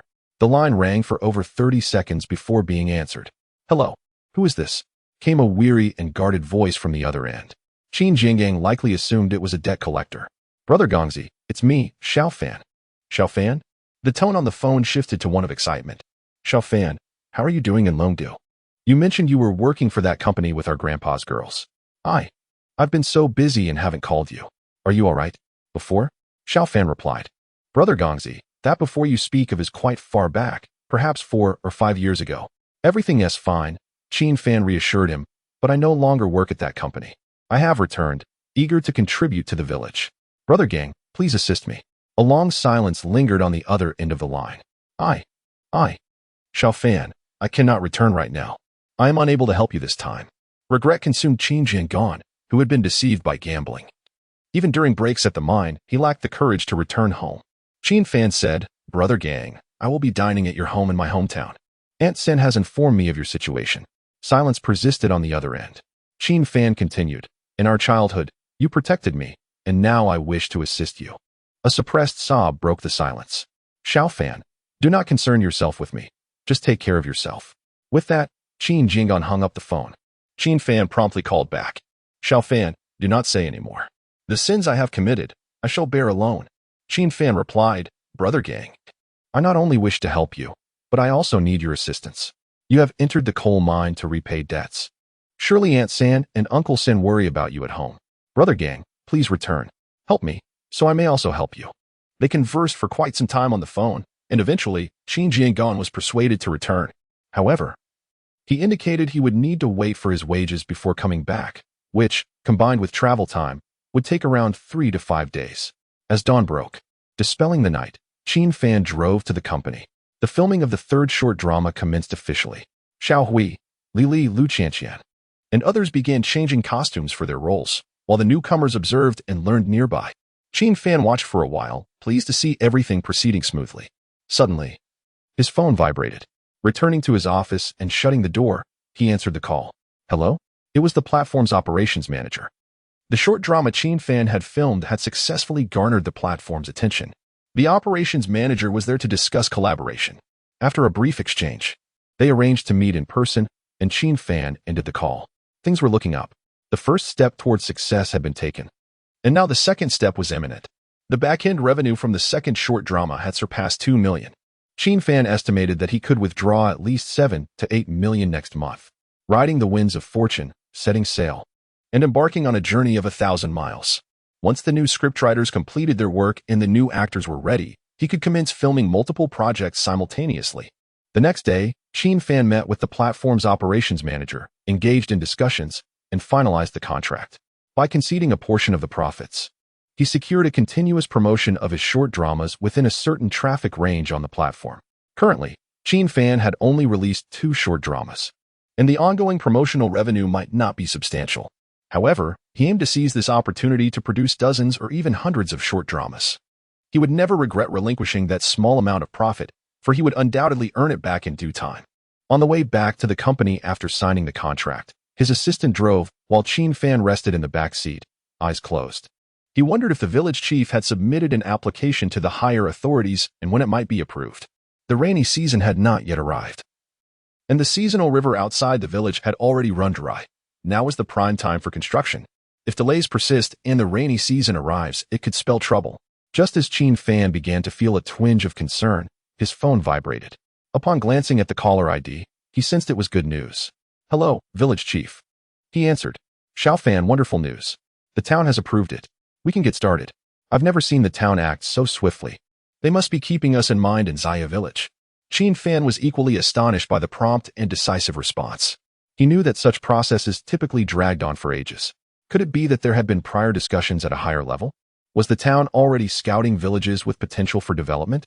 In his previous life, the villages that flourished through tourism had received funding for renovation from above. Now that Qin Fan was footing the bill himself, it would surely please the authorities. Perhaps that was indeed the case, or perhaps it was not. But ultimately, it mattered little. What mattered was the approval. Constructing a dam and reservoir, while not particularly large, still necessitated the expertise of professionals. He would need to recruit some specialists. As Qin Fan posted a recruitment notice seeking individuals with experience in dam and reservoir construction, Wang Shiyun, Shui Yalan, and Jiang Qiuyu not only reviewed the surveillance footage surrounding the Qingyuan Hotel but also sought to locate Qin Fan. Shui Yalan employed her financial resources to obtain footage from nearby shops, hoping to trace Qin Fan's whereabouts. They tracked him through the footage but ultimately lost him at an intersection. Jiang Qiuyu regretted not having assigned someone to follow Qin Fan. Now, without any leads on his location, she felt a pang of guilt. I have informed all enterprises under our group to access all surveillance footage and monitor it continuously, she stated. Wang Shiyun, Shui Yalan, and Zhang Jing's families had various interests in the provincial capital, some of which received notifications to keep a watchful eye on the surveillance. Should they catch sight of Qin Fan, they were to report immediately. The 7 prominent families began to act as if Qin Fan had committed a grave offense. Shui Yalan suddenly recalled, Sister Shiyun, I just remembered that I have a distant uncle with a business in S County. Should I send him a message and ask him to keep an eye on the surveillance for Qin Fan? What if he returns to his hometown in S County? Wang Shiyun nodded. After searching the provincial capital for several days, it seemed as if Qin Fan had vanished without a trace, and she felt powerless. More eyes could mean greater chances. Suddenly, as Wang Shiyun scrutinized the surveillance footage, she thought she recognized someone. The individuals accompanying Qin Fan. They look increasingly familiar. She mused. I need to examine the close-up footage from the Qingyuan Hotel. Jiang Qiuyu called up the footage from the hotel lobby, zooming in to scrutinize Xiao Hui, Jia Lu, and Li Li. What is it, Qiuyu? Have you discovered something? Wang Shiyun, Shui Yalan, and the others gathered around her. Jiang Qiuyu furrowed her brow, stating, the people accompanying Qin Fan. They seem increasingly familiar, as if I've seen them somewhere before. Wang Shiyun and Shui Yalan carefully examined the footage alongside her. They were completely unfamiliar with each other and did not find anyone recognizable. Qiuyu, do you think they look familiar? Jiang Qiuyu nodded slightly. Shui Yalan found it strange and was about to inquire further when she was interrupted by Wang Shiyun. If it were merely a fleeting encounter, it could be dismissed, but if they all appear familiar, she urged Qiuyu to ponder deeply. Jiang Qiuyu concentrated on her recollections until Xiao Hui revealed his signature crooked smile, and suddenly, she made the connection. It was that delightful short drama. Yes, that very short drama. Jiang Qiuyu swiftly opened her phone to check her viewing history. It was indeed them. Wang Shiyun and Shui Yalan gathered around to watch. Zhou Luo, with a dazed and innocent expression, was captivated by the plot. Wow, this woman is so materialistic. When she discovers the true identity of her ex-boyfriend whom she cast aside, she will surely regret it. Wang Shiyun interjected. Ahem, are you getting off topic? The actors from this innovative short video were precisely those around Qin Fan. Could it be that the short drama was produced by Qin Fan? If we could trace the production company and its address, we might just locate Qin Fan. Shui Yalan was suddenly filled with renewed vigor. I shall find someone to investigate right away. Chapter 32 Encountering the 7 young ladies behind closed doors. Wang Shiyun and her companions, all scions of affluent families, would never personally delve into the minutiae of a short drama production company's information. Instead, they would dispatch the task to professionals, awaiting results with ease. In less than an hour, they procured the details of Qin Fan's company, registrant, address, employee count, every publicly available piece of information laid bare. It truly was Qin Fan. This short drama was indeed directed by him? Zhou Luo, somewhat starstruck, remarked, I had no idea that Qin Fan possessed such directorial talent. The plot, while somewhat cliché, evokes a genuine desire to continue watching. Jiang Qiuyu added, I have seen this short drama long ago, yet I never realized it was directed by Qin Fan. Perhaps, in some cosmic way, fate is guiding us to find him. Shui Yalan, unconcerned by the musings of others, was eager to meet Qin Fan. It's at 502. 12th floor of XX building. Shiyun, let us go find Qin Fan. Wang Shiyun nodded. Externally composed, she wrestled with an inner turmoil, her heart racing with apprehension. The closer they drew to meeting Qin Fan, the more unsettled she became. What was the source of her unease? She had misunderstood Qin Fan. She had uttered many hurtful words, failing to appreciate his efforts and care. Yet, she had saved Qin Fan's grandfather. And it was Qin Fan who offered to work for her in gratitude. Even if she was at fault, her sincere apology should suffice, and if necessary, she could offer him some monetary compensation. Were it anyone else, Wang Shiyun would find it entirely feasible. But when it came to Qin Fan, she could not articulate her feelings, only sensing that it was different. The 7 young ladies, unaccompanied by assistants, personally drove, following the navigation to the building housing Qin Fan's company. This is the place. 502 on the 12th floor. Without waiting for the others, Shui Yalan leapt from the car, leaving the door ajar, and dashed toward the building. Countless passers-by were captivated by her presence. Today, Shui Yalan had her hair styled and donned light makeup, dressed in white knee-high socks, radiating beauty as if she had stepped from an AI-generated masterpiece. Wow, she's stunning. Is there such beauty in this building? Beauty? Did you see her shoes? They start at 8,000. Seriously? So she must be. Before the onlookers could finish their thoughts, their jaws dropped in awe as 6 more breathtaking ladies approached. Wang Shiyun exuded an impressive aura, Zhang Jing possessed an elegant grace, and Jiang Qiuyue radiated an icy allure, each embodying a distinct kind of beauty. Goodness, so many stunning beauties? What is happening here? Wow, they are all adorned in designer labels, truly the daughters of affluent families. 1, 2, 3, 7 daughters of high society. Why had they all come to this building where the working class toiled? Shiyun, hurry. The elevator is here. Having already entered the building, Shui Yalan waved to Wang Shiyun and the others, urging them to hasten toward the elevator. Wang Shiyun and her companions quickened their pace to join her. As Shui Yalan noticed there was still room in the elevator, she waved to the people waiting outside, asking, "Aren't you coming up?" The ordinary individuals, upon seeing the 7 enchanting beauties, including Shui Yalan and Wang Shiyun, hesitated to join them in the same elevator. No, we're waiting for someone. Yes, we're waiting for someone. You go ahead. Very well then. After Shui Yalan closed the elevator door, a sense of impatience washed over her. Soon she would meet Qin Fan, and she hoped he would hear her out and accept her apology. Perhaps he would even accompany her back. At that moment, Shui Yalan indulged in fantasies, envisioning that once she acknowledged her misunderstanding and apologized sincerely to Qin Fan, he would forgive her. Her confidence stemmed from the past when Qin Fan had always been accommodating towards her.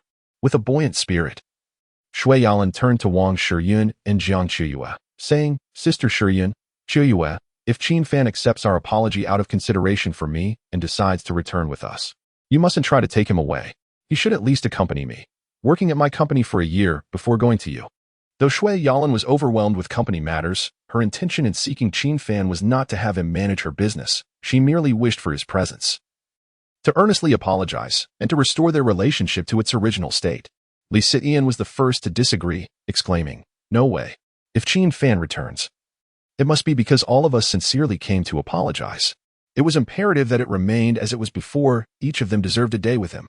Zhang Jing, though not one to argue, found this scene all too familiar. During their university days, they had quarreled over Qin Fan, and even as they began to manage the family business together, disputes over him had arisen.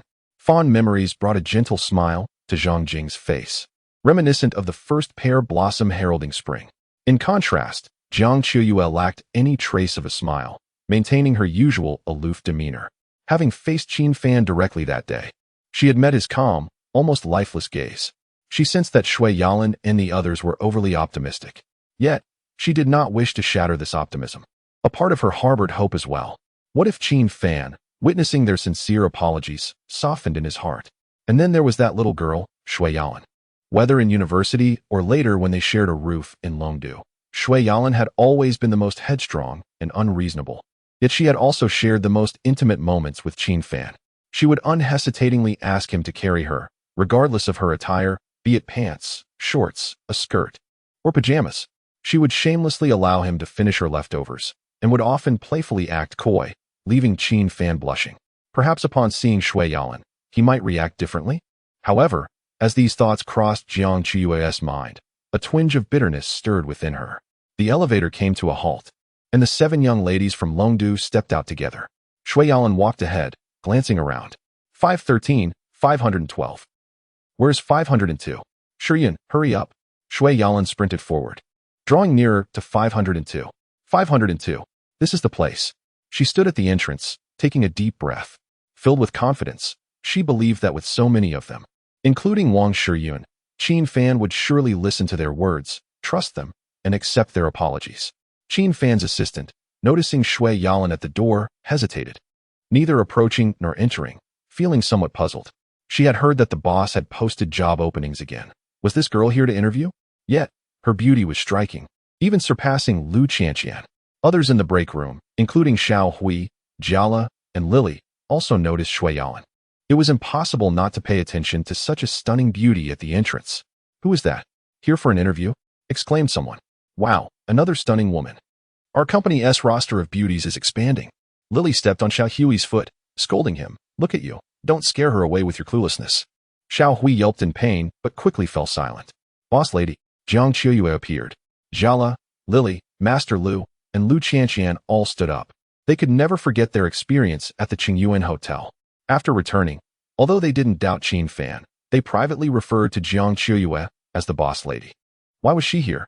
What was going on? The boss had said it was fine, but now they had come to them.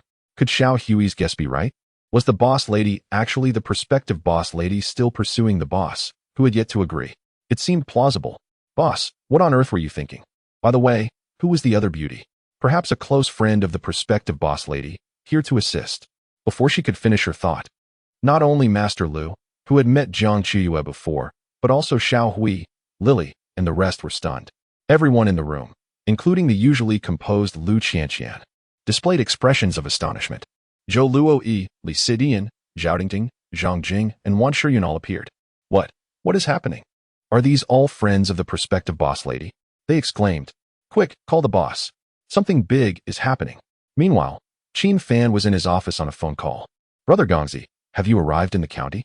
I'm still in the provincial city. Please buy some cooked meat and snacks for drinks before heading home. I'll be back tonight. I've been longing for the wine brewed by third uncle. Let us enjoy it together.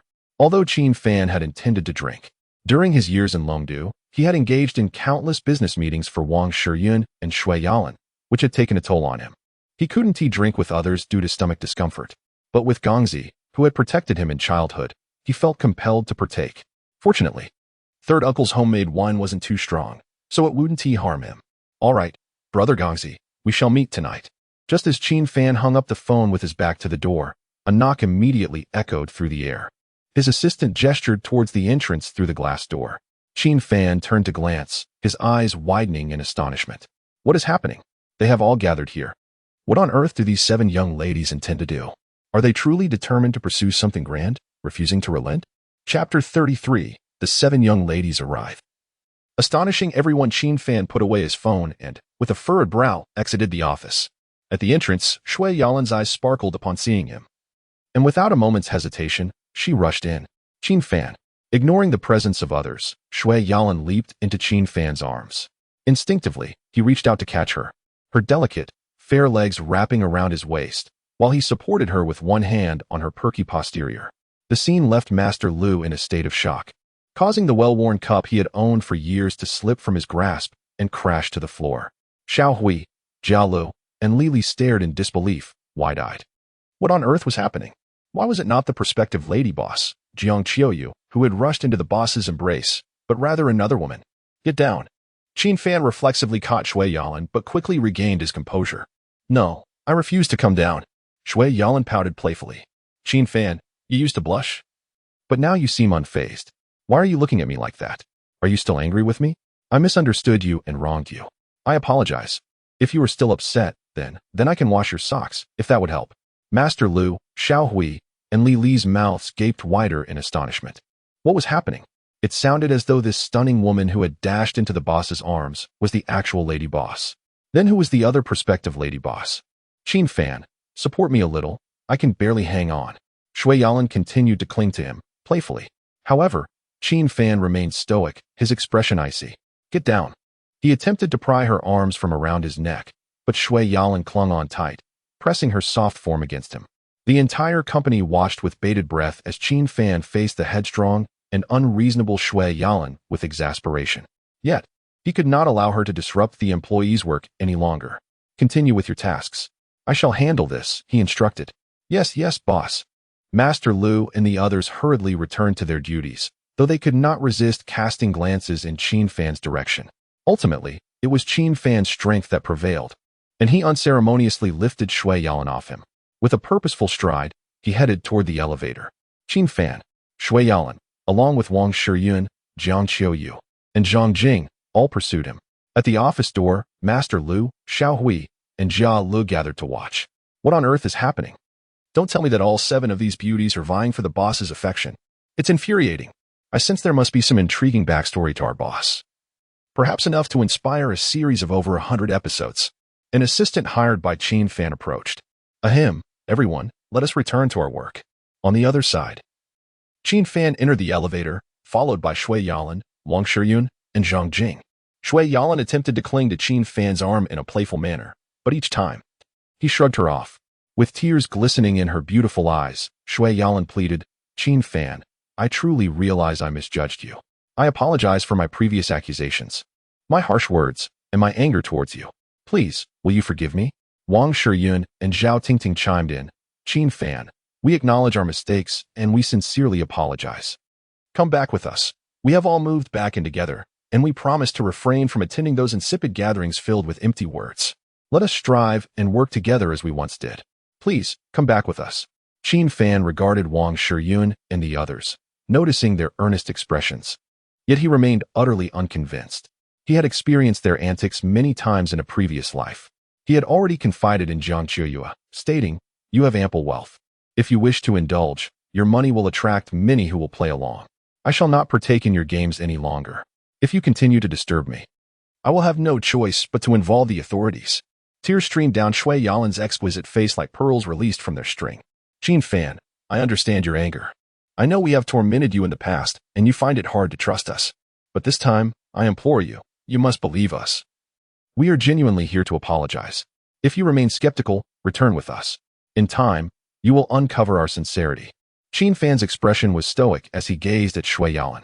This girl was undeniably stunning, especially when weeping, evoking a sense of pity and affection. Had he not possessed the wisdom of his past experiences, he might have succumbed to compassion. However, this time was different. If you wish for me to return, I regret to inform you that it is utterly impossible.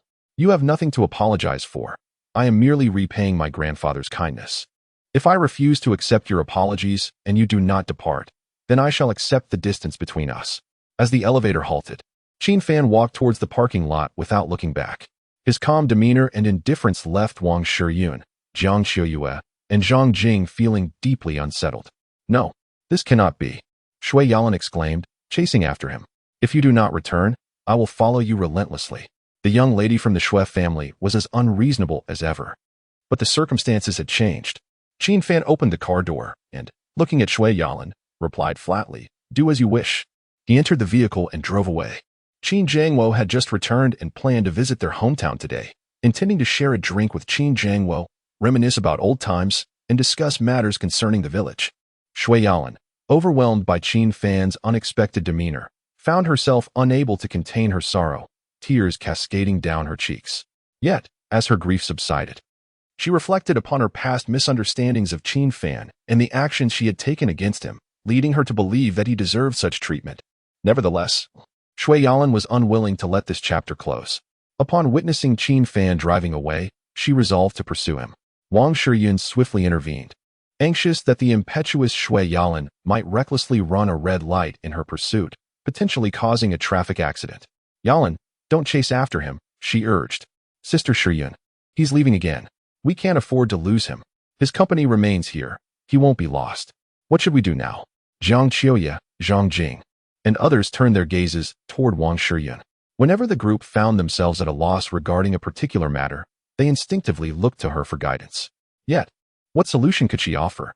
Qin Fan has done so much for us, she began, though his motivations stemmed from a desire to repay his grandfather's kindness.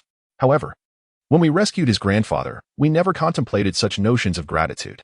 During our university years and the subsequent time we dedicated ourselves to the family business. Having Qin Fan by our side was never solely about repayment. Let us set aside the idea of gratitude. What we must focus on now is offering our sincere apologies for the hurtful words and actions that have belittled Qin Fan's dignity. An apology must be more than mere words. Chapter 34. Shui Yalan appears at the door as Qin Fan drove back to his hometown. Images of Wang Shiyun and the 7 young ladies, including Shui Yalan, loomed in his mind, their presence at the company entrance lingering. What could these 7 heiresses possibly want? They had already orchestrated their affairs at the company, yet still found the time to deceive me in Province X? Never mind. Why should I concern myself with their business?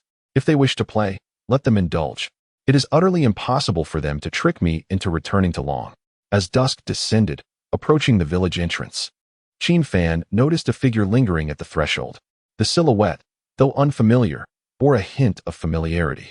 Who else could it be but Brother Gang? Xiao Fan, is that you? Is this your car? You're doing quite well for yourself, Qin Jiangang exclaimed, removing his cap to adjust it before placing it back atop his head.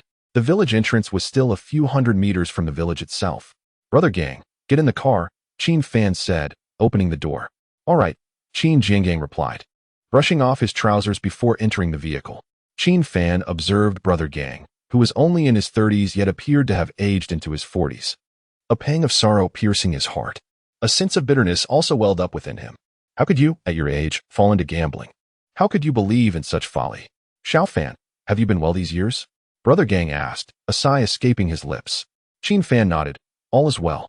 But what happened to you? Qin Jiangang sighed again. I was foolish and easily deceived.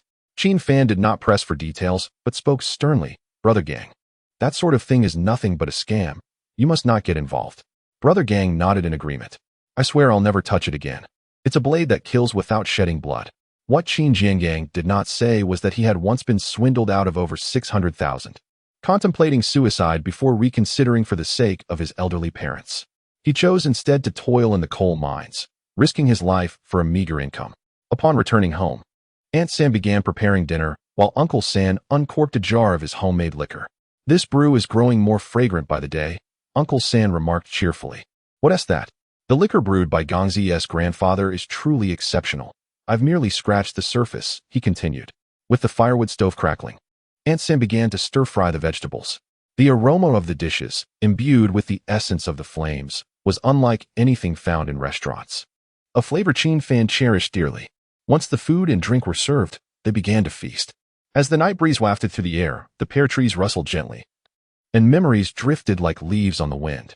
Uncle San and Aunt Sin reminisced about the childhood of Qin Jiangang and Qin Fan, their faces illuminated with affectionate smiles. Brother Gang often protected me when we were young. Had it not been for him, I don't know how many times I would have been bullied. To Brother Gang, Qin Fan raised his glass in salute. What is this salute? We're brothers, let us drink together. Aunt Sin glanced at Qin Fan, perhaps recalling his past, her eyes glistening with unshed tears. Abandoned as an infant by the roadside, he was rescued by Qin Fan's grandfather, a man in his 60s, who brought him home. He had never known the warmth of parental love. But we made it through, didn't we? Xiao Fan has grown into a fine young man. Your grandfather must be exceedingly pleased to see you in your current state. If you were to hasten and take a wife, beget a plump little child, your grandfather would undoubtedly be even more delighted. Speaking of settling down, it is indeed a matter of significance. In my past life, surrounded by Wang Shiyun and her companions, I devoted myself entirely to fulfilling their wishes and repaying their kindness, never once contemplating the notion of establishing a family. In this life, however, it is time to consider the prospect of marriage. Qin Fan remarked with a smile, I am in no rush. I shall wait until my brother Gongzi is married before I take that step. And San bowed her head with a sigh. He has yet to atone for the transgressions he has committed. How could he find a wife? Qin Fan turned to Qin Jiangang. Brother Gongzi, have you not yet spoken to Aunt San? Qin Jiangang shook his head.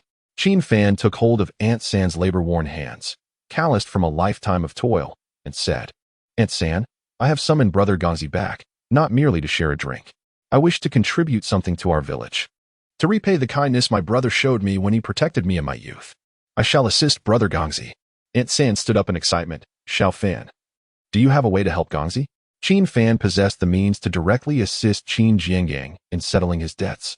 Yet such an action might be perceived as an affront to Aunt San and Uncle San, imposing upon them the burden of feeling indebted to him. That was not Qin Fan's intention. Indeed, Aunt San, Uncle San, please have a seat and allow me to elaborate. Over the years in Longdu, I have gained some insights. I have established a company in the provincial capital and earned some money. since the village took care of my grandfather and me in our youth. I wish to give back to the community. I previously discussed this with the village chief, and I plan to construct a dam outside our village to transform it into a place of exceptional natural beauty, with many regions developing their tourism industries. It is only a matter of time before we experience similar growth. My first step in aiding the village is to develop it into a distinctive ancient village. However, I cannot oversee both my company in the provincial capital and the village simultaneously. Therefore, I have decided to enlist Brother Gongzi's help to manage the affairs here. Whether it be dam construction or bridge building, I can rest assured with Brother Gongzi overseeing the work. I will provide him with a wage. And once the tourism industry flourishes, I will hand over the reins to him. Within 3 years, that debt of 60,000 will be settled. Aunt San and Uncle San, being genuine farmers of advanced age, lacked the audacity to embrace such bold plans. To them, Qin Fan's intentions seemed far too risky. Money was safest when kept in the bank. Xiao Fan, your desire to repay the village is commendable. However, what you have just proposed is no trifling matter. You must think this through, Aunt San cautioned. Qin Fan grasped Aunt San's hand firmly, reassuring her, Aunt San, rest assured. Brother Gongzi and I will accomplish great things for the village. The following morning, the sparrows alighted upon the jujube tree in the courtyard, rousing Qin Fan from his slumber. After tidying himself, he called for Qin Jiangang, and they made their way to the village chief's residence. The approval has been granted, and now preparations for the commencement of work are underway. Upon learning that Qin Fan had summoned Qin Jiangang to assist, and even offered him a commendable salary, the village chief thought of his son. Xiao Fan, do you still require assistance? If so, I can ask Baozi to come back and help you. Baozi, as referred to by the village chief, is his son, Qin Guiyu. Qin Guiyu and Qin Fan are of the same age and attended the same elementary and middle schools. The village chief is a benevolent leader, having often looked after Qin Fan and his grandfather in the past. However, Qin Guiyu had referred to Qin Fan as a wild seed during their childhood, which left Qin Fan with a distaste for him. Yet, since the village chief had made the suggestion, Qin Fan felt it would be impolite to decline. Perhaps Qin Guiyu has matured and is no longer the same ruffian he once was. Very well. If Guiyu is not otherwise occupied, having him assist would be acceptable. The village chief extinguished his half-smoked cigarette and cheerfully exclaimed, Excellent. I shall call him at once. Turning away, the village chief dialed Qin Guiyu's number. After a while, he returned with a smile, saying, Xiao Fan, I have spoken to Baozi regarding your plans. He is eager to assist you. He happens to be in the provincial capital at the moment and mentioned that you should call him when you return. He knows a few talented individuals who specialize in bridge construction and dam repairs, and he wishes to introduce you to them. Qin Guiyu knows professionals in bridge construction and dam repairs? It seems he has made quite a few connections during his time away. That's splendid. Village chief, I have matters to attend to in the provincial capital as well, so I shall take my leave now. When I return, I will come back with Guiyu, and together we can have the experts assess the dam's location. All right, Xiao Fan, drive safely. Qin Fan returned to the provincial capital with Qin Jiangang. Work in the village had yet to commence. They first needed to locate professionals to evaluate the terrain and draft designs before beginning. If Qin Guiyu truly knows capable individuals, that would be most advantageous. Upon arriving in the provincial capital, Qin Fan did not return to his residence, but instead planned to show Qin Jiangang around his company first.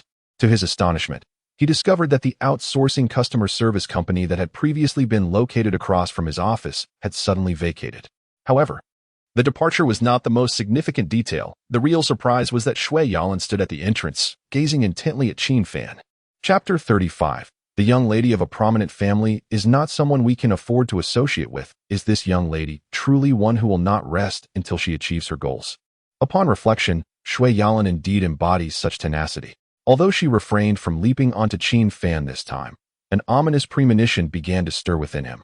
When he departed from Longdu, he had hoped to sever ties completely with Wang Shiyun and Shui Yalan. Yet it now appears he underestimated the peculiar whims of those 7 young ladies.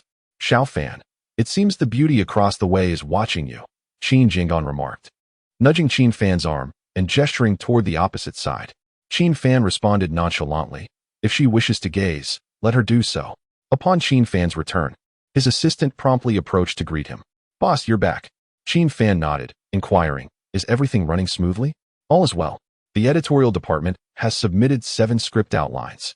Awaiting your approval. I have placed them on your desk. All right, I shall review them shortly. Noticing the absence of Master Lu and Xiao Hui, he presumed they had gone to shoot at another location. After ushering Qin Jiangan into his office and shutting the door, he stole a glance at the opposite side. There stood Shui Yalan at the entrance, appearing timid and remorseful as she regarded Qin Fan. In that fleeting moment, a thought crossed his mind. Shui Yalan and Wang Shiyun seemed to possess considerable acting prowess. With such beauty and figure, if they could be cast as actresses, my short film would undoubtedly achieve great success. Xiao Fan, is this your company? You are the boss?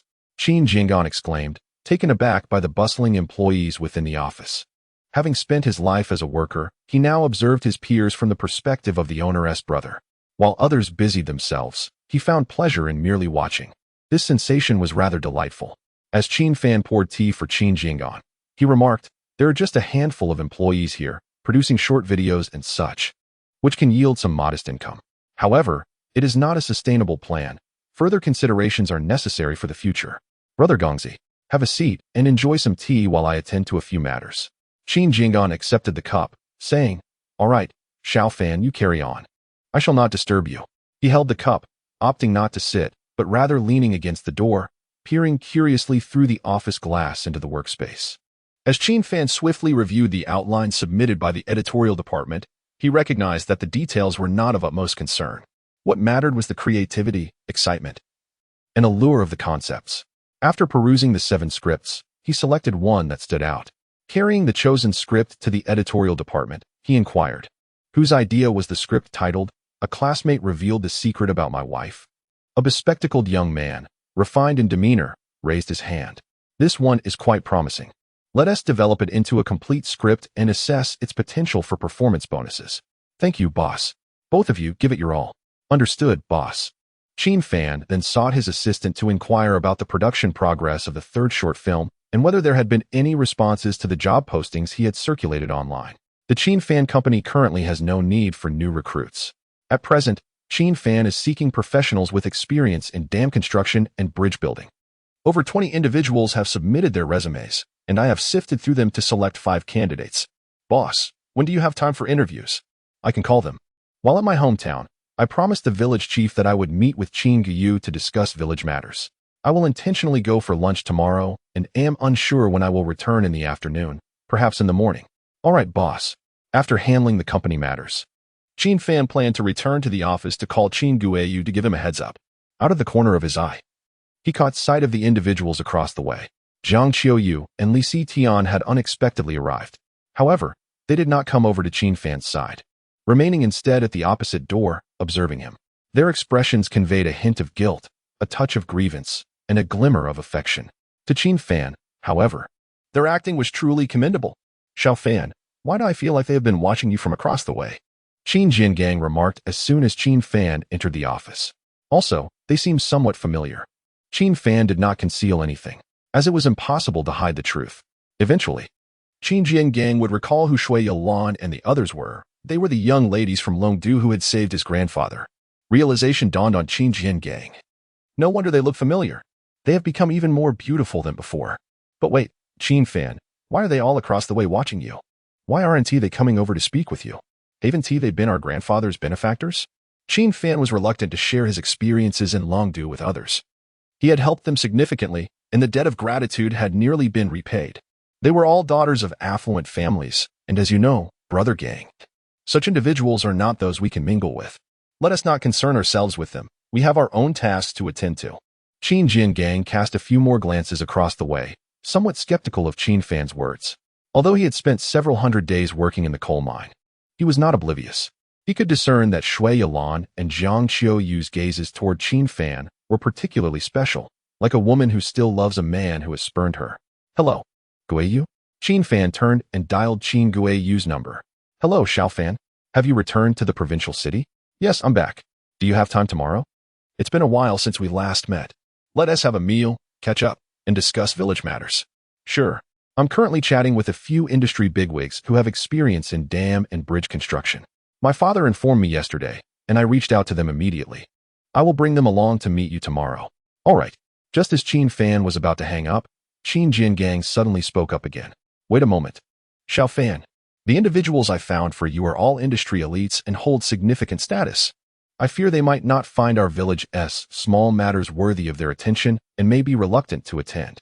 If I could find a more upscale hotel to host them, those esteemed individuals might be inclined to agree, considering my connections. I have heard that the Qingyuan Hotel possesses a unique charm, and those distinguished guests are eager to experience it. What do you think of the Qingyuan Hotel, Xiaofan? The mention of Qingyuan Hotel caused Qin Fan to furrow his brow. Although he was unaware of the reasons behind Jiang Qiuyue's presence at Qingyuan Hotel, her authoritative command to the hotel owner indicated that it had been acquired by the Jiang Group. On the other end of the line, Qin Guiyu, noticing Qin Fan's silence, assumed he hesitated due to financial concerns and cheerfully urged him, Xiaofan, you must spend this small amount. I have more experience in matters of society than you. Trust my judgment, it will not lead you astray. Qin Fan replied, it's not about the money. Besides Qingyuan Hotel and Shouxiang Hotel, I am open to any choice. Xiaofan, you've always been a bit stubborn since childhood. Why do you remain so now? Alas, never mind, let's select another restaurant. However, I am more familiar with the provincial capital, so allow me to choose a suitable place. I must select a restaurant of high caliber. Qin Fan responded, all right, just let me know once you have made your selection. If Qin Guiyu can genuinely recommend reliable talents, that would be excellent. But if he is merely being cunning, then regardless of the village chief's influence, Qin Fan would not consider him. He could go wherever he pleases. Chapter 36. Ignoring Shui Yalan. Let's depart the following morning. A few individuals with experience in dam and bridge construction arrived at the company for interviews. Qin Fan retained 3 of them, offering a 1-month probationary period. He planned to take them back to the village to assess their skills. One candidate, possessing commendable expertise, expressed concern that there might be insufficient work available in Qin Fan's endeavors, casting doubt on the longevity of their employment. Qin Fan, eschewing grandiose promises, succinctly outlined his future aspirations. Constructing dams and bridges was merely the initial step. He envisioned a comprehensive renovation and design overhaul for the entire village. A modest achievement could be realized within 2 years, yet a complete transformation would require no less than 5 years. As long as they dedicated themselves to their work, he assured them that salaries and benefits would be ample. In an era where employment opportunities were scarce, the trio of interviewed professionals ultimately decided to stay and give it a try after hearing Qin Fan's plans. Shortly after 10 o'clock, Qin Guiyu called. Xiaofan, I've chosen a restaurant, the Marriott Grand Hotel. Come over quickly, the big shots are already here. I'll manage until you arrive. Qin Fan, uncertain whether the 3 professionals he hired possessed adequate qualifications and whether they would remain committed, decided it was imperative to check on Qin Guiyu. Gongzi, let us go meet Guiyu. All right. After briefly delegating tasks, Qin Fan departed with Qin Jiangang. Across the way, Shui Yalan noticed Qin Fan leaving and pushed open her door, standing at the entrance watching him. However, he completely disregarded her. Qin Fan, Shui Yalan could not contain herself, stamping her foot and calling out, tears welling in her eyes. Qin Jiangang glanced back at Shui Yalan, then at Qin Fan. Xiaofan, she is calling you. Ignore her, let us go. Qin Jiangang could no longer hold back. Xiaofan, what is going on? She saved our grandfather. She is his benefactor. Why are you ignoring her? What happened? Having been treated as a mere plaything, his dignity trampled and humiliated, Qin Fan wondered if Qin Jiangang had learned of the previous incidents and would seek retribution from Shui Yalan and her companions. Gongzi, let us not discuss it. In any case, we have severed ties with them. If we see them, we shall act as if we have not. Qin Jiangang fixed a steady gaze on Qin Fan. Xiaofan, have you been bullied? Qin Fan shook his head. Gongzi, can you drive? I need to take care of something. Seeing that Qin Fan did not wish to elaborate, Qin Jiangang refrained from further inquiries. Everyone harbors matters they prefer not to discuss. Much like Qin Jiangang's reluctance to reveal that his descent into gambling was due to his ex-girlfriend. Yes, I can drive. You handle your business, Xiaofan. The third short drama had completed 6 or 7 episodes, and Qin Fan had not been present at the company recently to keep track. Now, Master Lu had sent over the final cut for Qin Fan to review. The female lead of the third short drama remained Lu Qianqian, who, despite her typically serene demeanor, possessed a unique aura reminiscent of Wang Shiyun, albeit less intense. However, during the filming, Lu Qianqian adeptly embodies both virtuous heroines and those with drastically divergent values. Lily and the others, as supporting characters, have also significantly enhanced their acting skills. Qin Fan even began to question whether Lily and her companions were originally from a drama academy. After reviewing the footage multiple times and confirming there were no issues, Qin Fan responded to Master Lu's message. When he looked up again, they had already arrived at the Marriott Hotel. Just as Qin Guiyu was finishing a phone call, she caught sight of Qin Fan. Xiao Fan. Oh my, it's been ages since we last met. I can't believe you haven't changed much. Is this car yours? Over 100,000, you're doing quite well, Xiao Fan. Qin Fan smiled and replied, Guiyu, it's been a long time. Brother Jiang? Noticing Qin Fan's companion, Qin Jiangang, Qin Guiyu approached him and shook his hand. Brother Jiang, is it really you? It's been so many years. About that matter. Let's not dwell on unhappy things. It's rare for us to meet. Today, the three of us must not return until we're drunk. Qin Jiangang pushed Qin Guiyu's hand away, taking on a tone of reprimand as the older brother by 7 years. You young man, we have serious matters today. A bit of drinking is fine, but don't talk about not returning until we're drunk. If we delay the important matters, you'll be responsible. Qin Guiyu patted his chest, exclaiming, I'll take responsibility. Hee, Brother Jiang, do you know whom I've invited today? Have you heard of the Yin Real Estate Group? The largest real estate group in the provincial capital. Those upscale neighborhoods and villas in the province are all from the Yin Group. By chance, I got to know the young master of the Yin Group, and when my father mentioned Xiao Fan's plans, I immediately thought of bringing in the professionals for designing artificial lakes and bridges from the Yin Group. Leaning closer to Qin Fan, Qin Guiyu said, Xiao Fan. If we can get the professionals from the Yin Group to assist us, whether it's building a dam or a bridge in our village, it would be a piece of cake. Qin Jiangang took a deep breath, somewhat astonished. Guiyu, you know the young master of the Yin Group? Qin Guiyu smirked, proudly declaring, Of course. And Brother Jiang, think about it. Just knowing the young master of the Yin Group is enough. If it were merely acquaintanceship, could we borrow their professionals from the Yin Group? Qin Jiangang was somewhat taken aback. You have a good relationship with the young master of the Yin Group? Qin Guiyu neither confirmed nor denied it, smiling as he said, Let us just say we're not sworn brothers, but if I need help, he would certainly assist me. After that, Qin Guiyu turned to Qin Fan and said, Xiao Fan, when we go inside, pay attention to my expressions. Those inside are all professionals from the Yin Group. Our village's matters are trivial in comparison, and they may not be inclined to take them on. We must be willing to part with what needs to be sacrificed. We can't be stingy. Qin Fan neither nodded nor shook his head, suggesting, Let us see how it goes once we're inside. Is there a professional talent within the Yin Group? The Yin Group has several villa communities adorned with artificial lakes, which differ significantly from reservoirs. One can gauge the situation after a brief meeting. Indeed, let us discuss further upon entry. We cannot keep the professionals waiting for the three of us. The Marriott Hotel stands as one of the premier 5-star establishments in the provincial capital, with a minimum expenditure of 2,000. The receptionists at the entrance are university students from nearby schools, dressed in short skirts and black stockings, exuding youthful charm and beauty. As we entered the hotel and proceeded towards the private room, Qin Guiyu draped an arm around Qin Fan's shoulder and remarked, Xiao Fan, my father mentioned your desire to contribute to the village. I have harbored similar aspirations. Today, I have prepared a surprise for you. If you join me in seizing this opportunity, our collaboration will undoubtedly propel our village to prosperity. A surprise? Qin Fan found Qin Guiyu's assurance rather dubious. What surprise could it possibly be? With a playful flick of her tongue and a mischievous glint in her eye, Qin Guiyu said, You'll find out soon enough. I dare say, it will surely take you by surprise. Chapter 37.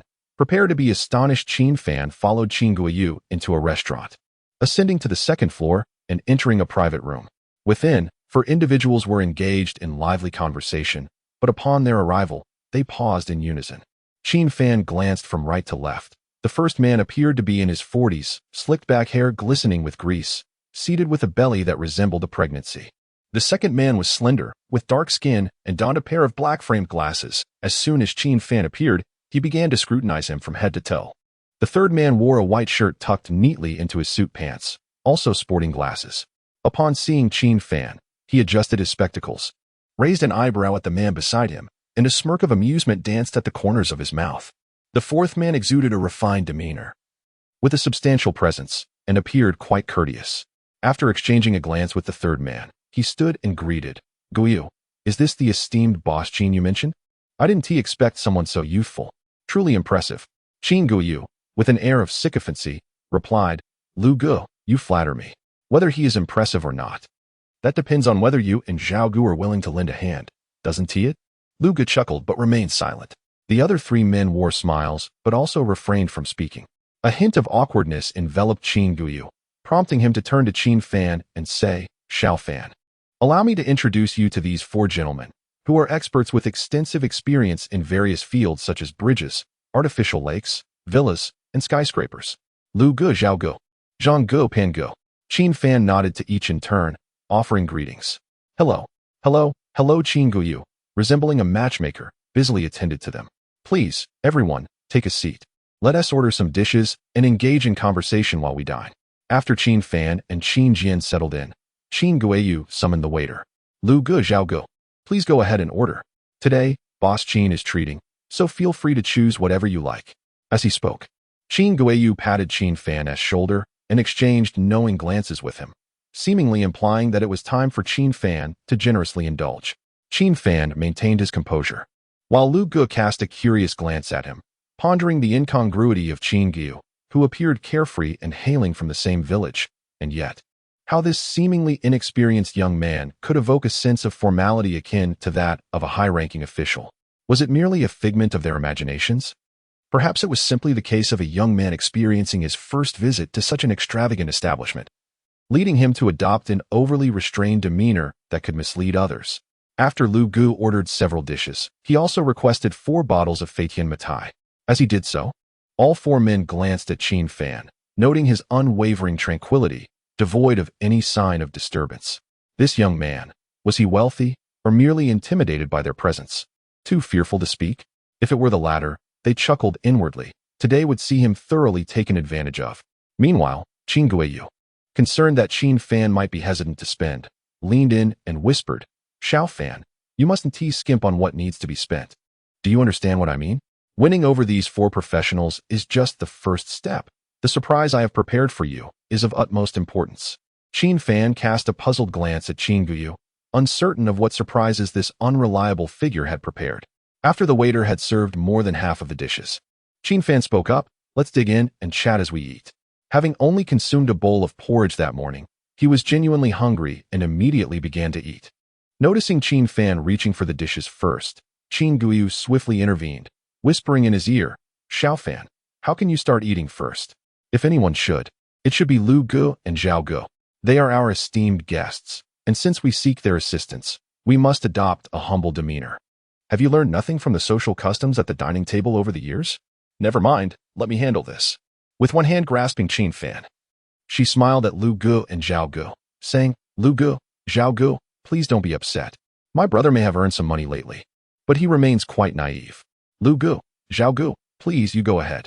Qin Fan furrowed his brow at Qin Guiyu. This meal was on him, and his intention was to see what talents Qin Guiyu could introduce to him. After all, he was the host. Lu Gu and Zhao Gu were akin to candidates he was interviewing. Have you ever seen a company owner serve tea to an applicant before offering it to them? It's absurd. Shaking off Qin Guiyu's hand, he picked up a piece of food and placed it in his mouth. Qin Guiyu looked at him in astonishment, her expression seemingly questioning whether he still wished to enlist the help of these 4 influential individuals. Xiao Fan, do you have no social experience at all? Lu Gu, a man likely in his 40s, chuckled and said, Guiyu, today is Qin Boss's treat. It's only right that he begins. In truth, who starts eating is inconsequential. He despised the rituals surrounding dining culture. As long as everyone enjoyed their meal and conversed happily, what did it matter? Qin Jiang had long been dissatisfied with Qin Guiyu. Guiyu, you really fuss over things. He too began to eat. Upon seeing Qin Jiang devour his food heartily, Lu Gu and Zhao Gu exchanged glances, their eyes reflecting a hint of disdain as they recalled the elegant mannerisms of affluent individuals at exclusive gatherings they had attended, delicately savoring their meals. After satisfying his appetite, Qin Fan shifted to serious matters. Lu Gu, I'm not sure how much Guiyu has shared with you, so let me reiterate. My overall plan is to undertake a significant renovation in our village. The first step is to construct a dam at the village entrance, followed by a bridge. He pulled out his phone and displayed a photo. This is a rough overview of our village's situation. You can take a look and share your thoughts. No need for an exhaustive discussion, just a brief overview. Lu Gu and Zhao Gu exchanged glances, smiles playing on their lips as they pushed Qin Fan's phone away. Qin Boss, without a signed contract, we won't make any rash statements. We are here today primarily out of respect for Guiyu. Perhaps it would be prudent for Mr. Qin to first articulate the compensation he can offer us. Should we find it agreeable, we can proceed with further discussions. The four individuals sat with an air of superiority, exuding an attitude of expertise and authority, as if we were the ones seeking their approval. Mr. Qin was not particularly fond of this demeanor, and his mood began to sour. Let us discuss the remuneration, he said. Given that the workplace is situated in our village, which is quite distant from the county seat, provisions for meals and accommodation are non-negotiable. Benefits such as social insurance and housing funds, along with overtime compensation, will be included. As for the salary, I see that you are earning a certain amount at Yan's group. I will add an additional 2,000. Brother Lu chuckled. Only 2,000? To venture into such remote wilderness, a place devoid of excitement? That is not what Guiyu conveyed to us. Qin Guiyu, with a smile, interjected, Brother Lu, Brother Zhao, please do not rush.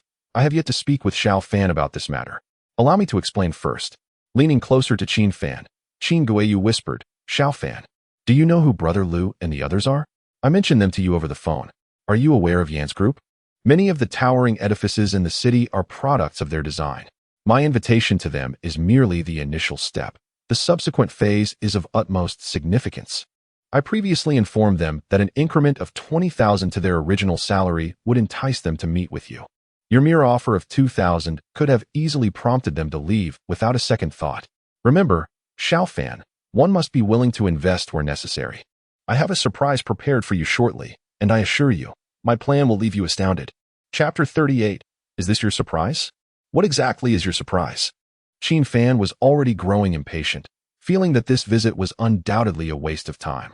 Xiao Fan, do not rush. Haste makes waste. First, attend to Lu Gu and Zhao Gu as I instructed, and make them happy. The subsequent matters will then be much easier to handle. Each of the four should receive an increase of 20,000 on their original salary. If we estimate, their original salary was 30,000, so with the increase, it will be 50,000. For individuals, that amounts to 200,000 each month. I apologize, but it is not that Qin Fan cannot afford such individuals. Rather, others provide better value. An increase of 2,000 on their current salary is already my utmost limit. If they cannot accept this, then we shall end the discussion. I shall cover this meal, excluding 4 bottles of Feitian Matai. By the way, Lu Gu and Zhao Gu ordered 4 bottles of Feitian Matai without even speaking up. The audacity to plan to take them home. How can Qin Fan allow that to happen? Xiao Fan, did you not work with those who saved your grandfather in Longdil? Why is your perspective so narrow and your ability to manage so lacking? Qin Guiyu kept her voice low, but Qin Fan did not. Hearing his words, Lu Gu and Zhao Gu, sitting across the table, set down their chopsticks, their expressions darkening. It seems Boss Qin looks down upon us. Very well. We were initially considering helping because of Guiyu. They began to leave. Qin Guiyu quickly rose to intervene. Lu Gu, Zhao Gu, please do not be angry. Sit down for a moment. My brother lacks experience. Allow me to speak with him. Lu Gu and Zhao Gu hesitated, neither continuing to leave nor sitting down. In truth, due to the recent economic downturn, they had both suspended operations. If Qin Fan could indeed offer them an increase of 20,000 on their previous salaries, they would be quite eager to earn from him. Qin Guiyu wrapped her arm around Qin Fan's shoulder and turned to him, whispering, Xiao Fan, at this point, let me share my plan with you. You wish to contribute to the village, and as the son of the village chief, I naturally wish to do the same. However, I have never known where to begin. After my father called me earlier, a brilliant idea struck me. Lu Gu and Zhao Gu are both affiliated with the Yin Group. Hiring them at a high salary is merely the first step. The specifics of dams or bridges are not truly significant. The second step is what truly matters. You know Yin Xiao, right? My second step involves making Yin Xiao aware of our plans, piquing his interest, and securing investment for the construction of country villas in our village. Many affluent older businessmen from the city relish the idea of retiring in picturesque locales with mountains and water. As long as we provide adequate salaries for Lu Gu and Zhao Gu, allowing them to advocate for us, once Yin Xiao invests, we shall reap the benefits. Do you understand? Qin Guiyu rubbed her hands together, her face alight with excitement and enthusiasm. Qin Fan comprehended. What Qin Guiyu spoke of was indeed a desire to serve the village. However, his true intention was to curry favor with Lu and Zhao in order to deceive Yin into investing in the construction of a villa complex in the village, thus reaping profits. From a young age, Qin Guiyu lacked a serious disposition, and now, nearing 30, he remains unchanged. Qin Fan felt a profound disappointment towards Qin Guiyu. Even with his father as standing as the village chief, Qin Fan would not allow Qin Guiyu to meddle in his affairs. Is this what you have always referred to as a surprise? Qin Guiyu's face still bore an expression of excitement. Indeed, I just called Yin outside the restaurant. He said he would come over shortly, all out of consideration for me. This is a tremendous opportunity. Xiao Fan, we must seize it. You have a bit of money, and I possess connections. Our village depends on us. Suddenly, Qin Guiyu's phone rang. He glanced at it, his eyes lighting up with even greater enthusiasm. Xiao Fan. Yin is here. I'm going to greet him. Think carefully about what I said. This is our only chance. As Qin Guiyu stepped outside, he answered the call. Hello? Yin, have you arrived?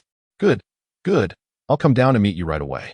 Upon hearing that Yin was coming, Lu, Zhao, and the others exchanged surprised glances, as they had not been informed of his visit. Outside the Wanhao Grand Hotel, Qin Guiyu bowed deeply. Yin, it is an immense honor for you to take time out of your busy schedule to visit.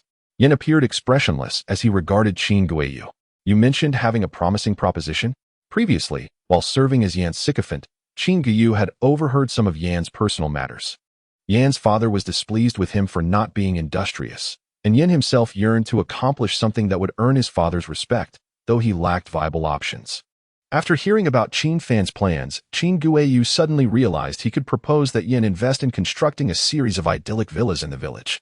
If this venture succeeded, it would surely impress Yan's father, while also elevating Qin Guiyu to the role of a strategic advisor, thus gaining entry into the upper echelons of society. Qin Guiyu nodded vigorously.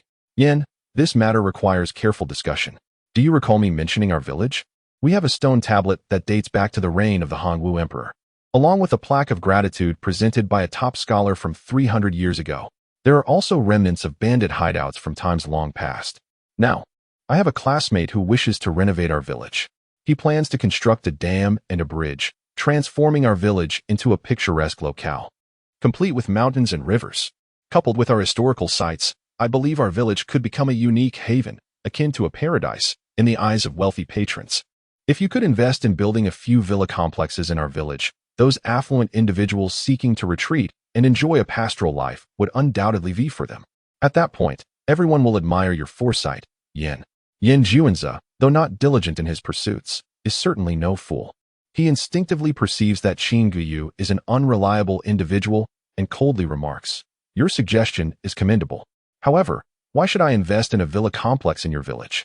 There are countless places with more historical significance and stunning scenery than your village, are there not? Qin Guiyu remains unperturbed, having anticipated this line of questioning. What you say is true, but my intention in suggesting that you develop villas in our village is purely in consideration of your interests. If you were to invest in another village, you would still need to enhance its image to command a favorable price for the villas, would you not?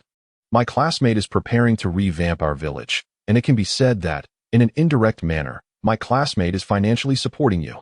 Just as in the film The Mermaid, where Zhang Yuqi purchased King Luowen to elevate the surrounding property values, in this case, you, Mr. Yin, can simply build your villa complex without the need to acquire King Luowen. My classmate will invest in our village, thereby increasing the value of your villas. As Yin Juanza listens, a slight smile graces his lips, suggesting that he finds the proposition intriguing. Is your classmate involved in this? Qin Guiyu eagerly nods. Yes, he is right inside, waiting for you. Then let us proceed and take a look, Yin Juanza replies. Chapter 39. You can just call me Xiao Zhe. Yin Juanza followed Qin Guiyu into the private room. Upon seeing Yin Juanza, Brother Lu and Brother Zhao immediately stepped out to greet him. Young Master Yin, you've arrived, they exclaimed. Guiyu, why didn't you inform us earlier that young Master Yin would be coming? Indeed, had we known young Master Yin was coming, we would have waited to order until his arrival. Yes, Guiyu, your handling of this matter lacks proper etiquette. Yin Juanza raised his hand slightly, saying, I mentioned to him that I was merely coming to take a look, not to dine. Guiyu, are you referring to that classmate from your village? In Yin Juanza's eyes, Qin Guiyu was simply a sycophant, eager to curry favor with the affluent, lacking worldly experience. A person from the same village as Qin Guiyu. What remarkable figure could they possibly be? Upon encountering him, would they not bow and scrape as well? Qin Guiyu tiptoed to glance into the private room. And upon doing so, he became genuinely furious. Qin Fan was still sitting there, reveling in his meal.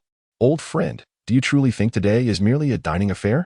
Have you never tasted such exquisite dishes that you feel compelled to gorge yourself? Did I not mention that young Master Yin would be arriving? Now that he is at the door, you continue to eat. Your embarrassment is one thing, but you are making me look bad. And that big oaf, brother gang, is sitting there like a simpleton as well. Qin Guiyu's ears were practically steaming with rage. Young Master Yin, please wait a moment. They are all from the village and lack experience. I will call them. Fuming, Qin Guiyu stormed into the private room, approached Qin Fan and Qin Jinggang, and snatched the chopsticks from Qin Fan's hands. Xiao Fan, did I not tell you that young Master Yin has arrived? Now that he is at the door, you remain seated. Your arrogance, how will it aid our plan to revitalize the village? Get up and come with me to welcome young Master Yin. Just listen to me and say nothing. If young Master Yin enters the private room, you stand as I do. Do you understand? Qin Fan felt a wave of disgust towards Qin Guiyu, who transformed into a sycophant in the presence of the wealthy. Guiyu, I am here today because your father wishes for you to work with me, and I am doing this as a favor to him. Furthermore, you mentioned you could introduce several skilled professionals. However, it seems we still do not see eye to eye as we did in our youth. The talents you recommended are beyond my requirements. As for this young Master Yin, if you wish to fawn over him, that is your business. It bears no relevance to me. Outside the private room, Yin Juanza heard a voice that struck him as somewhat familiar and turned his head slightly to peer inside. This sight startled Yin Juanza. It was him. After Yin Juanza had left the Qingyuan Hotel in disgrace, he had been puzzled for days. He simply could not comprehend why the seemingly ordinary Qin Fan was so fiercely protected by the eldest daughter of the Jiang family, who looked at him with such tender eyes. Jiang Qiuyue was indeed a member of the Jiang family. In matters of marriage, social standing is of utmost importance, is it not? How could the eldest daughter of the Jiang family harbor such feelings for an ordinary person like Qin Fan? The gravity of the situation left Yin Juanza perplexed, unable to comprehend the nature of the relationship between Jiang Qiuyue and Qin Fan. However, one thing was abundantly clear to him. Should he encounter Qin Fan again, he must refrain from offending him. The last time, Jiang Qiuyue had barred him from entering any of the Jiang Group's enterprises.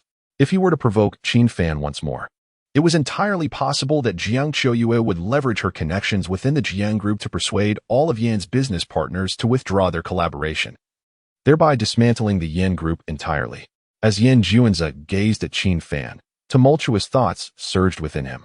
Lu Gu and Zhao Gu, observing Yin Juanza's silence, mistakenly assumed he was incensed. Young Master Yin, that fellow over there still eating, his name is Qin Fan, just a country bumpkin. There is no need for you to be upset with him, one of them remarked. Indeed, young Master Yin, we exchanged a few words with him earlier. He is nothing more than a naive youth, utterly ignorant of societal norms.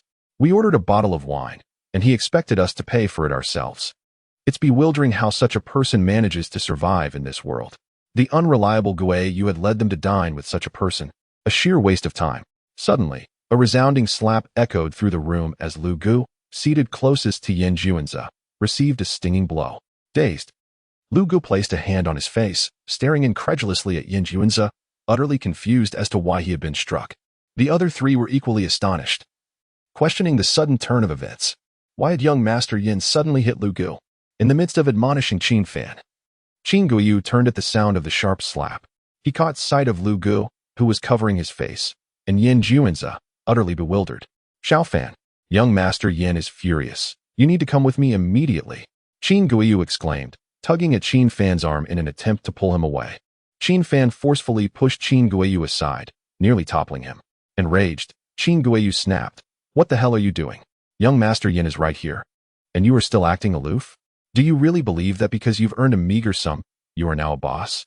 Let me tell you, in young Master Yin's presence, you are worth less than a mere loach. Another slap rang out as Qin Guiyu found himself on the receiving end of Yin Juanza's ire. He stared in disbelief at Yin Juanza, questioning why he had suddenly been struck. Was it possible that his recommendation of Qin Fan, who had shown no respect for Yin Juanza, had provoked this reaction? Young Master Yin, I apologize. I had no idea my classmate was so oblivious. I will make him leave immediately. Please, calm your anger. Leave. All right. I will make him leave. Yet another slap landed on Qin Guiyu's face. I mean for you to leave. Qin Guiyu was utterly taken aback. However, the next moment brought an even greater surprise. Qin Fan remained seated, leisurely enjoying his meal, while Yin Juanze approached him with a disarming smile, extending his hand. Mr. Qin, it is a pleasure to see you here. I did not anticipate our paths crossing again. I must apologize for my previous conduct at Qingyuan Hotel. It was entirely my fault. I offer my sincerest apologies. While Yin Juanze was not known for his diligence, he was no fool. He recalled how Jiang Qiuyue had staunchly defended Qin Fan during their last encounter. Though Yin Juanze was unaware of the relationship or circumstances between Jiang Qiuyue and Qin Fan, he was acutely aware that if he could earn Qin Fan's forgiveness, or even forge a friendship with him, there remained a glimmer of hope for him to attain Jiang Qiuyue's forgiveness as well, perhaps even becoming a friend she would remember. Establishing a friendship with Jiang Qiuyue would not simply connect him to the Jiang family. During his attendance at a prestigious gathering in Longdu, he had heard that Jiang Qiuyue, Wang Shiyun, Shui Yalan, Zhang Jing, Zhao Tingting, Li Sitian, and Zhou Lui, the daughters of the 7 prominent families, were the closest of friends. Thus, associating with the Jiang family would inevitably intertwine him with the Zhang, Wang, Shui, and other illustrious families. Although he had suffered embarrassment at the Qingyuan Hotel that day, and Yuan had since ignored him, only the nouveau riche would obsessively seek to reclaim lost dignity after a setback. It turned out that the young master Yin referred to by Yu was indeed him. Qin Fan wiped his mouth with a napkin, having finished his meal, and prepared to depart. Mr. Qin, you jest. Young master Yin is merely a term of folly used by others. You may simply call me Xiaoze. Chapter 40. Miss Jiang truly loves him. What? Just call him Xiaoze? I thought I was merely a sycophantic rich young man in front of Qin Fan. Yet here I am, reduced to Xiaoze? Qin Guiyu was utterly dumbfounded. Does Yin Xiao know Qin Fan? Even if he does, why is he so deferential? Qin Guiyu felt as though he had been dealt a stinging slap, his face burning with embarrassment. Lu Gu and Zhao Gu, along with the others, wore expressions of sheer astonishment. Suddenly, Lu Gu realized why he had received a reprimand, because he had just spoken ill of Qin Fan. Qin Fan cast a meaningful glance at Yin Juanze. Back in Longdu, many who sought to associate themselves with Wang Shiyun and Jiang Qiuyue bore expressions not unlike Yin Juanze's at this very moment. Now, Qin Fan wished to sever all ties with Jiang Qiuyue and the others. I do not care whether you are Yin Xiao or Xiaoze. That day at Qingyuan Hotel, you were in the wrong, and I will accept your apology. If you seek to use me to connect with Jiang Qiuyue, allow me to forewarn you, do not waste your efforts. I have no relations with her. Lies. The words echoed in Yin Juanze's mind. No relations? Would Miss Jiang defend you so ardently? Would she shed tears for you? Yet, on the surface, Yin Juanze did not betray any emotion. Mr. Qin is joking. I have no ulterior motives. I merely did not expect to encounter you here. Furthermore, that day was too hasty, and I did not have the opportunity to formally apologize. I extend my sincerest apologies now. Yin Juanze bowed deeply. Qin Guiyu was left speechless at this scene. How could an abandoned child, forsaken by both parents at birth, command such respect from Yin Xiao? Am I dreaming? The memory of his earlier obsequiousness clashed with Yin Juanze's demeanor towards Qin Fan, leaving his face aflame with embarrassment. Lu Gu, Zhao Gu, and the others dared not utter a word. It's over. Just moments ago, I planned to confront him again, but given this situation, it seems hopeless. Qin Fan regarded Yin Juanze nonchalantly. I accept your apology. Is there anything else? If not, please step aside. Yin Juanze moved aside but called out to Qin Fan. Mr. Qin, please wait a moment. I heard you mention your desire to develop your hometown? Yin Juanze gestured towards the astonished Qin Guiyu. I have been contemplating constructing some villas in a location with favorable feng shui. I believe that a village capable of producing someone as outstanding as you must surely be a land blessed with good fortune. I wonder if we might have the opportunity to collaborate. If we can work together, we could consider ourselves as friends, having met through unexpected circumstances. Since we are both from X province, having more friends opens more doors. Qin Fan pondered this.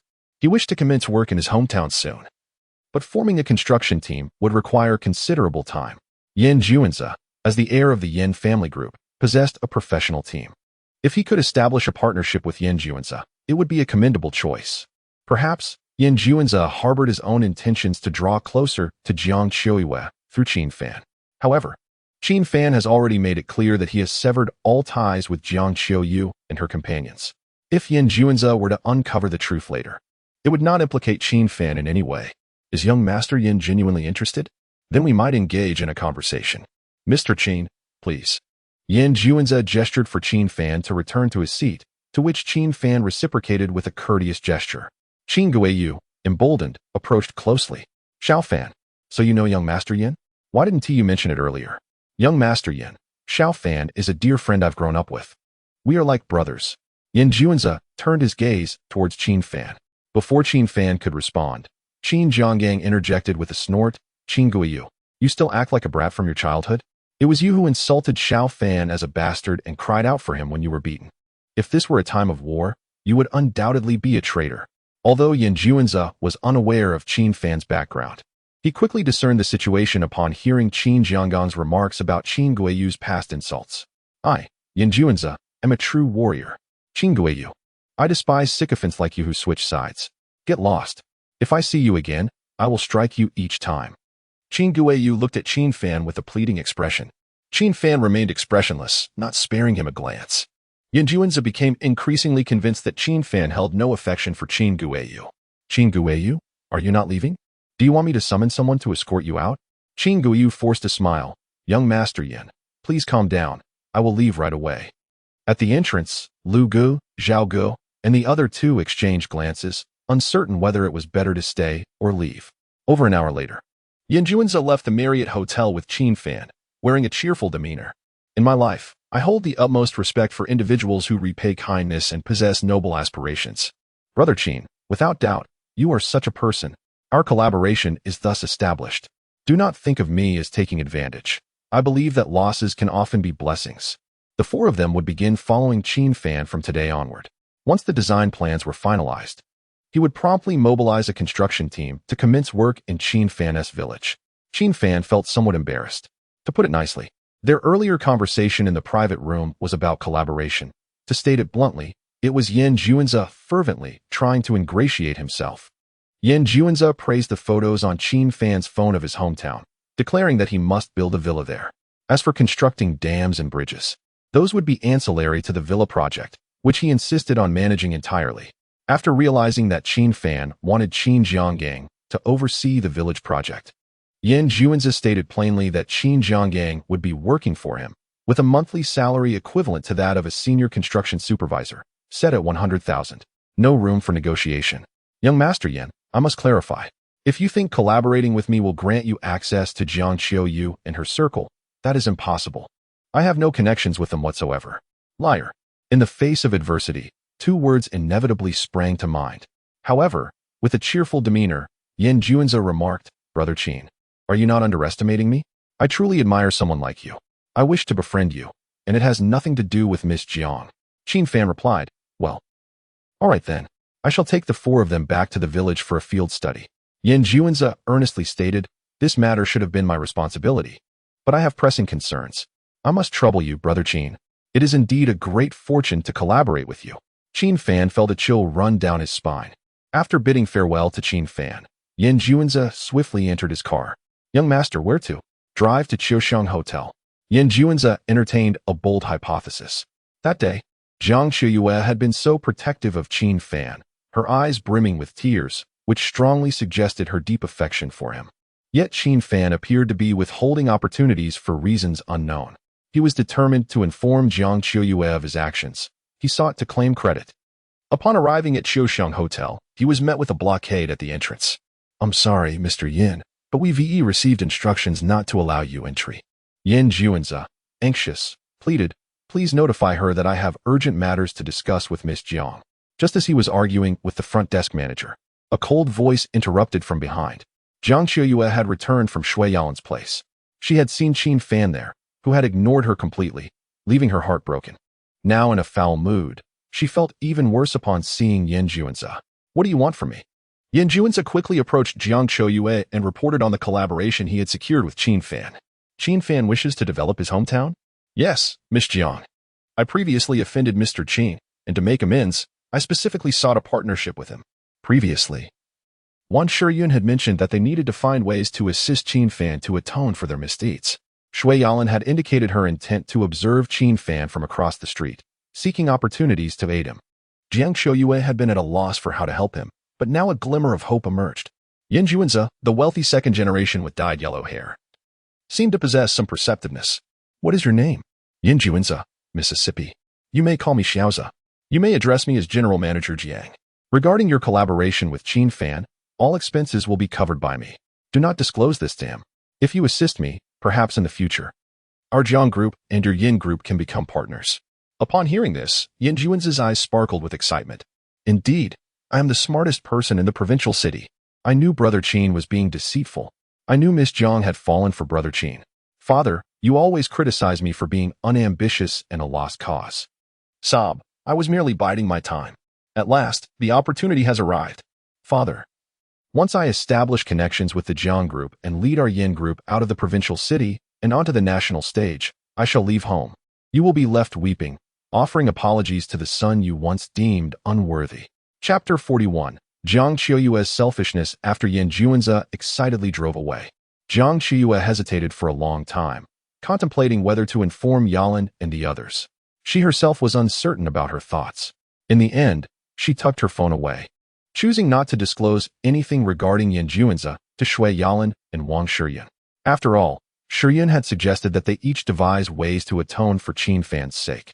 This was her own approach, albeit uncertain in its effectiveness. Perhaps it was best not to share it with them. Jiang Qiuyue added Yinjuanza as a friend. And to prepare for any eventuality, she sent him a message. This matter must remain confidential. Do not disclose it to anyone. Yinjuanza promptly replied, Rest assured, Manager Jiang. Even if my father asks, I won't tell him. I will ensure this matter is handled flawlessly. Brother Qin has always been someone I greatly admire, and I will do my utmost to assist him. There was a peculiar air of sycophancy about Yinjuanza that Jiang Qiuyue found off-putting, prompting her not to respond further. Meanwhile, Yinjuanza was brimming with enthusiasm, feeling as though he had finally discovered an opportunity to make significant strides. He was convinced that if he wholeheartedly committed to aiding Qin Fan, he would undoubtedly become a friend of Jiang Qiuyue in the future. Even if friendship were unattainable, he would still have earned his keep. He believed he could elevate the Yin group to the heights of the Jiang group, which would simultaneously grant him access to the illustrious Zhang, Wang, Li, Zhao, Shui, Zhou, and Jiang families. The mere thought exhilarated him. Young master, shall we proceed to the bar, or? Initially, Yinjuanza had intended to visit the bar. He had merely passed by the Marriott Hotel when Qin Guiyu called, prompting him to make a detour to the hotel. To his surprise, he encountered Qin Fan and, quick-witted as he was, seized a significant opportunity. Now, why indulge in drunken revelry at a bar? This young man was intent on building his career. To hell with the bar. Did they not see that he was busy with his ambitions? Back to the company. At present, Yinjuanza held only the identity of the young master of the Yin group. He had promised Qin Fan assistance by assigning Zhao and Lu's team to him, vowing to construct a villa in Qin Fan's hometown and undertake grand endeavors. He needed to report this to his father. Once upstairs, Yinjuanza burst into his father Yin Shua's office, brimming with excitement. Dad, I'm ready to embark on my career. I need to borrow some personnel from you. And perhaps you could casually lend me a couple of $100 million. I plan to make a significant impact. Yin Shua, engrossed in his documents, looked up at Yinjuanza with irritation. If you're out of pocket money, just say so. Don't use your ambitions to deceive me. Is $200 million sufficient? Filled with lofty aspirations yet ignored by his father, Yinjuanza felt a surge of anger. Dad, please don't judge me through the lens of the past. Even a humble scholar, after 3 days, should be viewed with new eyes. I have undergone a transformation. I have awakened. Yin Shua scoffed, unimpressed. Transformed? Awakened? After failing to pursue Yuan, I see you're just muddled. To seek pocket money, one must ask their mother. I am currently preoccupied. Yang Shualin lowered his head, retrieving documents to resume his reading. Yinjuanza approached the desk, closed his father's files, and exclaimed with indignation, Father, you do not heed my words, which is quite disrespectful. I assure you, I am not being frivolous this time. I possess an exceptionally long-term plan. Observing Yinjuanza's fervor, Yin Shualin decided to listen. Do share your thoughts. Yinjuanza had already prepared a well-crafted speech during his journey, and he began to articulate his ideas with enthusiasm. Father, through meticulous research, I have derived substantial data indicating that many affluent individuals of advanced age yearn for a pastoral lifestyle. I intend to locate a picturesque mountain village, rich in natural beauty and cultural heritage, to develop and transform it into a series of idyllic villas. I am confident this venture will thrive. However, Yinjuanza chose not to disclose his connection with Jiang Qiuyue to his father. Firstly, Jiang Qiuyue had specifically requested him to maintain confidentiality. Secondly, he wished to surprise his father with the success of his endeavors. Yin Juanzi believed his persuasive rhetoric would surely convince his father, especially since he had been swayed by Qin Guiyu's words. To his dismay, however, his father was not persuaded and expressed considerable disappointment. What you propose, whether in terms of labor or finances, is 99% likely to be a waste. If you aspire to build a career, I can offer you a branch office where you can gain experience before pursuing other ventures. Progress requires a step-by-step approach. Yin Juanzi was unwilling to concede. Father, trust me just this once. I assure you I can succeed. Investing in rural development and constructing a series of idyllic villas is merely my launching pad. My ambitions are grand. I will elevate the Yin Group beyond our provincial borders and into a national entity. Father, please, I implore you to believe in me this time. Yin Shualin shook his head. Son, visit the outskirts and witness the number of abandoned villas. Even the villas in the outskirts of the provincial capital have met with failure. Do you genuinely believe you can succeed in the mountains? I have consumed more salt than you have traveled roads. I will not provide funds for your potential downfall. In desperation, Yin Juanzi pleaded, Father, can you not trust me this time? This truly is an unprecedented opportunity for the Yin Group. Yin Shualin remained steadfast, shaking his head in refusal.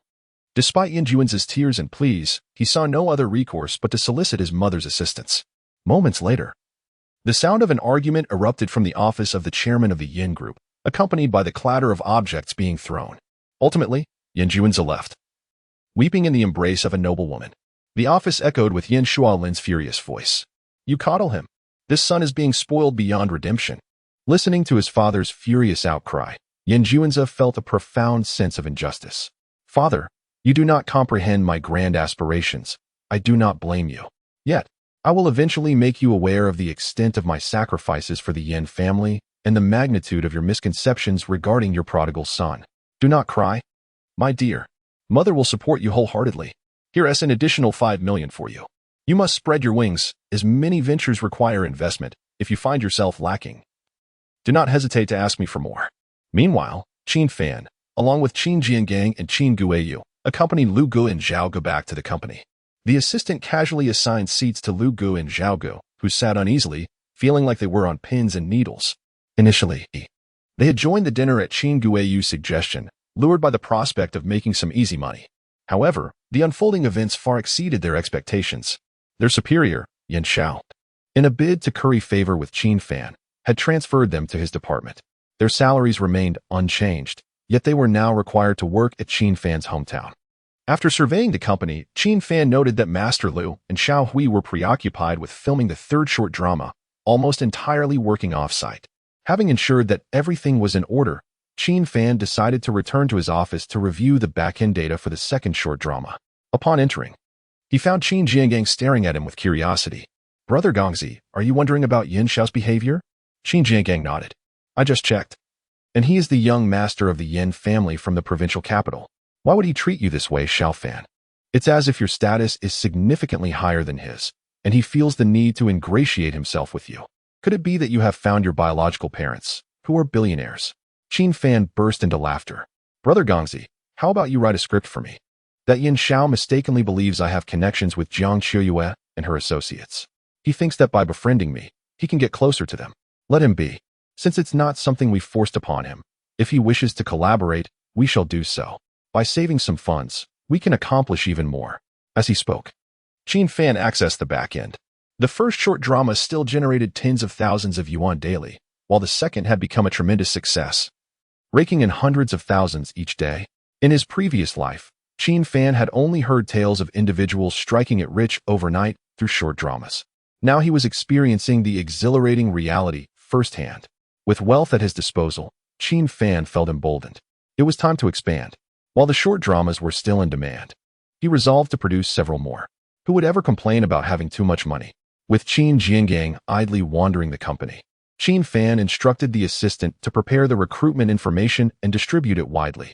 Following this, he briefed the assistant on the tasks for the upcoming days. Once the flurry of activity subsided, it was time to clock out. Qin Fan took Qin Jiangang out for a meal. Just as they settled down and placed their orders, Shui Yalan entered and promptly joined their table. Is there no space left in the restaurant? May we share a table? Chapter 42. The tenacity of Shui Yalan in a bustling restaurant. Qin Fan furrowed his brows as he gazed at Shui Yalan, seated directly across from him.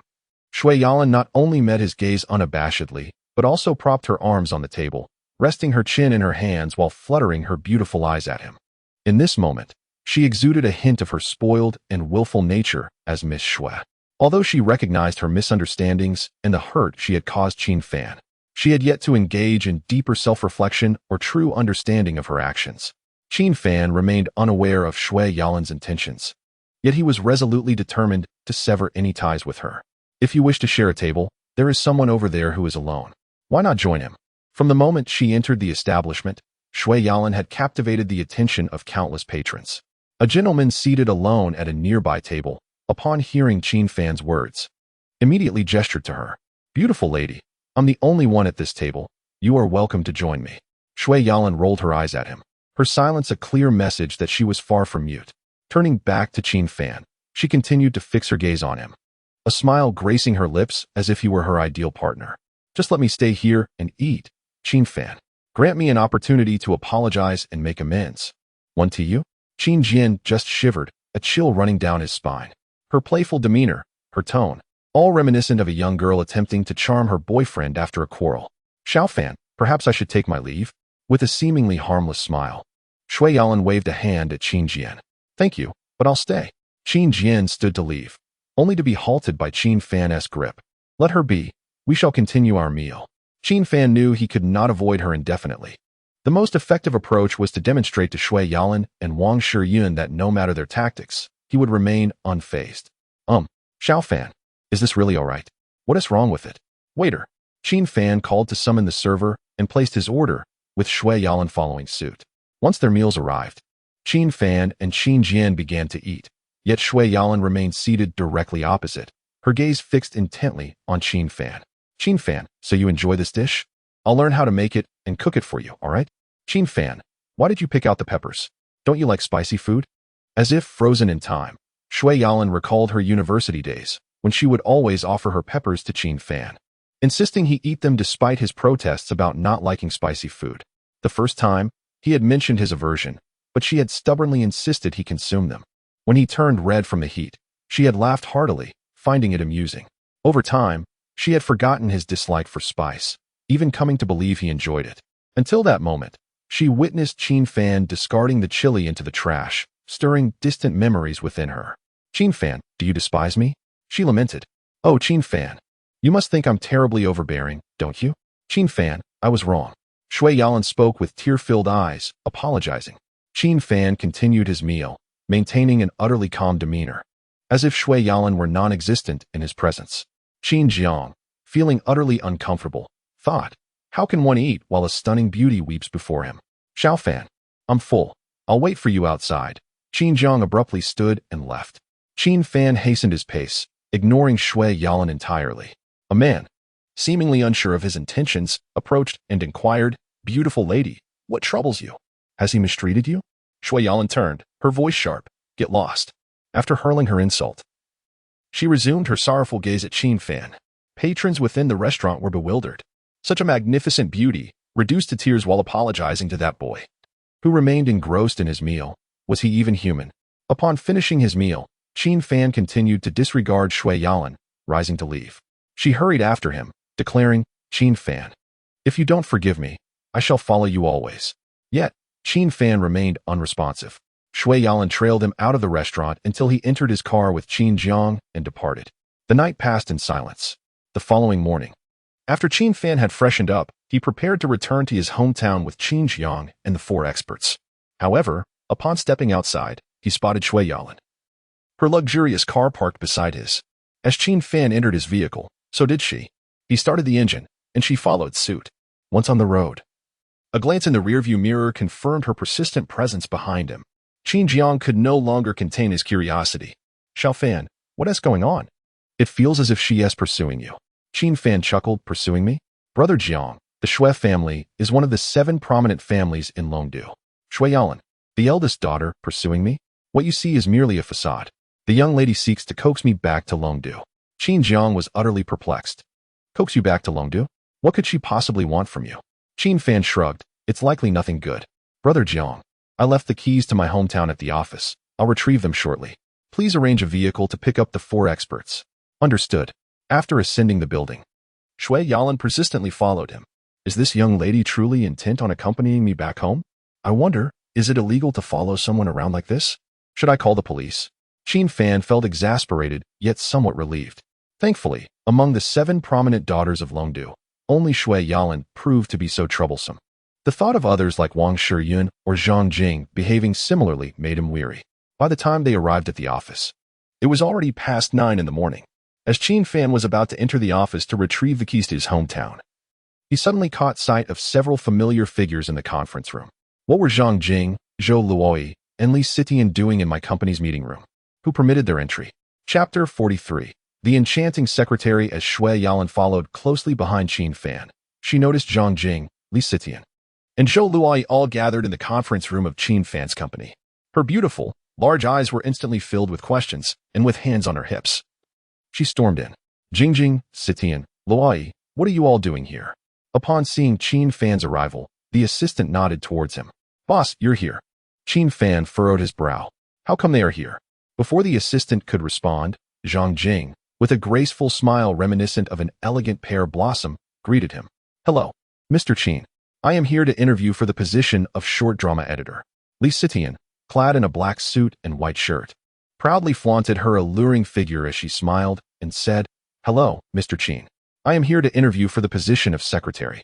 Zhou Luoi, with a pouting expression and a hint of resentment in her gaze, looked at Qin Fan and remarked, Someone promised to help me fulfill my dream of becoming an actress. But he spoke carelessly. Although I know it's partly my fault, I still wish to pursue my dream. Therefore, I am here to audition for the role of an actress. Before Qin Fan could utter a word, Shui Yalan exclaimed in disbelief. Jing, Sitian, Luoi, why didn't you inform me of your plans? Zhou Luoi pouted. Yalan, you've been following Qin Fan as well, yet you didn't share your intentions with us. Did you? An invisible current of rivalry seemed to crackle in the air. Qin Fan shook his head, thinking it's impossible.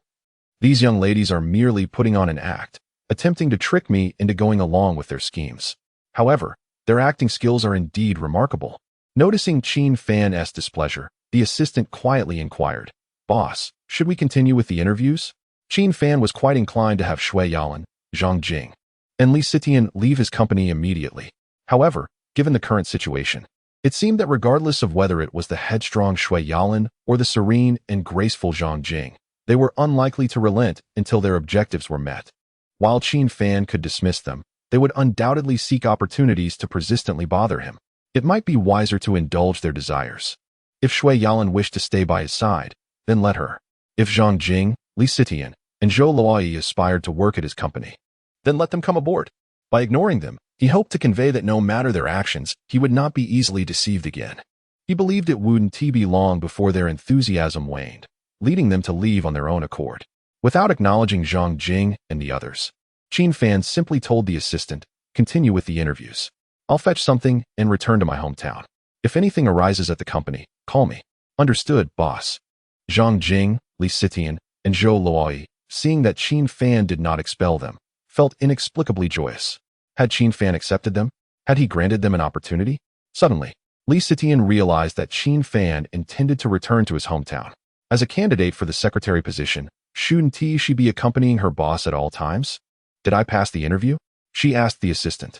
The assistant glanced at Qin Fan, feeling overwhelmed, recalling the earlier appearance of the 7 young ladies at the company entrance. Zhou Luoi, Zhang Jing, and Li Sitian appeared at the opposite door, their gazes fixed upon Qin Fan, who noticed them as well. The assistant was utterly perplexed about the nature of Qin Fan's relationship with Li Sitian and the others. Since the boss had not dismissed Zhang Jing and her companions, it seemed likely that he wished for them to remain. The assistant, uncertain, observed the subtle shifts in Qin Fan's expression and stammered, It has been approved. Yay! Li Sitian exclaimed, her laughter radiant like a resplendent summer bloom. Qin Fan, oh no, I mean President Qin, from this moment forth, I shall be your secretary. Wherever you go, I shall follow, and I am at your service. Qin Fan shook his head, anticipating that these young ladies would be a constant source of annoyance for a while. However, he surmised that it would not last long.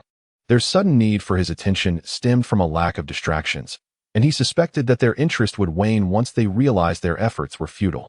Li Sitian quickly assumed her role, dutifully trailing behind Qin Fan, her beauty striking. The assistant suddenly recalled that they had yet to discuss Li Sitian's salary. Wait, we haven't negotiated the contract for your compensation, he thought. Li Sitian turned back, her face alight with joy. Let us discuss the contract when we return, President Qin. As for the salary, I am quite flexible. Anything will do. After saying this, she playfully stuck out her tongue at Zhang Jing and Zhou Loi. You all can continue with the interviews. I'm off on a business trip with Qin Fan. Zhang Jing and Zhou Loi suddenly felt a twinge of regret. Why hadn't they considered interviewing for the secretary position? After retrieving his keys from the office, Qin Fan prepared to depart. Li Sitian, her enchanting eyes glued to him, exclaimed, President Qin, where is your water cup? I'll fetch it for you. And I need to grab tissues. Your coat, just a moment. President Qin. In her fluster, Li Sitian bumped into the door, hastily following Qin Fan downstairs. Shui Yalan observed this scene, her large, beautiful eyes wide with disbelief, her discomfort palpable. Li Sitian, have you no sense of propriety left? Are you all playing this game with me? Fine, you were forcing my hand.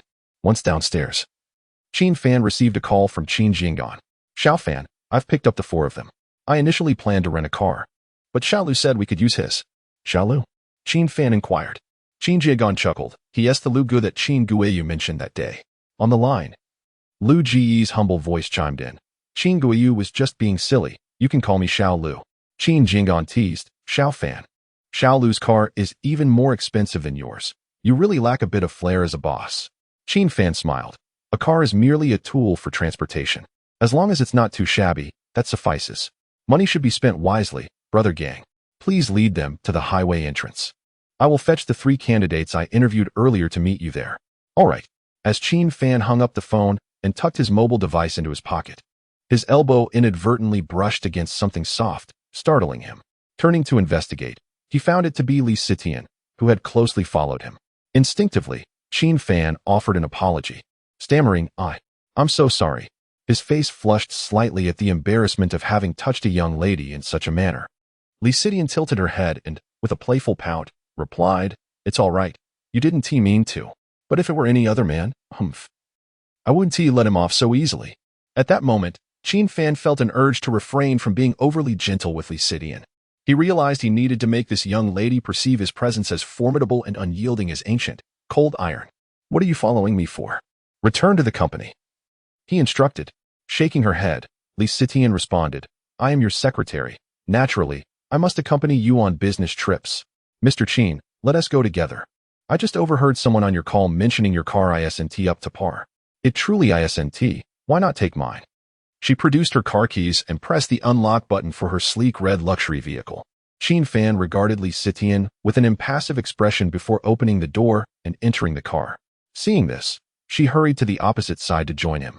But in her haste, she bumped her head again upon entry. Ouch, that hurts. Li Sitian exclaimed, retrieving a mirror from her bag to inspect her forehead. Noticing a red mark forming, she pouted in a feigned display of grievance. Qin Fan, look, it's all bruised. Without glancing at her, Qin Fan started the vehicle and coolly declared, Address me as Mr. Qin. Chapter 44. My affection for Qin Fan upon returning to his hometown. Qin Jinggang found that it was already midday. He had informed his mother of his arrival earlier that day. Aunt San had long prepared the dough. Uncle San, upon noticing the 3 employees accompanying Qin Fan along with Xiao Lu and Xiao Zhao, hurriedly approached them with utmost care. In Uncle San's eyes, those dressed in suits and spectacles were undoubtedly capable individuals. Please, have a seat. Allow me to serve you some tea. There isn't much to eat at home. And Gongzi didn't mention that we had esteemed guests, only the prepared dough. Uncle San realized that the individuals Qin Fan brought back were likely talents designated to construct a dam for the village, and he was apprehensive about not providing a proper reception. Qin Fan's 3 recruits were held in high regard by Qin Jinggang. However, he had witnessed firsthand the true nature of Xiao Lu and Xiao Zhao. They were merely opportunists, swaying with the wind. Father, those 4 can sit on any wooden stool. There is no need for formalities, Qin Jinggang remarked. Uncle San, grabbing a stick, prepared to chastise Qin Jinggang.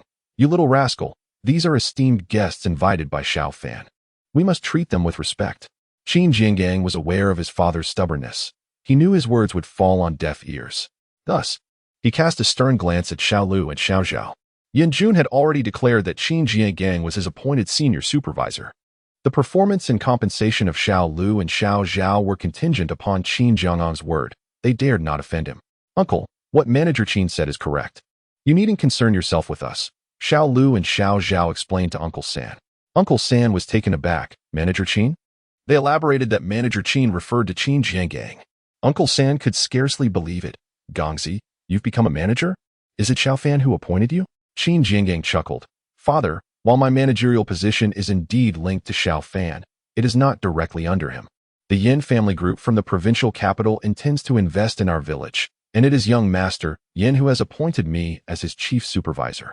Akin to a construction site manager. He offers me a monthly salary of 100,000. Uncle Sin gasped, nearly losing his breath. During his youth, he had ventured far for work and returned home to toil in agriculture, accumulating a meager 10,000 over a lifetime. Now, his son, Qin Jingang, was earning that much in a single month. Despite Xiao Lu and Xiao Zhao's lengthy explanations, Uncle San remained incredulous. He felt compelled to hear it directly from Qin Fan. Xiao Fan, did Gongzi just claim he earns 100,000 a month? Uncle Sen inquired. Xiao Fan, do not deceive me. Tell me the truth.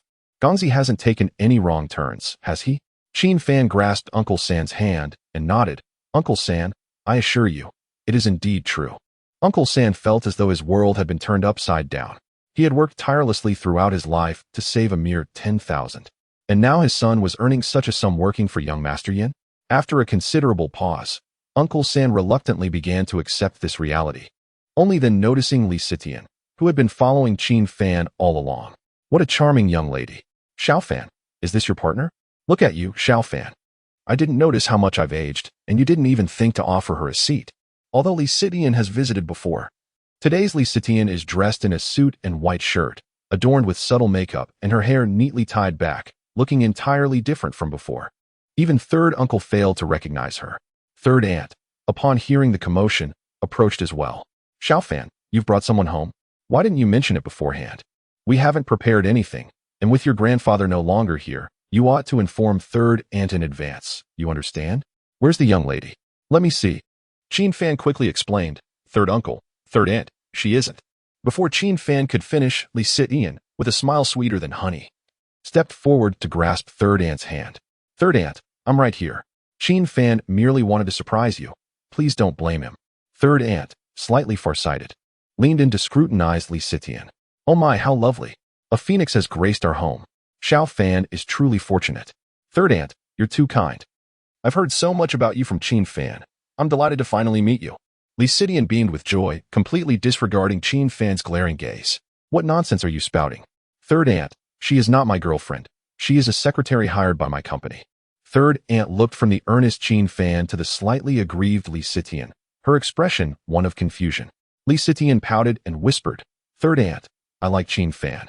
But Qin Fan frowned at Li Sitian, who stuck out her tongue, silenced by his gaze. The three individuals Qin Fan had hired, along with Xiao Lu and Xiao Zhao, were all taken aback. The stunningly beautiful Li Sitian, whose sweetness seemed to permeate her very being, was interested in the boss. Yet the boss appeared visibly impatient. After their meal, Qin Fan and Qin Jingang took the three individuals he had hired, along with 4 experts, to survey the terrain at the village entrance. Qin Fan instructed them to devise their respective plans. Although Xiao Lu, Xiao Zhao, and the others lacked character, they diligently examined the landscape, beginning to sketch and take notes. The 3 individuals hired by Qin Fan also performed admirably, alternating between observing the riverbank and climbing the adjacent hillside for basic measurements. President Qin, are you thirsty? Allow me to fetch you some water. President Qin, you are sweating. Let me wipe your brow. Li Sitian hovered beside Qin Fan, resembling a devoted maid. Throughout, Qin Fan paid her no heed. It wouldn't be long before Li Sitian came to terms with reality, realizing that no matter how persistently she clung to him, there would be no opportunity, and she would ultimately choose to leave. Though not professionals, Qin Fan and Qin Jingang discussed the terrain as well. Once the village chief arrived, an increasing number of villagers gathered around. Through the village chief, they learned of Qin Fan's plans. Xiao Fan, this is no trivial matter. Are you adequately prepared? I may not understand how to construct a dam, but if you require assistance with moving stones or carrying lime, do let me know. Xiao Fan. Should you require assistance from your uncle, do not hesitate to speak up. Naturally, Qin Fan would enlist the help of the village's elders if he refrained from doing so. Those elders would be compelled to seek work far from home. This project presents an opportunity for them to earn a living right at their doorstep. The enthusiastic elders have already ventured to the riverbank to assist with the measurements. Qin Fan approached the village chief, intending to discuss the situation regarding Qin Guiyu. Chief. Regarding Guiyu. The village chief raised his hand and chuckled. Xiao Fan, you needn't elaborate. The moment that scoundrel called, I knew he had failed. I am well aware of his capabilities. He is utterly unreliable. When he returns, I shall give him a proper reprimand. Qin Fan nodded in silence. The village chief was a commendable leader, having looked after both Qin Fan and his grandfather in the past. However, Qin Guiyu was indeed a disgrace, often leading the charge and deriding Qin Fan as a bastard during their childhood. Just then, the phone rang. Qin Fan glanced at his device. It was a call from Yen Juanza. Hello, Brother Qin, are you in the hometown? My team and I will be arriving shortly. Yen Juanza's voice brimmed with excitement, infused with the fervor to embark on a significant venture. Chapter 45, The Astonished Yen Juanza in my hometown. How many people did you bring? Earlier, Yen Juanza mentioned that he intended to pull some personnel from the Yen Group's engineering team to work in Qin Fan's village. Qin Fan was uncertain about the number of individuals Yen Juanza could bring, as the village lacked adequate accommodations. Not many, just over 30, Yen Juanza replied confidently. However, rest assured, Brother Qin, these 30 individuals are seasoned professionals. We just need to find a few more laborers to assemble a competent engineering team. Qin Fan acknowledged with a grunt, noting that his relatives in the village could assist with the miscellaneous tasks. However, bringing over 30 people at once will pose a challenge in terms of lodging. Yen Juanza, brimming with confidence, reassured him, Brother Qin, you needn't worry. Our engineering team from the Yen Group is highly professional. By the time we arrive, we can erect a metal shelter in half a day. I have all the necessary materials with me. Qin Fan was pleasantly surprised by the foresight of this wealthy heir. All right, I will await your arrival. Approximately an hour later, Yen Juanza arrived with his team. Alongside the personnel transport vehicles, there were several large trucks, bulldozers, cranes, and more. The villagers, witnessing this spectacle, were taken aback. Initially, they had harbored concerns about Qin Fan's preparations, but upon seeing the team led by Yen Juanza, their worries dissipated. The 3 professionals Qin Fan had recruited initially lacked faith in him, given the absence of any workers in the village, merely a few unskilled laborers, and the desolate riverbank at the village entrance that seemed devoid of prospects. However, upon witnessing the arrival of Yen Juanza's team, their eyes widened in astonishment. They had not anticipated such a well-organized engineering team, nor did they expect it to be led by Yen Juanza. They had once considered interviewing at the Yen Group in the provincial capital, but the company was not hiring, which led them to seek opportunities at Qin Fan's company instead. Little did they know that their boss had connections with the esteemed young Master Yen. Although the environment in the mountains might be challenging, they felt invigorated by the prospects ahead. Once Yen Juanza disembarked from the vehicle, he bellowed, "The sun is setting. Hurry up and set up the accommodations. For tonight, we will make do, but tomorrow I will ensure you have blankets, basins, thermoses, showers, and air conditioning arranged." The workers of the engineering team began unloading supplies to construct metal shelters, while the hospitable villagers eagerly lent their hands to assist. Amidst the bustling activity, Yen Juanza approached Qin Fan with a grin, saying, "Brother Qin, how's my speed? Is it satisfactory?" Qin Fan could not overlook the ingratiating tone in Yen Juanza's voice. Nor could he fail to comprehend that Yen Juanza was likely seeking to leverage their connection to ingratiate himself with Jiang Qiuyue and Wang Shiyan. Thus, Qin Fan felt compelled to reiterate firmly, "Young Master Yen, I must once again convey this seriously. I have no relationship with Jiang Qiuyue. If your intentions in these endeavors are to use me to establish ties with her and the others, you will ultimately find yourself disappointed." Yen Juanza regarded Qin Fan's solemn demeanor with a hint of doubt. However, the next moment, 2 words echoed in his mind: lying. This was prompted by the appearance of Li Sitian behind Qin Fan. Years ago, he accompanied his father to a grand banquet in Longdu, where he encountered the 7 illustrious young ladies, including Wang Shiyan, Jiang Qiuyu, Shui Yalan, and Li Sitian. Yen Juanza, however, was no stranger to the social circles and had an exceptional memory, He would not be easily deceived by Li Sitian's change of attire. Moreover, he had heard whispers about the connections among Wang Shiyun and her companions. Qin Fan repeatedly asserted his lack of ties to Jiang Qiuyu and her cohort. So how could Miss Li be found in his company? The answer was unequivocal: deception. Feigning ignorance of Li Sitian's presence, Yin Juanzi earnestly remarked, "Brother Qin, how many times must I declare my admiration for you before you believe me? I hold you in the highest esteem. I aspire to create a series of idyllic villas, hoping to make my mark, and you wish to give back to your hometown, to build it anew. Our ambitions align perfectly. We are truly kindred spirits." Li Sitian, standing behind Qin Fan, could not contain her laughter at Yin Juanzi's words. Kindred spirits? If you cannot employ idioms correctly, it is best to refrain from using them. Her every smile and frown was reminiscent of the legendary Jiao Chan, leaving Yin Juanzi momentarily spellbound. Though he could not fathom why Li Sitian, dressed like an alluring secretary, lingered beside Qin Fan, he perceived this as his opportunity. "Mr. Li, what brings you here?" Yin Juanzi feigned surprise as he approached, extending his hand in a gesture of greeting. Li Sitian merely glanced at his hand, showing no intent to reciprocate. "You know me?" Yin Juanzi felt a pang of disappointment. At that banquet in Longdu, he had assumed that by playing along with the crowd and jesting about a common subject, he would etch his presence in their memories. Yet, apparently, he had not made an impression at all. He awkwardly clasped his fists together, saying, "I was fortunate to meet you at an event. Perhaps you have simply forgotten."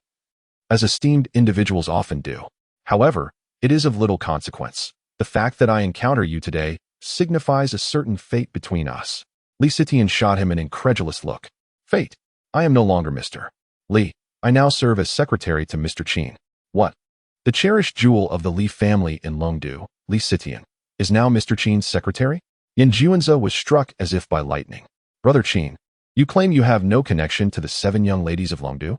This only strengthened Yin Juanzi's resolve. Regardless of his father's objections or the whispers of others who considered him reckless and extravagant, he would steadfastly follow Qin Fan. As long as he remained in Qin Fan's circle, he believed he could ascend to the ranks of Longdu's elite families. "Father, misunderstand me if you must. Scold me if you will. One day, you will comprehend the injustices I have endured and recognize the foresight that your son possesses." Qin Fan, facepalming, realized that Yin Juanzi was about to misinterpret the situation further.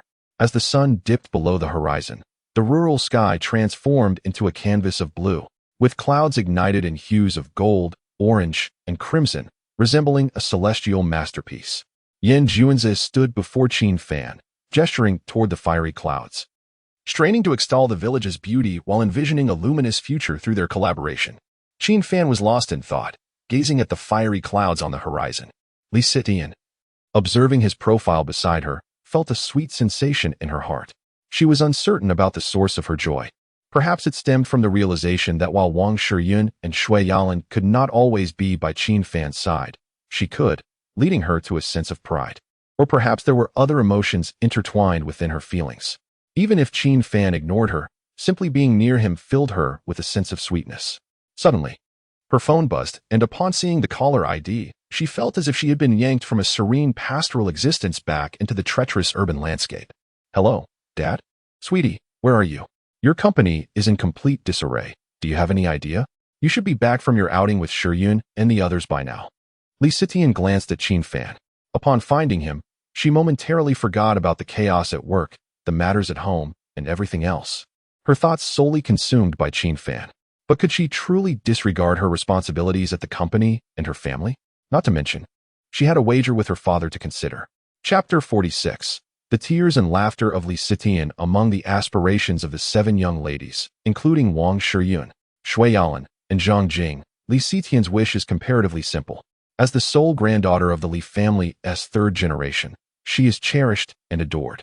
However, as she reaches adulthood, her family is intent on orchestrating a marriage that aligns with social status.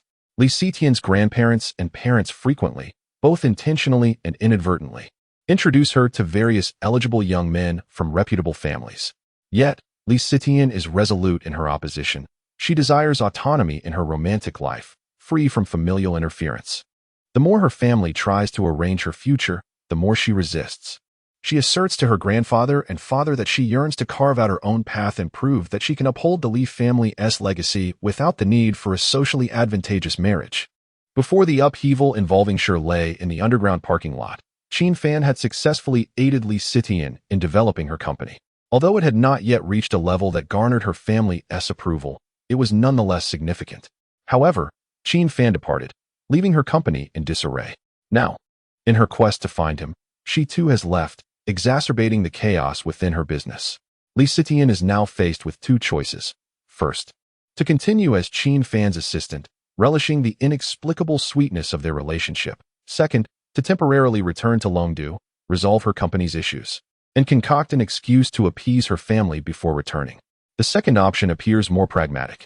Yet, Li Sitian harbors concerns that if she leaves, her peers will seize her position. Sweetie? Her father's voice jolts her back to reality. Huh, Dad, I'm here. I still have some matters to attend to, but I'll be back in a couple of days. My company. I'll handle it over the phone. So don't worry about me. Li Sitian playfully pouts and feigns annoyance on the call, finally managing to appease her father. After hanging up, she realizes she has no idea where Qin Fan has gone. After searching, she eventually finds him in the village, assisting with the cooking. Yan Jian has brought over 30 individuals, and due to their hasty arrival, provisions have not been adequately prepared. The village women, upon learning this, band together to gather 3 large baskets of food. Some begin to kindle fires for steaming rice, while others roll out noodles. Everyone wears genuine smiles, radiating warmth. Sanday, the village cook, is usually the one who prepares meals for festive occasions. Seeing Sanday struggling alone, Qin Fan steps in to lend a hand. As twilight descends, the makeshift kitchen, equipped with 3 large pots from the former production team, comes alive. Qin Fan stands amidst the flickering flames, assisting Sanday in cooking while engaging in light-hearted conversation with the women washing dishes. Li Sitian observes quietly. Qin Fan's countenance is imbued with tranquility and serenity, and the warm glow of the fire reflects in his bright, clear eyes. She realizes she has never witnessed such a side of him before. Over the past 2 or 3 years, while working in Longdu for their benefit, he has always seemed weary, his eyes devoid of light, only expressing surprise, confusion, or disappointment when subjected to their playful antics. No, Li Sitian suddenly recalls that she has seen this version of Qin Fan before, when he first appeared beside them in their sophomore year. Motivated by a desire to repay his grandfather's kindness, it was during the time when Qin Fan had just arrived at Longdu, striving alongside them, laboring with fervor. Li Sitian suddenly felt a pang of sorrow, tears uncontrollably streaming down her cheeks. It was they who had changed, who had succumbed to the words of others, directing harsh words towards Qin Fan, mocking her, trampling upon her dignity. They were the ones who rendered Qin Fan's face weary, who clouded her gaze, stripping it of its clarity, replacing it with astonishment, surprise, confusion, and disappointment. Li Sitian recalled the cruel words she had once uttered to Qin Fan. The moment spent humiliating her in front of others, and the expressions that had crossed Qin Fan's face at those times. Now, witnessing the stark contrast in Qin Fan's demeanor and gaze, Li Sitian's heart ached to the point where breathing became difficult, and tears flowed incessantly. Dinner is served. A voice boomed from Uncle San, prompting the aunts and mothers to begin serving the workers of the construction team. In the hearts of the simple villagers, the workers were considered guests, and guests were to be served first. Yan Juanza initially had no desire to partake in the rustic fare prepared in large pots. How could a vast cauldron of mixed vegetables possibly taste good? Yet, once the pot was uncovered, the aroma of the communal dish drew Yan Juanza towards it. Could I have a bowl, please? Certainly. Young man, why are you so thin? You should eat more. Yan Juanza, holding his bowl, prepared to find a place to eat when he suddenly noticed that Li Sitian remained seated by the roadside, unmoving. Wasn't this the perfect opportunity to show his goodwill? He hadn't even touched his meal yet, and decided to offer it to Li Sitian first. Presently, you've been busy all afternoon. Please, you eat first. As Yan Juanza approached, he saw Li Sitian with tear-filled eyes, and following her gaze, he spotted Qin Fan. Yan Juanza was utterly bewildered. Was Miss Li also shedding tears for Qin Fan? What on earth was happening? Had Miss Zhang fallen for Qin Fan, and now Miss Li as well? Why was no one in love with him? Perplexed, he dared not disturb Li Sitian, opting instead to sit nearby, his mind a whirl of confusion. What was the relationship between Qin Fan, Miss Zhang, and Miss Li? Was this even something he should be contemplating? Was it not better that Miss Zhang and Miss Li adored Qin Fan? If he steadfastly allied himself with Qin Fan, He could potentially ascend to the ranks of the 7 prominent families of Longdu. At the very least, affiliations with the Jiang and Li families would pose no problem. However, it was absolutely unacceptable to let Miss Li weep like this. Qin Fan was over there, helping to serve the food, oblivious to it all. I must remind him. Holding his bowl, Yin Juanzi approached Qin Fan. Qin, do you need more food? Qin Fan glanced at him. Yin, do you want more? Yin Juanzi shook his head and pointed in the direction of Li Sitian.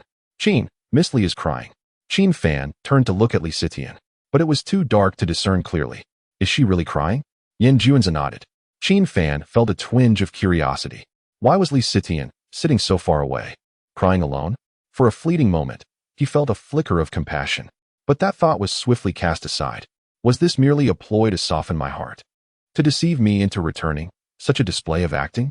No need to concern yourself with her. You enjoy your meal. Goodness, Brother Qin, how heartless you are. Miss Li is humbly serving as your secretary, even following you to this remote village to pour your tea and water, and you feel no remorse at all? This simply won't do. I must take action. Yin Juanzi stroked his chin, pondering for a moment, when suddenly an idea struck him. He approached Li Sitian, holding out a bowl. Presently, Brother Qin asked me to deliver this.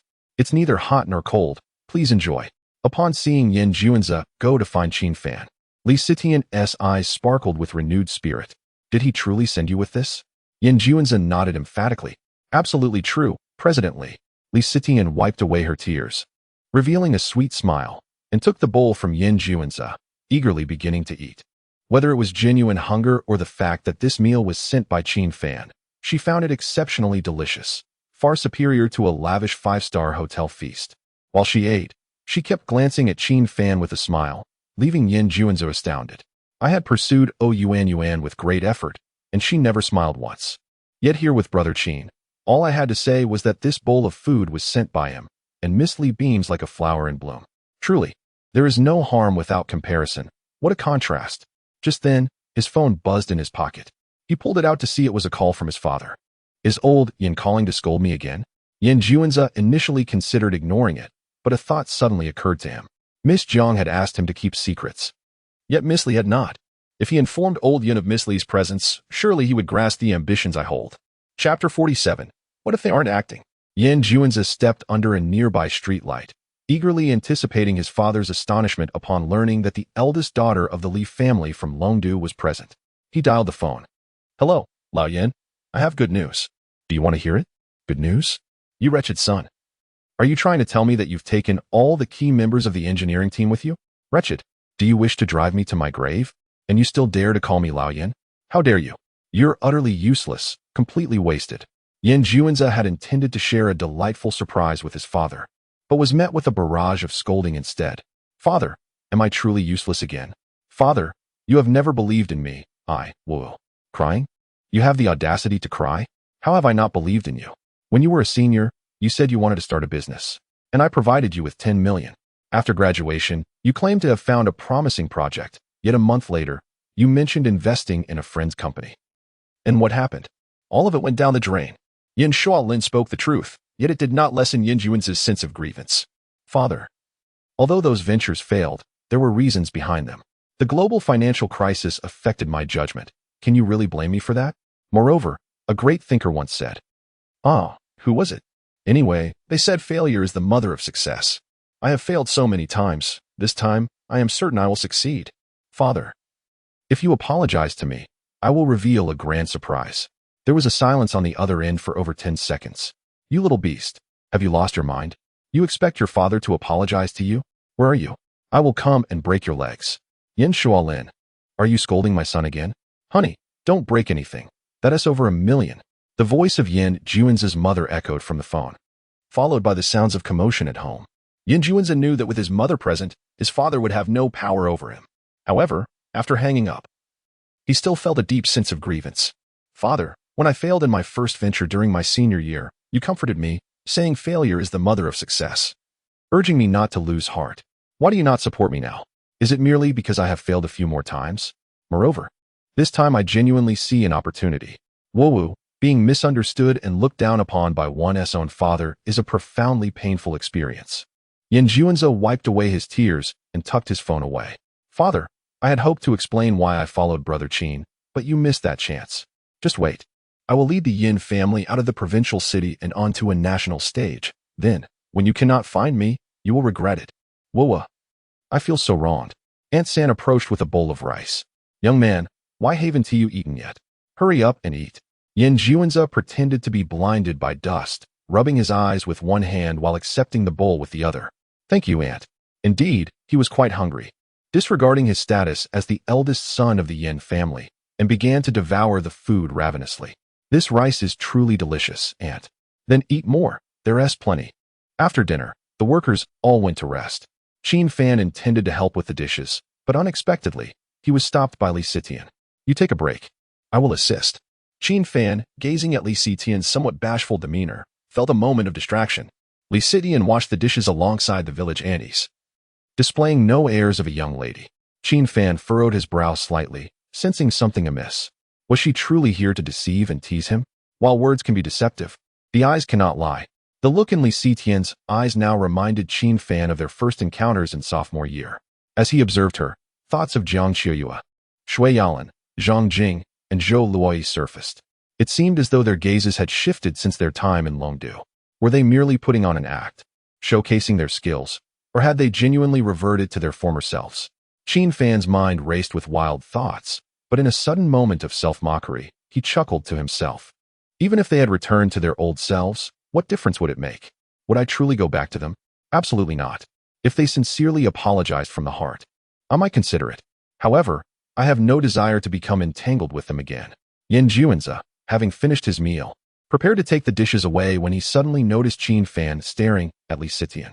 A smirk appeared on his lips, revealing a sense of triumph. Qin Gu, looks like you've revealed your true feelings. I knew you had a close relationship with Miss Li and Miss Jiang. Qin Fan turned around to find Yin Juanza regarding him with an oddly astute gaze. Yin Xiao? Oh, it's nothing, I'm fine. I finished eating. Just taking the dishes. After delivering the dishes, Yin Juanza returned to Qin Fan's side and suddenly asked with a serious tone, Qin Gu, have you ever been misunderstood by someone? Qin Fan was somewhat perplexed by the question. Yin Juanza sighed, tilting his head in frustration, his voice tinged with grievance. My father has a significant misunderstanding of me. This time, I must achieve something remarkable, so he will see me in a new light. Did Yin Juanza also have family troubles?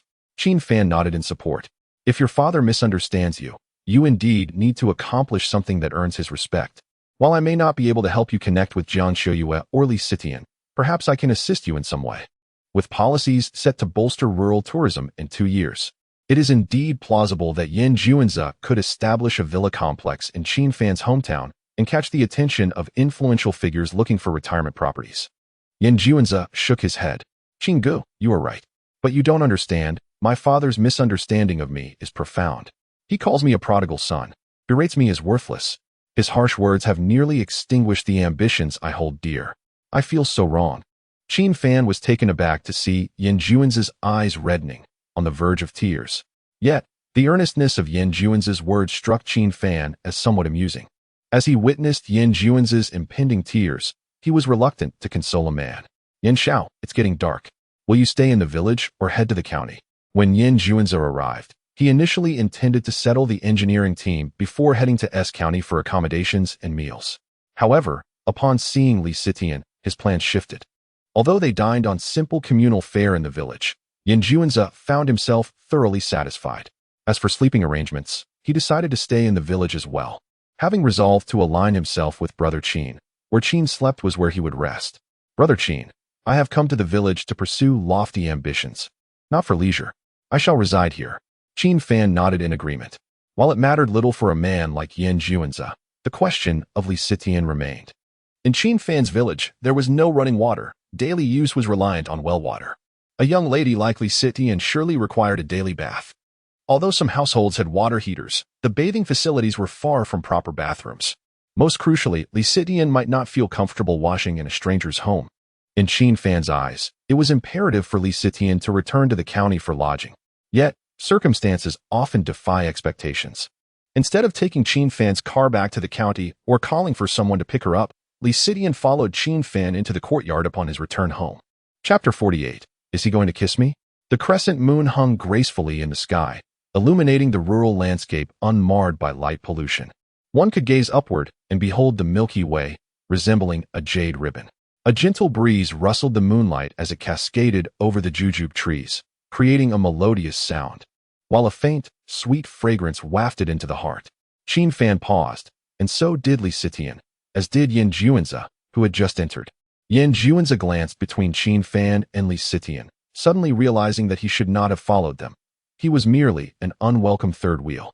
Just as Yin Juanzi was about to stealthily retreat, Qin Fan unexpectedly turned and strode directly towards Li Sitian. Li Sitian's heart raced. Is he going to kiss me? What should I do? My first kiss is still intact. Should I reject him? However, in the next moment, Qin Fan merely turned her around and pushed her towards the door. Qin Fan, what are you doing? This is my home. Find somewhere else to sleep. Qin Fan thrust Li Sitian out of the courtyard and slammed the door shut with a resounding thud. Yin Juanzi stood at the entrance, bewildered, pondering the absurdity of the situation. The young lady of the Li family had just returned home with him, and yet he had cast her out? Even if a couple were quarreling, shouldn't they reconcile by the end? Wait, something seems amiss.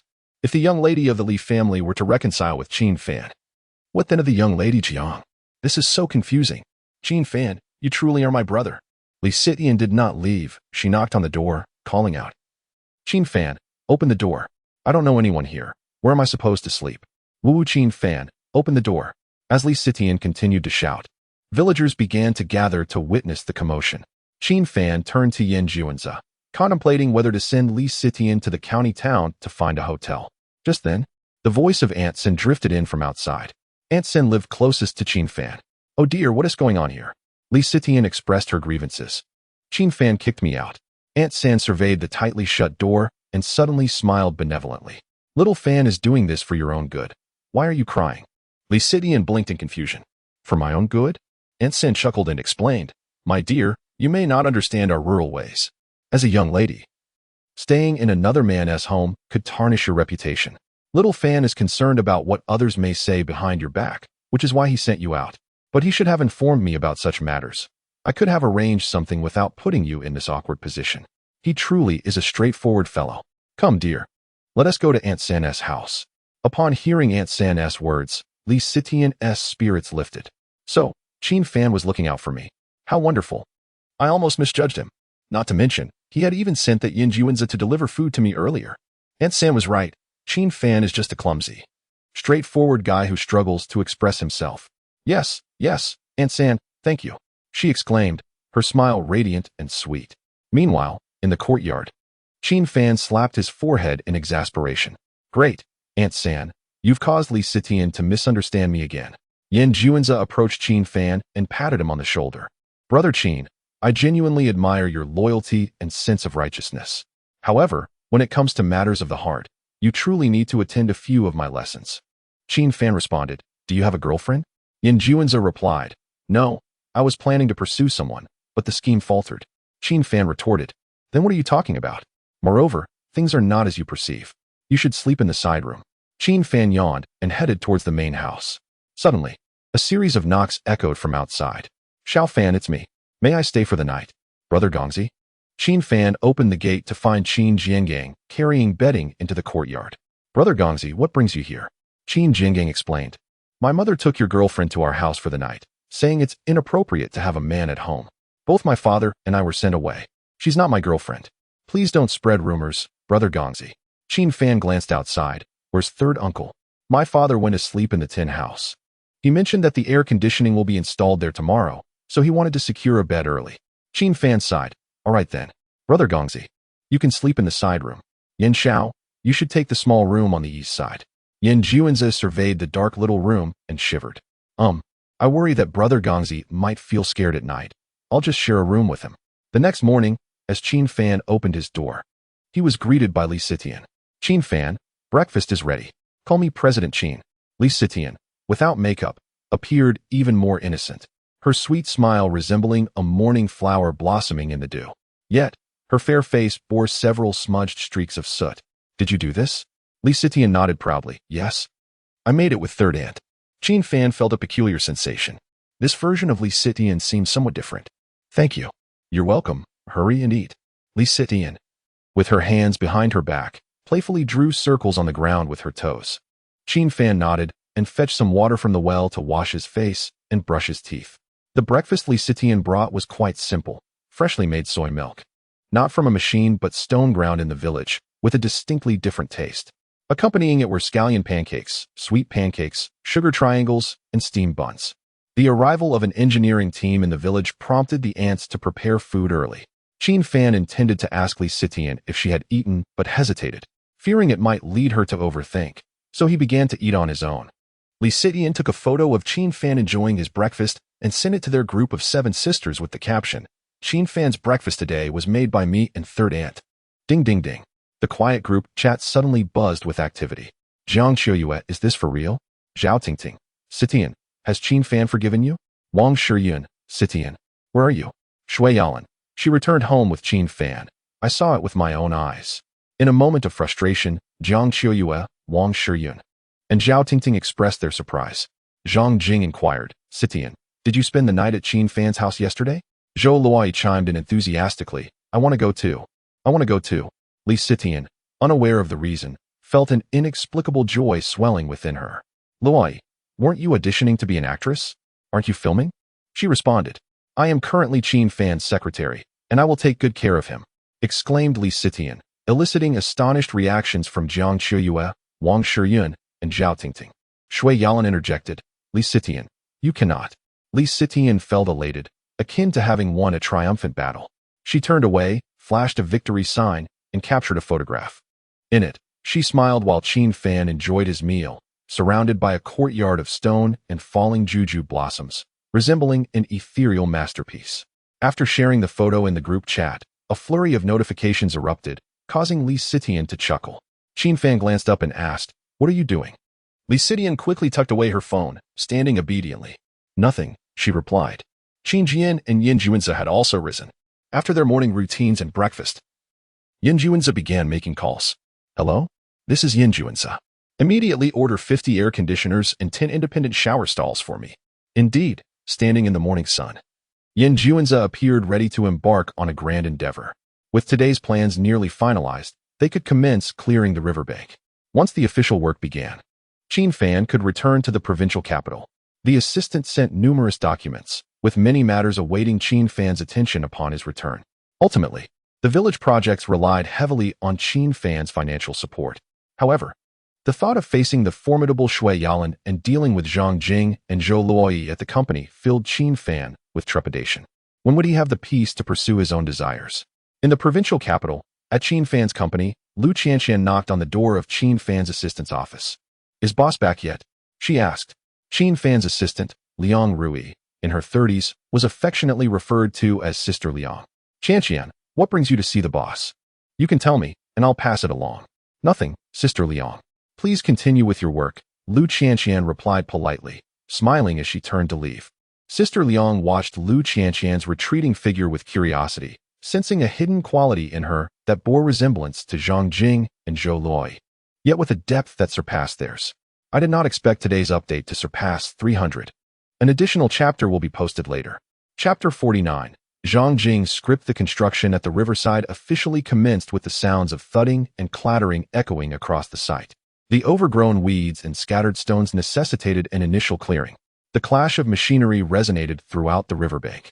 The village elders became contracted workers for the Yin group. While it was unlikely for migrant workers to possess contracts, they were relatives of Qin Fan, and thus Yin Jun adopted a more lenient approach towards them. In a time of rapid development, the once lifeless Saya village was suddenly revitalized. The roar of machinery, the shouts of workers, and the laughter of the aunts and mothers chatting while assisting with cooking filled the valley, creating a harmonious chorus of cooperation between workers and farmers. Qin Jingang, donning a safety helmet, hurried about the riverbank, while the village head, pipe in hand, smiled as he observed the bustling activity. Amidst the faint dust, a vision of a promising future seemed to materialize. In the afternoon, trucks began to arrive in the village, bringing in air conditioners, independent shower stalls, rice, flour, and vegetables. As ordered by Yin Jun, everyone pitched in to unload the goods, while professionals set about installing air conditioners and assembling the shower stalls. With living arrangements settled and food secured, the primary task now was to clear the riverbank. Once the designs for the dam and bridge were finalized, proper construction could commence. After 3 days of overseeing the village, Qin Fan prepared to leave Qin Jiangang in charge while he returned to the provincial capital to handle company matters. Brother Gongzi, have other villagers come looking for work these past few days? Qin Fan inquired. Gongzi nodded, a hint of concern on his face. Our village has many ties with neighboring villages. Numerous relatives make it difficult to refuse. Qin Fan understood that Qin Jiangang would need to oversee future projects in the village. And he had some important words to share. Brother Gongzi, I have no objections to you bringing in relatives or friends for work. However, you must remember that whether they are relatives or not, no one is permitted to shirk their duties. We offer fair wages, and anyone found slacking will be dismissed. Qin Jiangang nodded in agreement. Rest assured, Xiao Fan, I understand. Brother Gongzi, I'll be heading back to the provincial capital shortly. I leave the village affairs in your capable hands. It may require some effort on your part. If any issues arise that you cannot resolve, please call me. Xiao Fan, there is no need for pleasantries between us. With a monthly salary of 100,000, overseeing the home is hardly burdensome. Haraha. Qin Fan returned to the provincial capital with Li Sitian, and Yin Jun also accompanied him. Qin Fan entrusted the village matters to Qin Jiangang, and Yin Jun left one person to assist him. In a certain sense, Yin Jun proved to be a shrewd second-generation heir. Departing the village in the morning, they arrived at the provincial capital by 3 or 4 in the afternoon. Qin Fan did not return to his residence but went straight to the company. Boss, you're back, exclaimed his assistant, Sister Liang, as she instinctively prepared to fetch water. Let me do it. Li Sitian chimed in eagerly, darting off to pour water for Qin Fan. Sister Liang was well aware that the boss's personal affairs were not to be pried into. In your absence over the past few days, I have conducted interviews with more than 10 candidates. Among those who left a favorable impression on me, I have retained their contact information. Shortly, I shall print their profiles for your review. Qin Fan nodded. How is the progress of the third short plays filming? Is everything proceeding smoothly? Sister Liang nodded, affirming that it is indeed progressing well. However, Qian Qian inquired whether you had returned, perhaps out of concern. Lu Qian Qian reached out to me. That unique young woman. Has she found a suitable job and is preparing to resign? Speaking of which, Lu Qian Qian possesses striking beauty, elegance, and commendable acting skills, making her a prominent figure in Qin Fan's short plays. Many comments are drawn in her favor. Thus, Qin Fan is somewhat reluctant to see her depart. Yet, each individual harbors their own aspirations, and should she find a better opportunity, Qin Fan would not resort to any distasteful contractual entanglements. Very well, when she returns, have her come to see me. Understood. Sister Liang suddenly recalled matters concerning the editorial department. Boss, the editorial team has submitted several new script outlines. I will bring them to your office shortly. Very well. Li Sitian entered with water, and Qin Fan accepted it before heading back to his office. Li Sitian did not follow him inside, as she intended to find Zhang Jing to share the joy of her time spent with Qin Fan in their hometown.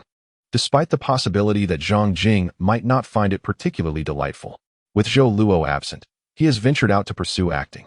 Sitian, you have returned? How did you end up accompanying Qin Fan back to your hometown? You too, did nothing untoward, did you? Li Sitian playfully teased, suggesting that she had spent several days with Qin Fan in their hometown. Jing, what do you think? Zhang Jing's smile turned bitter. She was uncertain of the source of her discomfort. Li Sitian laughed heartily. I was joking. I stayed at Sandan Yang's house. I merely serve as Qin Fan's secretary. Not in that sense. However, Qin Fan has ceased to be so aloof towards me. He is concerned I may go hungry and arranged for meals to be delivered. He even suggested I stay at Sandan Yang's house for the sake of my reputation. I believe it won't be long before Qin Fan forgives me. Li Sitian beamed, while Zhang Jing wore a bitter expression. Nevertheless, Zhang Jing was not genuinely writing short play scripts in the editorial department. She had her own intentions for applying as an editor. In the office, Qin Fan first reviewed the candidates Sister Liang had interviewed over the past few days. Some possessed degrees, while others had experience, and there were those without formal education or experience, yet Sister Liang had marked them as exceptions. This was a deliberate instruction from Qin Fan, aimed at providing opportunities for individuals who, despite lacking formal qualifications, demonstrate reliability and talent. Tomorrow, all candidates may be summoned for the final round of interviews. Those who succeed in Qin Fan's interview will be eligible for internships. After setting aside the applicants' profiles, Qin Fan opened the script outlines submitted by the editorial department. He perused them one by one, finding none particularly captivating. Upon reaching the last page, he noticed the author's name, Zhang Jing. Speaking of Zhang Jing, she is, in fact, the most distinctive young lady in Qin Fan's eyes. Though Zhang Jing is the eldest daughter of the Zhang family, she is a pitiable girl, lacking a father's love since childhood. Had it not been for the affection of her grandparents, she would have struggled to survive in the Zhang household. Qin Fan's special feelings for Zhang Jing may stem from his sympathy for her plight. Let us take a glance at Zhang Jing's script. One wonders what kind of short play this young lady could pen. As Qin Fan opened the first page bearing her name, he was met with the title of her short play outline. Heartbroken by his departure, 7 young ladies weep in regret. Chapter 50, Qin Fan. Am I beautiful? Is this script specifically crafted for me? Qin Fan took a sip of water and glanced at it casually. That year, our 7 sisters embarked on a road trip and saved an elderly man. Fate led us to encounter him. Judging solely from the outline of the short play, Zhang Jing's introduction is already passable. However, Qin Fan was intrigued to see what Zhang Jing could write. In order to repay his grandfather's kindness, from our sophomore year on, we summoned him whenever we needed, and thus we had an additional bookkeeper, bodyguard, and porter. At that time, it seemed amusing. He was youthful and shy, and we found joy in teasing him, not harboring any malice, merely enjoying the amusement. Although it lacked respect for him. After graduation, we took over the family business and fought for our individual dreams, and he assisted us immensely. We lived and dined together, striving side by side. How wonderful it would have been if it could have continued like that. We began to frequent banquets, and upon others discovering his presence, it started with mere curiosity, which gradually morphed into whispers of slander in our ears. Lost amidst the intoxication and revelry, we were influenced and transformed. We began to doubt him. Even his innocent concern was met with suspicion regarding his motives. We resorted to the worst interpretations of his actions, hurling insults, degrading him, and trampling on his dignity. We made a grave mistake. After he left, having been scorned by us, we continued to harbor our worst suspicions until we slowly realized something was amiss. Shiyun and I recovered the phone I had carelessly thrown down, unveiling the truth within.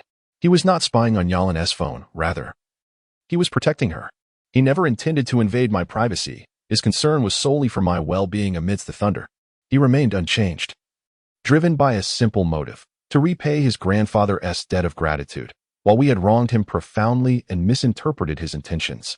Upon discovering the truth, the 7 sisters were filled with regret and sorrow, resolutely determined to find him, to apologize, and seek his forgiveness. Yet, we had wounded him too deeply. He would not grant us the opportunity. We were at a loss, left to devise ways to atone, yearning for the day we might earn his forgiveness. We had moved back to the place where we once lived with him, hoping that we could return to the past. Flipping to the final page, there lay the phone once used by Qin Fan. This was not merely a script outline. It was Zhang Jing's confession. Between the lines, regret permeated the text. However, Qin Fan felt little in particular. Yet, one piece of information stood paramount. Zhang Jing and Wan Shiyun had retrieved the broken phone from that day. If they had indeed seen its contents, they might uncover the truth and awaken to reality. The world of glamour can be beguiling. Wang Shiyun and the others were not inherently malevolent. Had they been, they would not have rescued the grandfather. They were merely lost in a haze of indulgence. Reflecting on the emotional transformations of Jiang Qiuyu, Shui Yalan, Li Xitian, and Zhang Jing during this period, as well as Zhang Jing's confession and the evidence on her phone, Qin Fan has almost conclusively determined that Wang Shiyun, Shui Yalan, and the other 5 young ladies have likely experienced a moment of awakening. However, it must be reiterated that even if they genuinely seek to apologize to Qin Fan, he would not return with them. The memories of his past life remain vivid, and even in this new existence, Qin Fan often dreams of the humiliating moments when his dignity was trampled upon by them. Moreover, they inhabit different worlds altogether. Nevertheless, in a certain sense, Qin Fan's departure in this life has inadvertently prompted Wang Shiyun, Shui Yalan, and the others to awaken, preventing them from continuing down a misguided path. This can be seen as a form of salvation for their future lives. Having cleared the air in the previous life, it seems that this life is also resolved. Closing Zhang Jing's confession, Qin Fan approached the window and gazed at the sparrows flitting about in the trees below. Suddenly, he recalled a line from a poem by Wang and Shi. A small boat bids farewell to you tonight. From this moment on, life and death go their separate ways. Wang and Shi penned this verse as a farewell to his deceased daughter, Now, Qin Fan must clarify matters with Wang Shiyun and the other 6 young ladies, ensuring they part ways and cease to interfere with one another's lives. Leaving the office, he proceeded to the editorial department. Li Sitian, believing Qin Fan had come to reprimand her for slacking off, quickly feigned an inquiry into Zhang Jing's work. This idea is quite commendable. I believe you should present it to President Qin. Zhang Jing, ignoring Li Sitian, looked up at Qin Fan, her heart racing. He has seen what I wrote. Hasn't he? Will he believe in my writing? Jing, please reach out to Shiyun and the others. Let us arrange a dinner together. He has read my work. He believes in me. Zhang Jing beamed with joy, her eyes sparkling even with the tears that adorned her cheeks. Yes, once I contact them, I will let you know. Although Jiang Qiuyu, Shui Yalan, Zhang Jing, Li Sitian, and Zhou Luo Yi were all in the provincial capital. Wang Shiyun had returned to Longdu due to urgent company matters, and Zhao Tingting had also returned home for family reasons. Zhang Jing needed to connect with Wang Shiyun and Zhao Tingting to share the good news and invite them to the provincial capital. After conversing with Zhang Jing, Qin Fan returned to his office to review the backstage data of the short dramas. The first short drama continues to earn several tens of thousands daily, while the second has reached 6 figures each day, fluctuating between high and low amounts. The second short drama alone has already garnered 6 million for Qin Fan. At this pace, by the end of the month, it is certain to surpass 10 million. The third short drama is nearing completion, and once it wraps, there will be plans for additional productions. As competition grows increasingly fierce, it will not be long before short dramas transition to a free model. While there is still profit to be made from free content, it pales in comparison to current earnings. It is imperative to seize the moment, riding the wave before it recedes into the vast ocean. As the workday drew to a close, the crew that had gone out for filming returned. Boss, you're back. Boss. It seems we have not seen each other for several years. One day apart feels like 3 autumns. Lu Shifu, Xiao Hui, and Li Li, as long-standing employees, were all quite delighted to see Qin Fan. The moment Zhou Luoyi laid eyes on Qin Fan, she too was filled with joy. Twirling in front of him in her performance dress. Qin Fan, do I look beautiful? She inquired. Qin Fan nodded affirmatively. You do look beautiful. He had come to the conclusion that Zhou Luoyi was genuinely here to apologize. Now, both Zhou Luoyi and Wang Shiyun appeared to him merely as acquaintances. All emotional ties had been severed. Once the 7 young ladies arrived, they would share a meal, clarify everything, and then part ways to pursue their own lives. Without further disturbances, complimenting her now held no significance, especially when it was the truth. She truly was lovely. Zhou Luoyi, in disbelief, covered her mouth, overwhelmed with joy. I called him Qin Fan, and he didn't correct me. Moreover, he didn't ignore me. He even said I looked beautiful. I thought he would still disregard me. What is happening? Has something changed? Zhou Luoyi looked towards Li Sitian in search of answers. Zhang Jing had already conveyed her understanding to Li Sitian. Leaning closer, Li Sitian whispered an explanation to Zhou Luoyi. They all believed that Qin Fan had been touched by their sincerity and was willing to offer them a chance to apologize. Zhou Luoyi's face blossomed with joy, radiant enough to captivate anyone's gaze. Meanwhile, Lu Qianqian, who maintained a gentle and refined smile, observed the scene, glancing between Qin Fan, Li Sitian, and Zhou Luoyi, her brows slightly furrowing. Suddenly, Qin Fan called out to her. Qianqian, did you seek me out earlier? Is there something you need? I. Let us discuss it in my office. Qin Fan sensed that Lu Qianqian was not an ordinary young lady. She might even be contemplating resigning to return to her family S corporation. Chapter 51. Shui Yalan only plays big boss. I actually have nothing going on. Nothing going on? Qin Fan couldn't help but feel a tinge of curiosity. If there's truly nothing, why inquire with Liang Rui about his return? Was it possible that this subtly enigmatic girl was too shy to resign? Qin, did you just graduate? Lu Qianqian nodded. What was your major? Something related to foreign languages. Oh, do you have plans to study abroad? Lu Qianqian neither shook her head nor nodded, her captivating gaze fixed on Qin Fan. My family wants me to go abroad. I initially intended to as well. However, I no longer wish to pursue that path. Qin Fan did not dwell on it, recognizing that further inquiries would delve into Lu Qianqian's family matters. He had no desire to pry into another's privacy. After a brief pause, he advised, it's important to consider your family's opinions as well. You must make a decision that feels right for you.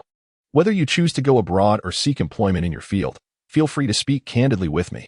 After all, I won't be producing foreign short dramas, which diverges from your specialty. Qin Fan smiled, lightening the atmosphere. Yes, I will think it over. Thank you, boss. Qin Fan nodded. Generally, at this juncture, employees would exit. Yet Lu Qianqian lingered. Is there anything else? Lu Qianqian cast a glance towards Li Sitian and Zhou Luo outside, laughing, and took a deep breath. Mustering her courage to ask, Boss, what exactly is your relationship with Luo, Yi, and the others? I thought only Xiao Hui and Li Li would indulge in gossip. Lu Qianqian's cheeks flushed slightly. She shyly responded, I am a girl too. Girls tend to be a bit curious. Qin Fan naturally could not divulge anything to Lu Qianqian. Ultimately, he merely speculated that her background might not be ordinary, and there was no need to elaborate further. Less gossip, more cultural learning. Qin Fan gestured toward the clock on the wall. It's time to leave. If you linger, I won't be able to grant you overtime pay. Though Lu Qianqian did not press on, the look in her eyes as she departed indicated her lingering curiosity. Qin Fan shook his head, dismissing the thought. Perhaps indulging in gossip was simply a girl's nature. As employees gradually left for the day, they bid farewell. See you tomorrow, boss. Good night, boss. Li. Why do you say good night to the boss when it's not even dark yet? Mind your own business. I can say what I want.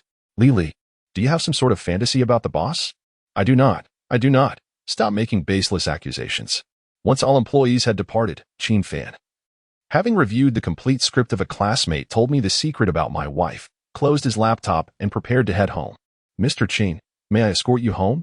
Li Sitian, upon seeing Qin Fan emerge, hurriedly dashed over from Shui Yalan's company across the street. No need. You all carry on. That won't do.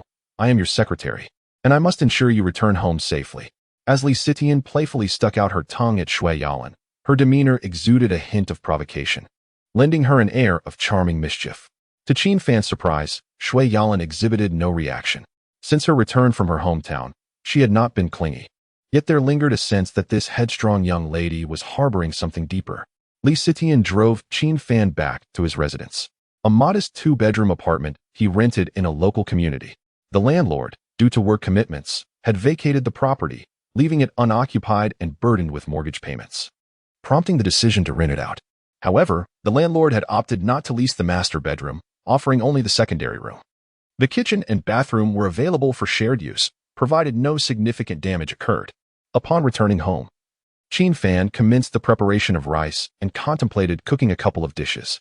Through the kitchen window, he observed families downstairs, some in pairs, others with children, engaged in lively conversations, evoking a sense of envy within him. Indeed, a feeling of solitude enveloped Qin Fan. Upon arriving home, he found himself devoid of companionship.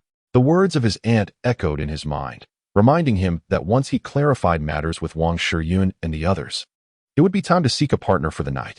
Yet, he pondered when fate would bestow such an encounter upon him. Suddenly, as he was chopping vegetables, the sound of a door creaking open caught his attention. Was the landlord back? It seemed they had no obligation to announce their arrival. Setting down his knife and washing his hands, Qin Fan intended to greet the landlord in the living room. However, upon seeing the person who entered, he was left utterly dumbfounded. Shui Yalan, how do you have a key? Shui Yalan twirled the key with her slender fingers, pouting defiantly. I decided I liked this place, so I bought it. Is that a problem? But don't worry, I won't kick you out. You can have the secondary room while I take the master. Qin Fan was at a loss for words, realizing that this audacious young lady was indeed serious. Yalan, you really don't need to. Did you just call me Yalan? It's been ages since you've addressed me as such. Since Sitian is your secretary, I shall be your housekeeper from now on. I'll cook for you. All you need to do is sit back and relax. To Qin Fan's astonishment, Shui Yalan marched into the kitchen. However, if his memory served him correctly, this young lady had no culinary skills and couldn't even turn on the stove. He fretted at the thought of her potentially wreaking havoc in the kitchen. Hastily, he followed her into the kitchen. Leave the chopping to me. There's no need to lift the knife so high. Among the 7 young ladies, including Wang Shiyun and Zhang Jing, Qin Fan found Shui Yalan to be the most concerning. He was increasingly confident that Wang Shiyun and the others genuinely wished to apologize. He believed that once he clarified matters with them, they could all move on with their lives. Yet, with Shui Yalan, he felt an underlying worry. Shui Yalan is likely to persist in her pursuit of Qin Fan, even after he earnestly expresses his acceptance of her apology and his desire for them to refrain from disturbing one another, each pursuing their own paths.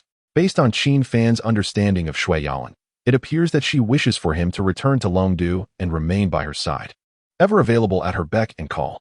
Although she may no longer hurl harsh words at Qin Fan and might even treat him kindly, the painful memories of their previous life linger in his heart.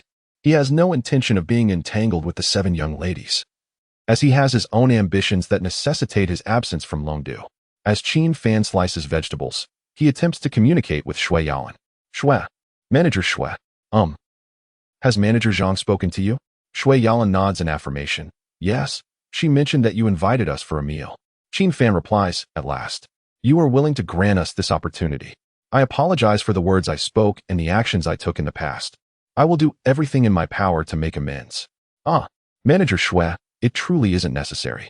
We have come to terms with everything, and it is best that we each strive for our own aspirations without interfering in one another's lives. How can that be? I have wronged you, and I must apologize and atone for my actions. Shui Yalan's earnest and stubborn demeanor leaves Qin Fan feeling quite exasperated. Wang Shiyun, the leader of the 7 sisters, hopes to gather all 7 of them for a meal, believing she can persuade Shui Yalan to reconsider. Chapter 52. Severe rebuke that evening. Qin Fan not only locked the door from within, but also barricaded it with a cabinet. Shui Yalan, the willful and capricious young lady, had earnestly declared her intention to atone for her misdeeds.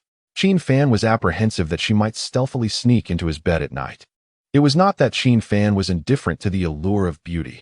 Rather, he simply wished to avoid entanglements of an ambiguous romantic nature with Shui Yalan.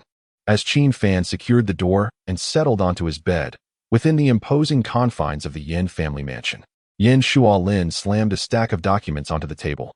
You insolent wretch! I shall refrain from losing my temper and instead speak to you calmly. Pay close attention, he admonished. Are you attempting to ingratiate yourself with that Qin fellow in hopes of forging connections with the Li and Zhang families in Longdu? Do you truly believe that the esteemed Miss Jiang, Miss Wang, and Miss Li have traveled such a distance to seek out Qin Fan out of affection for him? Yan Juanza stared incredulously at his father, his mouth agape in astonishment. Yan Shualin scoffed in frustration, wrapping his fingers on the documents. Look at these. Examine them closely. Yan Juanza, momentarily dazed, approached the table and began to peruse the materials. The more he read, the greater his astonishment grew, his eyes widening further. Father, are these all genuine? Naturally, Yan Shualin would not permit his son to flounder without guidance. He had dispatched individuals to investigate and discovered the significance of Qin Fan, tracing the connections to Jiang Qiumei and others, leading back to Longdu. Not being a native of Longdu, Yan Shualin relied on his limited social connections and a modicum of financial investment to glean insights from the upper circles of Longdu. He uncovered that over the past 2 or 3 years, Qin Fan had been treated as a mere plaything by the likes of Wang Shiyun, Jiang Qiumei, Li Sitian, and Shui Yalan. Yan Shualin reached a disheartening conclusion. Qin Fan was merely a toy for the 7 young ladies of Longdu. For reasons unknown to him, Yan Shualin surmised that Qin Fan, having endured such humiliation, had departed Longdu, prompting the 7 young ladies to pursue him to the provincial city. It appeared that they genuinely desired Qin Fan's return. However, based on the information he had gathered, Yan Shualin believed that these 7 ladies had enacted similar scenarios several times before. They would apologize to Qin Fan, treat him kindly, and once he was convinced, they would reveal their true colors alongside their affluent friends, mocking and humiliating him. In Yan Shualin's view, the pursuit of Qin Fan by the 7 young ladies to the provincial city was merely a game.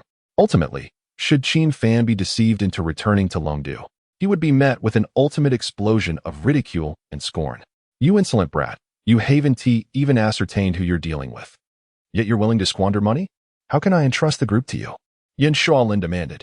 I am giving you 1 day. Tomorrow, you shall return to that wretched little village and retrieve all personnel and resources. At that moment, Yan Juanza's mother descended from the 2nd floor. However, this time she did not side with her son. Xiaoza, you ought to conduct a thorough investigation first. That Qin fellow is merely a plaything for those young ladies of Longdu.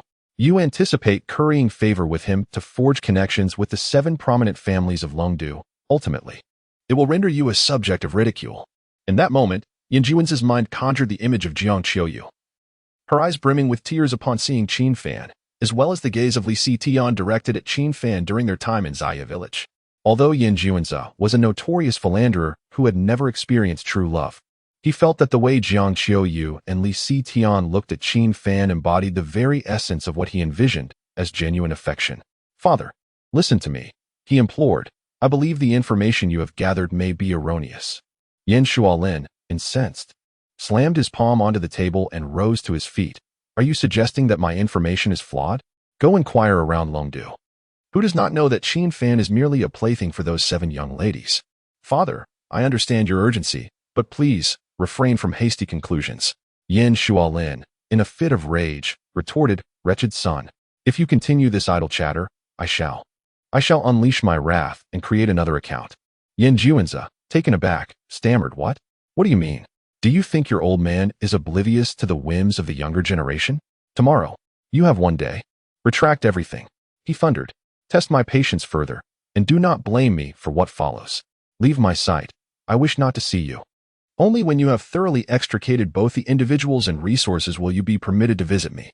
Having received a scathing rebuke, Yan Juanza departed the Yin family's grand residence, crestfallen. As he sat in his car on the way back to his villa, a thought suddenly struck him. Was it truly Qin Gu whom I was deriding at the banquet in Longdu? If old Yan's words held any truth, had I not made a fool of myself? Yet, something felt amiss. At the Qingyuan Hotel, when Miss Jiang beheld Qin Gu, her gaze truly resembled that of someone reuniting with a long-lost beloved. Moreover, she was aware of my intentions to oust Qin Gu from the Changxiang Iya room. Had it been permissible to commit murder, she would undoubtedly have commanded her entourage to eliminate me. And Li de Xiaojia's gaze upon Qin Gu was sweet, akin to that of a devoted girlfriend. If, as old Yin suggested, they were merely performing to deceive Qin Gu, how exceptional must their acting be? They would need to convince themselves to exhibit such genuine emotion. Despite the brevity of our time in Zaya village, my impressions of Qin Gu were ineffable, akin to the notion that a golden-scaled fish does not belong confined to a mere pond. Could such a remarkable individual truly be a mere toy for Miss Jiang and her companions? It seems my intellect is awakening. Yes.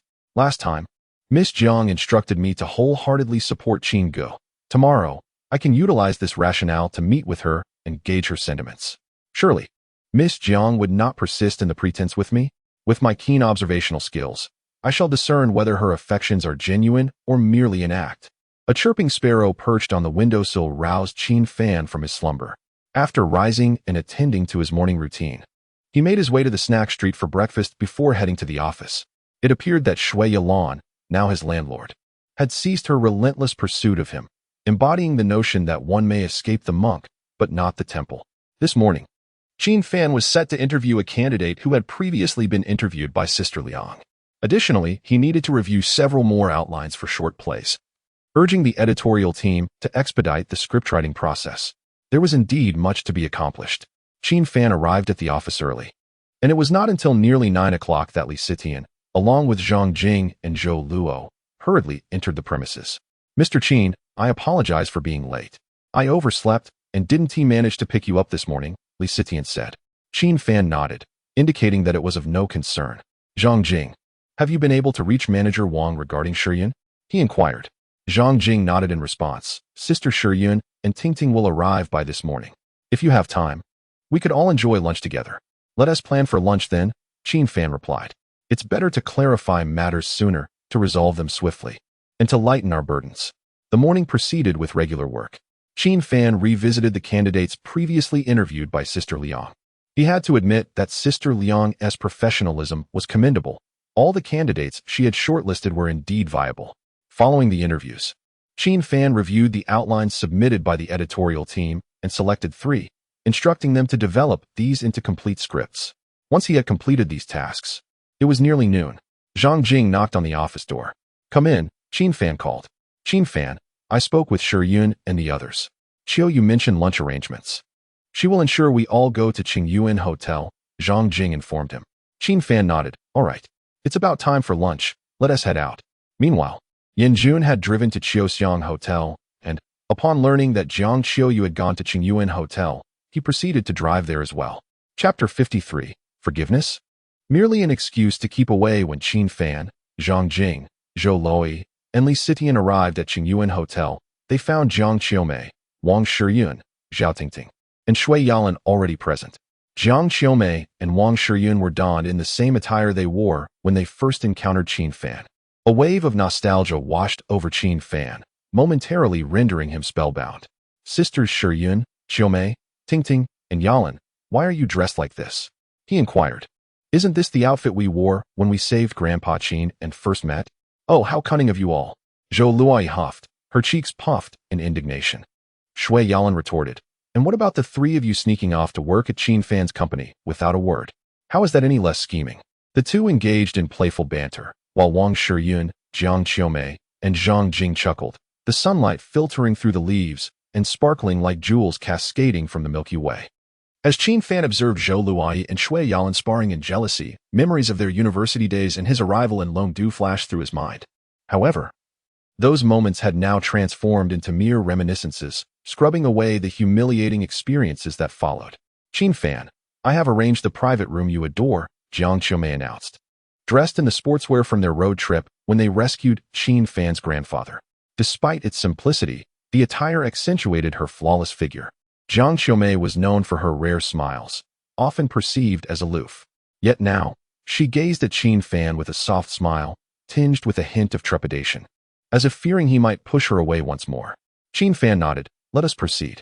The 7 young ladies, including Wang Shiyun, Jiang Qiumei, Shui Yalan, and Zhang Jing, encircled Qin Fan like the 7 stars around the moon as they entered Qingyuan Hotel. This scene did not go unnoticed by the newly arrived Yan Juanza. Wow, Qin Gu seems incredibly fortunate, he mused. Is it possible that Miss Wang and Miss Jiang are merely putting on a show to lure Qin Gu back to Longdu? It appears he might fall for it. Hiding behind a tree, Yan Juanza appeared less like a wealthy heir and more like a voyeur. Yet, something felt amiss. The way Jiang Qiumei, Li Sitian, and Wang Shiyun looked at Qin Fan resembled the gazes of those enamored. If they were indeed acting, surely a slip would reveal their true intentions at some point. Why do I feel like I'm playing detective? How exhilarating. Unable to enter Qingyuan Hotel, Yan Juanza resigned himself to waiting outside. Qin Fan, along with Wang Shiyun, Shui Yalan, Zhang Jing, and Jiang Qiumei, arrived at the elegant private room.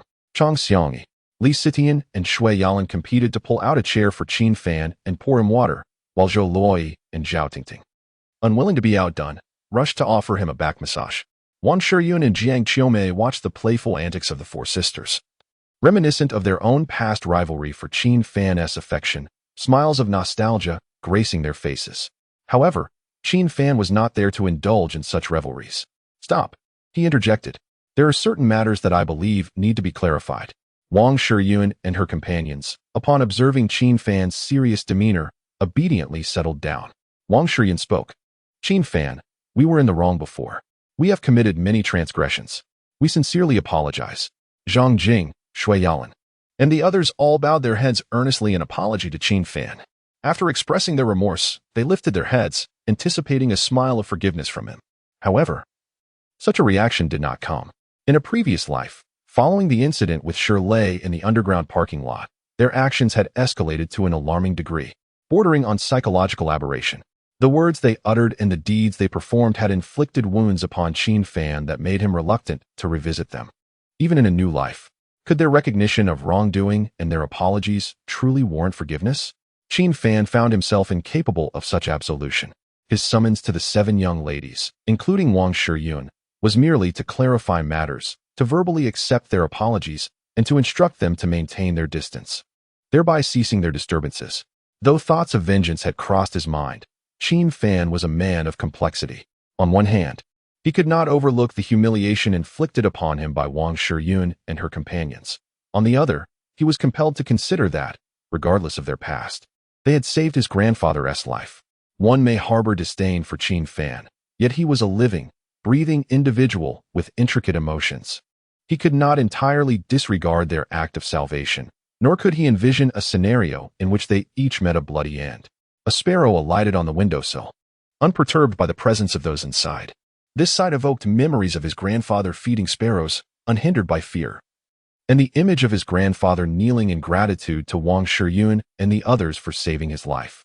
The older generation truly believed in repaying even the slightest kindness with profound gratitude, sometimes exhibiting a foolish loyalty, serving their saviors without question. Would true retribution, resulting in their bloodshed, grant his grandfather peace? The sparrow chirped twice before taking flight. Qin Fan pulled his thoughts back, resolutely severing the ties, vowing never to meet again. He had perused Zhang Jing's confession. Retrieving his phone from his pocket, he placed it on the table, stating, "You all should have seen the information on this device. I will choose to believe that you are genuinely here to apologize. I accept your apologies." Joyful smiles broke out upon the faces of Wang Shiyun, Jiang Qiuyu, and Zhang Jing, while Shui Yalan leaped with excitement, exclaiming, "Yay! Qin Fan, when shall we return to Longdu?" Qin Fan shook his head. "I accept your apologies, but I will not accompany you back to Longdu. You have your aspirations, and I have my own pursuits. I wish for us to part ways here, to go our separate paths, never to meet again." The smiles that had just graced the faces of Wang Shiyun, Jiang Qiuyu, and Zhang Jing slowly faded. Did he truly intend to sever all ties with them? Would they never return to the way things once were? Why did such pain ache in their hearts? Shui Yalan, momentarily stunned, felt tears welling in her eyes. Shaking her head, she implored, "No, no. Qin Fan, you must still be angry. Those are merely words of frustration. I apologize, and I am willing to do whatever you wish. Qin Fan, can we return to the past?" Qin Fan shook his head, choosing not to respond to Shui Yalan, but rather gazing at the composed Wang Shiyun. A broken mirror is difficult to piece back together. Even if glued, it can never reflect a complete visage once more. Although Qin Fan uttered only a couple of brief sentences, his icy demeanor conveyed an unmistakable finality that struck Wang Shiyun deeply. It felt as though her heart was tightly clenched in someone else's grip. Her eyes brimmed with tears, cascading down her cheeks. She understood that Qin Fan truly wished to sever ties with them. She realized that their continued entanglement would only incite greater disdain from him. The pain was profound, yet suddenly, a spark of indignation surged within her. As the eldest daughter of the Wang family, she held her pride. They had approached Qin Fan with genuine intentions to apologize, yet he remained resolute in his refusal to return with them. Could they not thrive without him? The earth continues to revolve regardless of anyone's presence. Conflicting emotions clashed within Wang Shiyun's heart, stirring tumultuous waves. On one hand, there was regret for misunderstanding and hurting Qin Fan, accompanied by an inexplicable longing to have him back. On the other hand, there was sorrow and indignation in response to his firm declaration of non-return. Tears continued to flow, and Wang Shiyun wiped her eyes, nodding at Qin Fan. "Very well. Let us part ways and never meet again. May we strive for our respective aspirations and find peace. I saved his grandfather. He has aided me greatly. Yet I have also caused him considerable harm, perhaps leaving me with a debt towards him. In the future, if the opportunity arises, I shall discreetly assist him to make amends." Wang Shiyun reassured herself in this manner, yet her heart still ached inexplicably. Qin Fan rose, politely nodded, and turned to exit the room. The matter had been clarified. She hoped they would no longer intrude upon his life. "No, I do not want this." Chapter 54. If you feel degraded, then leave. Shui Yalan's cries echoed from the private room, yet no one pursued her. Perhaps someone had restrained her. Qin Fan remained indifferent. Inside the room, Wang Shiyun grasped Shui Yalan's hand. "Yalan, Qin Fan has made himself abundantly clear. Do not act this way, I refuse." Shui Yalan forcefully shook off Wang Shiyun's grip and dashed out of the private chamber. "Qin Fan, I am willing to forsake everything. Just let me remain by your side. I must atone for my sins. I would even be your servant if that is what you desire." Qin Fan halted in his tracks, yet he did not turn back. "I do not require anyone to serve me.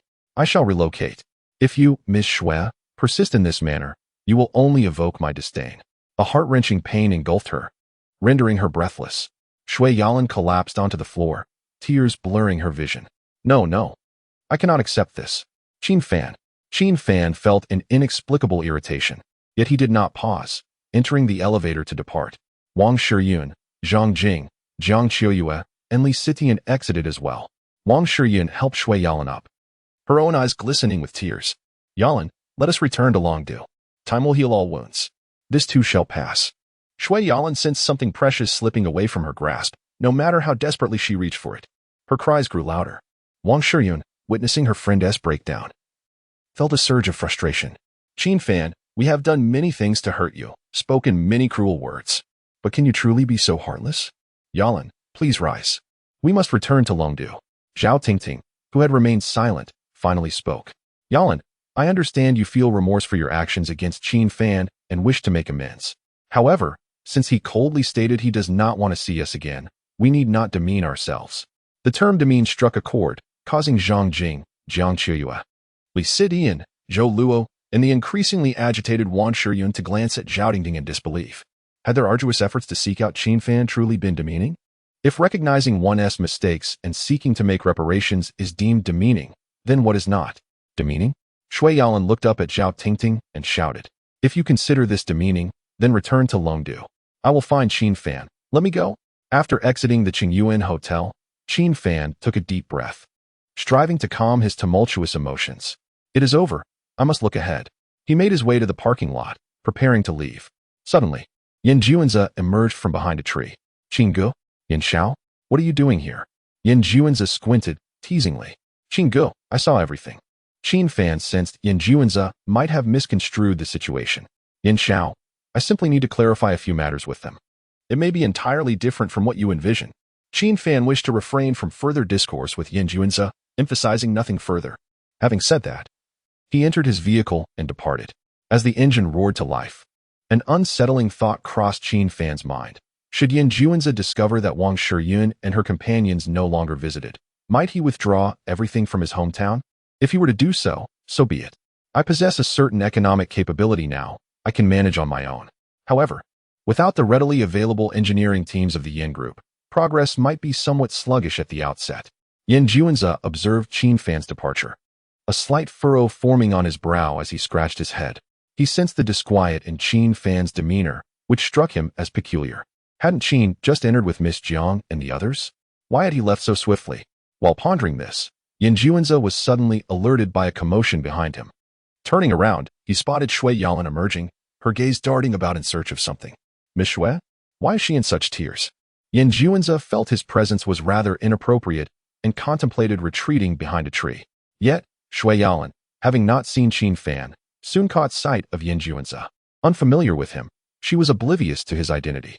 Not wishing to appear foolish in front of others, she hastily wiped her tears and called out to Yin Juanzi, "Hey, have you seen a guy taller, more handsome, and more cultured than you, around your age, who just left?" Yin Juanzi was taken aback. "Miss Shui, even if you do not recognize me, I can concede that Qin Fan is taller and more handsome. But how can you discern that he is more cultured than I? Is it inscribed on my face that I lack refinement? Hey, I'm talking to you. Are you mute?" The headstrong and capricious Shui Yalan displayed no courtesy toward others. Naturally, Yin Juanzi refrained from expressing anger. "I saw him head that way. He should be returning to the company." "Returning to the company? But he hasn't eaten yet. Won't he be starving?" Shui Yalan stamped her foot and immediately jumped into her car, pressing the accelerator to pursue Qin Fan. Yin Juanzi was astonished. "He is returning to the company without having eaten? Old Yin, did you witness that? Did you hear? Qin Fan is not here, and Miss Shui has recognized me. So she has no reason to pretend in my presence. Miss Shui genuinely cares for Qin Fan. But wait, what does that imply for Miss Jiang and Miss Li in relation to Qin Fan? It cannot be. Absolutely impossible. Even if Qin Fan is slightly more handsome than I was at my peak, there is no way he could attract the affections of the daughters of the three prominent families in Longdu. It's utterly absurd. Ha ha ha. It's impossible, absolutely impossible." Yin Juanzi too entered his vehicle, determined to follow suit. He needed further evidence. Just then, his phone rang. "Hello, Mom? Xiaozhe, have you gone to that village? Your father has a point this time. You should retrieve everyone and everything." As Yin drove with one hand, tilting his head to clutch his phone, he replied, "Mom, please support me on this. I am currently gathering evidence. I will soon be able to demonstrate that old Yan's investigation is flawed. If we can clarify this matter, it pertains to my future and the future of our Yan family. Mom, I implore you to have faith in me. Mom, love you lots." Chapter 55. The difficult and tenacious Shui Yalan inside the Qingyuan Hotel. After Shui Yalan chased after them, Wang Shiyun, Jiang Qiyue, and the others turned to look at Zhao Tingting. With reddened eyes that betrayed her sense of grievance, Zhao Tingting questioned, "Why do you all look at me? Am I wrong in what I said? We traveled all the way from Longdu just to apologize to Qin Fan and make amends for our mistakes. Yet, what does Qin Fan do? He remains aloof and unyielding. Are we to debase ourselves and beg him on our knees? Or, as Shui Yalan suggested, become his servants to atone for our sins? We saved his grandfather. Our work for him is merely repaying that debt. We misunderstood him, uttered many hurtful words. and committed numerous wrongs against him. But I am exhausted. Can't our gratitude towards his grandfather offset the harm we've caused him? I refuse to humiliate myself further by chasing after him, pleading for his compassion and acceptance of our apologies. With that, Zhao Tingting turned and left. Wang Shiyun felt a tumult of emotions as she glanced at Zhang Jing, Li Sitian, Zhou Luoyi, and Jiang Qiuyue. Will you stay and, like Yalan, cling to Qin Fan?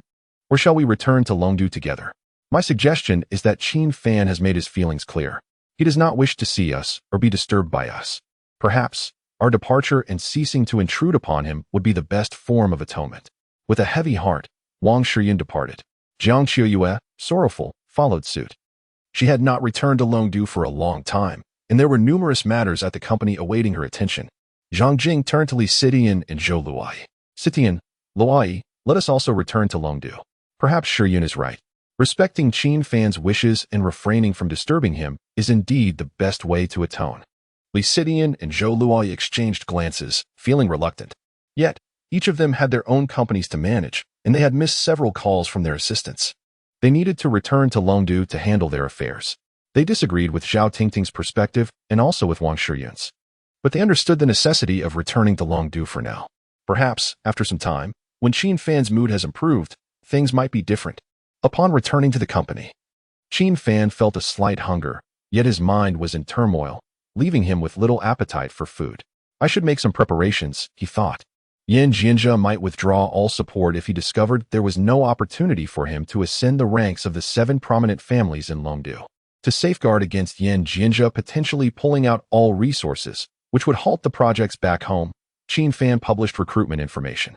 For Qin Fan, it was inevitable that he would eventually establish his own engineering team. The village's projects encompassed more than just dams and bridges. There were other endeavors as well. During the lunch break, some employees returned to the company after their meals. Upon seeing Qin Fan in the office, they whispered among themselves. The boss is back. Quite quickly. 2. Wait, weren't Zhang Jing, Li Sitian, and Zhou Luoyi with the boss? Why has only the boss returned? Perhaps Zhang Jing and the others went off to purchase something else. Shui Yalan appeared in the corridor, holding a takeout bag. Although Lily and her friends were unaware of the exact nature of the relationship between Qin Fan and Shui Yalan, they could sense an inextricable entanglement. Initially, they believed that Shui Yalan was simply returning to her company next door to enjoy the meal herself. After all, since she had taken over the business next door, she had not set foot in Qin Fan's company again. However, to their surprise, Shui Yalan walked directly into Qin Fan's company and even entered his office. Without raising his gaze, Qin Fan recognized the scent of her perfume, instantly knowing it was Shui Yalan. The worst-case scenario had come to fruition. The willful and capricious Shui Yalan was someone no one could manage. Qin Fan, I know you haven't eaten. I brought you your favorite northeastern beef and scallion dumplings. I even brought garlic for you. Go ahead and eat. I will never stop you from having garlic again, Shui Yalan said. Her eyes reddened as she forced a smile and pushed the food in front of him. Garlic. Growing up in a village, Qin Fan had always associated noodles and dumplings with garlic. Yet, Shui Yalan despised garlic. During their sophomore year, when she first accompanied Qin Fan, she became infuriated upon discovering his fondness for garlic and made him run 20 laps around the playground as punishment. Although some boys might have seen that as a reward, at the time, Shui Yalan was merely throwing a tantrum without any intent to mock him. However, influenced by others, Shui Yalan's demeanor changed over time. One day, feeling bored, she suddenly recalled Qin Fan's love for garlic and deliberately dropped a clove on the ground as he passed by, causing him to step on it. Shui Yalan, being unreasonable, claimed that he had crushed her cherished garlic and demanded that he kneel and apologize, threatening to call the police otherwise. In his eagerness to fulfill Shui Yalan's whims and return home without further complications, Qin Fan, like a mere shell of himself, knelt and apologized to a clove of garlic. Little did he know that Shui Yalan had recorded the entire incident and posted it online. Her friends shared the video far and wide. Soon, it spread across the internet. Those familiar and unfamiliar with him watched as Qin Fan knelt in apology to a mere garlic clove, and he became the subject of ridicule across social media. Even classmates called him, inquiring about the absurd situation, prompting Qin Fan to avoid answering their calls. Now, Shui Yalan's pitiful appearance was indeed heart-wrenching. Yet all Qin Fan could think of was the humiliation she had inflicted upon him using a clove of garlic, which had caused him deep emotional pain. With a sudden motion, Qin Fan shoved the entire box of dumplings into the trash can. Shui Yalan, Miss Shui, have I not made myself clear enough? I will accept your apology, but please do not disturb me any further. As a young lady, Shui Yalan had never purchased food for anyone before, and now the meal she had specially chosen for Qin Fan was discarded into the trash. The fresh garlic she had picked out at the market for him also met the same fate. Overcome by a sense of injustice, she began to cry uncontrollably. Qin Fan, I am willing to comply with your every wish. Just please do not cast me away. Qin Fan furrowed his brow, with numerous employees in the company. Shui Yalan's commotion was merely a source of ridicule. Rising from his seat, Qin Fan made his way toward the exit, followed closely by Shui Yalan. As they reached the staircase, he turned to face her. Shui Yalan, he began, I have already conveyed my sentiments. Your actions only serve to deepen my aversion toward you. Will you persist? Should you continue this relentless pursuit, I shall have no choice but to involve the authorities. Tears brimming in her eyes, Shui Yalan shook her head, pleading. No, please don't. She reached out, yearning to embrace Qin Fan, fearful of losing him again. Yet, before she could encircle his waist, he pushed her away. This moment was fortuitously witnessed by Yan Juanze, who perceived it as an attempt by Shui Yalan to inappropriately touch Qin Fan, only to be rebuffed. Goodness, Miss Shui is even more aggressive than Miss Jiang or Miss Li. What an inappropriate sight! Yan Juanze exclaimed, turning away. After a considerable pause, he glanced back, only to find that Qin Fan and Shui Yalan had vanished from the staircase. Hastening upstairs, he arrived at Qin Fan's office. Brother Qin? Qin Fan was taken aback by Yan Juanze's presence, uncertain if it pertained to issues with the home construction team. Young Master Yan, what brings you here? Yan Juanze glanced around, inquiring, Brother Qin, where is Miss Shui? Qin Fan replied, Are you seeking me or Miss Shui? If it is Miss Shui you seek, you have come to the wrong place. I have no connection with her, and she is not in my company. You lie? I just witnessed Miss Shui attempting to touch you. Chapter 56. Shui Yalan's video. Yan Juanze harbored skepticism towards Qin Fan's words. Yet he found it awkward to continue inquiring about Zhang Jing's whereabouts, leaving him momentarily at a loss. Suddenly, the ringing of a phone provided a much-needed respite. Brother Qin, you're busy. Let me take this call. Yan Juanze swiftly retreated to the corner of the corridor. Hello, Mom. What is it this time? Xiaoza. I've had someone look into it. That Qin fellow was merely a plaything for the young ladies of Longdu. I support your ambitions, but you've truly misjudged this person. You should hasten to that village and bring everything back. Mom, please listen. I just saw Miss Shui with Brother Qin, and she seemed eager to embrace him. The information you received from your father may not be entirely accurate. Please allow me more time to observe further. Xiaoza, do you not wish to concede in front of your father? He's your father. Why engage in a contest with him? You can still withdraw. If you wait too long, you'll end up as a laughingstock alongside that Qin fellow. Mom, I genuinely believe your investigation may be flawed. Don't you know how clever your own son is? I can see that Miss Shui and her friends harbor feelings for Qin Fan. Xiaoza, they are merely putting on a show. They aim to deceive that Qin fellow back to Longdu. You are woefully unaware of the dynamics within the elite circles of Longdu. Why not join me as a detective for a few days? Observe the way Miss Shui and her friends look at Qin Fan. As a woman, you would surely discern the truth. Xiaoza, you are now an adult. You cannot continue to act so recklessly. Mom, do you not even trust me? Mom, please don't rush to conclusions. I will present the evidence to you. On Dad's side, please help me stall him. Do not let him withdraw the engineering team from the village. Ultimately, the Yin group remains under the purview of Yan Shualin. Previously, Yan Juanze managed to relocate personnel only because his mother compelled Yan Shualin to acquiesce. However, it seems that now his mother has aligned with Yan Shualin. Yan Juanze was deeply anxious that Yan Shualin might personally go to Qin Fan's hometown to retract the engineering team. Meanwhile, Shui Yalan returned to her residence with tear-filled eyes, collapsing onto her bed like a soulless being. The incessant ringing of a call from the Longdu office went unanswered. Qin Fan, why do you deny me even the opportunity for atonement?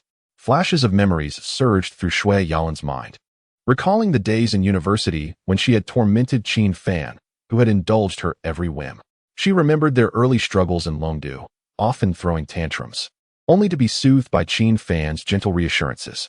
Yet, she also thought of how she had changed, hurling hurtful words at him and causing him pain. She longed for the joyous moments they once shared and despised the version of herself that had inflicted harm upon him. Her heart ached. A torment so profound it felt as though she could not breathe. Surely, He must detest her for not granting her the chance to atone. Recalling the box of dumplings that Qin Fan had discarded into the trash today, along with the fresh garlic she had specifically purchased, Shui Yalan abruptly sat up. Her eyes reddened as she remembered how, out of boredom, she had once used a clove of garlic to tease and humiliate Qin Fan, subjecting him to ridicule from countless individuals online. What does it feel like to be mocked by the masses, to be the subject of universal derision? Shui Yalan's eyes burned. Yet no tears flowed. It felt as though her grief had been entirely exhausted. A flicker of determination crossed her face as she bared her delicate, pale feet and made her way to the kitchen to retrieve a clove of garlic. Shortly thereafter, she set her phone in place, cradled the garlic, and knelt down to begin recording a video. In Longdu, Wang Shiyun had been diligently working, seemingly attempting to fill every moment with tasks to prevent herself from contemplating Qin Fan. She sensed the gravity of Qin Fan's desire to have an honest conversation with them. Although she wished to honor his feelings, his indifference also stirred a sense of frustration within her. Perhaps this frustration was compounded by the recent cancellation of their collaboration by General Zhao, when Jiang Chouyue and the others had been in the provincial capital a few days prior. Wang Shiyun had returned to Longdu due to General Zhao's decision to withdraw from their partnership. She earnestly tried to persuade him to continue the collaboration with the Zhao group. But General Zhao, having heard of Qin Fan's dismissal from her company, coldly declared that even if penalties were incurred, the collaboration would be terminated. At that moment, back in Longdu, Wang Shiyun felt a pang of emotion. The cancellation made her feel utterly inferior to Qin Fan, as if she could not thrive without him. Her pride prevented her from acknowledging this reality, and she struggled to accept it. The termination of their partnership left her no face to seek Qin Fan's assistance, a fact she knew was deserved. Yet she was human, with complex emotions, and a flicker of resentment lingered in her heart. Upon returning to the provincial capital, she had hoped that Qin Fan would accept their apologies and be willing to return to Longdu with them. To her dismay, he responded with a chilling finality. Shui Yalan had wept uncontrollably, while Qin Fan had not even glanced back. It was then that Wang Shiyun's frustration erupted. Now that she was back in Longdu, that anger gradually faded. Reflecting on their actions, she pondered whether Qin Fan's indifference was not entirely justified. Was not General Zhao's cancellation of their collaboration a consequence of her own actions? On what grounds did she harbor discontent towards Qin Fan? Should she seek him out for an apology once more? Yet, Qin Fan had clearly stated his desire not to be disturbed. Wang Shiyun's mind was a chaotic storm, compelling her to keep herself occupied in a futile attempt to drown out thoughts of Qin Fan. However, the others were not able to maintain such relentless busyness. Jiang Chouyue sat in the office, lost in thought. Zhang Jing drifted off during a company meeting. Li Sitian remained in a daze at home. And Zhou Luo stared blankly at her phone, replaying the short film produced by Qin Fan's company. After hearing his words at the Qingyuan Hotel, they felt a heartache so profound it was suffocating. They were too afraid to cling to Qin Fan as Shui Yalan did, fearing that such behavior would only incite his disdain. Upon hearing Wang Shiyun's words, they felt as though their capacity for thought had vanished, returning to Longdu like mere shells of their former selves. Upon her return, memories of the joyful and beautiful moments shared with Qin Fan, as well as the shameful instances of humiliation and hurt inflicted upon him, surged forth. Is it truly sufficient to respect Qin Fan's wishes and refrain from disturbing him? As Zhao Dingting articulated, can our gratitude for the life-saving grace from Qin Fan's grandfather balance the harm we have caused him? It cannot. It cannot. Li Sitian scrolled through the photographs she had taken with Qin Fan, laughing while tears streamed down her face. She yearned to return to Qin Fan's side. Yet apprehension gnawed at her. Would he only come to despise her upon her return? What should I do? What should I do? Li Sitian set aside her phone, hugging her knees, her heart tumultuous and chaotic. Suddenly, a notification chimed on WeChat. It was a message from her brother. Sister, have you seen the moments? Has Yalan gone mad? Confused, Li Sitian opened her friend list and came across a video posted by Shui Yalan. In the video, Shui Yalan knelt on the ground, cradling a clove of garlic, her eyes red with emotion as she apologized to it. I accidentally stepped on his garlic. I sincerely and earnestly apologize to this clove. And to him as well. The words echoed those Shui Yalan had once penned for Qin Fan, prompting him to kneel before a clove of garlic in remorse. Now, she had merely altered one term, replacing the original reference to Mr. Shui with X-Province's capital. Shui Yalan held her phone, displaying the video she had posted in front of Qin Fan. Chapter 57. The Yin family group retires Qin Fan. I am truly sorry.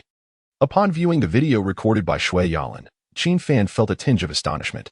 The fact that Ms. Shui would capture such footage would ensure its swift dissemination throughout the elite circles of Longdu within mere minutes. Shui Yalan was well aware of this reality. Yet, she chose to proceed regardless. This act was her way of conveying her sincere intention to seek atonement to Qin Fan. But has her heart softened? Had Shui Yalan committed only this singular act, perhaps Qin Fan might have been inclined to soften his stance and genuinely forgive her. However, her transgressions extend far beyond this solitary incident. Remaining silent, Qin Fan retrieved his phone and began to input the emergency hotline number. Shui Yalan's eyes brimmed with tears as she bit her lip, comprehending Qin Fan's implication. He had previously warned her that should she continue to pester him, he would not hesitate to contact the authorities. With tears glistening in her eyes, she turned back with each reluctant step as she departed. Qin Fan, I shall atone for my misdeeds, bit by bit. Even if you deny me your proximity, I will persist in my efforts to seek redemption. The phone rang. Shui Yalan noticed it was her non-biological brother calling. She promptly ended the call. Yet, within moments, a text message arrived. Sis, your acting skills are truly exceptional. Are you planning to become an actress? I fully support you. Please film more. I can hardly wait for the next episode. Ha ha ha. The phone rang again. This time from her family. Shui Yalan understood that they were reaching out due to the videos circulating in her social circle. She felt no desire to explain. Nor did she know how to do so, and thus chose to ignore all calls, including those from Wang Shiyun, Jiang Qiuiwe, and Zhang Jing. Qin Fan found himself in a state of mild exasperation. Although Shui Yalan had departed, he sensed that she would not relent so easily. The very concern he dreaded most had come to fruition. How could he possibly persuade this willful and headstrong young lady to relinquish her pursuits? The phone chimed again, displaying an unfamiliar number, traced back to Longdu. Qin Fan had but one good friend in Longdu. Who could be calling him? He answered the call. Hello, who is this? Is this Manager Qin? The voice sounded vaguely familiar, and suddenly, Qin Fan recalled. Zhao? Ah, it's you. Indeed, it's me. Manager Qin, I have finally managed to reach you. Wait, I shouldn't address you as Manager Qin anymore. I know you have left Longdu. Given my seniority, I shall call you Xiao Qin. Qin Fan harbored no animosity towards Zhao, nor did they share any significant relationship. However, if one were to draw a connection, Qin Fan was indeed the savior of Zhao's granddaughter, which bestowed upon them a peculiar bond. Very well, Zhao. You may call me as you wish. Is there something you require? A hint of dissatisfaction laced Zhao's voice, though it was evident he was not genuinely upset. Xiao Qin, you left without a word. Without even allowing me the opportunity to express my gratitude for saving my granddaughter. What do you expect me to say? You departed in such haste that I couldn't even convey my appreciation. However, even if she were not your granddaughter that day, I would still have saved her. President Zhao, you need not take it too much to heart. What a statement. It appears that President Zhao is indeed somewhat upset. You saved my precious granddaughter. How could I not be concerned? Xiao Qin, where are you now? I shall come find you. Do not say anything else. My dear little heart has come to seek me out, grandfather. Ah, come here for a hug. Xiao Qin. I must personally bring my granddaughter to express my gratitude to you. Quickly send me your address. President Zhao's tone bore an insistence that could not be dismissed. Qin Fan had no choice but to send him his current address. In the afternoon, after a busy spell, Qin Fan sighed. He truly did not wish to meet Shui Yalan again. However, he needed to return to retrieve his belongings and find a new place to stay. If it were merely clothing, it would not matter whether he retrieved it or not, but he had to take his laptop and some company documents. Fortunately, when Qin Fan returned home to collect his things, Shui Yalan merely stood at the bedroom door with reddened eyes, watching him silently. Her demeanor suggested a hint of fear towards Qin Fan, which could be described as pitiful and deserving of sympathy by others. As night fell, seeking a new place to stay seemed impractical. Qin Fan settled for a nearby inn. The night passed without incident. The following morning, while Qin Fan was interviewing candidates, he received an unexpected call from Qin Jiangang. Xiao Fan, there's trouble. The chairman of the Yin Group has arrived. He intends to withdraw their construction team. The inevitable had come. Yet, Qin Fan remained unperturbed. Brother Gongzi, let him withdraw. We will have our own construction team. After hanging up, he returned to the conference room and continued interviewing candidates. To his surprise, less than half an hour later, Qin Jiangang called again. Xiao Fan, you must come back and see. Yin Xiao is lying on the ground, refusing to allow his father to withdraw. This is quite the spectacle. Yin Jun is refusing to withdraw? What is happening? Qin Fan had initially planned to interview a few more candidates, allowing a couple of days to pass before returning home with his own construction team. Now, he had no choice but to return and assess the situation. Around 3 in the afternoon, Qin Fan arrived home. The road outside the village was filled with vehicles, some belonging to the Yin group, others from neighboring villages, all there to witness the commotion. It is quite challenging to encapsulate the essence of the villagers in just a few words. Take the current situation, for instance. Today, those parked on the roadside from other villages are laughing at the spectacle, yet just yesterday, they may have been envying the grand project in Qin Fan's village. As the vehicles could not enter the village, Qin Fan exited his car and walked towards it. Upon descending a slope to the riverside at the village entrance, he noticed a large excavator with someone lying in front of it, while a wealthy woman sheltered under an umbrella, earnestly trying to persuade him. "Xiaozhe, please get up. You have been lying there for quite a while. Your body cannot endure this." The voice of Yin Jun could be heard. "Mother, do you not believe in me? Xiaozhe, you do not understand the people in the affluent circles of Longdu. Mother does not want you to lose face." Yin Juanza tilted his head, feeling reluctant to speak. In that moment, he caught sight of Qin Fan. With a sudden motion, he sprang to his feet. "Brother Qin, you're back. It's not that I want to withdraw." Yin Shualin squinted, observing Qin Fan with a sense of peculiarity. Though it amounted to little more than that, nothing particularly extraordinary. "So you are Qin Fan? I intend to withdraw my people from the group. Do you have anything to articulate?" Qin Fan stepped aside, gesturing politely. "Please, go ahead." "Brother Qin, please don't." Qin Fan turned to Yin Juanza. "Young Master Yin, I believe your collaboration with me is driven by ulterior motives. I have mentioned repeatedly that your aspirations cannot be fulfilled through me." The Yin group's vehicles began to depart, dismantling the iron structures as they loaded everything onto the trucks. Ultimately, Yin Shualin and Yin Juanza's mother stood by a luxurious car, watching as Yin Juanza remained beside Qin Fan. "Young man, aren't you coming home with me?" Yin Juanza shook his head. Firstly, he sensed that Shui Yalan, Jiang Qiuyu, and Li Si Tian's feelings for Qin Fan were genuine. Secondly, his rebellious spirit was ignited. "If you do not believe in me, I shall prove you wrong." Seeing Yin Juanza's refusal, Yin Shualin's anger flared. "Young man, this situation has already brought enough ridicule upon the Yin group. Do you wish to further humiliate us and invite more mockery upon the Yin family? Come here at once." Yin Juanza shook his head again. "Old Yin, today you have dismantled everything, severing our bonds. Old Yin, we are finished." Chapter 58. The astonished Yin Juanza. "Very well, you wretched child. I shall comply with your wishes. Let us depart." Yin Shualin grasped Yin Juanza's mother's hand and boarded the vehicle. As the car roared to life and ventured onto the road, Yin Juanza's mother was poised to unleash her fury. This time, she did not side with Yin Juanza. Yet she had never contemplated the notion of relinquishing her only son. Despite Yin Juanza's myriad misadventures and reckless antics, she was perpetually filled with maternal concern. However, just as she was about to erupt, Yin Shualin immediately adopted a conciliatory stance. Were it not for the confines of the vehicle preventing him from kneeling, he would have prostrated himself before Yin Juanza's mother. It was not that this formidable businessman feared his wife. Rather, it was the indulgence bestowed upon Yin Juanza by his grandparents, who treated him as the sole heir of the family. "My dear wife, how could I possibly forsake our only son, Xiaoza?" Without a moment's hesitation, Yin Juanza's mother pinched a portion of Yin Shualin's flesh around the waist, spinning him around. "Then what did you mean by what you just said?" "Ouch, my dear wife, that hurts." Yin Shualin grimaced, attempting to explain. "Allow me to clarify. Xiaoza is already 25, approaching 30, yet he remains unfocused and restless. I believe he must endure a significant setback to learn and mature. His insistence on staying close to that Qin fellow could potentially tarnish the Yin family's reputation. Ultimately, should embarrassment arise, it would be I who bears the brunt. But if it means Xiaoza learns and grows, I am willing to shoulder that burden. My dear wife, do you not find my reasoning sound?" Yin Juanza's mother pondered for a moment, recognizing the validity in Yin Shualin's words.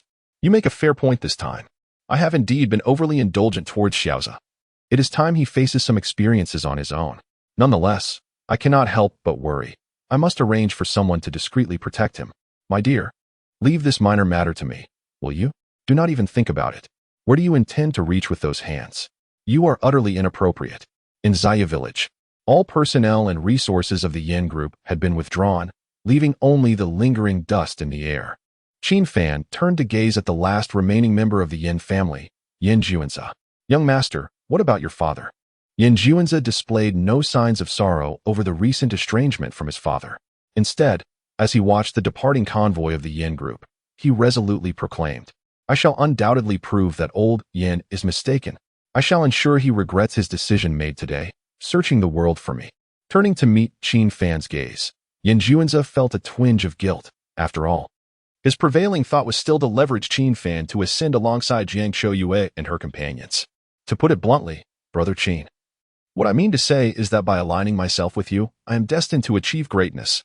Little did Yin Juanzi anticipate that his impulsive decision to stay, spurred by a quarrel with his father, would irrevocably alter the course of his life. At the riverside, the villagers, including the uncles and elders, appeared somewhat bewildered. The withdrawal of the Yin group felt to them like the departure of a legitimate enterprise, leaving only a handful of laborers behind. Could anything be accomplished now? Numerous elders began to murmur amongst themselves. Others from different villages, who had come to work, vociferously demanded, will we still receive our wages? We want our pay. Yes. If we are paid, then we shall not work any longer. Qin Jingyang, recognizing those individuals, hurried to placate them. Yet, they continued to clamor for their wages. Adamant about not working, the villagers of Qin Fan's locality remained composed, but those from other villages, who had previously come out of goodwill, were now devoid of any such sentiment.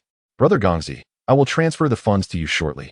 Tomorrow, go to the county to withdraw the money and settle their wages. However, remember this. Once we resume work, they and their relatives shall not be permitted to return. The individuals from other villages continued to murmur quietly, voicing no kind words. Qin Fan chose to disregard them. In the mountainous village, many such individuals existed, unable to bear the sight of prosperity in neighboring villages, reveling instead in their misfortunes. As fellow villagers, they were even less capable than the 3 professionals Qin Fan had recruited from the provincial capital. These 3 specialists had not departed with the Yin group. They stood firmly alongside Qin Fan. The village chief approached Qin Fan with a worried expression. Xiao Fan, this. The faces of the uncles in Qin Fan's village reflected their concerns. Yet, unbeknownst to them, even in the absence of the Yin group, Qin Fan was fully capable of sustaining the village's projects. Chief, Uncle San, Uncle Jen, you need not worry. I have already engaged a professional engineering team from the provincial capital. They will return to the village within a week at most. I shall also reorganize the excavators, cranes, stone crushers, along with the iron sheet houses, air conditioning units, and shower stalls. Tomorrow, I will redistribute the tasks among everyone before the professional team returns. Uncle San and the others should continue clearing the riverside. Very well. As darkness fell, they dined and subsequently rested. The following morning, Qin Fan and Qin Jingyang began assigning tasks to the villagers. Yin Juanzi, trailing behind Qin Fan like a subordinate, listened attentively but soon realized there was no role for him, prompting him to voice his dissatisfaction. Brother Qin, why am I not assigned any tasks? Young Master Yin you truly ought to return. What you desire cannot materialize in my presence. Yet, Yin Juanzi showed no intention of departing. Brother Qin, if you do not assign me work, then I shall start from the ground up as a laborer. Uncle San, I am here. Is it to clear the stones over here? I shall lend a hand. Qin Jiangang, this. Qin Fan shook his head and chuckled. Never mind. Let him fuss about. In a few days, he won't be able to tolerate it and will leave on his own.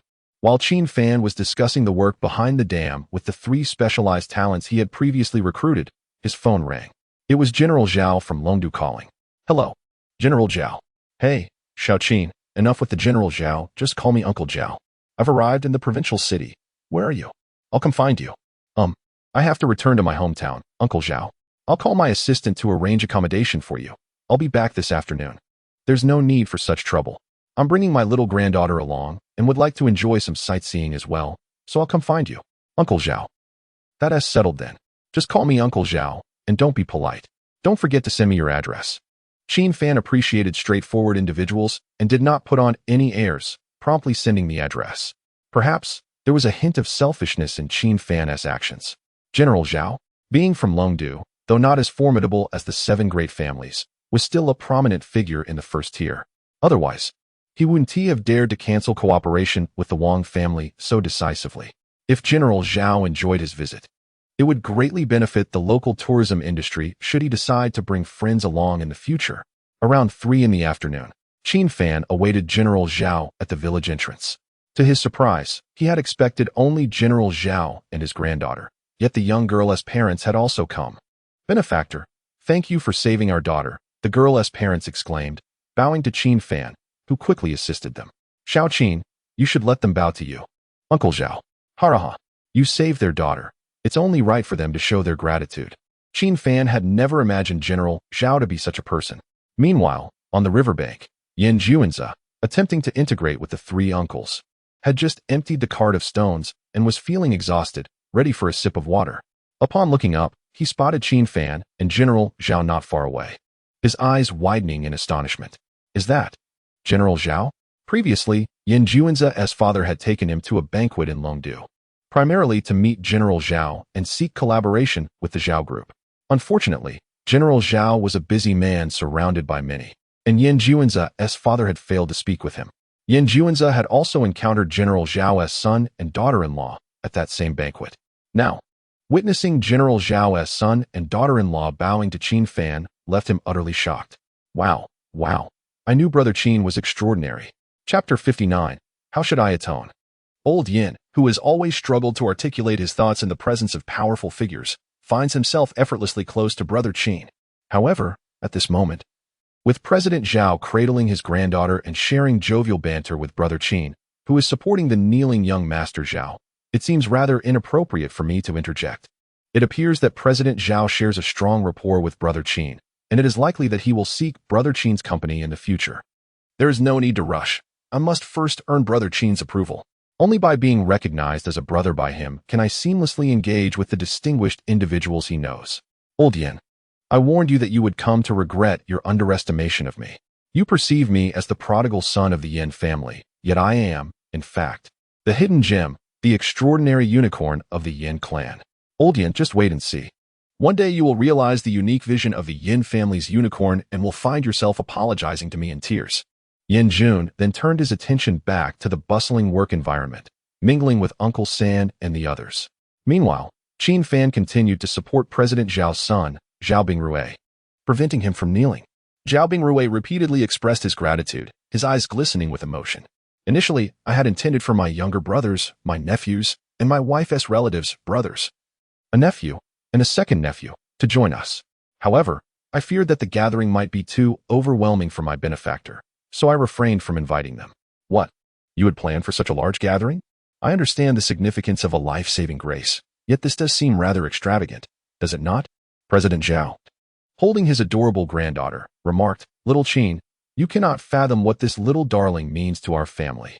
The Zhao family has had no daughters for 5 generations. We have longed for a girl for 5 generations. And on her maternal side, within 7 generations, there has only been her mother, a single daughter. This little one is truly the apple of her maternal grandparents' eyes." Qin Fan's eyes widened in realization. So, this granddaughter is the sole girl in both President Zhao's family and his in-laws. A vivid image danced in Qin Fan's mind. When this girl gets married, her uncles, brothers, and cousins will stand guard like a battalion, providing her with an immense sense of security. The groom shall be blissfully overwhelmed. Qin Fan welcomed President Zhao into the village, inviting him to his home for tea and rest. The little girl gleefully chased butterflies in the courtyard while President Zhao, in conversation with Qin Fan, expressed heartfelt praise for Qin Fan's hometown, extolling its fresh air, remarkable people, serene elegance, and idyllic charm. Qin Fan, with a hint of self-interest, also shared about the land that nurtured him. As their visit drew to a close, Zhao Bingrui and his wife presented a red envelope. "Benefactor, I am a few years your senior. If you do not mind, I would like to address you as Brother Qin." Qin Fan, accustomed to such social niceties, replied, "It is my honor to call you Brother Zhao." Zhao Bingrui patted Qin Fan on the shoulder and handed him the envelope. "Brother Qin, this card contains 50 million. Please accept it. This sum of money pales in comparison to my daughter's life. I can only offer this as a token of my sincerity. You recently spoke of your aspirations to develop your hometown, and I shall not conceal my thoughts any longer. I have caught wind of plans to promote new rural development, potentially linked to the tourism industry. Take this 50 million for now, and in the future, We shall undoubtedly sing the praises of our era and collaborate. This policy will not take effect for another 2 years. Has Zhao Bingrui already heard the news? It is evident that the Zhao family possesses commendable connections in this matter. Collaborating with the Zhao family is unlike any other partnership. Qin Fan saved the life of Zhao's precious granddaughter, and the Zhao family is genuinely earnest in their desire to work with him. Collaboration is welcome, yet we must refrain from accepting any financial compensation. This principle traces back to the teachings of Qin Fan's grandfather, who instilled in him the importance of gratitude. When one is indebted to another, one must repay that kindness without accepting remuneration from the benefactor. Moreover, his grandfather emphasized that performing good deeds without expecting anything in return is not only virtuous, but also essential. Seeking recompense for kindness sullies one's intentions. Qin Fan once questioned his grandfather about the apparent contradiction between these two beliefs. His grandfather reassured him that they are not in conflict, and such is the way one should live. Having spent his entire life in the village, his grandfather might not fully grasp that his steadfast adherence to these principles has come to be perceived as almost foolish by others. Nevertheless, Qin Fan remains committed to the moral lessons imparted by his grandfather.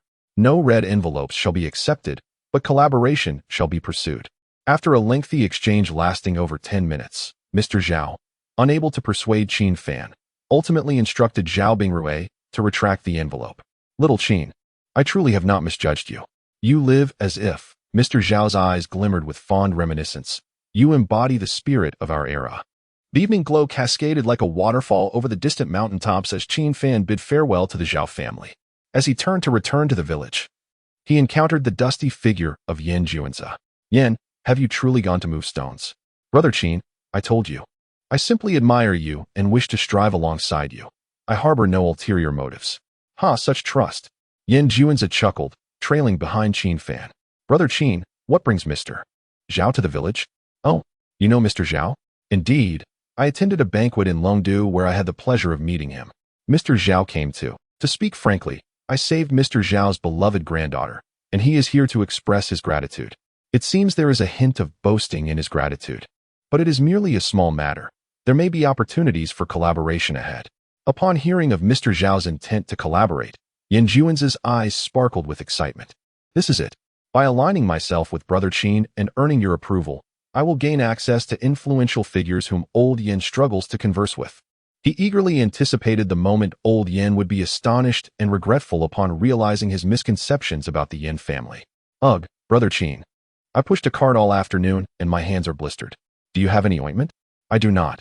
You may choose not to push and simply return home. Qin Gu, it is quite strange. These blisters on my hands appear considerable, yet they cause me no pain at all. I shall still push through tomorrow. Going home seems utterly trivial. Qin Fan couldn't help but chuckle. There was indeed a playful spirit in Yan Juanzi, as Qin Fan observed Yan Juanzi laughing. In a modest 2-bedroom apartment in the provincial capital, Shui Yalan watched her video being disseminated online, receiving a flurry of comments from netizens. Wow. Someone owes a garlic an apology. Has this woman lost her mind? Is the he she speaks of the one she loves? Is this woman a sycophant? Come, flatter me. I demand an apology for the banana. Ha ha ha, this is hilarious. Come see, we have a female sycophant here. She apologized to a clove of garlic just to please her boyfriend. Wow, I recognize her. She is the esteemed daughter of the Shui family in Longdu. What has happened to her? I can attest, she is indeed the daughter of the Shui family in Longdu. We are classmates. What? The daughter of Longdu's elite apologizing to a man for a clove of garlic? Absolutely outrageous. Perhaps she has been utterly conquered by that man. Ha! Do you comprehend what that means? The barrage of malicious comments struck Shui Yalan with a sense of revulsion akin to having a bucket of filth poured over her. Some ignited her fury, while others brought her to tears of indignation. But ultimately, all that remained was a profound heartache that left her gasping for breath. It dawned on her that her trivial act of apologizing to a clove of garlic had inflicted deep wounds. Yet that clove was merely a minuscule part of her many transgressions against him. How shall I atone? How shall I atone? Experiencing this pain firsthand, Shui Yalan realized the true extent of the hurt she had caused. Her lips turned pale. Her heart felt as though it were being tightly gripped by someone, nearly immobilized. The tears had long since dried, and Shui Yalan stared blankly at the ever-increasing vitriolic comments beneath her video, resolving within herself a determination. No more. I shall forsake everything. Even if he wishes not to see me and harbors disdain for me, I must seek redemption. Chapter 60. Sister, have you lost your mind? Shui Yalan returned to Longdu to speak with her non-biological brother. Sister, you must be joking, he exclaimed. Shui Yalan's face was pale as she replied coldly. Do I look like I am joking? Would I jest with you? Give me the money. Everything belongs to you. Shui Hengyu uncrossed his legs and leaned in closely, gazing intently at Shui Yalan. Her once delicate face, devoid of color and makeup, was now marred by tear-stained eyes. Sister, what on earth has happened? Everything for me. Are you out of your mind? Shui Yalan had relinquished her desire to inherit the family business and to expel her non-biological brother's family from the Shui household. Moreover, she had forsaken everything, even her own company. All she desired was a sum of money. In this world, one can manage without many things, but not without money. I await your response, she stated, refusing to cast a glance at her brother. Initially, Shui Yalan had intended to wait until she apologized to Qin Fan and received his forgiveness before seeking out Shui Hengyu again. The incident where she was nearly struck by a vehicle, while not conclusively linked to him, could certainly be investigated if she chose to pursue it. Yet now, her heart was entirely consumed by thoughts of Qin Fan. All ambitions and desires for vengeance were cast aside. Shui Hengyu squinted at Shui Yalan, deep in thought. What scheme could she possibly have? However, what she proposed did not seem to constitute any conspiracy.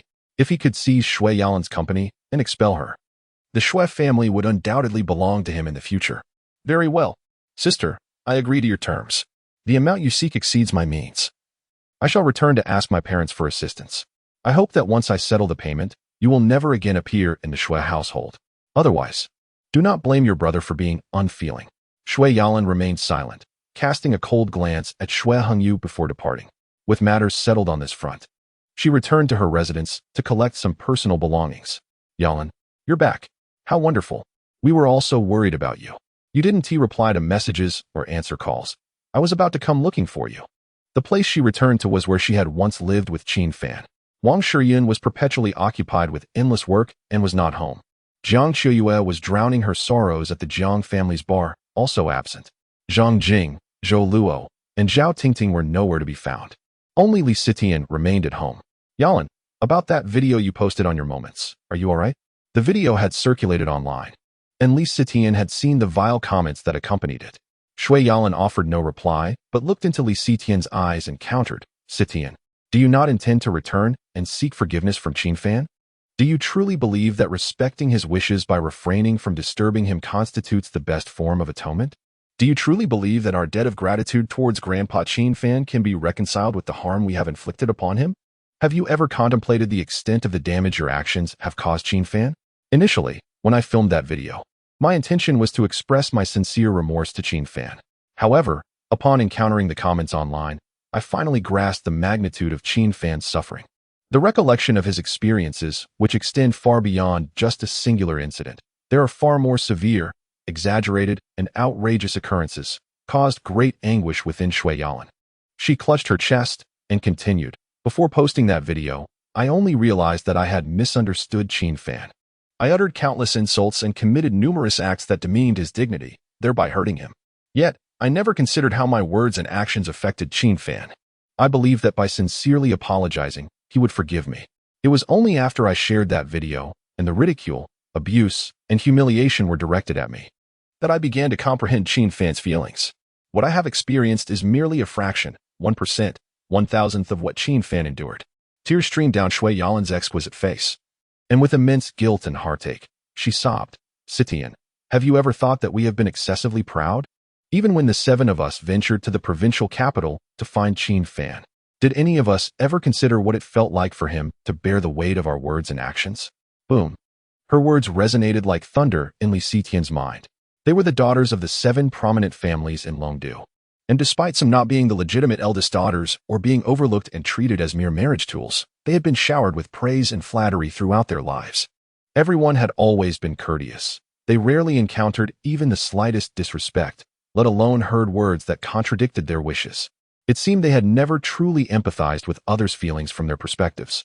Shui Yalan turned towards her room, walking with a demeanor that was both sorrowful and self-mocking, saying, perhaps you all can accept the notion of respecting Qin Fan and are willing to forego seeing him again.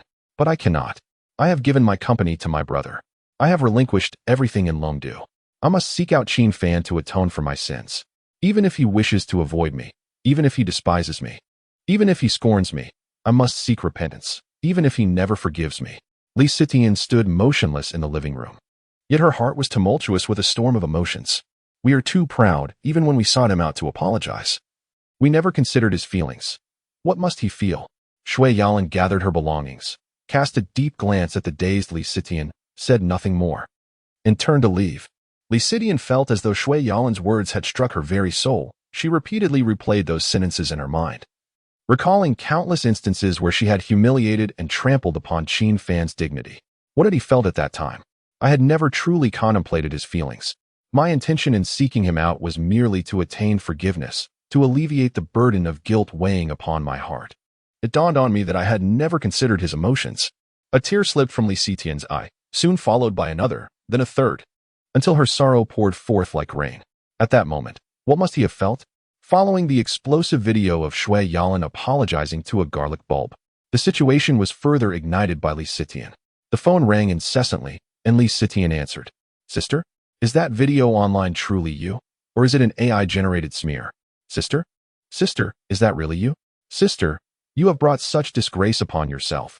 You have utterly tarnished my reputation before my friends. I am too ashamed to face anyone.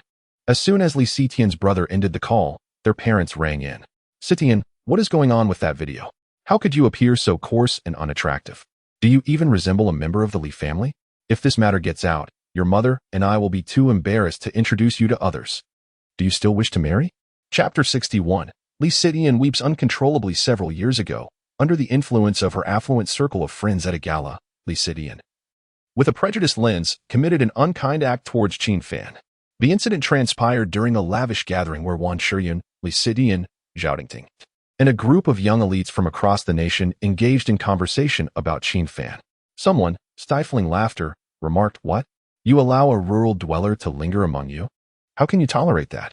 Rural folks are so uncouth, lacking any semblance of elegance.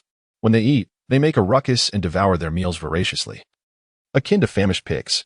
The crowd nodded in agreement. Indeed, I once visited my construction site and witnessed the laborers squatting on the ground, slurping their food and blowing their noses right there. It was utterly repulsive. Sitian, does that rural fellow beside you eat in such a manner? How about you seize an opportunity to secretly film him dining and share it with us? Surrounded by such individuals, Li Sitian, having lost her moral compass, readily acquiesced. Upon returning to her office, she covertly arranged for a camera to be installed in Qin Fan's workspace, capturing footage of him during his meals. Qin Fan consumed his food swiftly. Within 5 minutes of receiving takeout, he had finished eating, perhaps even in 3. However, he exhibited neither loud smacking nor any excessive noise. Dissatisfied with the footage, Li Sitian sought to manipulate the video, overlaying exaggerated sounds of eating and the crude noises of a pig feeding. Subsequently, she summoned her affluent friends to her office, where they watched the video of Qin Fan while she pointed and laughed heartily. Most egregiously, she called Qin Fan over, intentionally subjecting him to humiliation. Now, Li Sitian replicated that very incident. She filmed herself eating hastily, deliberately making loud, unrefined sounds and edited the video accordingly. Lacking the courage to present it before her elite friends, fearing their ridicule and scorn, she instead shared it on her social media, igniting a sensation within the affluent circles of Longdu. Following a call from her brother, she received a series of chat screenshots. Some individuals had already forwarded her video to other groups. What happened to Sitian? How did her dining become so disgraceful? Ugh, it's revolting. She eats like someone who has never had a meal in their life. How uncouth. I never imagined she could be so hideous behind that polished exterior. She unfriended me the other day. I wondered why. Now it seems for the best. I wouldn't want to associate with someone like her. Do you think she has been assimilated by that rural man beside her? Ha ha ha, quite possibly. The chat screenshots contained nothing but dry, unfeeling text. However, Li Sitian could vividly imagine the expressions of those who sent messages, muffled laughter filled with disdain, an air of self-importance as they looked down upon her. A contemptuous belief that only they were human while the migrant workers were mere beasts. The mere thought of their expressions filled her with an overwhelming sense of humiliation. Back then, Qin Fan had been summoned to face her and those individuals, enduring their ridicule and scorn. In retrospect, Li Sitian suddenly realized that while she had only sought to mock Qin Fan and relish in his misfortune, she had forgotten the reason behind his hurried meals. Qin Fan bore the responsibility for their company, which encompassed 7 individuals. Countless burdens rested upon his shoulders. How could he not hastily finish his meals to attend to the pressing matters of the business? She had overlooked Qin Fan's struggles and had deliberately tormented him, laughing at him alongside her affluent friends. She could still recall the look in Qin Fan's eyes, an expression of utter shock and disbelief. Tears streamed down her face, her sobs rendering her speechless. Back then, Qin Fan had toiled tirelessly for their sake, yet she had inflicted such pain upon him. He must have never anticipated that she would become so venomous. Those so-called elite individuals had surrounded Qin Fan, hurling vile remarks about rural folk at him, their jeers echoing in his ears, striking at his heart, trampling upon his origins and dignity. Li Sitian knew she could not fully grasp Qin Fan's feelings at that moment, yet she understood enough to comprehend the brutal and heavy weight of Shui Yaolin's words. She had never considered Qin Fan's emotions. She had been oblivious to the extent of her cruelty towards him. Li Sitian collapsed to the ground, weeping uncontrollably, realizing that she had truly never contemplated his feelings, that his emotions back then had been such, that she had been so malicious. What was she to do? In the so-called elite circles, dining required elegance, with each bite taken delicately. Anyone lacking grace, who ate too hastily, would be the subject of ridicule. Li Sitian's brother continued to send her screenshots from other group chats and voiced his grievances about how she had embarrassed him, making it impossible for him to hold his head high in front of his friends. Her parents incessantly bombarded her with messages, even sending frantic voice notes demanding she delete the video immediately, insisting she clarify that the video was a malicious AI fabrication, not a true representation of herself. Li Sitian wept, deeply saddened. Her brother was preoccupied with appearances, failing to inquire about what had transpired, though her parents did not state it outright. Their insinuations were clear: that video would tarnish their family's reputation among the elite, jeopardizing their ability to introduce her to distinguished suitors, shattering any hopes of advantageous unions.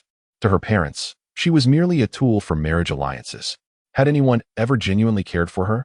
Perhaps Wang Shiyun, Zhang Jing, and Zhang Qiuihua have expressed concern for her. Yet, to truly understand her innermost thoughts and desires, it seems that only Qin Fan comprehends her. However, she has uttered countless hurtful words to Qin Fan and committed numerous actions that have wounded him. Qin Fan, I am so sorry, so sorry, so sorry, so sorry. Li Sitian wept uncontrollably, collapsing to the ground in utter exhaustion. At times, she envied Shui Yaolin. She lacked the courage that Shui Yaolin possessed and dared not approach or cling to Qin Fan. She feared that Qin Fan would grow to despise her even more, that he would become weary and vanish once again. How can I mend the wounds I have inflicted upon Qin Fan? What must I do? As Shui Yaolin relinquished everything in Longdu to return to Province X, and as Li Sitian finally grasped the meaning behind Shui Yaolin's words, weeping until her tears ran dry, laughter echoed from a villa in the provincial capital of Province X. Ha! My dear, good news, splendid news, Yin Shuolin exclaimed, grinning as he settled next to Yin Juan's mother. What good news? Is Xiaoza back? Yin Shuolin shook his head. Not yet, but it will be soon. I just received word that those young ladies have returned to Longdu. Within a fortnight at most, Xiaoza will realize he has been deceived and will come back. Yin Juan's mother appeared anxious. Another half-month? I wonder how Xiaoza is faring in that little mountain village, how he is eating and sleeping. Old Yin, did you not dispatch someone to secretly protect Xiaoza? Is there any news? Just as Yin Shuolin was about to respond that there was no news yet, his phone rang. Here it comes, a message from Xiaoza. Yin Shuolin opened his phone and clicked on the message page, where he beheld photos and videos sent by the bodyguard. Both Yin Shuolin and Yin Juan's mother widened their eyes in astonishment. What is Xiaoza doing? Chapter 62. The Weeping Yin Juanza in the photograph. Yin Juanza is seen donning a safety helmet and wearing protective footwear, as he assists an elderly migrant worker in pushing a wheelbarrow laden with stones. In the video, he cowers in a corner, trembling hands wiping away tears with his sleeve. When an elderly woman approaches to bandage his hand, Yin Juanza kneels in gratitude. Another image captures him, covered in dust, bent over as he carries a bag of lime towards the riverbank.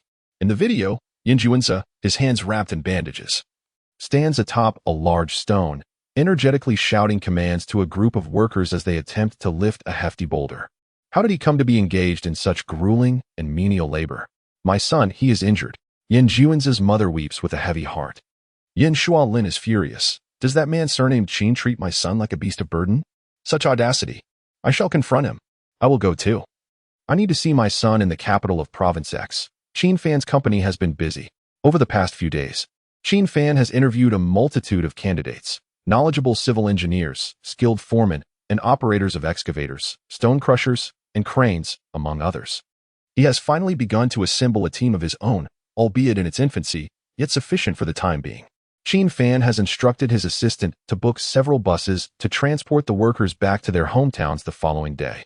In addition to these arrangements, he must procure materials for constructing metal shelters, as well as air conditioning units, shower stalls, and essential supplies like rice, flour, oil, and salt. For several consecutive days, Qin Fan has been so engrossed in these tasks that he has neglected to check the backstage data of the short plays, often finding himself working late into the night, oblivious to the passing hours. Goodbye, boss. See you tomorrow. As the workday comes to a close, employees depart one by one. At 5 in the afternoon, with time still on his side, Qin Fan continues to compare prices, selecting the most suitable procurement company. A knock on the door interrupts him. Qin Fan looks up to see Lu Qianqian. She wears minimal makeup, just a hint of subtle enhancement, resembling a pear blossom in full bloom. Beautiful, yet not flamboyant. What brings you here, Qianqian? Is there something you need? Boss, I would like to request a change in my position. Oh, what sort of request is this? Please, go ahead. I have a passion for performing, but my family disapproves of me being in the limelight. I would like to apply for a different role, if possible. Though Lu Qianqian currently serves as the face of Qin Fan short plays, he respects her wishes. Of course, there's no reason to decline. Which department do you wish to join? The editing team, human resources, or the engineering department? Not at all. That's not it. Lu Qianqian's cheeks flush slightly, her voice dropping to a whisper. I wish to be your secretary. Qin Fan's eyes widen in astonishment. It is the first time he has encountered such a request from a female employee. Had Lu Qianqian been heavily made up and dressed provocatively, he would undoubtedly question her intentions. Sensing his potential misunderstanding, she hastily gestures in denial. Boss, it's not what you think. Seeing that my boss was quite busy and the previous secretary, Li, had resigned, I wished to alleviate some of the workload. I harbored no ulterior motives. Although it may seem peculiar, Qin Fan indeed requires a secretary to assist him. Why not give it a try? Liu Shishi beamed with delight, clenching her small fists with confidence. Rest assured, boss, my capabilities are exceptional. I will certainly manage. See you tomorrow. Though somewhat bashful, she was determined. It was indeed unusual for a young woman to proactively seek the role of a secretary. She skipped away joyfully, reminiscent of a lark. Qin Fan shook his head and smiled, unable to comprehend this girl. The night passed in silence, and the following morning, Qin Fan briefed his assistant, Sister Liang, on the tasks at hand. He then delegated some responsibilities to Liu Shishi, instructing her to coordinate with the procurement company for deliveries back to her hometown. Subsequently, he led the newly formed construction team back to his village. The uncles in the village were elated to see Qin Fan return with a construction team, complete with bulldozers and cranes, and they eagerly assisted in the setup. Brother Qin, you're back, exclaimed Yin Juanza, whose sunburned face was peeling, his once yellow hair coated in dust, and dressed in soiled clothes with work boots and a bandaged hand. Qin Fan was taken aback. Previously, he had left Yin Juanza in the village while he returned to the provincial city, believing the young scion would soon tire of the rural life and depart. He never anticipated encountering such a transformed Yin Juanza, resembling a young laborer who had neglected his studies and was toiling on a construction site. With a grin, Yin Juanza intentionally showcased his sunburned face and injured hand, saying, Brother Qin, I told you I admire you and want to strive alongside you. Do you believe me now? Qin Fan felt a certain respect for Yin Juanza, regardless of his motives. Enduring a few days of hard labor alongside the villagers demonstrated a willingness to work toward a goal. He was not merely a wealthy heir who could only flaunt his financial resources. However, regarding Yin Juanza's words, Qin Fan was skeptical. Little Zay, lend a hand, called out third uncle from the unloading area. Coming, third uncle, Yin Juanza replied, jogging over to assist. Observing Yin Juanza mingling with third uncle and the others, Qin Fan shook his head and chuckled. Qin Jiangang approached, remarking, Xiao Fan, this young master Yin is indeed somewhat different. He cried the night you returned to the provincial city. cried. Qin Fan inquired, curious. Qin Jingang nodded. That day, he worked tirelessly with us on the riverbank. Utterly exhausted by evening, his legs wobbling like noodles. Some elderly gentleman, unaware of Yin Daxiao's true identity, offered him meat during a meal, expressing concern for his frail health and urging him to eat more. As Yin Daxiao consumed his food, he suddenly broke into tears. Later, when I inquired about his emotional outburst, I learned that it reminded him of a time when he had mocked the migrant workers at his family's construction site. Now, having toiled alongside us for a day, he had gained a profound understanding of their hardships, and the kindness of the elder men overwhelmed him, leading to his heartfelt tears. Xiao Fan, we learn that human nature is inherently good. Could this principle apply to Yin Xiao? Qin Jingang remarked with a smile. Qin Fan nodded, casting a glance at Yin Juanzi, who was assisting with the unloading of goods. As Yin Juanzi worked alongside the third elder, he sang joyfully, "This sky belongs to the third elder. This land belongs to the third elder. When the third elder calls me to work, I shall work. When the third elder tells me to go east, I shall go east." The third elder and the village uncles laughed heartily. Qin Fan shook his head but couldn't help but smile. It's indeed a bit different, however. Suddenly, a luxury car screeched to a halt at the village entrance, its tires crunching over stones with an abrasive noise. Yin Shualin and Yin Juanzi's mother stormed out of the vehicle, fuming. "Where's the one named Qin? Step forward. Who gave you the audacity to treat my son as a mere beast of burden?" Chapter 63, Lies. Still deceiving me, Qin Fan furrowed his brow, questioning the unexpected arrival of Yin Juanzi's parents. Upon hearing the commotion, Yin Juanzi also spotted his mother. His eyes momentarily reddened at the sight of her. Yet an undercurrent of anger simmered within him due to her prior disbelief and alignment with his father. As Qin Fan approached the village entrance, Qin Jingang followed closely behind. Yin Juanzi exchanged a few words with Uncle Sam before joining them. Upon witnessing Yin Juanzi's disheveled state, his mother burst into tears. "Xiaozi, my son, what has happened to you?" she cried, embracing him. Yet, Yin Juanzi remained obstinately silent, refusing to meet her gaze, his pride intact. Yin Shualin trembled with indignation. Torn between frustration and concern for his son. "What have you done to my boy?" he demanded, directing his ire at Qin Fan. "Mr. Yin, I believe you are mistaken. Young Master Yin is responsible for his own actions, and I cannot intervene," Qin Fan replied calmly. Yin Juanzi pushed his mother away and stepped before Yin Shualin. "Old Yin, it's over for us. The marks on my body are the badges of my struggle. Do you have any right to judge?" His mother tugged at him gently. "Xiaozi, please do not speak to your father like that. Father, after you dismissed all trust in me, it's clear we are finished." An argument erupted between Yin Juanzi and his parents, prompting Qin Fan and Qin Jingang to exchange glances and discreetly withdraw to the side. An hour later, Yin Shualin stormed off with his wife, his chest heaving with rage. Yin Juanzi insisted that his father reinstate all those he had dismissed and publicly apologize, acknowledging him as the pride of the Yin family. Naturally, Yin Shualin would never acquiesce. "Young master, are you truly untroubled?" Qin Fan inquired. Yin Juanzi, donning a carefree smile, replied, "Not at all. That rich second-generation heir has no comprehension of hard work. He will eventually realize how mistaken he is and how right I am." Qin Fan and Qin Jingang exchanged bemused glances, uncertain of how to respond. In the afternoon, Lu Qianqian arrived with a convoy, bringing rice, flour, oil, salt, and other daily necessities to the village. The villagers assisted in unloading and organizing the supplies. And soon dusk enveloped the area. "Boss, is this your hometown?" Lu Qianqian inhaled deeply, savoring the fresh air. "Do you like it here?" she asked, to which Lu Qianqian nodded in affirmation. "No worries. As my secretary, you will frequently visit this place in the future. You must be exhausted after a long day. Take a moment to rest." At some point, Qin Jingang approached Qin Fan.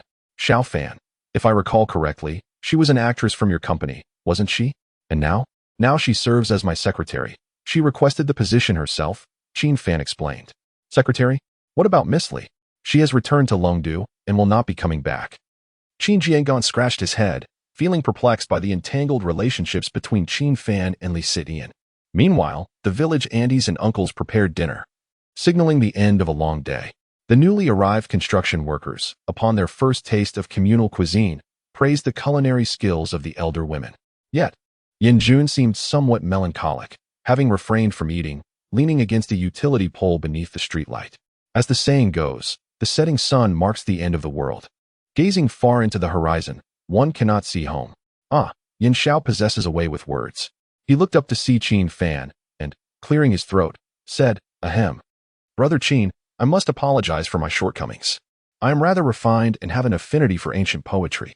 Ah, the ancients entered my dreams, illuminating my recollections. What comes next? What follows? Ah, right, Brother Qin. Is there something you need from me? Yin Jun's face flushed with embarrassment. In his pursuit of O Yuan Yuan, he had memorized all the verses from the private room of the Qing Yuan Hotel. Today, after a tumultuous visit from his parents, he found himself yearning for home, and the verses slipped from his lips. However, some lines had faded from his memory, much like the subsequent line of the ancients entered my dreams. Qin Fan chose not to point this out, instead offering a bowl of rice to Yin Jun. I noticed you hadn't eaten, so third and asked me to bring you a bowl. From what I heard in your recitation, are you feeling homesick? Yin Xiao, go home. There's nothing here that can fulfill your desires or assist you in any way. Lies. You're still deceiving me. I saw President Zhao's family that day. Brother Qin, can't you be a bit more honest like me? Well, Brother Qin, it's not that I'm homesick. I primarily miss my grandparents. Old Yin doesn't believe in me, doesn't support me, and has severed ties. If my grandparents find out, Old Yin would face family disownment. If you miss your grandparents, why not return home for a visit? Yin Xiao, you can leave any time. Indeed, Yin Jun longed for his grandparents.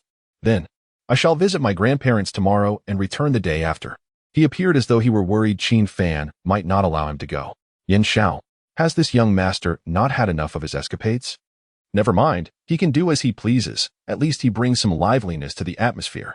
Qin Fan had just brought the newly formed construction team back to his hometown, needing to stay for a few days to oversee matters. The following morning, Yin Jun drove back to the provincial city. Meanwhile, Shui Yalan returned to the provincial city after leaving Longdu, residing in a modest two-bedroom apartment. She had relinquished everything in Longdu, solely focused on atoning with Qin Fan. Yet, at that moment, she was uncertain of what she could do. Should she continue to pester Qin Fan, weeping before him? That would not be atonement. It would merely be a display of petulance. What could she possibly do for Qin Fan? Previously, he had mentioned having aspirations of his own. Yet what could those aspirations be? Suddenly, Shui Yalan felt a pang in her heart. Qin Fan was aware of the wishes of the 7 young ladies, yet none knew what Qin Fan truly desired. Should she inquire of someone? Shui Yalan contemplated visiting Qin Fan's company. Without hesitation, she descended the stairs and drove towards his workplace. En route, she unexpectedly spotted a familiar figure. Yin Jun was strolling in the park with his grandparents. Shui Yalan recalled the day she emerged from the Qingyuan Hotel and encountered Yin Juanze. She inquired whether he had seen Qin Fan, to which Yin Juanze replied affirmatively, albeit referring to him as Brother Qin. This indicated that Yin Juanze was acquainted with Qin Fan. Prior to this, only Jiang Qiuyu and Li Sitian were aware of Yin Juanze's connection to Qin Fan. Shui Yalan had not paid attention to this earlier. But now she reflected on Yin Juanze's address of Qin Fan and realized its significance. She parked her car by the roadside and appeared before Yin Juanze. Miss Shui? Yin Juanze exclaimed with delight, having not seen any of the 7 esteemed young ladies of Longdu for several days. Had it not been for his encounter with Mr. Zhao in between, he might have faltered in his resolve. It was a relief to see Shui Yalan now. Grandfather, I have some matters to attend to. Please wait for me on that bench with Grandma, he instructed. Once his grandparents had departed, Shui Yalan initiated the conversation. Do you know Qin Fan? Indeed. I know him quite well. Miss Shui, Brother Qin and I are like brothers, albeit with different mothers. Yin Juanze replied. So you are well acquainted with him? Scratching his cheek, Yin Juanze responded vaguely. Brother Qin is a man of mystery. Even as his brother, I do not fully comprehend him. Share what you know. As of now, Yin Juanze was only aware of Qin Fan's aspiration to develop his hometown. Brother Qin is a remarkably admirable individual. He harbors profound affection for the place that nurtured him. Yin Juanze rambled on, ultimately reiterating that Qin Fan sought to improve his hometown. Improving his hometown. Shui Yalan pondered. Yin Juanze observed her closely. She was extraordinarily beautiful, yet he dared not entertain any thoughts in that direction. For she was indeed someone special to his brother Qin. Yin Juanze merely wished to scrutinize Shui Yalan's expression when she mentioned Qin Fan. Hey, old Yin, old Ma, come and take a look. The expression on Shui Yalan's face, tinged with longing, sadness, seriousness, and guilt, was something he could not dismiss. What a complex expression. Is it love unrequited? Yes, that expression was indeed reminiscent of unreciprocated love. Never mind. You may continue with your tasks. Oh, and please do not inform Qin Fan that I have seen you. With that, Shui Yalan turned and left in her car. Yin Juanze was left in perplexity. But noticing Shui Yalan's apparent distress, he refrained from probing further. He spent the day with his grandparents without divulging his issues with his father, wishing to spare them any worry. The following morning, Yin Juanze set off punctually. By noon, he navigated the mountain roads, anticipating that in about half an hour, he would reach Qin Fan's hometown. The route from County S to Qin Fan's residence included a winding mountain road built halfway up the slope. And as it was his first time driving on such terrain, he hesitated to exceed 50 miles per hour. His car was laden with watermelons. Recalling how much his uncles delighted in them, imagining their joy upon seeing the watermelons brought him inexplicable happiness. Suddenly, he caught sight of a familiar figure by the roadside. Miss Shui? What is she doing here, on this secluded mountain road? Yin Juanze felt compelled to greet her, both in public and private. The mountain roads were narrow in many places, leaving no room to park. He could only continue driving until he found a spot by the roadside where he could stop.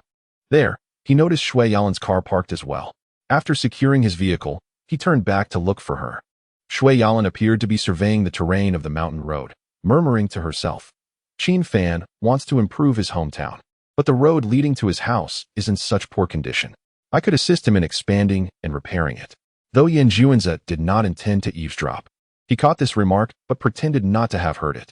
Listening in on others' conversations is quite impolite, especially when the person in question is the esteemed Miss Shui. Miss Shui? You? Shui Yalan turned to see Yin Juanze, her delicate brows knitting together. What are you doing here? Yin Juanze chuckled. I'm planning to visit Brother Qin's hometown to strive alongside him and contribute to the development of his home. I thought I might see if Miss Shui needed any assistance. Shui Yalan shook her head. I don't require any help. Did you just hear what I said? Yin Juanze vigorously shook his head. What? I didn't hear anything. Shui Yalan did not press further. Do not mention our encounter to Qin Fan.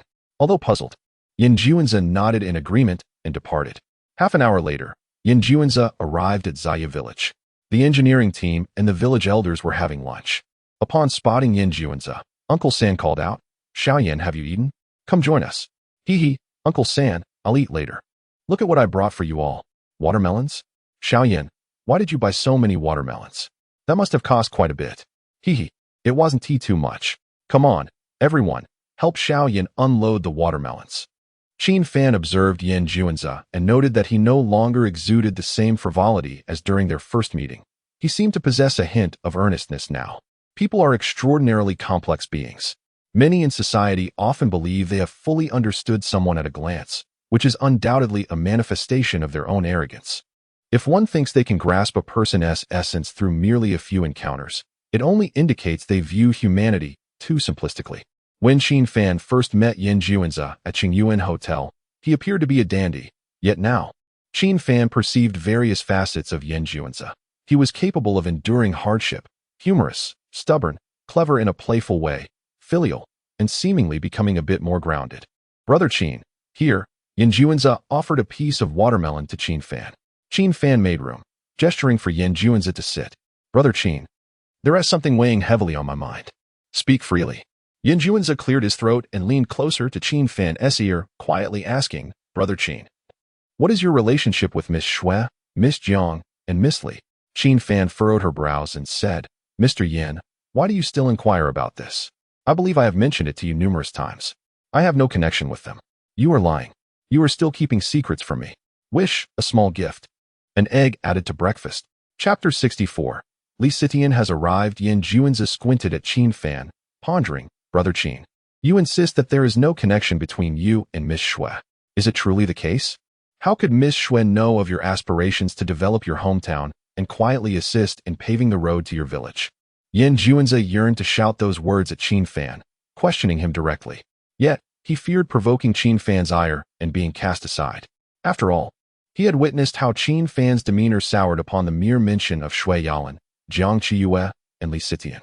Thus, Yin Juanze could only speculate in silence. Perhaps Miss Shui and her friends had genuinely played tricks on Brother Qin in the past. Indeed, during the banquet in Longdu that I attended with old Yin, I witnessed such antics firsthand. It was clear they had teased him. However, There were whispers online suggesting that the boy who bullied you in school did so out of affection. Although Qin Fan was the victim, it was conceivable that Jiang and her companions had teased him because of their fondness, leading to his misinterpretation and subsequent withdrawal from them, returning to his hometown. After losing Qin Fan, they realized their feelings and endeavored to win him back, pursuing him to the provincial capital and ultimately to his family home. Goodness, I am truly a genius. How swiftly I have unraveled the truth. Truly, I am deserving of the title of the Qilin of the Yin family. In Longdu, the incessant chimes and notifications pierced through Li Sitian's ears with an unbearable sharpness. Huddled in a corner, she cradled her head, on the verge of a breakdown. In this glamorous circle, friendship was fleeting. Yesterday's sister could easily become today's target of ridicule for the jewelry she wore. And now, it was not merely about jewelry, but an exceptionally outrageous video. Li Sitian could vividly envision the expressions of those mocking her as they viewed her video. Shame washed over her like a tidal wave. Despite the sweltering 30-degree heat, a chill enveloped her, raising goosebumps across her skin. She wished to avoid seeing her brother, her parents, and even Wang Shiyun, Jiang Qiyue, and Zhang Jing. Instead, she felt an urgent need to seek solace in Shui Yalan, who might share her sentiments.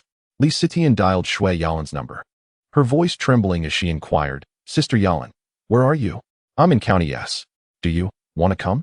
Shui Yalan had already seen the video Li Sitian posted on her social media and needed no further inquiry to understand her current state. "Come to County S first. Call me when you arrive, and I will pick you up. Drive safely on the way." The next day, upon reaching County S, Li Sitian collapsed into Shui Yalan's embrace. Weeping profusely, without uttering a word, they both grasped one another's emotions. "Sitian, please do not cry.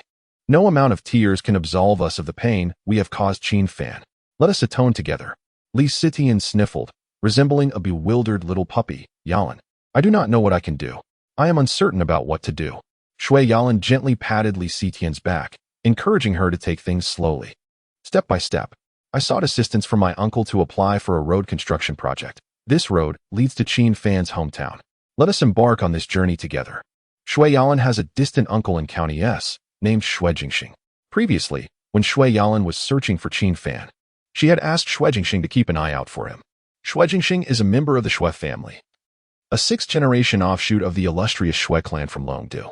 His family had fallen into decline, but it was Shui Yalan's father who helped Shui Jingxing establish himself, enabling him to create a business in County S. Shui Yalan proposed the idea of repairing a mountain road under the guise of wanting to give back to society. Yet she was unaware of the necessary procedures for road construction. Shui Jingxing graciously assisted her in navigating the entire process. After all, Shui Jingxing had significant connections in County S due to his business presence there. Now, not only has Shui Yalan obtained the necessary permit for the road construction with Shui Jingxing's help, but she has also secured a reliable construction team through his introduction. Financial concerns are negligible. Shui Yalan's company provided her half-brother, Shui Hengyu, with sufficient funds to not only repair one mountain road, but to undertake the construction of 10 or even 100 roads without issue. Meanwhile, Qin Fan has established his own construction team and has officially commenced work in his hometown. The dam being constructed at Qin Fan's home is not particularly grand, measuring less than 30 meters in width and around 10 meters in height. Any higher would risk flooding the fields on either side of the river. The professionals have begun to demonstrate their expertise. To be honest, Qin Fan finds it somewhat perplexing. He observed the progress in his hometown for approximately a week. And after the third short film was completed in the provincial city, he needed to return to arrange the forthcoming work for his company. On the journey back to the provincial city, Qin Fan and Lu Qianqian agreed to take turns driving, as the journey would take several hours. Lu Qianqian took the first turn. However, Qin Fan was taken aback by her driving style. This seemingly gentle young lady drove with a certain recklessness, as if she were determined to treat Qin Fan's modest vehicle as a race car. In truth, Lu Qianqian's nature was not that of a serene and demure girl. She had merely behaved that way due to unfamiliarity. After spending several days together in his hometown, she gradually revealed her true self. This girl is like a lively, spirited lark, full of energy. "Qianqian, since you are unfamiliar with this mountain road, allow me to drive," Qin Fan suggested, subtly implying that he felt apprehensive about her driving. The 40-degree turns were taken at speed, with Lu Qianqian even attempting to drift. The roadside was a sheer cliff, over 10 meters high. Who wouldn't he be afraid? "No worries. Boss, the mountain road is meant to be exhilarating. Get out. This is an order, he commanded, albeit playfully. Once Qin Fan took the wheel, the vehicle slowed, and the birds perched on the trees by the roadside were no longer startled into flight. Qianqian, when did you obtain your driver's license? I got it a long time ago. Your driving skills. I learned from my cousin. Impressive, right? Impressive. I suppose I shall be the one to drive from now on. Lu Qianqian seems to seldom visit the mountains, leaning against the window to admire the breathtaking scenery. Occasionally exclaiming, Boss, look at that mountain peak. It resembles an ancient scholar kneeling on the ground. And boss, see that tree over there. How has it twisted like that? This must be nature's artistic portrayal. To Qin Fan, however, these picturesque views were merely peculiar rocks and bizarre forests. Growing up in such a place, he felt little awe. With the window rolled down, the mountain breeze rushed into the car, providing him with great pleasure. Just as they were about to leave the winding mountain road, Qin Fan suddenly noticed an engineering team ahead, seemingly engaged in construction. Had the road collapsed again? This mountain path was notorious for its frequent landslides, collapsing at least 3 to 5 times within a year. Suddenly, a thought struck Qin Fan. If the roads remained poor, even if he developed his hometown splendidly, tourists would be disinclined to visit. Yet another project to undertake. Repairing the road was indeed a monumental task, situated halfway up the mountain. Expanding this road would require transporting soil and stone from other locations. Many matters would necessitate application to the officials in County S. What a bother. Just as Qin Fan pondered this with a frown, the vehicle approached the construction site, only to find that the road had not collapsed. He paused the car and inquired of a worker, Sir, what is being done here? Road repair, extending all the way to Zaya village. Such a fortunate occurrence. In his memories from a previous life, this mountain road had remained untouched. Just as Qin Fan felt perplexed, he suddenly spotted 2 familiar figures. Shui Yalan and Li Sitian, wearing hard hats and athletic attire, stood beneath a poplar tree by the roadside. Upon seeing Qin Fan, Shui Yalan recalled the hurtful words and actions she had inflicted upon him, causing her eyes to redden. Yet, she did not approach him in her former haughty manner. It was as if she now felt like a sinner, unworthy of nearing Qin Fan. Instead, the usually timid and innocent Li Sitian, upon seeing Qin Fan, walked tearfully to the side of his car. Qin Fan, I'm sorry, Li Sitian froze upon noticing Lu Qianqian in the car. Lu Qianqian, in turn, offered a gentle and refined smile in response. Qin Fan, however, remained oblivious to the silent exchange between the 2 girls. His curiosity was piqued as to why Li Sitian appeared here, alongside Shui Yalan, donning hard hats and standing with the road repair crew. Chapter 65. Lu Qianqian's offering of water. Could it be? Qin Fan felt an ominous premonition. Was it possible that Shui Yalan and Li Sitian had constructed this road for him? Hadn't they clarified everything earlier? Shui Yalan had not left. But why had Li Sitian returned? Qin Fan's mood soured. Make way, he urged. Li Sitian remained unmoved. Qin Fan started the engine and pressed the accelerator forcefully, startling Li Sitian into taking 2 steps back. He drove away, leaving her staring blankly at the vehicle disappearing around the bend, tears glistening in her eyes. Shui Yalan approached Li Sitian and embraced her gently. It's all right. We will atone bit by bit, taking our time. Perhaps that day will come. Or perhaps it will not. In comforting Li Sitian, Shui Yalan was also soothing her own heart.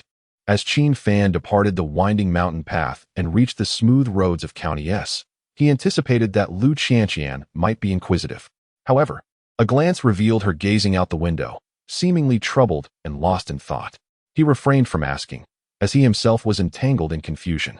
With the already complicated Shui Yalan, now Li Sitian had entered the scene. Yet today, Shui Yalan appeared less agitated. Perhaps they merely desired to complete the road, alleviating some of their inner guilt. Would they return to Longdu after finishing it? Upon returning to the provincial capital, Qin Fan reviewed the recently completed 3rd short film. It was impressive. Master Lu's skills had significantly improved since the 1st installment. The 3rd film was flawless and ready for release. Next, they would embark on filming 3 short films simultaneously. The cinematographer, actors, and scripts were all prepared. They could commence immediately. Once the pressing matters were settled, Qin Fan found little else of great importance to address. He perused the back-end data, occasionally interviewed candidates, reviewed scripts, and arranged work schedules. When the company operated smoothly, being the boss allowed him the luxury of napping in the office. However, Qin Fan had other concerns. Although Brother Gang was overseeing the projects back home, he could not completely detach himself from worry. It felt insufficient just to make occasional phone calls. Only by returning home could he feel at ease. After granting Liang Rui a salary increase and briefing her on work matters, he prepared to head back home. Driving back, he once again encountered the inevitable stretch of mountain road. To widen the path, trucks laden with earth and stones were filling the area. This was no small endeavor. It would take at least a year. As expected, he spotted Shui Yalan and Li Sitian again. Qin Fan had no intention of stopping and pretended not to see them. What surprised Qin Fan was that as his car passed by Shui Yalan and Li Sitian, Lu Chanqian intentionally twisted open a bottle of mineral water and offered it to him. She did not bother to feed him properly, allowing water to dribble down his neck while she smiled at Shui Yalan and Li Sitian by the roadside. Shui Yalan and Li Sitian's eyes widened in shock. Qin Fan, however, was unaware of their expressions, as the vehicle had already sped past. Cough, cough, cough. Qin Fan was slightly choked by the water. Qin Shi, what are you doing? Lu Chanqian pouted her lips. Boss, do you want them to return to Longdu? I am helping you. Qin Fan cast a significant glance at Lu Chanqian. Are you aware that they are from Longdu? Aye. It's just that Secretary Lu, Zhongjing, and Luo Yi were all in the company before, and I heard them mention it themselves. Qin Fan merely smiled, choosing not to confront her. Lu Chanqian turned to face the car window, fanning her flushed face, which had grown warm due to her fibbing, and stuck out her little tongue. Yalan, did you see that girl in Qin Fan's car? She was an actress from Qin Fan's company. Why is she returning to his hometown with him now? During these days of road construction in County S, Li Sitian gradually found peace within herself, casting aside all other thoughts, leaving only one, to quietly do something for Qin Fan as atonement. However, upon witnessing Lu Chanqian feeding Qin Fan water in the car, an unpleasant sensation surged within her heart. She felt a bit angry, yet could not articulate the reason behind it. Sitian, do we have no water left? Su Yalan inquired. There should be some in the trunk, right? Are you thirsty? I'll get it for you. Su Yalan grasped Li Sitian's arm. No, the trunk is empty too. Let us go to the village in the south to ask for some water. This mountain road runs north-south, and heading south leads to Qin Fan's hometown. Li Sitian paused for a moment, then realized Su Yalan's intention. All right. With newfound courage, Li Sitian drove towards Qin Fan's hometown, encouraging each other along the way. We just need water. We're going to the village to ask for some. Exactly. It's not about seeing anyone else. We have no interest in that girl's relationship with Qin Fan. Indeed. Meanwhile, as Su Yalan and Li Sitian drove toward Qin Fan's hometown, in the villa of the Yin family in the provincial capital, Yin Juan's mother was wiping her tears while looking at photographs and videos of him on her phone. The images and clips were secretly sent by those assigned to protect Yin Juanza. Old Yin, it's been half a month. Why hasn't T Xiaoze returned yet? Yin Shualin scratched his head, equally puzzled. Based on his understanding of his son, Yin Juanza was certainly seeking to cultivate connections with the young ladies from Longdu by staying close to Qin Fan. Yet now, those young ladies had left the provincial capital to return to Longdu. What, then, was Yin Juanza still doing by Qin Fan's side? Did he still dream of their return? It was evident that the young ladies had lost interest in luring Qin Fan back, prompting their departure. My dear, don't fret. Consider it from another perspective. Although Xiaoze is toiling in that small mountain village, it is arduous work that will strengthen him physically. Furthermore, he is certainly still testing his limits. In 10 days to half a month, when he realizes that those young ladies will not return, he will surely come to understand his folly. Having learned from this experience, he will undoubtedly refrain from engaging in banter akin to that of the ETC, where a mere utterance from me would provoke an automatic retort. He is bound to mature. One must not feel pity. This time, he must truly learn a lesson. As Yin Juan's father attempted to mediate between him and his mother in Zaya Village, County S, Shui Yalan drove into the village and alighted from the vehicle alongside Li Sitian. Upon spotting Shui Yalan and Li Sitian, Yin Juan's eyes instantly gleamed with excitement. He nudged Qin Fan, who was observing the progress of the dam's construction, and exclaimed, Brother Qin, look, Miss Shui and Miss Li have come to see you. Yin Juanza raised his eyebrows and wore a knowing expression. However, upon turning to face Shui Yalan and Li Sitian, Qin Fan's brow furrowed in discontent. What scheme could this headstrong and willful young lady, Shui Yalan, possibly be plotting this time? Furthermore, it was not enough for her to come alone. She had brought Li Sitian along as well. Chapter 66. The The first encounter of three maidens, Shui Yalan and Li Sitian, walked hand in hand toward the village. As they passed Qin Fan, they stole a glance at him, seemingly hastening their steps out of fear that he might shoo them away. This village belonged to Qin Fan, and despite him being the village chief, he had no authority to drive anyone away. He could only observe what Shui Yalan and Li Sitian intended to do. Seeing that Qin Fan remained silent and noncommittal, Lu Qianqian stamped her foot and followed suit. Shui Yalan and Li Sitian arrived first in the village, making their way to the place where the ants prepared meals for the engineering team. Li Sitian, with her keen eyes, quickly spotted Aunt San, and with light, quick steps, she rushed to her side. Aunt San, it's been a long time. I asked Xiao Fan where you had gone, and he said you resigned. Aren't you two dating? The other ants, as members of the Intelligence Bureau of Zaya Village, immediately surrounded them. Is this Xiao Fan's girlfriend? My, what a handsome young lady. The matchmaker will surely be busy. Why has Xiao Fan introduced us to her? This child. Li Sitian beamed like a sunflower, feeling a sweet joy within her. Although she needed to clarify the misunderstanding, she was still pleased by it. Aunt San, you've misunderstood. I am not in a relationship with Qin Fan. I came today just to pass by and wanted to ask for a drink. A drink? Come, sit down, and I'll pour you some water. No, Aunt San, I can do it myself. Sweetie, you truly aren't dating Xiao Fan? I think you two are quite a match. Yes, I see a couple's resemblance between you and Xiao Fan. Sweetie, do you not like Xiao Fan? Li Sitian found herself encircled by the ants, bombarded with questions that made her blush. Although she understood that Qin Fan was unlikely to forgive her, and that their chances were slim, the ants' inquiries filled her heart with delight. While Li Sitian reveled in the attention, Shui Yalan felt a pang of discomfort. What is this? Li Sitian, have you already infiltrated Qin Fan's home? As the one among the 7 young ladies who had the most intimate interactions with Qin Fan, Shui Yalan viewed these encounters not as romantic, but as playful teases and punishments directed at him.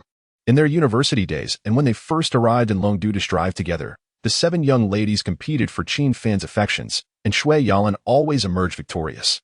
This inadvertently planted a seed in her heart. If it were a contest among the 7 sisters, then Qin Fan would undoubtedly be hers. However, now, those ants who were like family to Qin Fan regarded Li Sitian as his partner, which left Shui Yalan feeling quite disheartened. Though she could not express her anger, she felt a bitter pang in her heart, noticing that Li Sitian also appeared somewhat annoyed. Lu Qianqian did not anticipate that Li Sitian had already garnered the approval of Aunt San and the others. Yet Lu Qianqian had not spent her week in the village without purpose.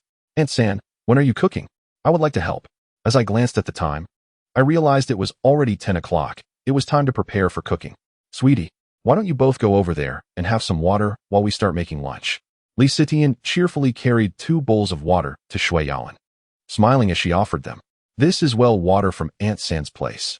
Yalan, do savor it. It has a hint of sweetness. Shui Yalan responded coldly, I'm not thirsty. Yalan, what's wrong? You seem a bit upset. I'm fine. The ants nearby had already begun chopping vegetables in preparation for lunch. Qianqian, you often cook at home, right? You seem quite adept. It's not Aunt San's doing. I just enjoy cooking my own meals occasionally. Honestly, I think Qianqian is the perfect match for Xiao Fan. I agree.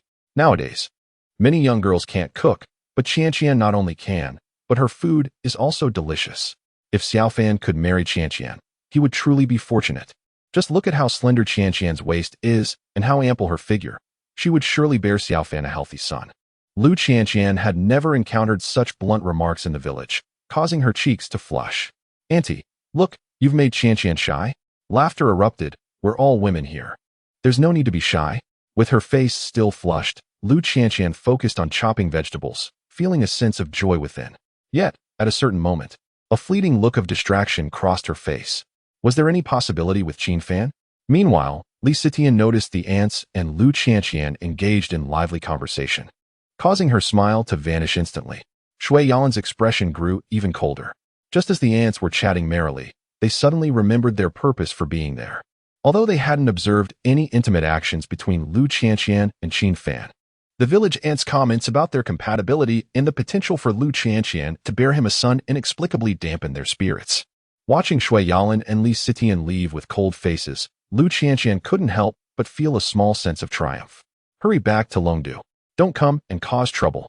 However, upon turning to see Qin Fan, A flicker of bittersweet disappointment glimmered in her large eyes. Hey, Qin Gu. Why did Miss Shui and Miss Li leave without saying a word? Qin Fan replied, I'm curious too. Why did they leave without greeting young Master Yin? Qin Gu. Are you joking? You were the one to joke first. Wow, it seems Miss Shui and Miss Li have truly upset Qin Gu. Qin Fan's tone grew icy at the mention of them. Qin Gu, I'm off to strive for my ambitions. Third Master, I'm coming too. Yin Jun jumped off the riverbank, mimicking a performer as he made his way towards the ants to help out. Qin Fan shook his head, reflecting, Ah Yin. If you could apply such determination in other areas, you wouldn't have to worry about earning your father's admiration. A vehicle halted at the village entrance, and a man named Qin Guiyu emerged. Oh, Xiao Fan, can you still work after the Yin group's withdrawal? He remarked. Xiao Fan, how much have you saved over the years? Share a figure with me. I wish to broaden my horizons. Qin Fan furrowed his brow, harboring a profound dislike for Qin Guiyu, to the extent that the mere sight of him incited a desire to deliver a couple of punches. This disdain stemmed from two reasons. First, Qin Guiyu often led the charge in mocking Qin Fan as a wild seed in their childhood. Second, Qin Guiyu's pretentious demeanor was truly infuriating. Suddenly, a smoking pipe struck Qin Guiyu's head, scattering ash all over him. What the hell? Who is that? He exclaimed. Your father. The village chief seized Qin Guiyu by the ear and dragged him home, fully aware of his son's embarrassment. Qin Jinggang, who had been supervising the riverside, hurried over upon hearing the commotion. Qin Guiyu has returned? He inquired, to which Qin Fan nodded, promptly revealing the Yin group has withdrawn. Huh. Qin Jinggang squinted, his distaste for Qin Guiyu evident on his face. That scoundrel surely harbors ill intentions. Qin Fan retorted, do not concern yourself with him. He might be unaware of that. Although the Yin group had departed, young Master Yin still remained. Meanwhile, on the riverside, Yin Jun was covered in dust, laboring alongside the third elder, using pickaxes to excavate stones from corners unreachable by the excavator. As they worked, he cheerfully sang, in the little corner, dig, dig, dig, unearthing small seeds to bloom small flowers. His joy was reminiscent of a carefree child. Chapter 67. Jiang Shouyue's choice. No one knew that Yin Jun's cheerful singing stemmed from the joy of having seen Miss Shui and Miss Li that day. Although his singing was not melodious, it brought laughter and merriment to the others. Suddenly, the buzzing of his phone interrupted the moment. Yin Junzi set down the pickaxe in his hand and retrieved his phone from his pocket. Upon seeing the name flashing on the screen, his eyes widened in surprise, and a look of excitement crossed his face. He hurriedly scanned the surroundings, eager to find a quiet corner to take the call. Hello, Miss Jiang. How may I assist you? The call was from Jiang Chuyue. Previously, after the scandalous video released by Shui Yalan and Li Sitian stirred up a tempest in their social circle, Shui Yalan and Li Sitian's families worked to clarify that it was a malicious act involving AI face swapping. Gradually, the uproar subsided. However, Jiang Chuyue, along with her sisters Wang Shiyun, Zhang Jing, and Zhou Luoi, understood the underlying truth. Unlike Shui Yalan and Li Sitian, Jiang Chuyue refrained from making a video. Instead, she drowned her sorrows in alcohol at her own bar, forcing herself to drink even when she could no longer bear it. Tears streamed down her face as she grasped the true nature of being compelled to drink. Yet, she pondered the difference between self-imposed and external coercion. She recalled the times she had pressured Qin Fan to drink, while he endured their mockery and humiliation, ultimately suffering from gastric bleeding. Despite Qin Fan's condition, she and her friends laughed, dismissing his pain as mere theatrics. The emotional toll on him was beyond her comprehension until she momentarily stepped into his shoes, nearly suffocating from the realization. The pressure she exerted on Qin Fan to drink was just one of the many ways she had harmed him. During a previous phone call with Li Sitian, the words spoken resonated in Jiang Chuyue's mind. Sister Yalan is right. We have been too proud, never considering his feelings. Our intentions in approaching Qin Fan were to apologize or to alleviate our guilt, merely to have him return and continue assisting us. Jiang Shouyue dared not confront her genuine thoughts. After countless nights of drunkenness, she awoke before dawn, sitting vacantly on the windowsill, watching as the sky over Longdu gradually brightened and the streets filled with pedestrians. She realized that no amount of alcohol could serve as a remedy. She must seek atonement. Aware of Shui Yalan and Li Sitian's efforts to mend their paths, she felt a compelling urge to contribute to her own redemption. Shui Yalan had relinquished her company for a modest sum in S County, while Li Sitian had nearly fled her family, left with little money. Once Jiang Chuyue regained her composure, she acted rationally. rather than recklessly driving to find Qin Fan. She opted to visit the Jiang Group headquarters to discuss matters with her father. Jiang Qiuyue relinquished her own aspirations and formally acquiesced to her father's arrangement, wherein she would inherit all the assets of the Jiang Group. Her role would be to safeguard the company from her brother, who indulged in a life of extravagance, until her brother's son, her nephew, came of age. Once he did, she would mentor him, ultimately bequeathing the enterprise to him. Undoubtedly, this was a transaction between father and daughter, with Jiang Qiuyue merely serving as a diligent and compliant instrument. To outsiders, it may appear that her father intended to pass the company to her out of affection. However, only she understood that her father recognized her brother's incompetence and sought to have her preserve the company for the eventual transfer to her nephew. As for what she might gain from this arrangement, her father had not uttered a word. Jiang Qiuyue found herself unable to accept such a fate, yet now she had acquiesced. Was it for Qin Fan? While she believed that taking over the family business could significantly aid him, ultimately, she was seeking redemption for herself. After her conversation with her father concluded and she departed from the Jiang Group's edifice, she initially intended to call Shui Yalan and Li Sitian. However, upon opening her contacts, she hesitated, uncertain of her own feelings. Perhaps it was due to being excluded from their recent endeavors, or perhaps she wished to act independently for Qin Fan, thus increasing her chances of genuine forgiveness, even if just a little. It was then that she dialed Yin Yinja's number. Please, do not refer to me as Miss. Simply call me Director Jiang. I wish to inquire about the progress of the project in Qin Fan's hometown. Not good. Yin Yinja's mind raced at the thought. If Miss Jiang were to discover that the Yin Group had withdrawn and blame fell upon him, it would spell disaster. The progress is relatively smooth. Director Jiang, I am currently working tirelessly in Brother Qin's hometown. I believe it will not be long before it undergoes a remarkable transformation. Thank you for your hard work. I will be heading to X province tomorrow, and I will reach out if there are any developments. After hanging up, Yin Yinja clenched his fists, trembling with excitement.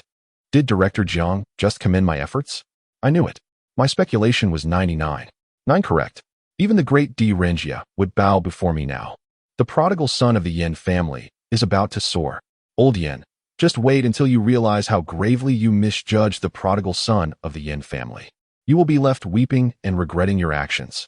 During lunchtime, the village elders and the workers from the construction team gathered together, sharing laughter and conversation amidst their meal. The once aloof professionals, who had initially retreated indoors to enjoy air conditioning while dining, had now joined the villagers under the shade of trees, sharing their meals with the common folk. The fresh mountain air and tranquil surroundings seemed to purify the heart, and as the professionals experienced the villagers' authenticity and sincerity, they too began to relish the camaraderie of shared meals and conversation. Qin Jianggang approached Qin Fan, holding a bowl. Xiao Fan, a few days ago, those individuals from the neighboring village who had previously boasted about their unwillingness to work for payment returned again. I managed to drive them away. I believe we should install more surveillance cameras in the village to prevent them from stealing or causing any disturbances. This was indeed a thought that had not crossed Qin Fan's mind, yet he recognized its necessity. I will have Qianqian take care of it in the county tomorrow. The inhabitants of the mountainous village are, in truth, quite intricate. They may express lifelong gratitude for a simple meal, yet they can also harbor resentment over trivial matters, secretly plotting to hinder your progress. However, once you install surveillance and catch them in the act, reporting them to the authorities will ensure their compliance. As the heat intensified, Brother Gongzi fetched 2 bottles of chilled beer. Would you like one? Qin Fan shook his head. No, give it to Yin Xiao. Although he had returned from Longdu some time ago, his experiences there, working for those young ladies, had left him with little time for proper meals, often leading to either skipped meals or excessive indulgence, along with social drinking, which had yet to restore his stomach to its former state. Yin Jun, who had been diligently eating his meal after a morning of hard work, nearly shed a tear upon hearing Qin Fan's words. Qin Gu acknowledges me too. What joy! What joy! Young Lady Jiang is returning, and Qin Gu recognizes me. The day when old Yin regrets his actions draws ever closer. Chapter 68. Quietly. Have you lost your mind? Additional update 1. The phone rang with a sharp trill, and Qin Fan answered the call. Hello. Yuzu, what is the matter? The caller was his roommate and close friend, Zuiyu. Hey Fanzi, where are you? Having a drink. Noticing the unusual tone in Zhu's voice, Qin Fan inquired. What's wrong, buddy? I got fired, and I'm not in the best of moods. Just need to drink a bit. I'm at home. Why don't you come over for a couple of days to clear your mind? All right, meet me at the train station tomorrow and bring a few girls along. How about some women in their 50s? Get lost. See you tomorrow. Have the drinks ready. Zhuyu was a manager at a private company in Longdu, and during a past conversation with Qin Fan, he had boasted about earning over 30,000 a month. His job was indeed commendable, and among Qin Fan's university peers, he was considered quite successful. However, with the current economic downturn, jobs were scarce, and Zhua had been laid off, understandably feeling quite dejected. Nevertheless, he must have saved a fair amount of money, and taking this opportunity to unwind seemed wise. If Zhua were willing, Qin Fan could even appoint him as the vice president of the provincial city company, which had been established with the 200,000 borrowed from Zhua. The following day, Qin Fan had Lu Qianqian drive Yin Yinja S car to S County to find a company to install surveillance cameras, while he himself drove to the train station to pick up Zhua. In Longdu, Zhang Jing returned to the residence she once shared with Qin Fan, only to discover that Jiang Xiaoyu had already packed her belongings and left. Though Jiang had not disclosed her destination, Zhang sensed that she too would seek out Qin Fan. After the incidents involving Shui Yalan and Li Sitian, Zhang had reached out to both of them. The conversations revealed to her the extent of her errors, awakening her to the realization of how ludicrous her previous statements and actions had been. She had never considered how her words and deeds affected Qin Fan. Unlike Shui Yalan, Li Sitian, and Jiang Xiaoyu, she had not attempted to empathize with his feelings. Merely imagining how heartbroken and furious he must have been when she said those things was overwhelming. Yet, despite his anger, Qin Fan had never uttered harsh words towards her. His initial shock and disbelief had gradually transformed into disappointment and emotional numbness. She had been a lifesaver to Qin Fan's grandfather, and he had been grateful, enduring humiliation without voicing his grievances. The very thought of such feelings was almost unbearable. Zhang Jing pondered what she could do to atone, to seek forgiveness from that innocent, kind-hearted boy who had genuinely cared for her. A knock sounded at the door, and Zhao Tingting entered. Tingting, you're here. Zhao Tingting nodded expressionlessly. I've come to pack my things. Are you also going to find Qin Fan? Have you thought about how to atone? Zhang Jing believed that Zhao Tingting intended to travel to Province X to find Qin Fan.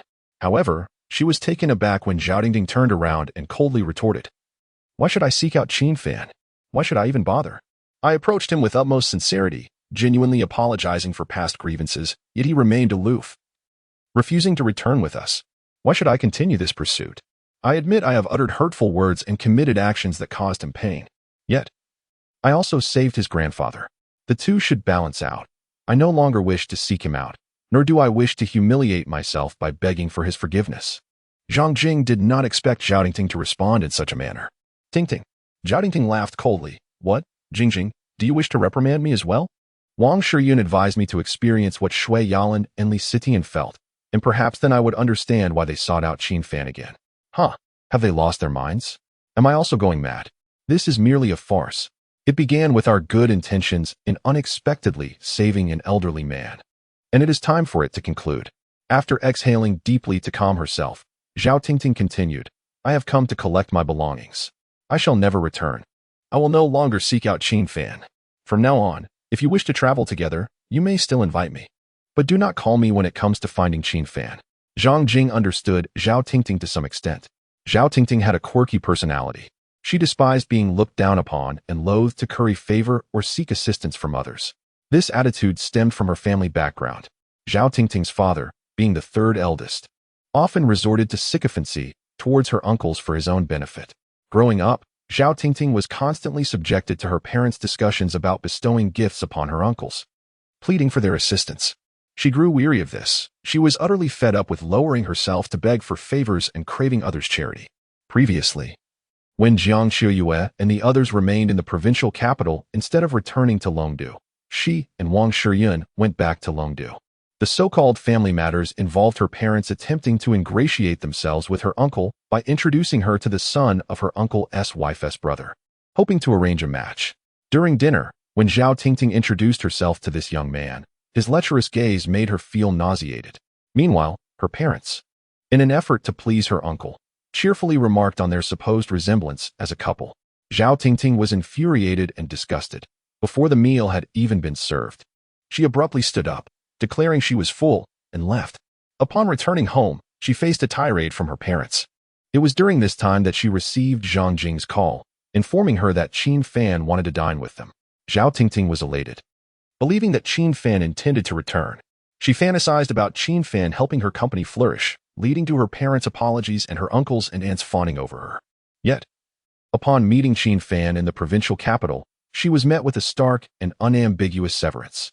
Zhao Tingting was engulfed in a tumult of disappointment, resentment, and frustration. Observing the reluctant expressions of her friends, particularly the pleading demeanor of Shui Yalin as she implored Qin Fan, stirred within her memories of her own parents. Pleading, always pleading. Zhao Tingting resolved never to beg again, even if it were Qin Fan. Later, when she chanced upon videos of Shui Yalin and Li Sitian, her thoughts did not stray. She merely perceived them as attempting to curry favor with Qin Fan, seeking his approval. She would never stoop to such a level. In fact, she felt disdain for it. Tingting, has something happened at home? Are you feeling unwell? I am perfectly fine. After gathering her belongings, Zhao Tingting prepared to depart. As she passed by Zhang Jing, she paused momentarily, casting a glance back at her, as if mocking, and remarked, Jing, are you also going to seek out Qin Fan? Have you lost your mind?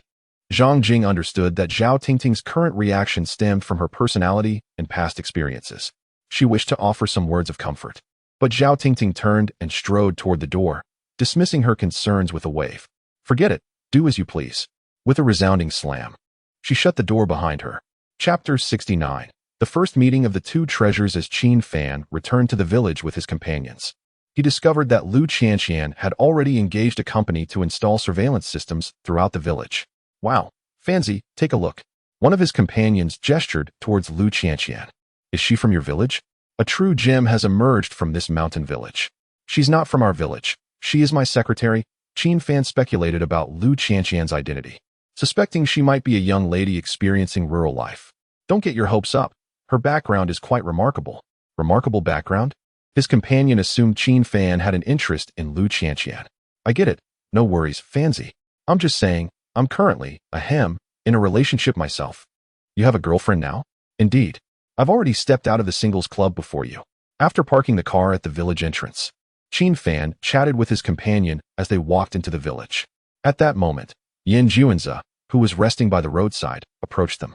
Brother Qin, who is this? Having served as a manager in a private enterprise in Longdu for several years, his companion understood the nuances of social interactions. Even though he noticed Yin Juanza appeared disheveled, he smiled and extended his hand. Hello, I'm Fanzi's university classmate, roommate, and brother by different fathers. My surname is Zhua, my given name is Yu. Yin Juanza's eyes brightened. That sounds quite familiar. Moreover, it seems you and Brother Qin share a very close bond. It's essential to maintain good relations. Yin Juanza wiped his hands and shook hands with his companion. Hello, I'm Yin Juanza. My father is Yin Shualin. A hint of confusion crossed his companion's face.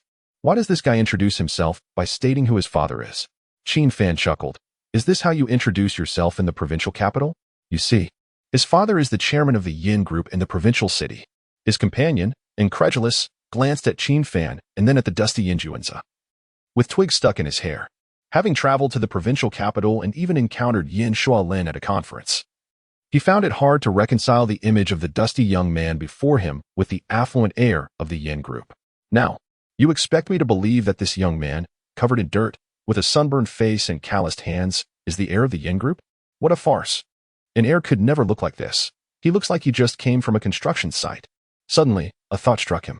Fanzi, do you remember that time before we graduated when I paid a girl to trick you into thinking she was my girlfriend? You fell for it and called her sister-in-law, right? Now you've found a young man claiming to be the heir of the Yin group to play a prank on me. Haven to you? Are you seeking revenge? Fanzi, it's been 10 years, and you still hold a grudge? With a light pat on Yin Juanza's cheek, Zui playfully remarked on the young man with dyed blonde hair, who looked like a student poorly educated and brought to the construction site by his family. Did he think he could deceive me? Yin Juanza, wide-eyed, glared at Zuyu, feeling indignant for being spoken to in such a manner for the first time in his life. Had it been anyone else, he would have kicked them away in a fit of rage. However, Zuyu was a close friend of Qin Fan, and he not only endured the affront, but also pulled out his phone to show Zuyu pictures. Look, this is my dad, and this is my mom. This is our Yin family group building. This is my dad's office, and here's my dad's charming secretary, who has since been dismissed by my mother. The more Zuyu looked, the more astonished he became, glancing at Qin Fan for confirmation. Qin Fan nodded and smiled, affirming the truth. Zuyu froze in disbelief. Had he just slapped Yin Juan's face?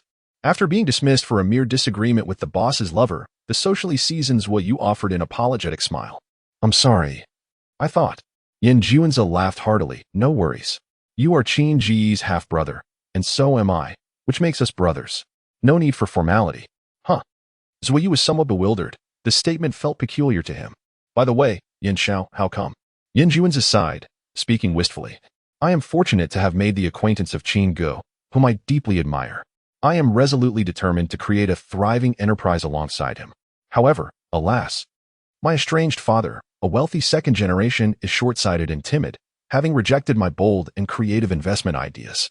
Though I am currently alone, I shall devote myself to following Qin Ji's lead, striving and fighting tirelessly. Yin Xiao, what noble aspirations you have. Oh, it's nothing special, by the way. It's been half a month since I last returned home. People say the setting sun signifies the end of the earth, gazing towards the horizon. I see no home. Yin Xiao, your eloquence is remarkable. Just mediocre, merely a spur-of-the-moment expression. Ah, old friends enter my dreams, reminding me of past appearances. Wow, Yin Xiao, and you call that mediocre? Your literary talent is extraordinary. Qin Fan, observing the lively exchange between Zuyu and Yin Juanza, suddenly felt like a mere spectator. Yet reflecting upon Zuyu's somewhat foolish personality during their university days, he realized they were indeed well-matched. Let them converse. Their spirited dialogue suggested a long-lost camaraderie, nearly leading to tears of joy. Qin Fan descended to the riverbank to check on the construction progress, while Yin Juanza and Zuyu were engrossed in their conversation. A luxury car pulled up outside Zaya village. Shui Yalan appeared alone on the roadside, gazing into the riverbank, seemingly searching for someone, her gaze ultimately fixating on Qin Fan, who was inspecting the construction. She stood by the roadside, not venturing into the village. A luxury car and a beautiful woman were bound to attract attention. When Yin Juanza encountered Shui Yalan, he could not help but feel a surge of joy. However, what took him by surprise was that Zuyu, upon seeing Shui Yalan, exclaimed, Shui Miss Shui. As university classmates, despite having little interaction after graduation, he recognized her at a glance. Zua, do you know Miss Shui? Zua nodded.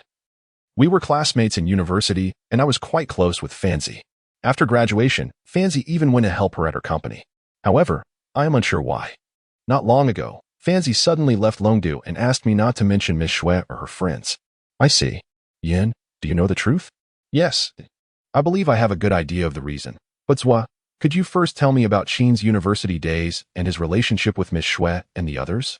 Mentioning Qin Fan's university days, Zua's eyes sparkled with admiration. Speaking of Qin during his university years, we must mention the 7 campus beauties. Zhang Jing, from the Zhang family of Longdu, a graceful beauty. Jiang Qiuyue, from the Jiang family of Longdu, an icy beauty. Shui Yalan, from the Shui family of Longdu, a spoiled princess. Zhou Luo Yi, from the Zhou family of Longdu, known as the second Dilraba. Yin, you might find it hard to believe, but all 7 of these stunning ladies, each with their unique charm, were inseparable from Fanzi. Yin Juanza's hands trembled with excitement. Until now, he had a 99 belief in his conjecture that these young ladies were enamored with Qin Fan. Yet, he desperately needed a shred of evidence, just a fragment of proof to solidify his conviction to stand by Qin Fan. And now, that evidence lay before him. Zua, I believe you wholeheartedly. Please, tell me in detail how Qin was so closely intertwined with the 7 young ladies. Chapter 70. Just listen, one lie after another. Mr. Yin, would you be willing to be the attendant for 7 young ladies? Why would I serve as an attendant for girls? During my university days, it was those young ladies who flocked around me. But what if those 7 young ladies were the 7 esteemed daughters of Longdu? Absolutely, yes. Mr. Yin, if you were asked to carry a girl up a mountain, would you do it? Are you out of your mind? Which little fairy would I be carrying up a mountain? What if that little fairy were Miss Shui? Yes. Mr. Yin, if it were a rainy day and a girl wished to avoid wet shoes, asking you to carry her from the dormitory to the classroom, over 1,000 meters, would you comply? Zhuge, have you heard my story? What do you mean? There was a time during university when it rained heavily, and a girl pursuing me carried me back to the dormitory because my new shoes, worth several thousand, were ruined. Zua? I, Yin, am certainly not a sycophant. If she doesn't want her shoes to get wet, I certainly don't want mine to either. Oh, Yuan. Then what if that person were Miss Licitian? What if she playfully requested you to carry her? Well, in that case, I would absolutely agree 1,000 times. Wait, Zhuo, are you saying these incidents were what Qin Gu experienced with the 7 esteemed daughters during university? Just reminiscing about it makes Zhuo's eyes brim with envy. Indeed, you have no idea. Back then, Fanzi carried Miss Shui up the mountain, took Miss Li to the classroom, and acted as a bodyguard for Miss Jiang, carrying her back to the hotel when she was drunk, all while being coerced by Miss Zhou to document his adoration for her. Ah, how enviable. It feels as though we are constantly feasting on dog food. One of the 7 esteemed daughters rewarded Fanzi, and I am utterly green with envy. Yin Jun grasped his hand, trembling with excitement. I knew it. I knew Qin Gu and Miss Jiang had a romantic history. Mr. Yin, I understand your excitement. But hold your horses. Furthermore, Zhuo flicked a cigarette, releasing a smoke ring. After graduation, Fanzi went to work at the companies of those 7 esteemed daughters, which left us all envious.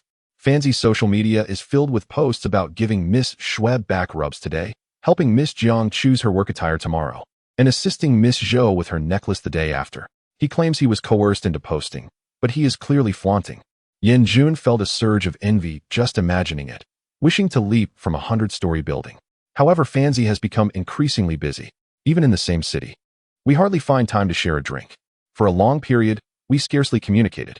Eventually, Fanzi asked to borrow money from me, stating he was leaving Longdu. Not long after Fanzi departed, the 7 esteemed daughters sought my contact information for him. Miss Zhang even mentioned in a message that she fancied Fanzi, but Fanzi told me to disregard them, which is quite peculiar. Mr. Yin, do you know what is going on? At this moment, Yin Juanzhe brimmed with confidence. His chest puffed out, as if a bamboo shoot might burst forth from his torso, emblazoning the words, a well-thought-out plan upon his countenance. Originally, I too harbored uncertainties. However, after listening to your tale, Brother Zhuo, I am now 100% certain. Grasping Yin Juanzhe by either arm, he said, let us retreat to the shade of the trees for a proper discussion. Young Master Yin, drink some water. Let us converse as we sip. Yin Juanzhe, akin to a storyteller, took a sip and animatedly recounted the events at Qingyuan Hotel. That was merely a prelude, but until recently, I have been able to substantiate my conjectures. Brother Zhuo, did you notice the roadwork when you arrived? Zhuo nodded. You may not be aware, but that road was constructed by Miss Shui and Miss Li. This prompted inquiries. Why would Miss Shui, a native of Longdu, come all the way to the mountains to build a road? There is but one truth. Miss Shui has come to apologize to Brother Qin. She still harbors deep affections for him and hopes to have him back by her side. Zhuo exhibited a look of utter astonishment. Young Master, is it truly the case that Miss Shui built that road for Qinfan? How can this be?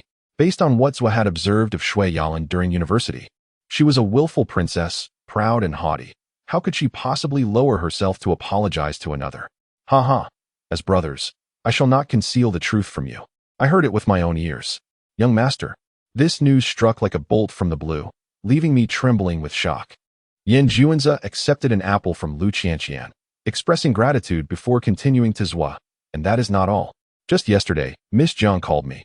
She is also coming. Zhuo's face was a canvas of disbelief. Is she also coming for Fanzi? Zhuo took 2 hearty bites of the apple. Of course. Miss Jiang instructed me to keep it a secret, but just wait and see. In the future, Brother Qin will undoubtedly become the favored son-in-law of the 7 prominent families of Longdu. Zhuo retorted. Just eat your apple and stop with the nonsense. Lu Qianqian playfully poked Yin Juanzhe in the back of his head. How could one individual become the favored son-in-law of the 7 families? Ridiculous. It was then that Yin Juanzhe noticed Lu Qianqian's unexpected presence beside him. Sister Qianqian, when did you arrive? I came to see your storytelling. I feared you might be thirsty, so I brought you an apple. The story is captivating, but I must inform you that the boss cannot possibly be involved with them. Lu Qianqian turned to leave, her steps punctuated by a distinct stamp, clearly displeased. Zhuo blinked, perplexed by the situation. Yin Juanzhe chuckled, waving his hand dismissively. Sister Qianqian, Brother Qin's secretary, is a kind-hearted person. She likely harbors feelings for him and was displeased by my words. Zhuo suddenly understood, but, wow, I have pursued a romantic relationship for 3 long years, enduring the trials of unrequited affection, until at last, she has granted me a chance to prove myself. This girl, with her captivating charm, is akin to a princess, while I find myself envious of my friend's successes. Observing the enchanting Shui Xiaojie gazing lovingly at Qin Gu by the roadside evokes a pang of jealousy within me. As I engage in light-hearted banter with my friends, I cannot help but feel a mixture of joy for their happiness and frustration at my own circumstances. It seems that in this race of love, I am lagging behind. Suddenly, I am struck by a realization that my companion, Yin Juanza, shares my sentiments as we both express our astonishment in unison. At that moment, I notice Shui Yalan silently watching me from the roadside, reminiscent of a stone waiting for her beloved. Her stillness conveys a peculiar emotion, one not rooted in affection but rather in the loss of something cherished. As the midday meal approaches, I make my way back to the village. Traversing the makeshift steps of stones, dusting myself off, I am greeted by the curious gazes of Yin Juanza and my companion, who seem to suspect my secret. "Have you two finished your conversation?" I inquire, sensing their scrutiny. They gesture towards Shui Yalan, and I inhale deeply, feeling a wave of resignation wash over me. How does one explain the humiliation I faced while working for them in Longdu? It is a wound I wish to keep concealed rather than bare for all to see. Yuzu, I do not wish to deceive you, yet some truths are too burdensome to articulate. Let us simply disregard what you have observed and move on. With that, I suggest we dine on the village's hearty fare. Just then, Lu Qianqian, filled with delight, announces that today's special is the beloved Mei Kai Ko Ro, prepared by her own hands at the behest of the owner, who wished to honor our friendship. As we proceed towards the village, my friends engage in hushed conversation behind me. I cannot shake the feeling that Fanzi is not quite as you imagine him to be, one whispers, while the other recalls a past incident that adds to the complexity of our situation. In any case, it is evident that the 7 young ladies failed to maintain control, which led to Qin Ji's loss of face and eventual departure from Longdu. Once Qin Ji's anger subsides, and he perceives the sincerity of the 7 young ladies, reconciliation is undoubtedly on the horizon. This conclusion is drawn from our mutual understanding of the situation, and it cannot be mistaken. For now, there is no need to inquire further with Qin Gu. He is currently in a foul mood, and his words are nothing but fabrications. Zuyu still feels that something is amiss. Is it truly so? Yin Juanza wrapped his arm around Zuyu's shoulders and asked, "Zuyu, how many girlfriends have you had?" "Just one. Let me tell you, I have dated over 10 girlfriends. I am a master of romance." Qin Gu is somewhat ensnared by my insight. "Have you seen Sister Qianqian?" That was deliberately arranged by Qin Gu to provoke Shui and the others. Zuyu widened his eyes, seemingly convinced. Just as Yin Juanza, with his charming eloquence, led Zuyu astray in the provincial capital of X. Within the grand villa of the Yin family, Yin Shualin received photographs from his bodyguard. The images captured Yin Juanza and Zuyu engaged in conversation. Observing Yin Juanza, who had shed his youthful demeanor and acquired a hint of masculinity, Yin Shualin suddenly felt quite astute. After this lesson, Xiaozhe would surely comprehend the wisdom of experience, becoming more obedient to my guidance and growing significantly. Yet, why hasn't Xiaozhe returned yet? Chapter 71, Mr. Yan's Dilemma Ding Dong. The bodyguard sent another message. "Chairman, there is something I am uncertain whether to report." Yin Shualin furrowed his brow. He despised such employees. He quickly typed a single word and sent it. "Speak." The bodyguard sent an enlarged photograph taken from a distance. The image wasn't in 4K high definition, making it difficult to discern the person's features, yet the silhouette unmistakably depicted a beautiful woman, accompanied by a luxury car. The caption read, "Chairman, this peculiar woman has visited several times. Each time she arrives, she gazes at Qin Fan, while young master has been stealing glances at her. Although young master is not in danger, I am unsure if this requires your attention." Yin Shualin leaned closer to the phone screen. Despite the poor quality of the bodyguard's phone, he could see a resemblance. "Su, Miss Su, hadn't she returned to Longdu? Why was she back?" Yin Shualin quickly typed another message to the bodyguard. "Get closer and take a better picture. Chairman, if I take a clandestine photo, I might end up in prison." "Never mind. If you go to prison, I will triple your salary." 3 minutes passed without a response from the bodyguard. Yin Shualin's brows knitted tighter. Was he unwilling to take a covert shot? It seemed he was a bodyguard with principles after all. Ding dong. "Chairman, I have taken the picture." Su Yalan. JPG, sent. Share your thoughts on Su Yalan. Well done. Continue to monitor her. Report immediately if you notice anything suspicious. Red envelope 1000. Thank you, Chairman. Yin Shualin opened the photograph, his frown deepening. "Miss Su, why have you returned? And what is your fixation with that man named Qin? Could it be that Xiaozhe was right, and Miss Su has feelings for him?" No, that cannot be. As he pondered, he tapped his fingers on the table, suddenly realizing with a chuckle, to Miss Sue, that man named Chin is merely a stray dog. A dog that has gone missing and, upon being found, refuses to return home. The owner is bound to feel a tinge of resentment.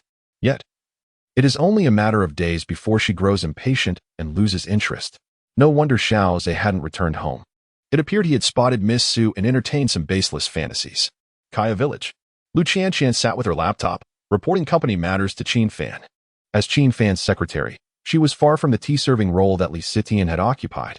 Lu Qianqian exhibited a high level of professionalism, handling intricate tasks and summarizing them for Qin Fan's approval. By the time Qin Fan completed his reviews, it was nearly noon. Yin Jun had been summoned away by the third uncle. Feeling bored, Lu Qianqian sat beside Qin Fan, holding a cup of tea. Fanzi, I will be returning to Longdu tomorrow. Returning to Longdu again? In truth, Qin Fan harbored little fondness for Longdu. The pace of life was relentless. And as he observed the passers-by, he noted that not a single smile graced their faces. Everyone moved like programmed automatons, commuting to work, dining, returning home. And then back to work again. Why not stay and assist me? You could serve as my deputy, earning a handsome salary of 100,000 a month. Keep an eye on things for 2 or 3 years, and afterward, I shall help you establish your own company. Zui took a sip of tea, a faint smile playing on his lips as he shook his head gently. A good brother should not become a partner. I fear that one day, we might quarrel over profit sharing and our friendship would fray. The crux of the matter was this. Should you employ me, how would we address each other thereafter? Would I call you boss while you refer to me as foster father? Not a chance. Qin Fan playfully punched Zuyu, yet he comprehended the underlying message. Human hearts are inscrutable. It is not merely others' hearts that are difficult to fathom. Even one's own heart can be perplexing. Zuyu was concerned that if he worked for Qin Fan and witnessed his daily fortunes, he might forget their bond as brothers, reducing it to a mere employer-employee relationship. Very well, you should return to Longdu and seek employment. If you struggle to find a fitting position, perhaps you could inquire with your brother Yin. Who knows? There may be a place for you within the Yin group. Zuyu shook his head once more. I currently refer to him as Yin Xiao, which is a brotherly bond. If I were to work at the Yin group, I would indeed have to address him as Yin Xiao. Fanzi, let me tell you, this Yin Xiao is quite intriguing. Though a bit eccentric, I believe he is worth befriending. Who do you think is more eccentric, you or him? Zuyu pondered, stroking his chin and furrowing his brow for over 10 seconds. It's definitely him, without a doubt, right? Yuzu, what were you just contemplating? Whether I or he is more eccentric. Dinner is served, exclaimed Sandanyang, calling out by the riverbank. The workers from the engineering team and the village elders began to gather. Qin Fan's gaze fell upon Yin Juanza, who had just emerged from the riverbank, rolling up his sleeves to showcase his muscles alongside Sanda and the others. He shook his head, then smiled and nodded. This fellow had toiled on the riverbank for several days, his once fair complexion now tanned, and the fresh calluses on his hands were nearing the stage of becoming hardened. He was rather simple-minded, akin to a fool, yet he mingled seamlessly with Sanda and the rest. Even when it was evident that his intentions for staying were ulterior, one could not help but feel a sense of affection for him. I want to drive him away. If he wishes to stay, so be it. Though his family might not approve, we shall see how it unfolds. Meanwhile, Yin Juanza and Sanda had scarcely taken 2 steps when his phone rang. Upon seeing the caller ID, Yin Juanza eagerly scanned the surroundings for a tranquil corner. Hello? Jiang de Jiangzong. On the other end, the aloof voice of Jiang Qiuyu, the esteemed female CEO, resonated. I have arrived in the provincial capital. Where are you? Jiangzong. I am still at Qinggu's hometown, but I shall head back shortly and should arrive by evening. No need to rush. I have matters to attend to. Please meet me at the Qingyuan Hotel tomorrow afternoon. Understood, Jiangzong. After hanging up the phone, Yin Jun trembled with excitement, feeling a mix of joy and apprehension. His joy stemmed from the fact that after spending so much time with Qin Fan, he could finally have an indirect connection with Miss Jiang. However, he was worried that if Miss Jiang learned that the Yin group had withdrawn everything, she might become furious and leverage her connections to shut down the Yin group. A shiver ran through Yin Jun as he dared not contemplate further. He hoped that Miss Jiang would consider his relationship with Qinggu and grant the Yin family another chance. In the end, it would still be the Yin family's prodigy who bore the brunt of it all, leaving him weary. In the afternoon, Qin Fan, Zuyu, and Yin Jun gathered around the stone table beneath the jujube tree in their courtyard. Lu Qianqian was in the kitchen preparing dishes, while Qin Jing'an brought out the wine brewed by Uncle San. Young Master Yen, brothers Hua, let us fill our cups. Qin Jing'an exclaimed. Xiao Fan, can you drink? He remembered that Qin Fan previously refrained from cold beer. Qin Fan nodded, knowing he could not decline today. As Lu Qianqian placed the first dish, spicy tofu, on the table, she leaned in and whispered to Qin Fan, Boss, drink less. The whole company is waiting for your salary. Don't end up in the hospital. Blushing slightly, she turned and went back to the kitchen. Zhuyu had just picked up a piece of peanut when he suddenly lost his appetite. Fancy, you haven't even had a sip of wine, and you're feeding me dog food? He teased. Brothers Hua, what are you talking about? I eat dog food every day. They all laughed heartily. The sun was obscured by clouds, and a gentle breeze rustled the jujube tree. The four men, Qin Fan, Zhuyu, Qin Jing'an, and Yin Jun, enjoyed their time in the courtyard, drinking, chatting, boasting, and reminiscing about past embarrassments, their laughter filling the small courtyard. As the evening wore on, Yin Jun felt a pang of sadness knowing that Zhuyu would depart the next day. Brothers Hua, why must you leave so soon? Stay a few more days. Let us strive together and make the future brighter. Zhuyu waved his hand. Not a chance. Look, he shook his phone, revealing a chat interface with a girl-s avatar, a contact named Baby, who had messaged him. Come back soon. I miss you. That charming lady in Longdu insists I must return. Realizing he could not persuade Zhuyu to stay, Yin Jun lifted his glass and toasted, I urge you to drink another cup. Once you leave Yangguan, there are no familiar faces. Zhuyu responded. The waters of Taohua Pond are 1,000 feet deep, but they cannot compare to Wang Luan's heartfelt sentiments. Yin Jun stood, and Zhuyu rose as well, both holding their glasses, tears welling in their eyes.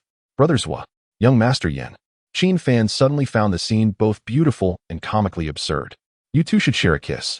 He laughed heartily, prompting Qin Jing'an to join in the laughter. Having just finished cooking, Lu Qianqian untied her apron and smiled gently. The evening glow of the sunset bathed the courtyard, while a light breeze and the jujube tree created a melody for the birds. Lu Qianqian set up a timed photo, dashed back to the camera, and at the moment of the shot, tilted her head towards Qin Fan, her radiant smile capturing the beauty of that instant. As night draped the sky and awakened the bright moon, the quietude of the night before their departure enveloped them. The next morning arrived. Qin Fan briefly instructed Qin Jiangzi before preparing to accompany Lu Qianqian to see them off, while also intending to return to the provincial capital to check on the company. Yin Juanzi expressed his desire to join in seeing them off, and thus departed alongside them. After bidding farewell to them at the train station in H City, Qin Fan and Lu Qianqian returned to the company in the provincial capital, while Yin Juanzi, under the pretext of missing his grandparents, also made his way back to the provincial city. Upon returning, however, Yin Juanzi did not visit his grandparents but instead headed directly to the Qingyuan Hotel to meet Jiang Qiuyue. Hello, Manager Jiang. I have arrived. Jiang Qiuyue stared at him for a considerable time before confirming it was indeed Yin Juanzi. What has happened to you? In a sudden display of desperation, Yin Juanzi knelt down and proclaimed, Manager Jiang, I am guilty. Startled, Jiang Qiuyue exclaimed, What are you doing? Please rise and speak. No, Yin Juanzi replied, his expression filled with remorse, as if he were bound with thorns on his back. I have concealed something from you, Manager Jiang. Our Yin group has withdrawn from Qin Ji's hometown. Upon hearing this, Jiang Qiuyue furrowed her brow and coldly inquired, Why? Yin Juanzi sighed in frustration, Yin Shualin. My former father is a quintessential second-generation wealthy individual. His short-sightedness led him to dismiss the project with Qin Go, and he forcibly withdrew all support. In a fit of rage, I severed ties with Yin Shualin. Now, I stand alone, dedicating my life to supporting Qin Go, striving and toiling together. Jiang Qiuyue gestured toward the sunburn on Yin Juanzi's forehead and remarked, Is this transformation due to your labor in Qin Fan's hometown? Yin Juanzi nodded. After a moment of silence, Jiang Qiuyue said, You have worked hard. She signaled to her assistant to help him rise. Perhaps in the future, when you inherit the Yin group, it will no longer be confined to the capital of X province. Yin Juanzi felt a surge of joy within him. Could it be that Miss Jiang was subtly indicating a future collaboration with him? Old Yin, the trouble you have caused will ultimately require the prodigious descendant of the Yin family to clean up after you. A short-sighted, self-important second-generation wealthy individual. I hope that when you come to understand the hardships faced by the Yin family's prodigy in the future, you will sincerely apologize to him with tears. Chapter 72. Jiang Qiuyue's lavish investment of 1 billion watt. General Manager Jiang, are you certain about investing in S County? It is situated in a remote mountainous area, and investing there may prove to be. Jiang Qiuyue's expression remained unchanged, her beautiful eyes radiating an unwavering determination that brooked no dissent.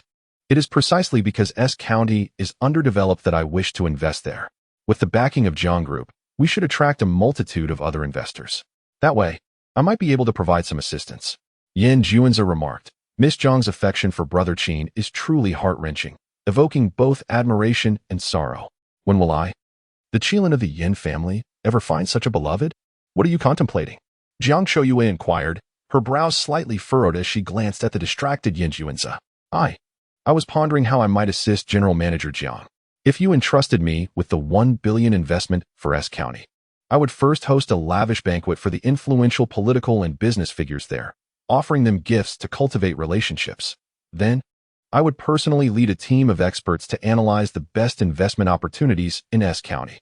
Jiang Qiuyue brushed aside her flowing hair, her cold, elegant visage betraying no concern for Yin Juanza's pride. Stop dreaming. I will personally go to S County. I have already established connections. I brought you here to ensure you remain by Qin Fan's side to assist him. Inform me of any deficiencies he may have. As long as it can be resolved with money, it is not a problem.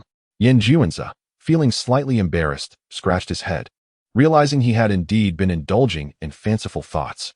Yes, I understand, General Manager Jiang. However, a flicker of confusion crossed his mind. Why was Jiang Qiuyue speaking with such authority? As if she were the owner of Jiang Group? Yet Yin Juanza dismissed these thoughts. Having heard tales of Qin Fan and the 7 esteemed young ladies during their university days, as well as Jiang Qiuyue's audacious plan to invest 10 billion in S County, he became resolute in his belief. He knew he was right from the very beginning, absolutely right. How brilliant and powerful. For the first time, Yin Juanza felt an exhilarating sense of freedom in this world. The dragon enters the sea, the bird leaves the cage, Qilin of the Yin family. It is time for you to soar. Without pause, Yin Juanza, so exhilarated he scarcely felt hunger, set off for Qin Fan's hometown without even eating. Upon arriving in S County and traversing the mountain roads, he encountered only Shui Yalan, not Li Sitian. Shui Yalan was dressed in a short-sleeved shirt, topped with a sun-protective jacket, wearing loose-fitting trousers and athletic shoes. Her hair was neatly tied in a ponytail as she stood under the shade of a tree on a hillside, gazing not at the road construction workers, but towards the direction of Qin Fan's hometown. A subtle melancholy wafted through the air, stirring feelings of sadness within Yin Juanza. Brother Qin, what grave mistake has Miss Shui committed that you remain so angry? She truly loves you. Wait, what about Miss Jiang? This is quite a perplexing and enviable situation. Yin Jun shook his head, deeming this matter unworthy of his consideration. He resolved to return to the village promptly, engaging in labor alongside San Yi and his comrades, to earn Qin Ji's acknowledgement step by step from the grassroots level. Suddenly, Yin Jun noticed an odd individual by the roadside, pedaling a tricycle laden with watermelons, seemingly capturing photographs, and it appeared he was photographing Miss Shui. With a screech, Yin Jun halted his vehicle. After all, Miss Shui was affiliated with Qin Ge. How could this person dare to sneak a shot? Yin Jun strode over to the photographer, seizing the phone with a swift motion. The photographer turned in surprise upon seeing Yin Jun, nearly exclaiming, young, but quickly recalled Yin Shualin's admonition to remain incognito, given their estrangement. He hastily altered his words, saying, mind your own business. Yin Jun rolled up his sleeves. Mind my own business? The very type I detest most is a sneaky photographer like you. It would be a tragedy not to beat you. Despite having toiled for an extended period at Qin Fan's hometown, Yin Jun was no longer as feeble as before. However, his physique lacked the brawn of a bodyguard. Yet the bodyguard dared not retaliate, for he was, after all, the young master. Consequently, Yin Jun, resembling a lean monkey, mounted the bodyguard like a bear, delivering blows while simultaneously calling the police. Days later, Yin Shualin personally ventured to County S to bail out the bodyguard. What on earth happened? He inquired. Chairman, while I was taking pictures, the young master spotted me. Was all this caused by Xiao Zhe? The bodyguard nodded, looking aggrieved. Yin Shualin felt a flicker of pride. His son was indeed formidable. The bodyguard murmured, Chairman, you previously mentioned a threefold salary. I worked for 7 days. Yin Shualin shot the bodyguard a glance, his irritation palpable. You poetical fool.